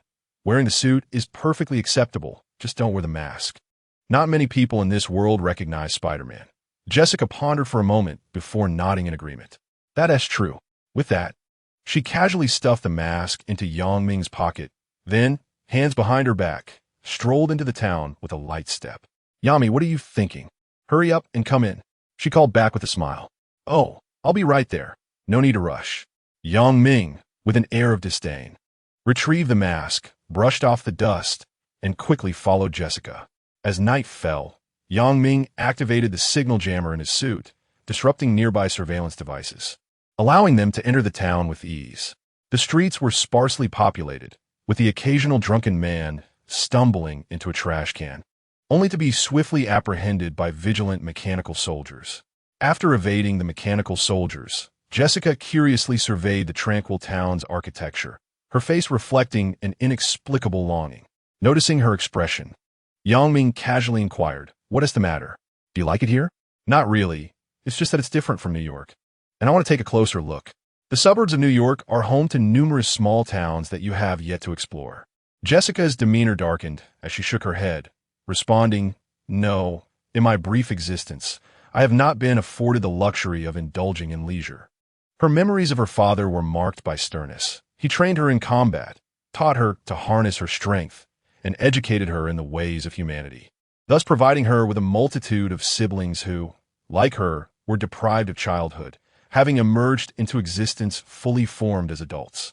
However, unlike her, they were imbued with an innate instinct for battle, their minds saturated with brutality and bloodlust, their emotions volatile, often leading to the inexplicable disappearance of their brethren.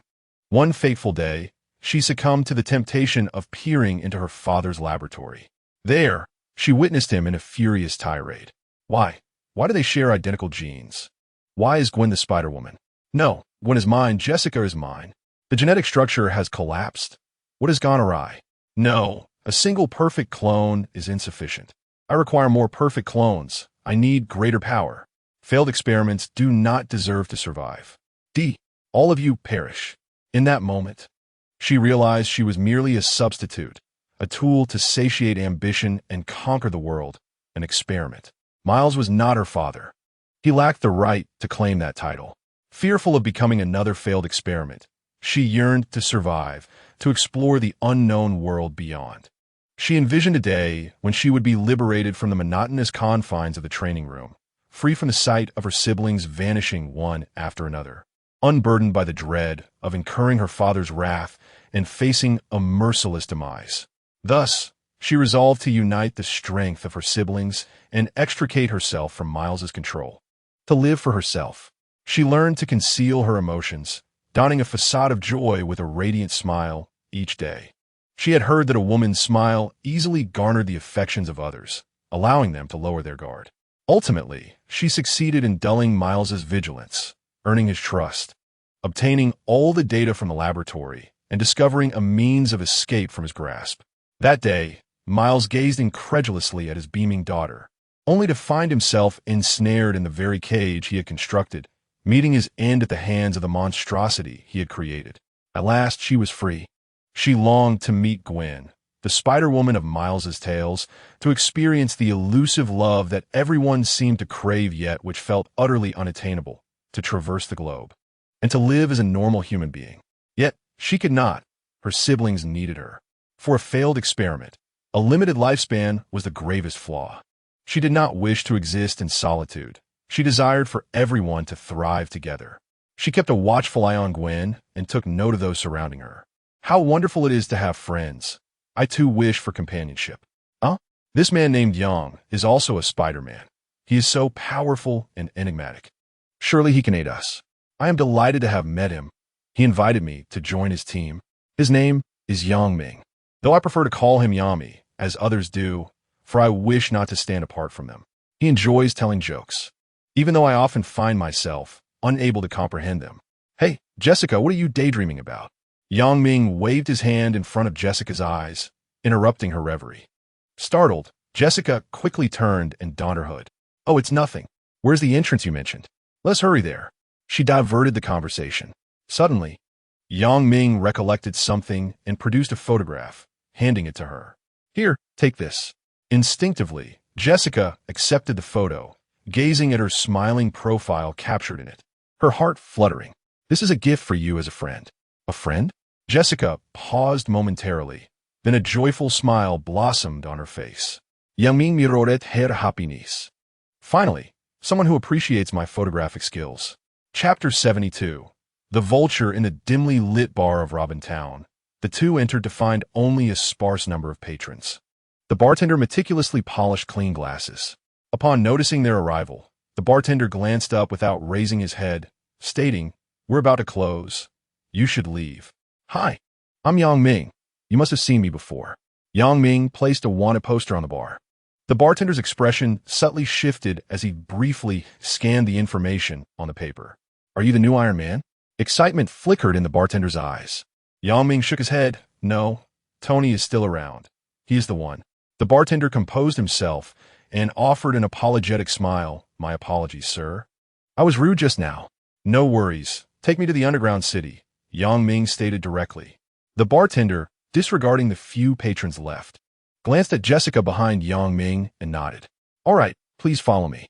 He proceeded toward the corridor in the corner of the bar. Yang Ming exchanged glances with Jessica and stepped forward to follow. "May I ask, did a group of people come looking for the entrance earlier?" Yang Ming inquired. The bartender replied, "Yes, but many were captured on surveillance and apprehended by the mechanical soldiers. For some, the location of the entrance is not a secret. The mechanical soldiers do not rush in, nor do they prevent others from entering the bar to capture individuals. Both parties maintain an unspoken balance."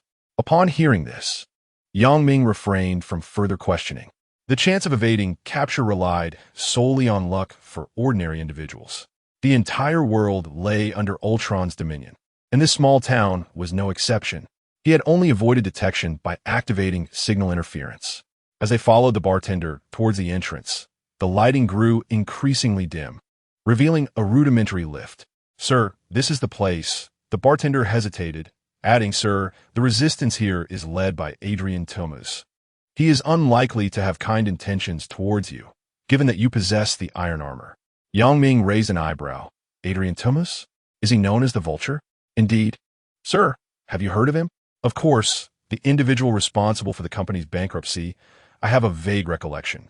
In Spider-Man: Homecoming, Adrian Toomes originally operated a salvage company in New York City. He is also the father of Liz Toomes, who is the object of Peter Parker's unrequited affection. Following the Battle of New York, he exhausted his entire fortune to secure official authorization for the salvage of Chitauri debris, hoping to profit from the study of alien technology.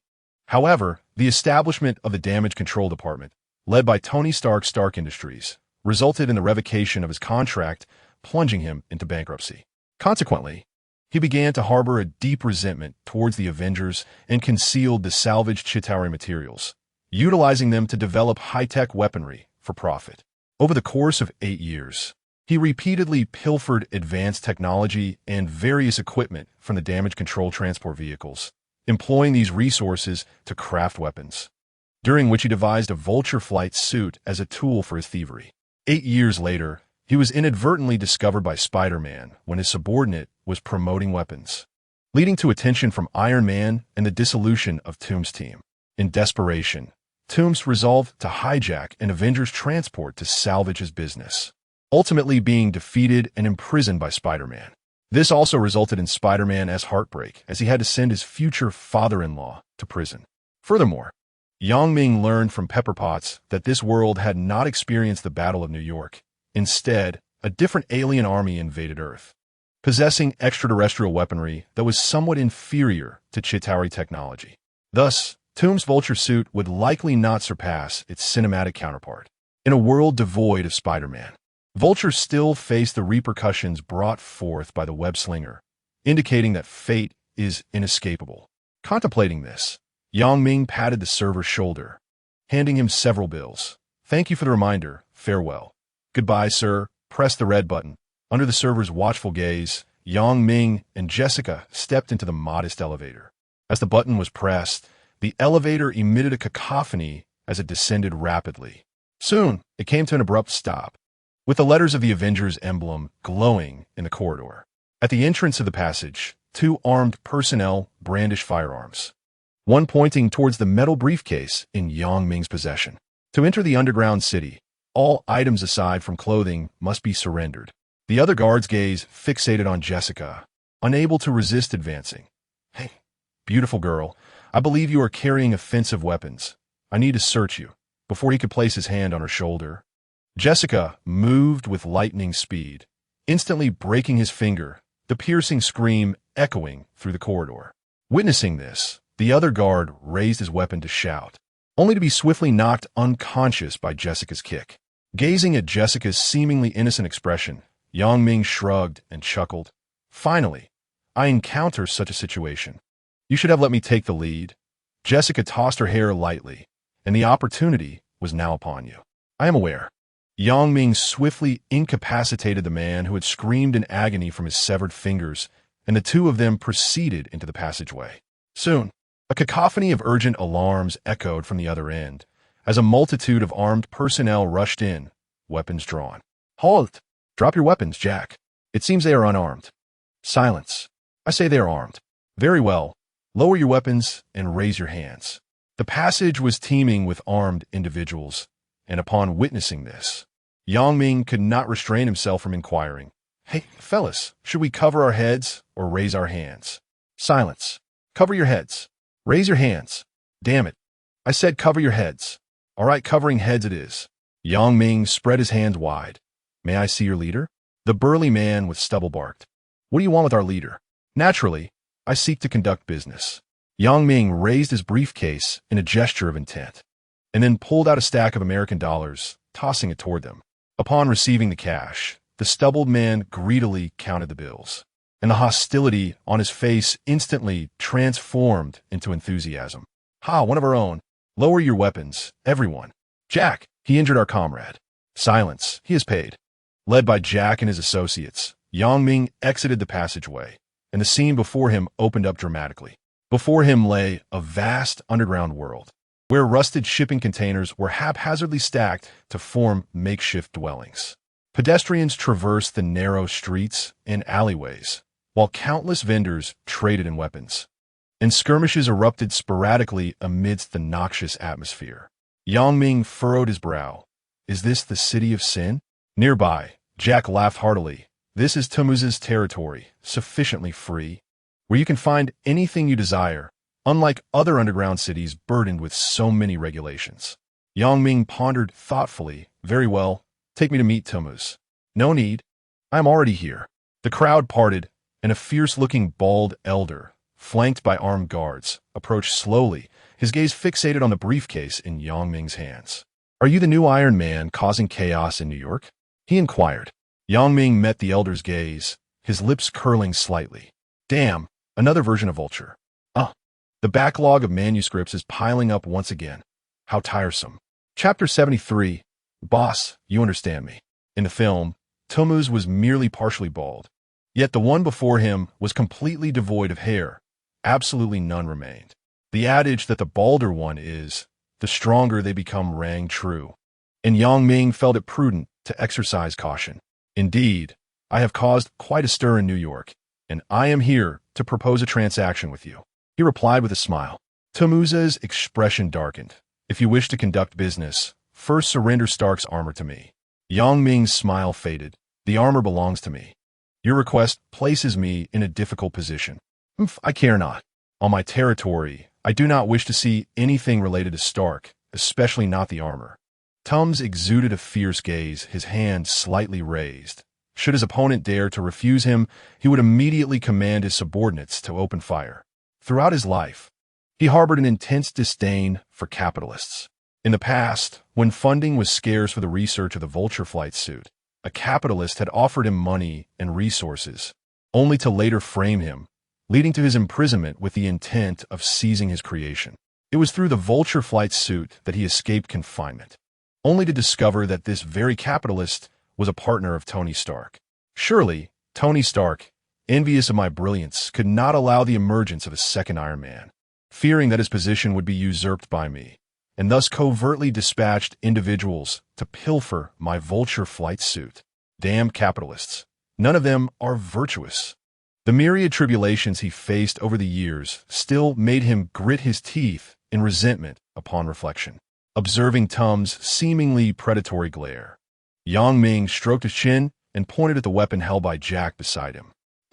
Mr. Tums.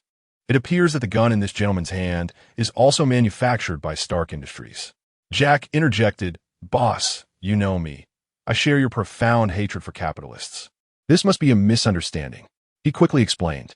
Leading the charge, the other armed personnel followed suit in inspecting their weapons. Boss, you know me. My weapon was distributed by the captain. Boss, you know me. I have not received formal education. Boss, you know me. I am from India and do not understand English. Boss, you know me, I'm still just a child. Boss, you know me, my bullets are devoid of guns. The crowd, with an air of guilt, crowded before Tums in desperate explanation. Yet Tums' expression darkened, gradually turning a shade of iron blue. Silence, you fools. Tums lightly tapped his wrist of ice, and the green bodysuit suddenly expanded dramatically. The apparatus behind the flight suit unfurled colossal green biomechanical wings, whipping up a tempest that scattered his subordinates. You wretched fools. I doubt you comprehend the origin of my reputation. Tum's countenance was fierce, and with the activation of his anti-gravity wings, he soared into the air, transforming into a humanoid bird, swiftly lunging towards Yang Ming. Before he even arrived, a chilling gale roared forth, stirring up sand and debris that ravaged the streets, causing pedestrians to scatter in fear, desperately seeking refuge. This is intriguing. Yang Ming casually tossed a metallic briefcase to Jessica, preparing to make his move when a green shadow suddenly dashed before him. Tum sneered, his fingers extending into sharp claws, his right arm becoming a blur as it swung with great force towards Yang Ming's head, swift as the wind. He could almost foresee the grim fate awaiting Yang Ming. Clang! In the next moment, the sound of metal colliding echoed through the scene, and Tum's sinister grin abruptly turned to one of disbelief. There stood Yang Ming, a picture of calm, raising his hand to block the attack. The nanometal covering his arm clashed repeatedly with Tum's lethal claws, sparking a shower of orange embers. He smirked slightly and scoffed, Buddy, while you may be quite bald, you aren't particularly formidable. Upon finishing his words, the nanometal covering his arms rapidly spread across his entire body, the red, blue, and gold spider emblem sprawling across his chest, and his eyes, concealed beneath a nanomask, glimmered with a cerulean light. With a resounding boom, The air cracked as Yang Ming delivered a powerful punch to Thomas's chest. The force twisted the air ever so slightly, sending Thomas's body hurtling backward like a cannonball, crashing into a container house, where he was buried beneath a mountain of debris. The crowd was left in shock at Thomas's swift defeat, their expressions gradually shifting. Meanwhile, Yang Ming furrowed his brow, deep in thought. It was peculiar. Although he had encountered few adversaries in this world, he had only triggered a temporary mission thus far. Could it be that the predominant theme of this realm was to vanquish Ultron? Shaking his head, Yang Ming dismissed these thoughts. Even if he could trigger temporary missions, the reward for defeating Vulture was likely vibranium. Turning his gaze back to Thomas, he noticed the pile of debris shifting slightly as Thomas, clutching his chest, struggled to rise. Gasping for breath, his eyes now filled with a fierceness that seemed even more intense than before. Yang Ming stretched lazily, launching webbing to practice skipping rope, entirely unconcerned by his opponent's ferocity. The crowd instinctively held their breath, eagerly anticipating the clash between the two.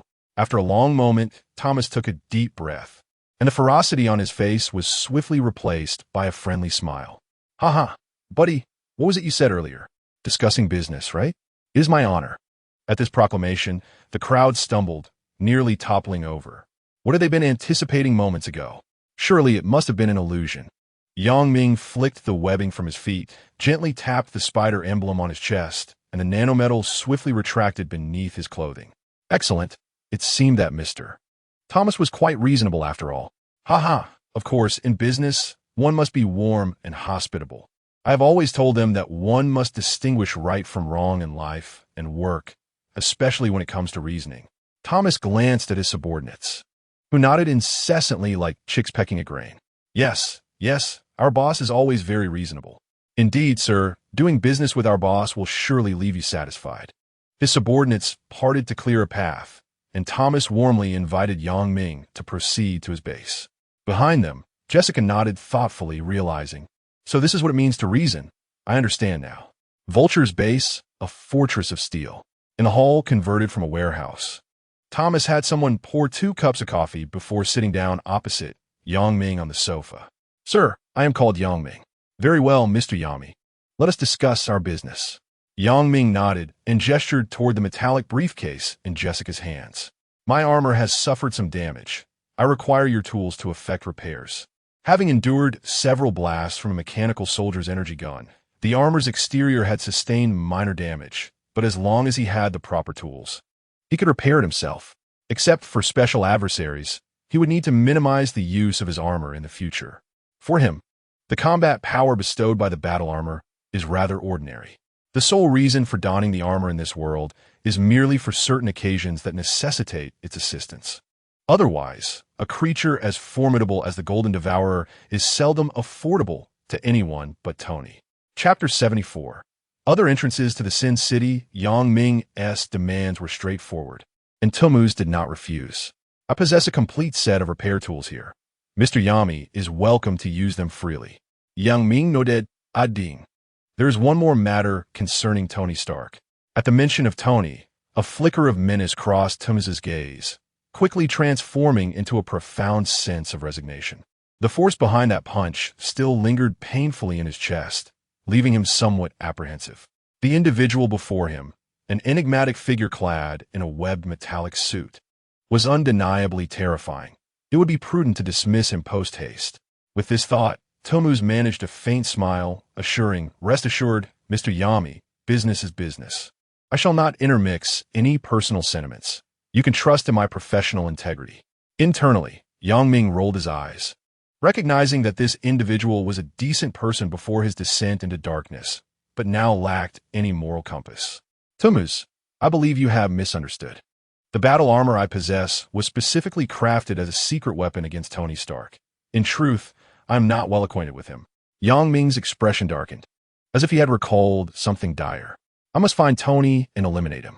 Seeing this, Tomus felt a sense of relief wash over him, accompanied by a subtle thrill. "Is Mr. Yami also an enemy of Stark?" "Indeed, my company went bankrupt due to him.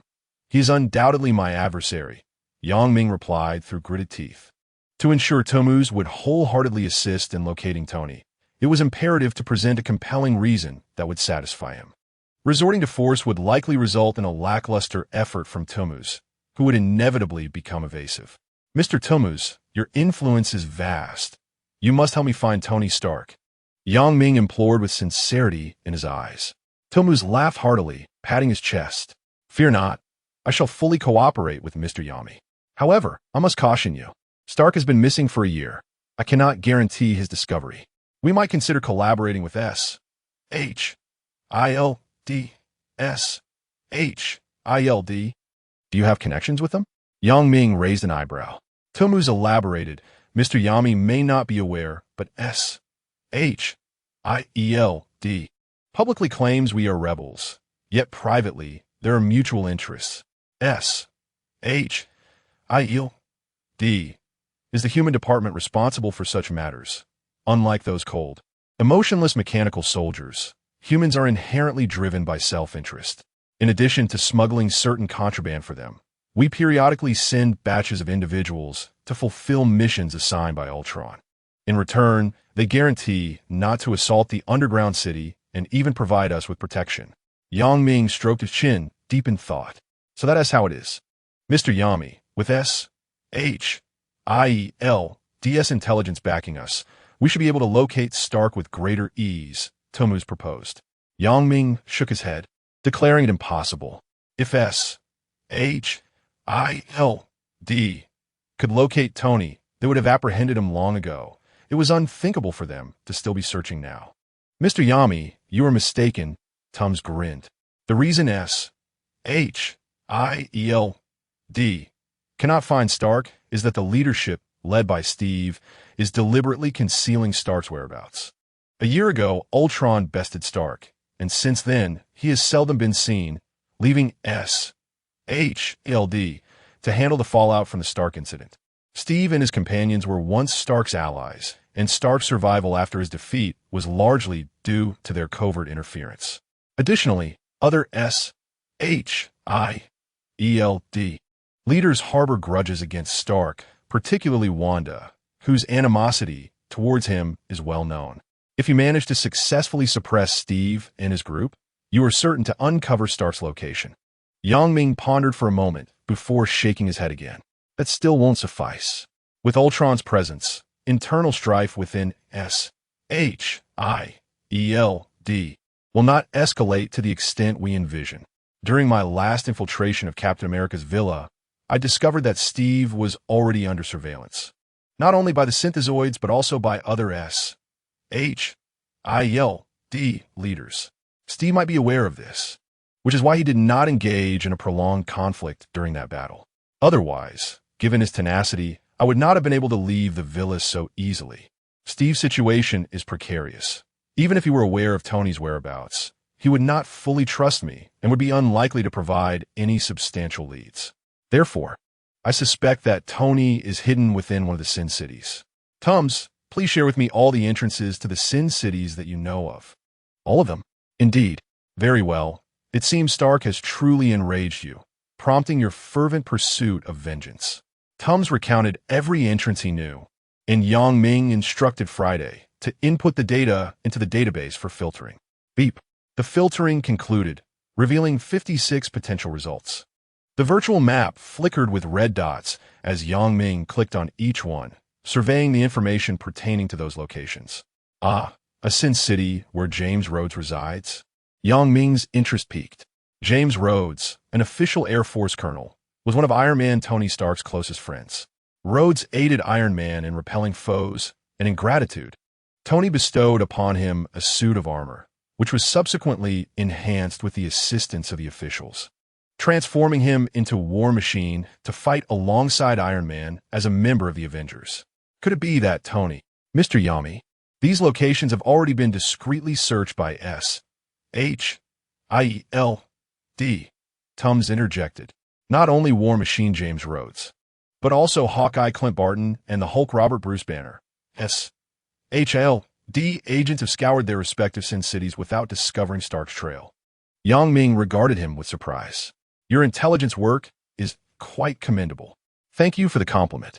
As soon as Tums finished speaking, Jack entered the hall and whispered into Tums' ear, "Boss, Ivan Vanko has arrived with his man. He is looking for Mr. Yami." "Understood," Tums replied, maintaining a stoic expression as he turned to Yang Ming. "Mr. Yami, agent from S.H.I.E.L.D. have arrived, but rest assured, with me here, your misunderstandings will be resolved." A smile flickered at the corners of Yang Ming's mouth as he rose and said, "Excellent. I appreciate your assistance, Mr. Tums. Not a problem. We are all on the same side. Please follow me." Tums took the lead, and Yang Ming exchanged a glance with Jessica as they walked. "Did you catch that?" Yang Ming asked. Jessica nodded. "Who is Ivan Vanko?" "An adversary of Tony. Are we going to ally with him?" "No. Ivan Vanko is not as easily deceived as Tums. He won't believe us. What shall we do?" Yang Ming shrugged. "What else can we do? We can repair our armor later. For now, we must make our escape." With that, he vanished from the doorway. "Hey, wait for me." Jessica glanced around and hurriedly leaped onto the container. "Boss, Mr. Yami is gone," Jack reported soon after, prompting Tums to realize the gravity of their situation. "Damn it, we've been fooled. They're not Tony's enemies." Chapter 75. The Scarlet Witch in the subterranean city sprawled across the containers, the two soared above, gazing down at the murky urban landscape. "Yami, where are we headed?" Jessica inquired.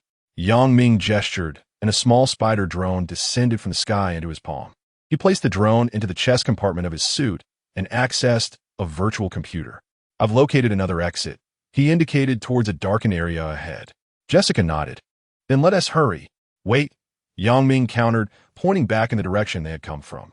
"We'll return to the entrance we just used and exit from there." Anticipating their anticipation, "I learned that trick from a novel," he added. "Why?" Jessica asked, bewildered. As she spoke, realization dawned upon her, and her eyes sparkled with admiration. "Oh, Yami, you are so clever." She clasped her hands to her chest, resting her head against Yang Ming's shoulder. Yang Ming rolled his eyes and pushed her away. "Enough of that. That comes at a different price." "Yami, it seems you've told that joke many times," she remarked. "I know. Could you explain what it means?" "Seriously, you don't know what it means?" "I don't." "All right, come closer, and I'll explain it properly." The two turned and soared back towards the entrance, deftly avoiding a swarm of S.H.I.E.L.D. agents piloting armored suits, and soon arrived at their previous entry point. At the corridor's mouth, Yang Ming effortlessly incapacitated two armed personnel, stepping into the passage and grinning at Jessica. "See, I told you this strategy was brilliant." Jessica's expression was inscrutable as she pointed towards the tall silhouette at the end of the corridor, her eyelids drooping. "Yami, I believe you are mistaken. There's another one here. Just one. What is there to be excessively concerned about?" Yang Ming's gaze was fixed at the corridor's terminus, where the emblem of the Avengers continued to emit a soft white glow.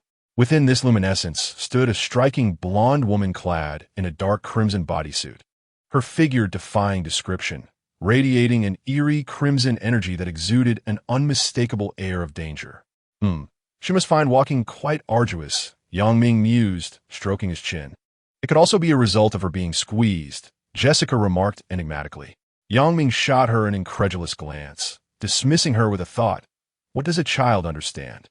Squeezing is a skill in itself. How else could one manage? Before he could finish, the crimson energy surged dramatically, causing the entire corridor to tremble slightly. The spider sense interrupted their banter, alerting them to the perilous nature of the crimson energy. "Retreat. Wait for me." The duo swiftly swung back, launching their webbing to ascend to the heights of the containers. Boom! The ominous crimson energy poured forth from the corridor, causing everything nearby to quiver as if suspended in midair.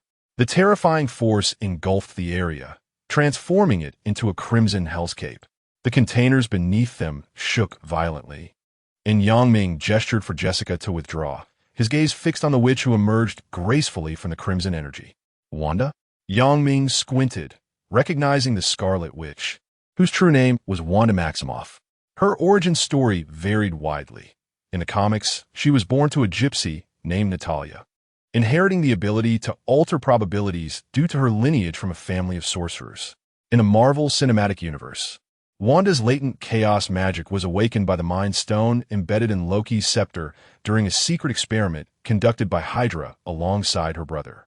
After defeating Ultron, She joined the Avengers and later awakened her full powers in Westview. Confronted with such a formidable presence, Yang Ming's spider sense incessantly warned him against acting rashly, though he was eager to test the limits of Wanda's capabilities. Observing his reluctance to flee, Wanda slowly extended her right hand. Crimson energy swirling to suspend all nearby objects in midair, her demeanor unyielding. "You have Tony's armor?" she inquired, her eyes glimmering with a sinister crimson light, her powerful aura invoking an instinctive sense of dread. Yang Ming crossed his arms and replied with a smirk, "In fact, the armor is mine. I'm searching for Tony. Do you know where he is?" Boom! Before Yang Ming could finish his sentence, Wanda's hand commanded the overwhelming crimson energy to encircle him from all directions. The containers creaked ominously as they were rapidly crushed under the weight of the unknown force, and it appeared the crimson energy was about to engulf Yang Ming entirely. "Yummy!" Jessica exclaimed in alarm at the terrifying scene, ready to launch her webbing. "Do not intervene." Yang Ming's calm voice emerged from the crimson energy, providing Jessica with a moment of reassurance as she retreated. She speculated that Yang Ming had deliberately not evaded this sanguine assault, likely with some ulterior motive. The crimson energy enveloped Yang Ming, and for a while there was silence, interrupted only by intermittent muffled groans that testified to his continued existence. Wanda, who controlled the crimson energy, furrowed her brow. She curled her fingers and suddenly intensified her grip, causing the crimson energy to roil as the container housing Yang Ming was rapidly compressed into scrap metal. Suddenly, the center of the crimson energy stirred. A series of urgent thuds resonated, and the crushed remnants of the container erupted outward, propelled by tremendous force towards Wanda. A fierce wind swept in as Wanda's expression darkened. She spread her arms wide, effortlessly tearing the debris in half, which then fell scattered to the ground. In an instant, her vision blurred, and a white object exploded before her, transforming into a web that enveloped her. The crimson energy tore through the web, and Wanda gazed at the dissipating crimson energy in disbelief. On the remnants of the container, a figure clad in a red and blue suit slowly rose. The suit tattered and the once functional nanometal cascading to the ground with Yang Ming's movements. His chest heaved, the mask reduced to fragments, and he gasped for air, sweat soaking his damaged attire. Indeed, the chaos magic was terrifying even without complete mastery. Yang Ming removed his mask, grinning widely. He had always wanted to test the limits of the spider suit, and now he had finally experienced the exhaustion akin to that of a middle-aged Peter after pulling a train in his youth. Although Wanda, before him, had not fully grasped chaos magic, she was still significantly stronger than her counterpart from the Age of Ultron. Indeed, a formidable foe. What is chaos magic? Wanda pondered, her brow furrowed. She had no concept of chaos magic, but she was astonished that, aside from Hulk, there was someone capable of withstanding her superpowers purely through their formidable physical strength. It was simply unbelievable. With only 600 followers and a declining count, he wondered what had gone wrong. The Three Rivers was out of reach this year, which was disheartening. Chapter 76. The Tragedy of Titan Star. Yang Ming glanced back at the rapidly approaching S.H.I.E.L.D. armor. With a flick of his fingers, a card was cast, and a portal briefly flickered into existence, cloaking him in a new suit. A surge of power coursed through his body, and he was instantly revitalized. It's difficult to explain chaos magic, but I know what a joyful plan it is. Farewell, Wanda. Yang Ming waved, signaling Jessica to hurry towards the passageway. Do not leave. Wanda's expression hardened as she transformed the crimson energy into chains, launching them toward Yang Ming. With agility akin to that of Spider, Yang Ming deftly launched webs to evade the blood-red chains, while simultaneously discharging a spider's electric net to temporarily incapacitate Wanda, diving into the passageway. The crimson energy repelled the current, and Wanda, enveloped in the sanguine aura, followed suit into the tunnel. As both entered the elevator, Wanda transformed into a torrent of crimson, sweeping through the passage and into the lift. A peculiar wave surged into their minds, rendering their bodies momentarily rigid. In Jessica's laboratory, Surrounded by the nutrient pods employed for cloning, she was engulfed by the anguished cries of countless clones, all lamenting her name. The wailing grew increasingly desperate, their calls for Jessica intensifying. Jessica surveyed the tortured visages around her, her complexion paling as she frantically collided with the nutrient pods. Yet, inexplicably, her strength vanished, leaving her powerless to save the clones. "I don't want to die, Jessica! Save me, Jessica!" The pleas of the clones echoed in her mind, pushing her to the brink of despair. "No, no, I cannot save you. I am useless." Overwhelmed with grief, Jessica wept, her tears falling to the floor. And in a daze, she glimpsed her reflection, haggard features, crimson eyes, and cheeks veined with a purplish hue, mirroring the failed clones perfectly. "No." Jessica covered her face in agony, terror enveloping the laboratory.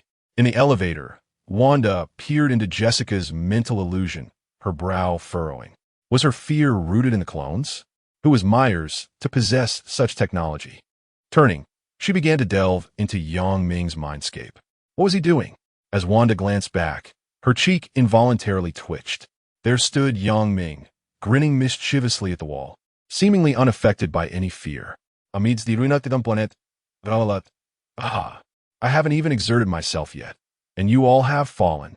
The battlefield lay in disarray as Yang Ming kicked Thor and pummeled Princess Loki, laughing unabashedly. The trembling figure of the purple potato, Thanos, cowered at his feet like a frightened kitten. Captain America, the Hulk, Black Widow, Hawkeye, Iron Man, Captain Marvel, Wanda, Vision, Spider-Man. All the superheroes had been bested by him. Wait, why is Spider-Man still here? Never mind.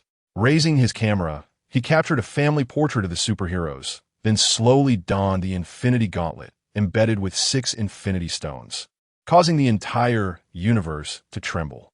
In the civil war of the Alliance, who stands tallest? Only I, Yang Ming, can take down an entire group single-handedly. I could fight for centuries, Yang Ming declared with a triumphant laugh.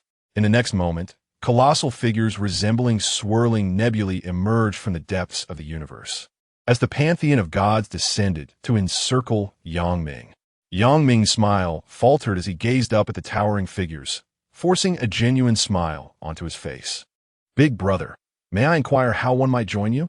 The sound of an explosion reverberated, the enormous hand poised to crush everything in its path.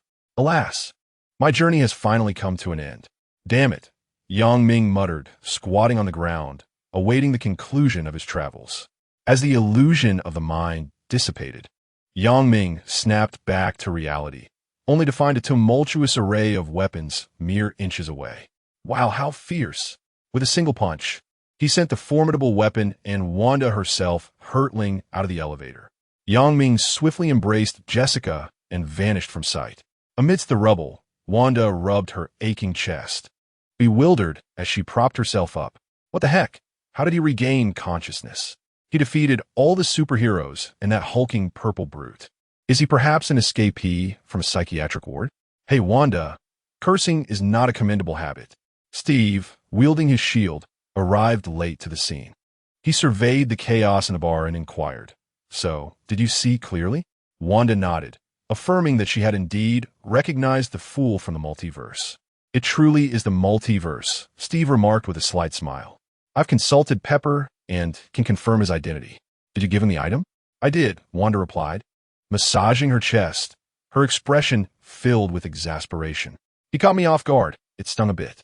Noticing her discomfort, Steve awkwardly turned away. You're not hurt, are you?" "Thanks for your concern, but I'm fine." You're not, hurt, are you?" Wanda replied, "Captain, I eagerly anticipate your fate on Titan." "What?"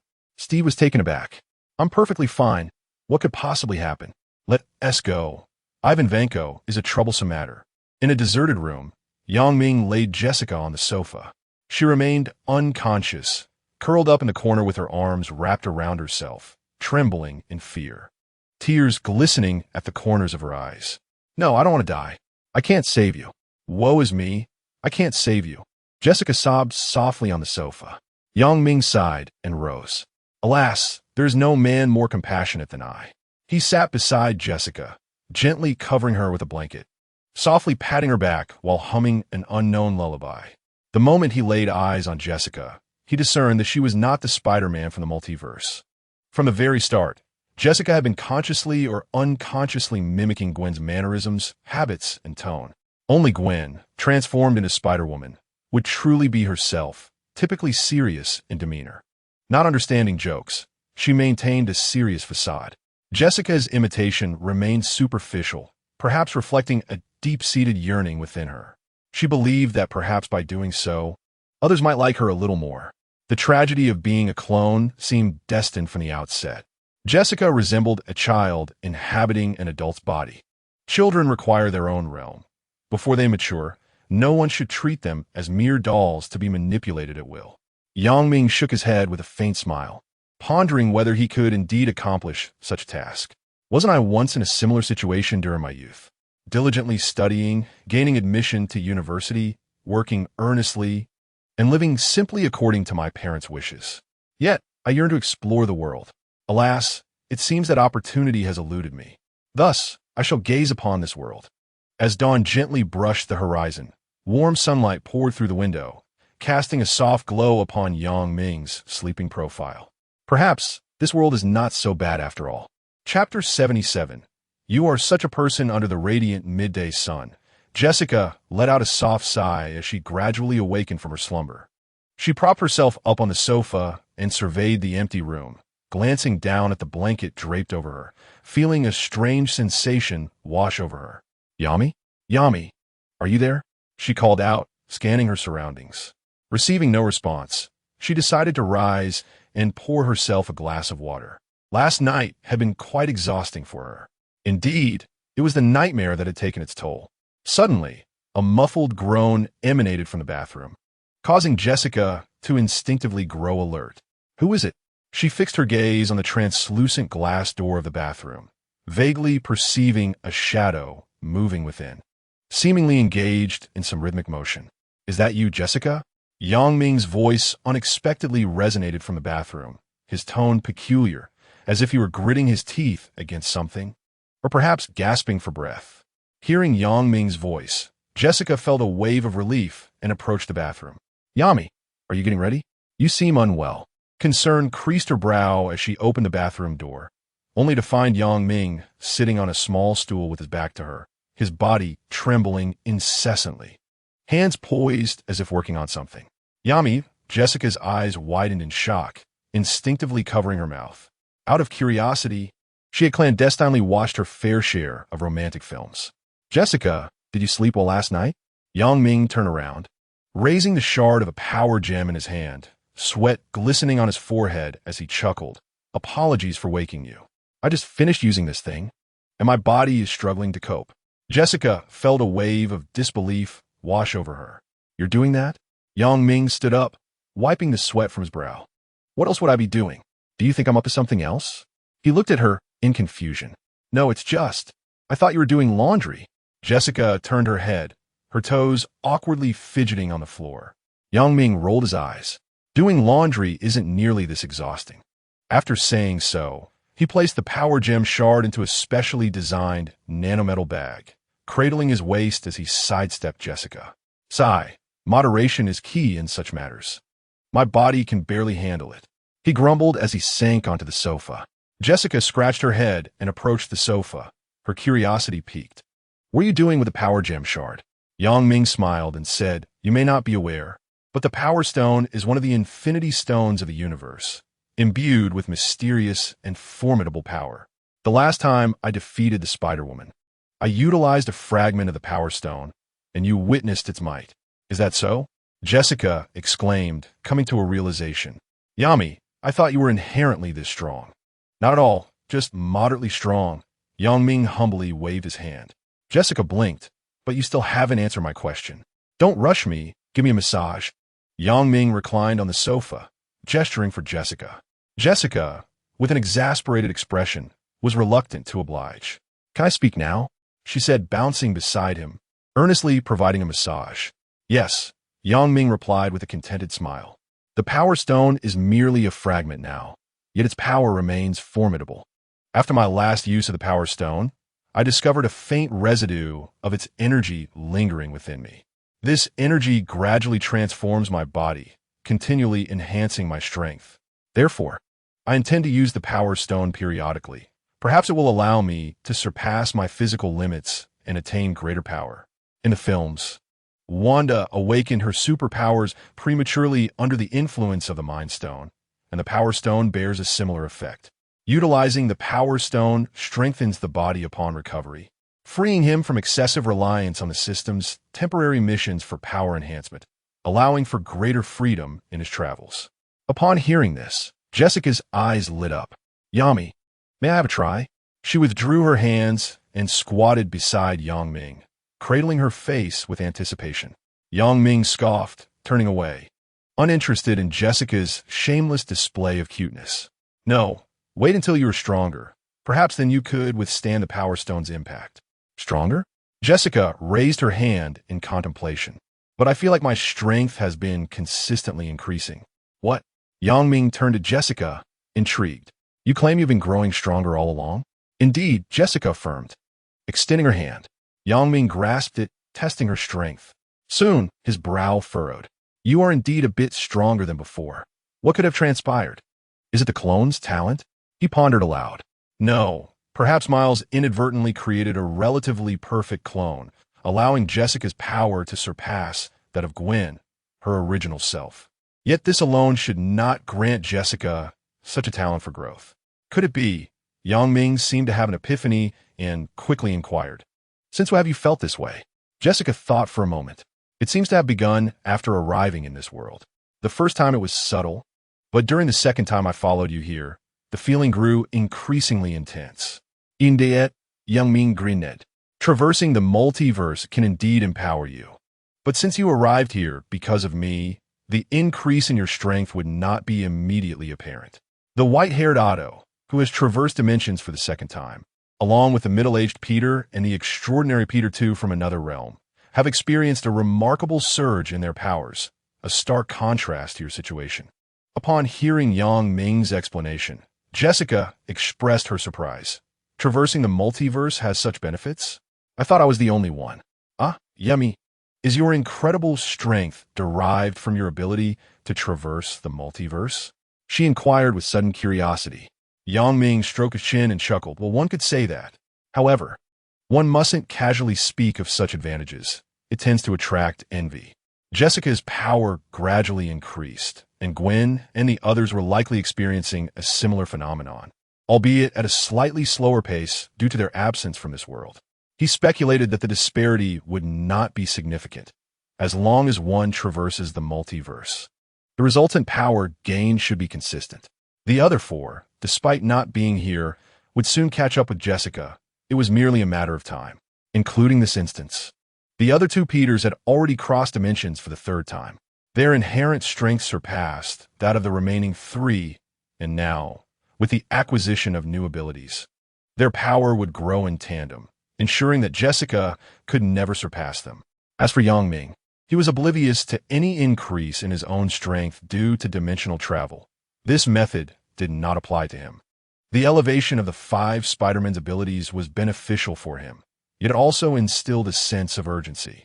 Although the spider suit was convenient, the power attributes it conferred were fixed values and would not augment in response to Jessica and the others' rising abilities.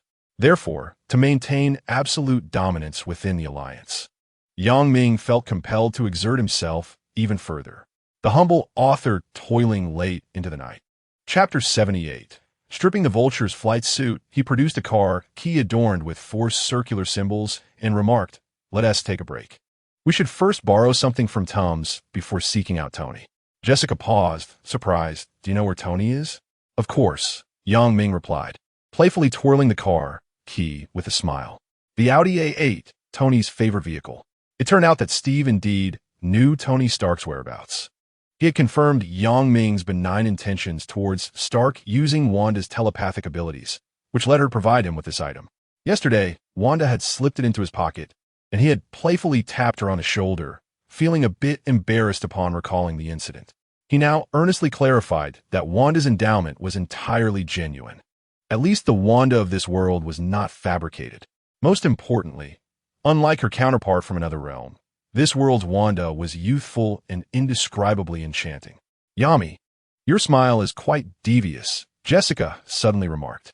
Yang Ming snapped back to reality, adopting a serious demeanor as he retorted, "Nonsense, that is clearly lewd." "What does lewd mean?" "Well, it signifies admiration." "Oh, Yami, your smile is not lewd at all." "I know." Before long, the two made a swift return, passing by the entrance of a small bar, and once again descended into the underground city. After a night of restoration, the scars from the fierce battle between Yang Ming and Wanda were erased, and the underground city reverted to its former state. The agents of SHIELD had departed from the subterranean realm. "Oh, damn it, they're back. Quickly inform the boss. Notify Ivan Vanko to return." Upon seeing Yang Ming, the armed personnel gasped in shock, hastily raising their weapons to fire. Unperturbed, Yang Ming unleashed his spider webbing, rendering the armed assailants unconscious on the ground. The nanometal suit was capable of firing webs in various forms. His earlier reluctance was not due to ignorance, but rather a disdain for anything less than spectacularly audacious. What merit was there in simply shooting webs? Spider-Man was all about delivering fierce blows and keeping adversaries on edge. But now, having obtained crucial intel, it was time to confront them head-on with no more games. The armed personnel convulsed, collapsing and frothing at the mouth, while Tom swiftly encircled the two with his subordinates. This time, he ordered them to open fire without hesitation, avoiding a direct confrontation with Yang Ming. The rapid gunfire erupted, and Yang Ming instructed Jessica to take cover in a corner while he charged forth, clad in his nanometal suit, his golden spider legs effortlessly flinging armed personnel aside. In less than 3 minutes, the ground was strewn with fallen, moaning adversaries. "Curse it!" Tom's, controlling his wings, hovered in the air, his face ashen as he witnessed the scene and turned to flee. Ivan Vanko was absent, and he was no match for Yang Ming. Suddenly, with a tremor of his wings, Tom's failed to notice as a fierce wind propelled him into a dense spiderweb trap. The web ensnared him swiftly, and with a subtle curl of Jessica's fingers, Tom screamed as he plummeted to the ground. Under her deliberate control, the razor-thin webbing did not tear his flight suit. "Hey, Yami, am I not fantastic?" Jessica grinned, hands on her hips, like a child yearning for parental praise. Yang Ming felt a twitch on his cheek. Something felt off. "Huh. Splendid, absolutely splendid," he replied dismissively, approaching Tom's to look down upon him. "Apologies, Mr. Tom's, but I need to borrow your flight suit for a bit." Seeing Yang Ming's intentions towards his suit, Tom's gritted his teeth, his eyes filled with venomous hatred. "You wretched fiend, you shall not touch my flight suit." "Jessica, turn around. Do not look." "Oh." Jessica obediently turned, idly kicking stones as Tom's anguished screams echoed behind her. "No, this is mine. Damn you, I will kill you. Please, do not take my clothes away. Woe is me. How can you treat a poor old man in such a manner? I will summon help. I will call the police." Soon, Yang Ming gestured for Friday to manipulate the nanometal, causing it to surge into the Vulture's flight suit. The suit transformed at a visible speed into a spider-like attire adorned in red and blue, with golden spider patterns radiating a soft glow, converging into the anti-gravity wings at its back. The nanometal suit was Stark's masterpiece. Dr. Otto had once torn away the nanometal from the chest of the young spider during their battle, which subsequently invaded his mechanical arm, turning it into a mere plaything for the young spider. The Vulture's flight suit had followed suit, now becoming Yang Ming's spider flight suit. "Curse you, Yami. I shall make you pay." Tums, cowering in the corner, wept bitterly, resembling the tragic figure of the little match girl. Yang Ming cast a glance at him. "Jack," he called out. I am here," Jack stammered, gingerly approaching Yang Ming with his swollen face. "Boss, you summoned me," he said, forcing a smile. Yang Ming patted Jack's shoulder. Jack, trembling with fear, wore an awkward grin. "Boss, you know me well. I have no desire to resort to violence." "Rest assured, I am aware," Yang Ming interrupted, smiling. "Without the Vulture's flight suit, Tums is merely an ordinary man. Therefore, I appoint you as the new boss." "What?" Jack was momentarily taken aback, but upon realizing he had not misheard, he burst into joy. "Thank you, boss. I will work hard." You can trust me with Tums. Ha ha ha, I've been promoted. Mom, I've been promoted. Jack exclaimed, jumping with excitement, occasionally kneeling to thank the heavens and covering his face with tears of joy, relieved to have finally triumphed. Yang Ming observed him thoughtfully, lowering his head. Have I made a mistake? Jessica approached Yang Ming, her expression impassive. Yami, you are mistaken. You should not allow an imbecile to lead here. Yang Ming sruget. Forget it, let's go. All right. Yang Ming turned to leave with the flight suit, while Jessica slowed her pace, deliberately falling behind. The shimmering web in her hand stirred slightly, yet she followed Yang Ming as if nothing had occurred. Goodbye, boss. Jack called out as he watched the two depart. Regaining his composure, he approached the slumbering Tums and laughed heartily. Tums, you have done so many wicked deeds. May you rot in hell. He kicked Tums lightly, only to see Tums slowly slump to the ground, a trickle of blood quietly spreading from his neck. The sudden turn of events sent a chill down Jack's spine, causing him to swallow hard. In the elevator, the two shared a moment of silence. Yami, do you not blame me? Jessica suddenly asked. Blame you for what? Yang Ming replied casually. Jessica pursed her lips. I killed Tums. Spider-Man is not supposed to kill. You are not Spider-Man. Jessica lowered her head, nervously fidgeting with her fingers. Yang Ming nodded. If you do not kill him, he will surely perish at Jack's hands. We are, after all, not true Spider-Man. The absence of a suit does not equate to the absence of lethal capabilities. One day, he will possess the power that is rightfully his to enact his own understanding of justice, no longer swayed by the ideologies of others. Thanks to Ming and the generous contributions from Cholet. Chapter 79, Tony, who cannot afford beer the following day in Nanosuit, Germany. The night sky was graced by two meteors streaking across, quietly landing on a hill adjacent to a factory in Nanosuit. With a rumble, the energy beneath the steel armor gradually coalesced as it descended to the ground, the metallic mask retracting. Jessica brushed her hair back, her azure eyes filled with confusion. Yami, is Tony Stark here? She inquired. Beside her, Yang Ming donned a nanosuit, the tricolored nano wings swiftly retracting into the back apparatus.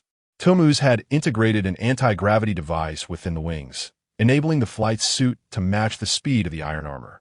Coupled with the enhancements from the nanosuit, Yang Ming effortlessly kept pace with Jessica, who was clad in armor. Within 3 hours, they traversed from New York to Nanosuit, far exceeding the speed of a conventional passenger aircraft. Yang Ming gazed at the dimly lit factory in the distance, nodding slightly. This should be the place. They gave you the car keys. Shouldn't we search for that vehicle instead? Why come here? Yang Ming tossed the car keys in his hand, his expression unfazed. The information contained within a car key is rather limited, offering little in the way of conspicuous clues. I suspect Steve provided us with this not as a means to locate the car, but rather to discover its place of origin. The number 8 is Tony's favorite sports car, and its manufacturing site is this factory. Jessica remained perplexed, questioning why they had to take the long route instead of being told directly. Yang Ming shrugged. How should I know?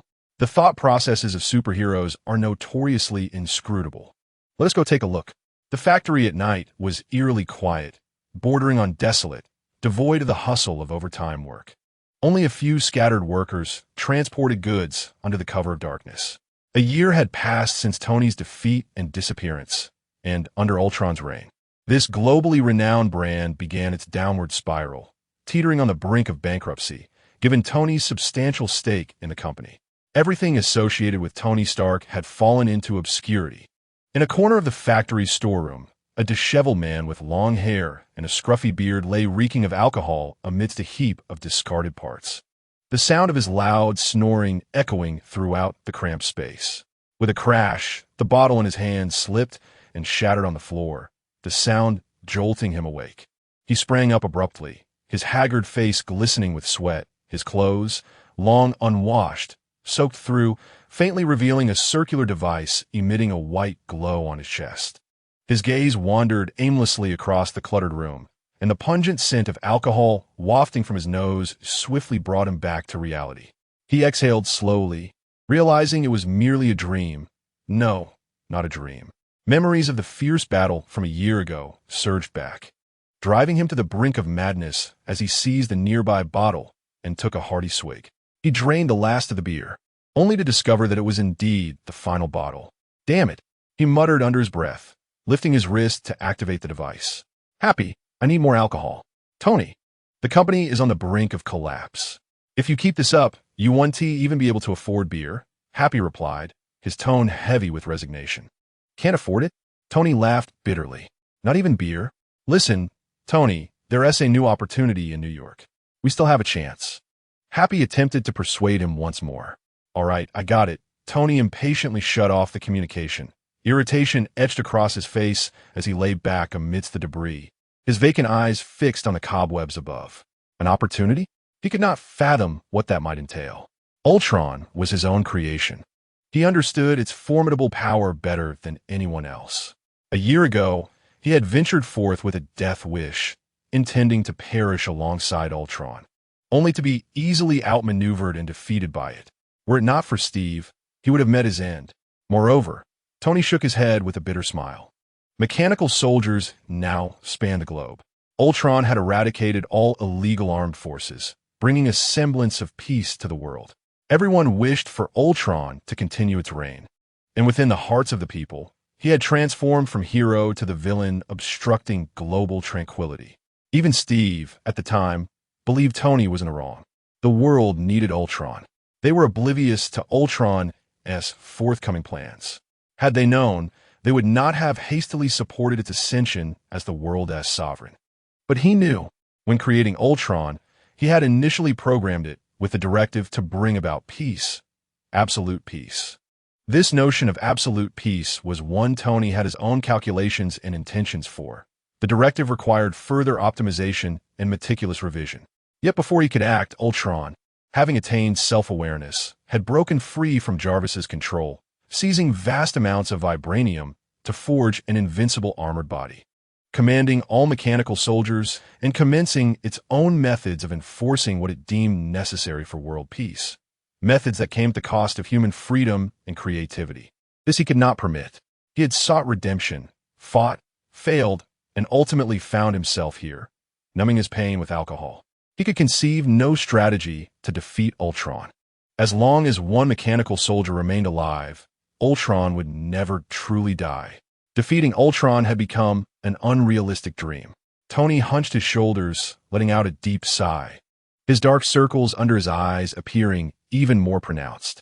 The door to the storage room creaked open, and without raising his head, Tony muttered, "Happy, my drink." Before he could finish his sentence, a mechanical sound etched into his very soul echoed in his ears. Clank, clad in armor.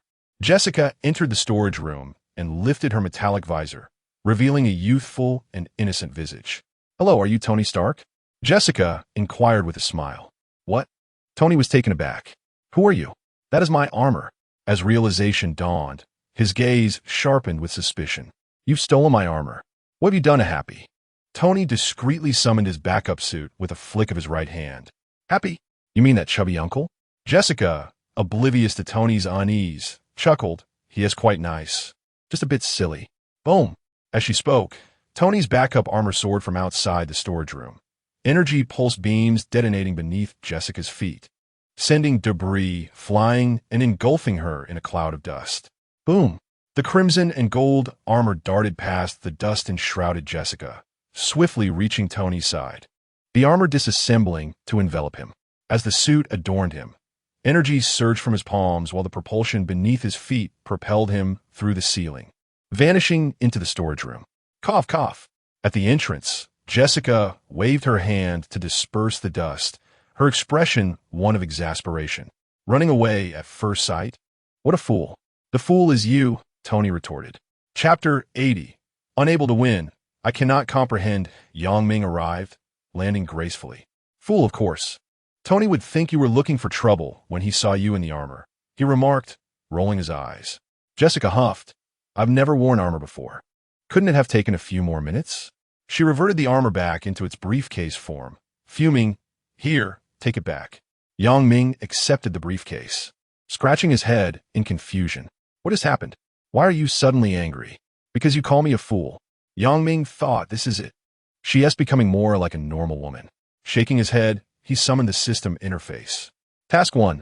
Locate Iron Man. Task complete. Preliminary connection established with the multiverse Iron Man. Task 2.